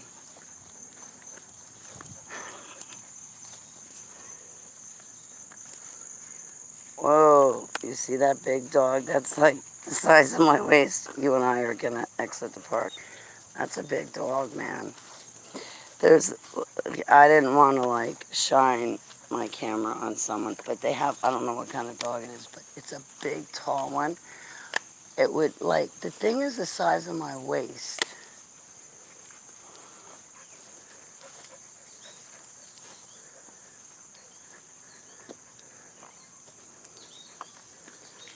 Yeah, I don't know that I should shine the camera that way. I'm not trying to be intrusive to other people. That's a big dog. That's big, expensive. I want a Doberman Pinscher. I want a Doberman Pinscher to protect, keep, or save on Nye is what I want.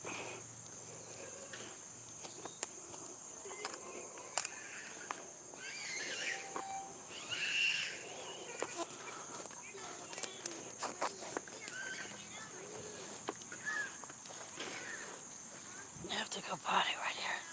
I don't have a bag. I don't have a bag. I left it at the house. Oh, guess it's better to go to the bathroom in the park versus the neighbor's house, right?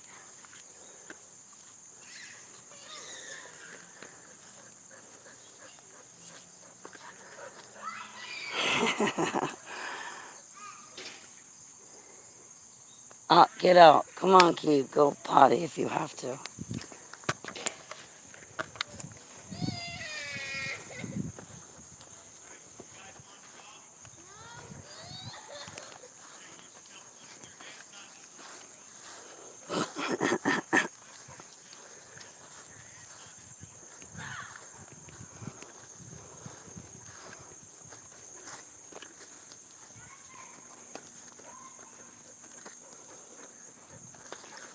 If you go potty down here, though, I'm in trouble because I didn't bring a bag.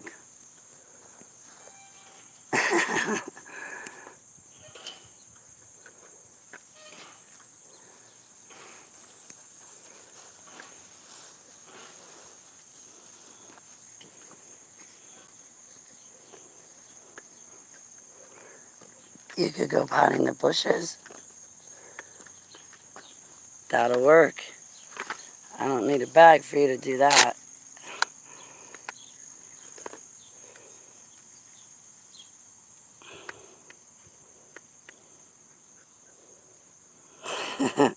It's like Ed Norton. He goes to shoot pool.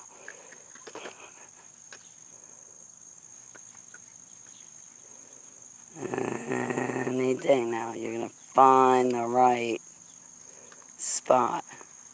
I think my dog is MK'd. Look at that. I'm teasing. That's a bad joke.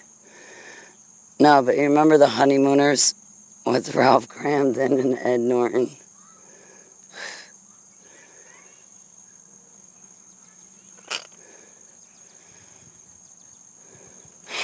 Good girl. You feel better. We gave you your privacy. Don't you worry, sweetheart.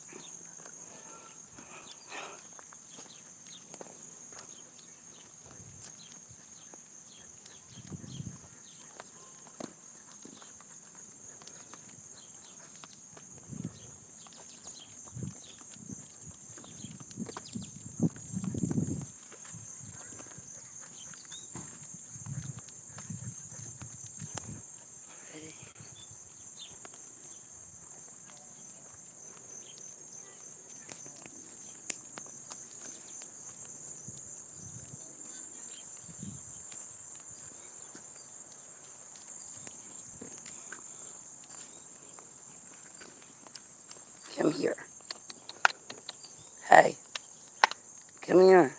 Come. Come hither with it noweth.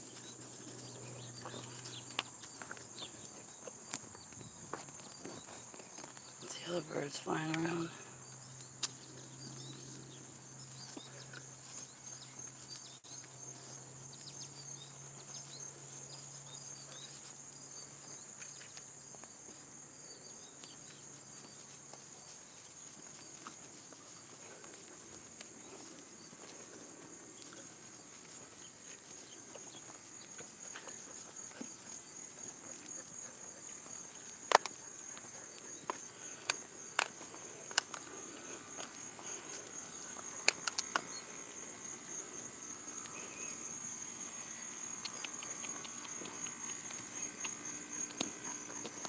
This the way. You guys, remind me when I get home to take like a, I went to the store and I got hamburger meat yesterday. I should take it out to thaw and I can have a hamburger tonight. I think I'll thaw in like an hour. I don't know what it is about my stove, but if I put something on top of it to thaw, it dethaws like extra quick. It's a black top stove. Like, I don't know what it is with this thing, but like with chicken, I gotta be careful because chicken, if it's frozen, I put it on top of my stove and like 45 minutes is thawed. Well, maybe a little bit longer than that, but yeah. The last one I made, I took garlic and onion and I chopped it up fine and I put it in the pan and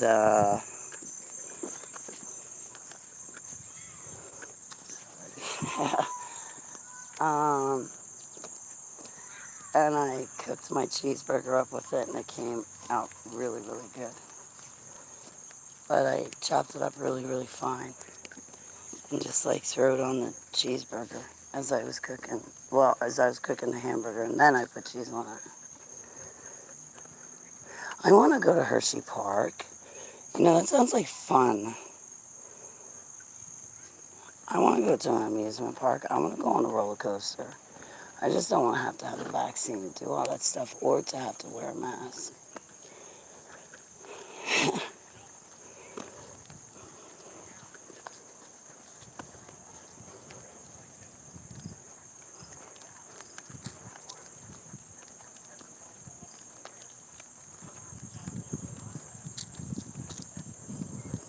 I feel like I have a fever.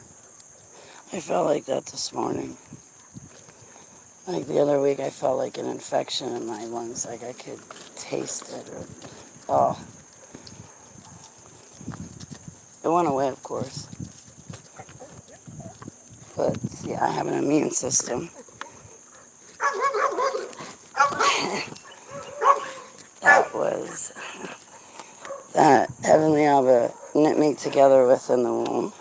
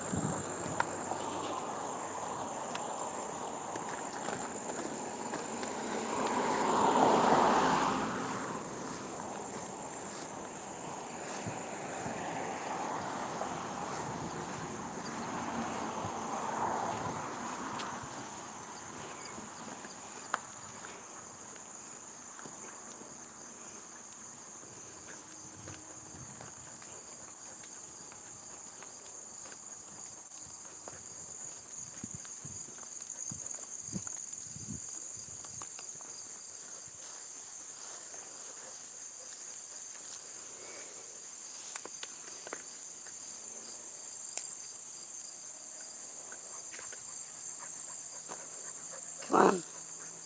Let me push you up the stairs. Come on. Come on, come on, come on. Keep babies. I'm not sure I'm like gonna sit here, but I don't want to, like, oh, wow.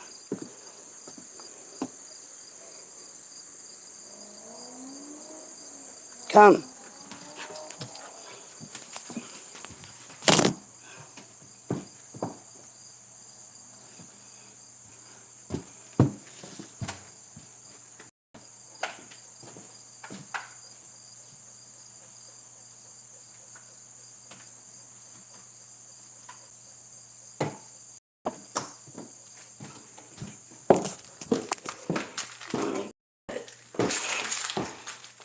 I think I still get cheeseburgers. I do believe.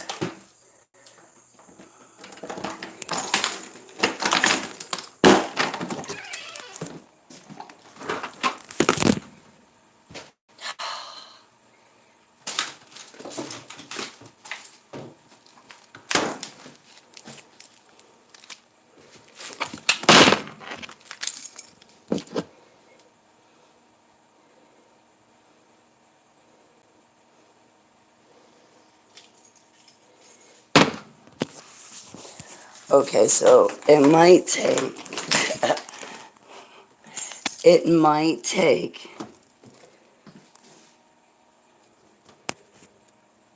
like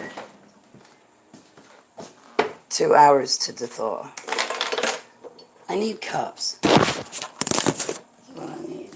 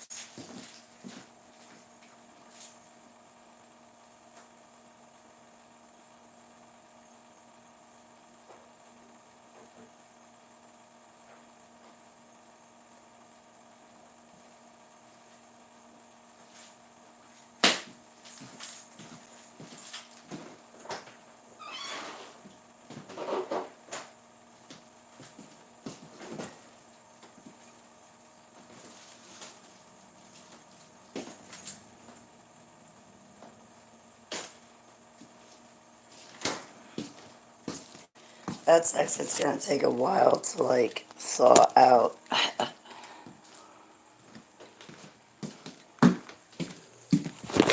Here, you can watch me fall down the stairs.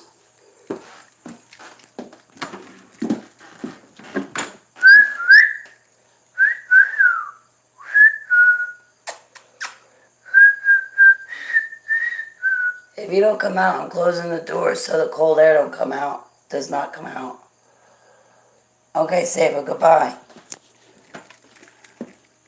I'm leaving you inside.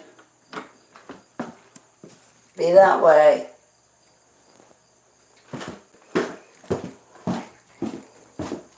I can see it now. I'm gonna make myself a big fat cheeseburger. And once I eat it, I'm gonna knock out. I'm gonna make it in the shape of a square because I have like white bread. And that's okay by me, but I'm gonna make it in my hamburger in the shape of my white bread. And I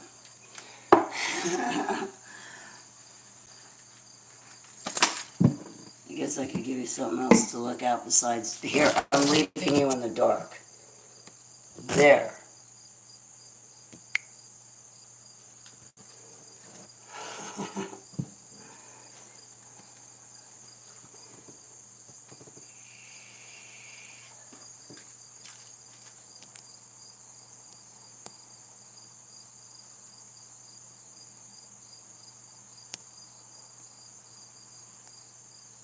Hey, Victoria, you're back.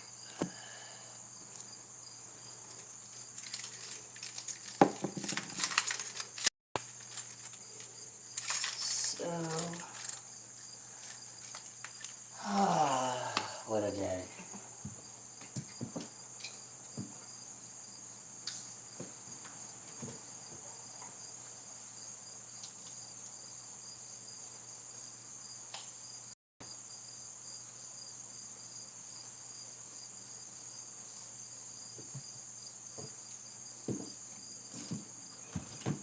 I wish it was a good Japanese food restaurant.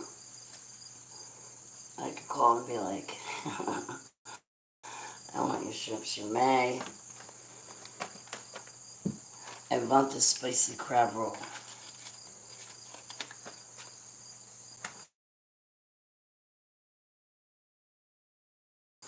With like the egg side of the seaweed. The miso soup, the salad with ginger on it. Yes. I tell you, Japanese food is food. I think. Problem is, there's no place out here. And Japanese food out here is expensive. I had like all the, so to speak, to make, sushi. I like, the cooked lobster, the cooked shrimp, and the cooked crab meat rolled up in seaweed and rice. I love wasabi sauce and soy sauce on top of it.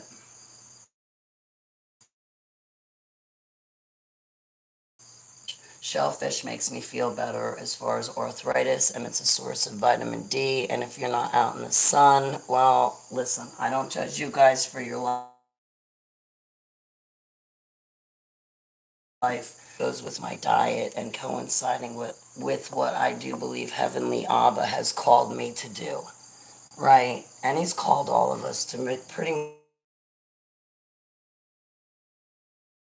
much do the same thing, except walks with Him. We call Him by a different name. Like for me, He's my golden bow, but for Addie, He's somebody else. For Carrie, she has a different nickname for him, so to speak. But He's our Savior. He's our Holy Spirit, the Alpha, the Omega. And so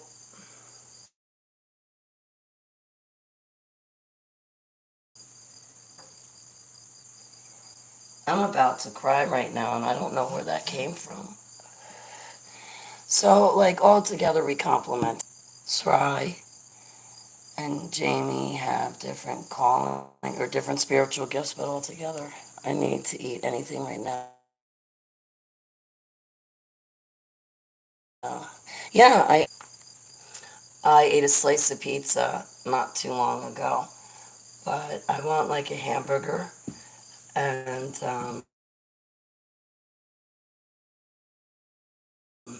burger with probably like egg noodles with butter, salt, and pepper on it.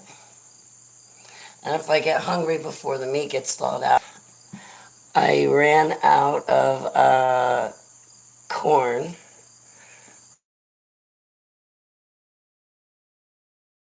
I like sweet corn applesauce. So I'll still have a square meal. Even if it's like sectioned out over like an hour and a half period. I'll eat a good dinner. I will.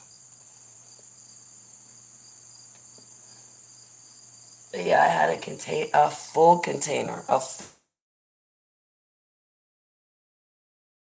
full container. I probably had something else to eat. Oh, I had one of those Nakeds, the green machine. That's like the veg, as far as like nutritional value. So I didn't like, eat candy bars or anything like junk.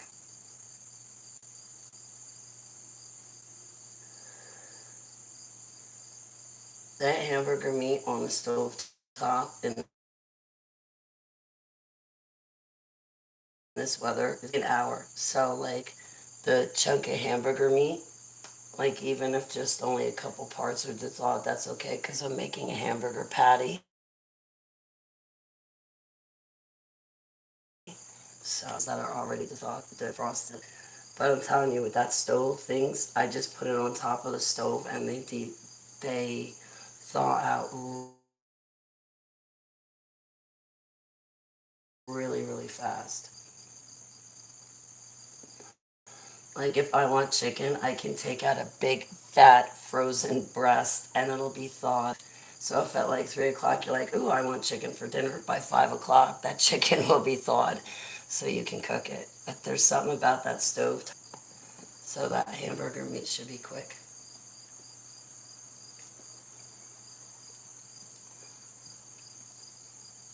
And sometimes I get triggered by my own chat room and I don't like to snap at people.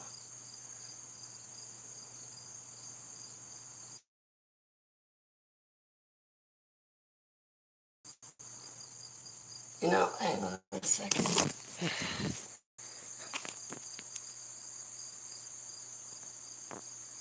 Hang on. Okay. Look at that tree. Tell me what's wrong with that tree. Top of it. Look at how it droops. That is so sad.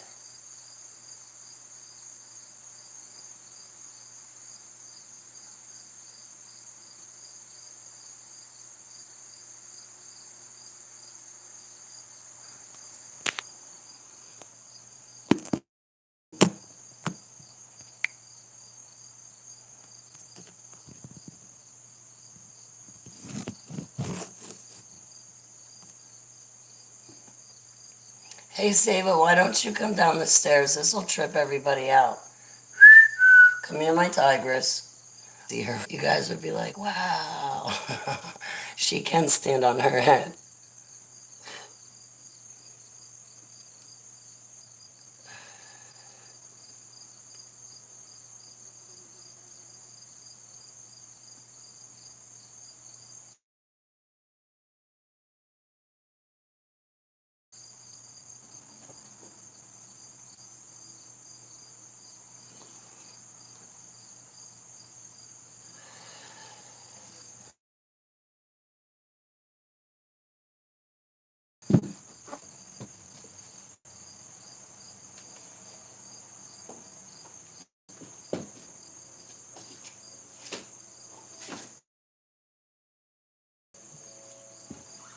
Hang on.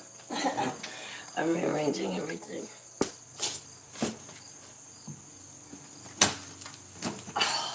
And my butt doesn't hurt because I'm not sitting. I mean, these things are hard.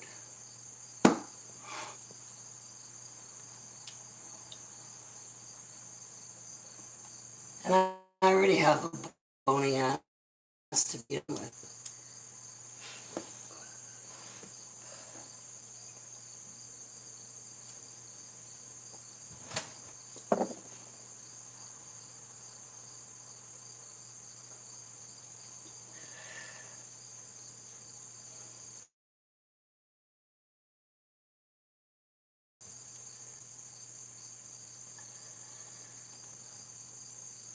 And I'll give you some effects.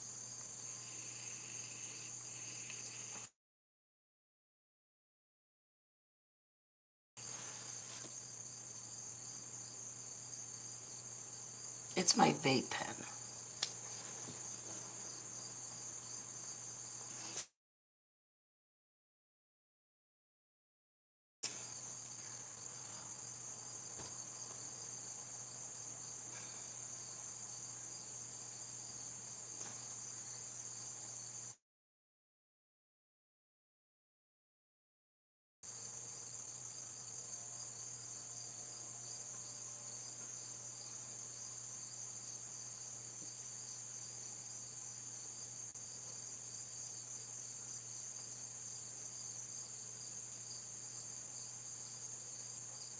Ooh. Uh-oh. Uh-oh. Look at that. I don't know what to do with the gray hair.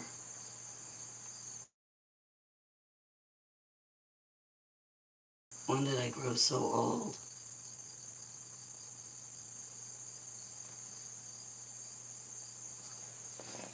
Dang, that house. Sorry I didn't get back to you. I'm highly triggered is what's wrong with me, Peanut.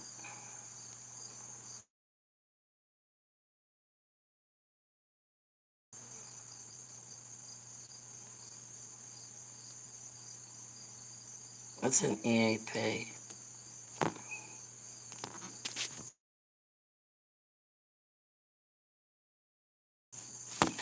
I mean, if you want to send some, I'm not going to say no, but I'm actually okay. I'm not in dire need any longer. So, since I'm not in dire, I might need it, right? Or maybe somebody else you know might need it. So, since I think I'm going to be okay, what made me wake up livid is because I'm highly triggered and just the MK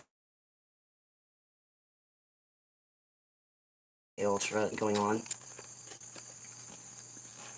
Yes, I can see you, Jamie.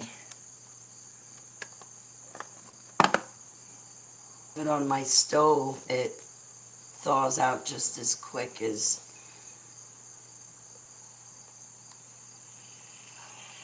I kid you not, the other day when I was looking at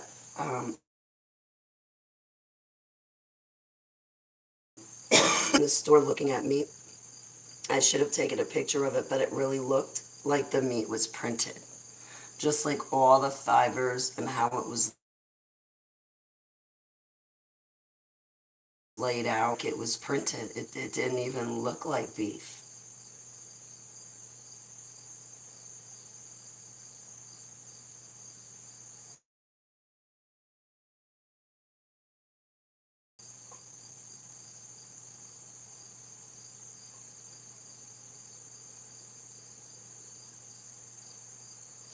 Am I buffering? Peanut. I'll give you a ring later, honey. Why are we looking at the ceiling? Because I don't want you to look at me.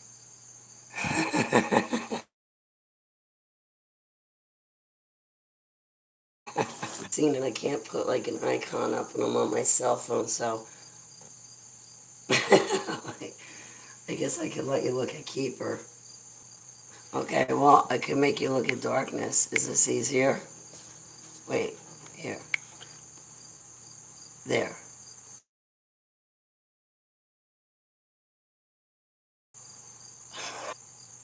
Is that easier? I'm being a total wise ass now. I'm just teasing. But it is a little bit easier on the eyes, right, than looking at a stairway.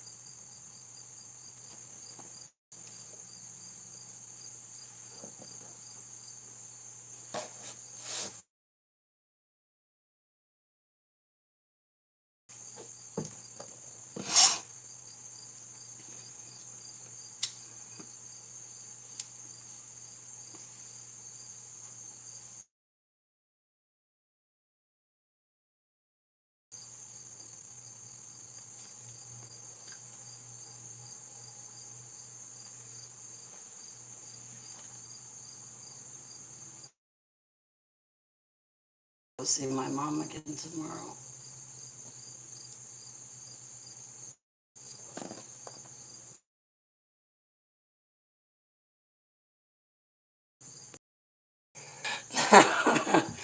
Nothing happened.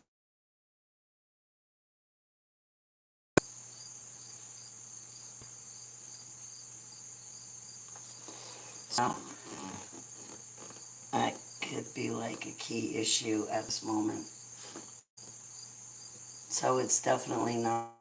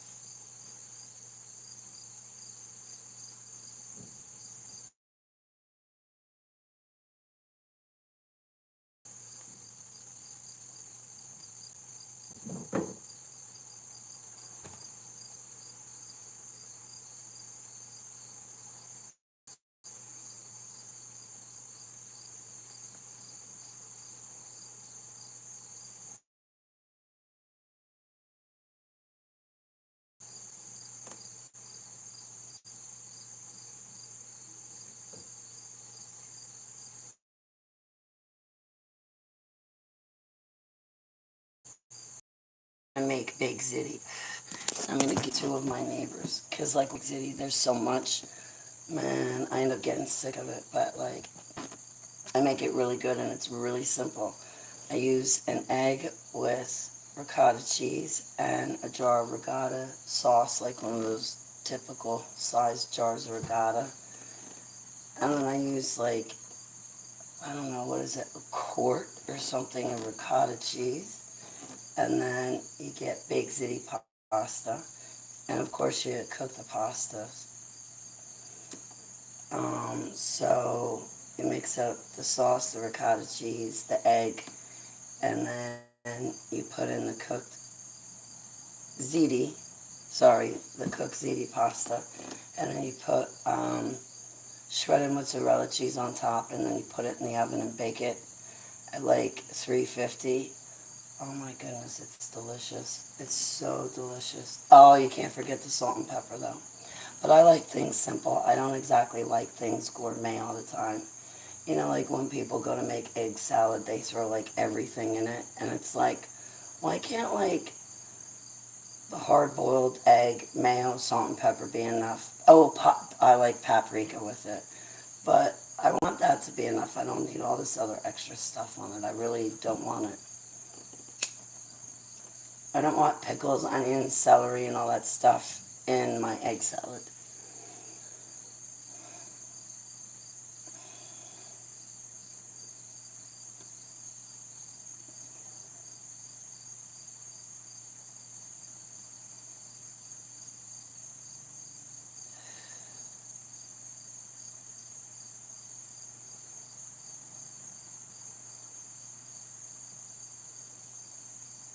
I'm gonna have to make macaroni salad. What is that with? Celery, carrots,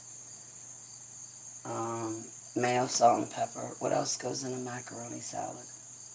I mean, the macaroni pasta, of course. But see, like, I want to, like, get the carrot and celery and slice it myself. That way I can slice it extra, extra thin because I don't like vegetables. But if it's sliced extra thin, I like it. But I think they're supposed to, I think, like, when you make macaroni salad, I think the vegetables are already supposed to be, like, boiled and cooked. I don't know if they're necessarily supposed to be raw.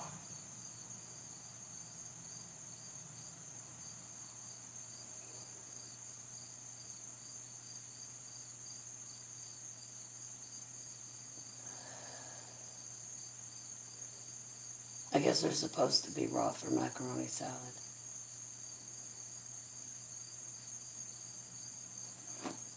My stepdad used to make the best macaroni salad ever.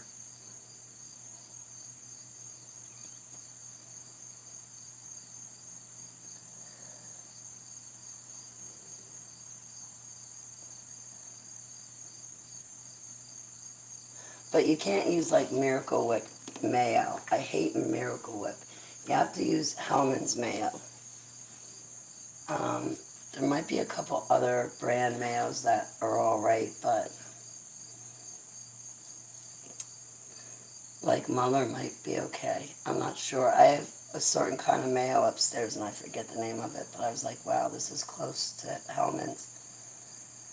But you can't use Miracle Whip. That makes everything taste terrible.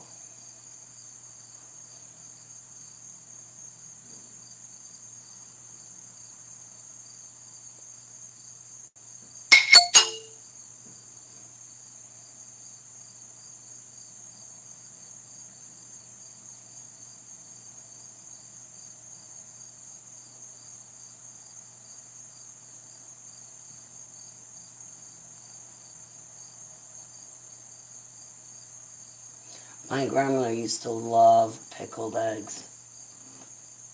Or like hard-boiled pickled eggs. She used to make them all the time.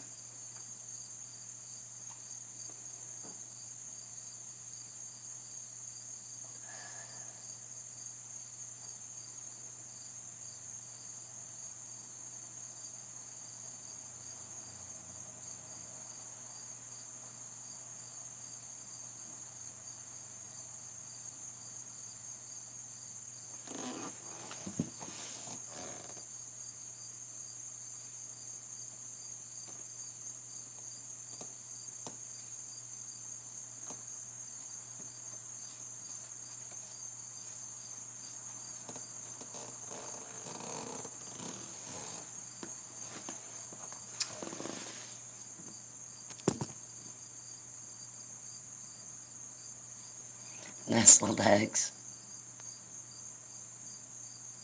Yeah, Kraft did improve their flavor.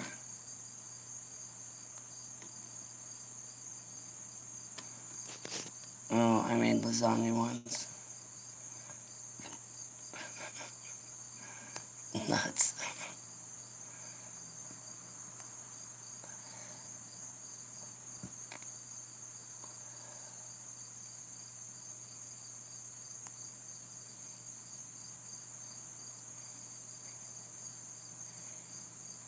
Equine therapy.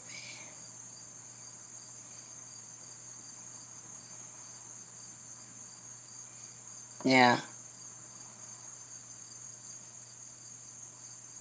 that's what you were hearing.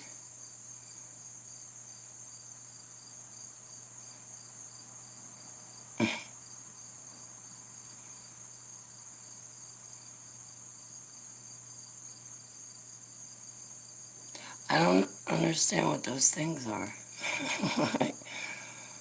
Critical doctrine of Christ. Yeah, we're all gonna grow our hair long, just like Samson. Dory Doo's still here. Soup is boiling on the stove, cutting all these veggies wore me out. See? Ooh, I want to make chicken noodle soup. But I want to, like, make, chicken stock, homemade and everything.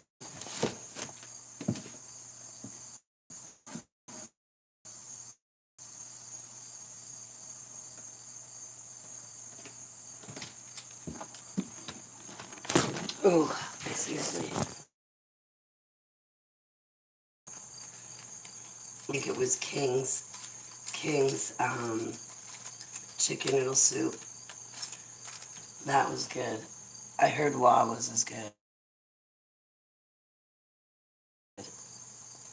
One winter I gained weight because I was constantly eating chicken noodle soup with all the pasta.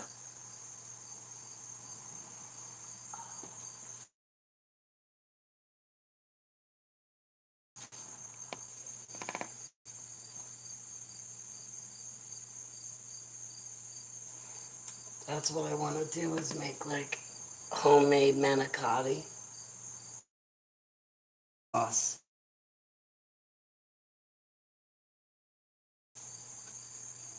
I don't know any places around here that are any good at making it. And if you get like a place that doesn't make it good, it's like your whole or like the sauce sucks. Or like just it's completely off. I don't like Stouffer's pizza. I mean that's the typical taste of it, but I don't know. Like I think I ate. There was this one thing when I worked for Pharmacy of the Corporation before Pfizer bought them out. I don't even know what they were. But boy, oh boy, they were good. I don't know if they were, but whatever they were, whatever Spanish or Mexican food that was, I'm not sure which one. Oh my God, was it delicious. I used to have a great recipe for chicken fajitas. I need to look it up again. Hello?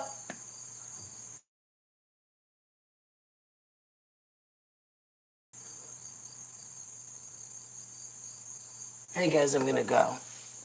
I mean, you could stay, but I'm gonna go. Okay? I'll be back. I'll see you in an hour. Everything is okay. I want to go say hello to somebody. Excuse me. I don't mean to be rude to you guys, but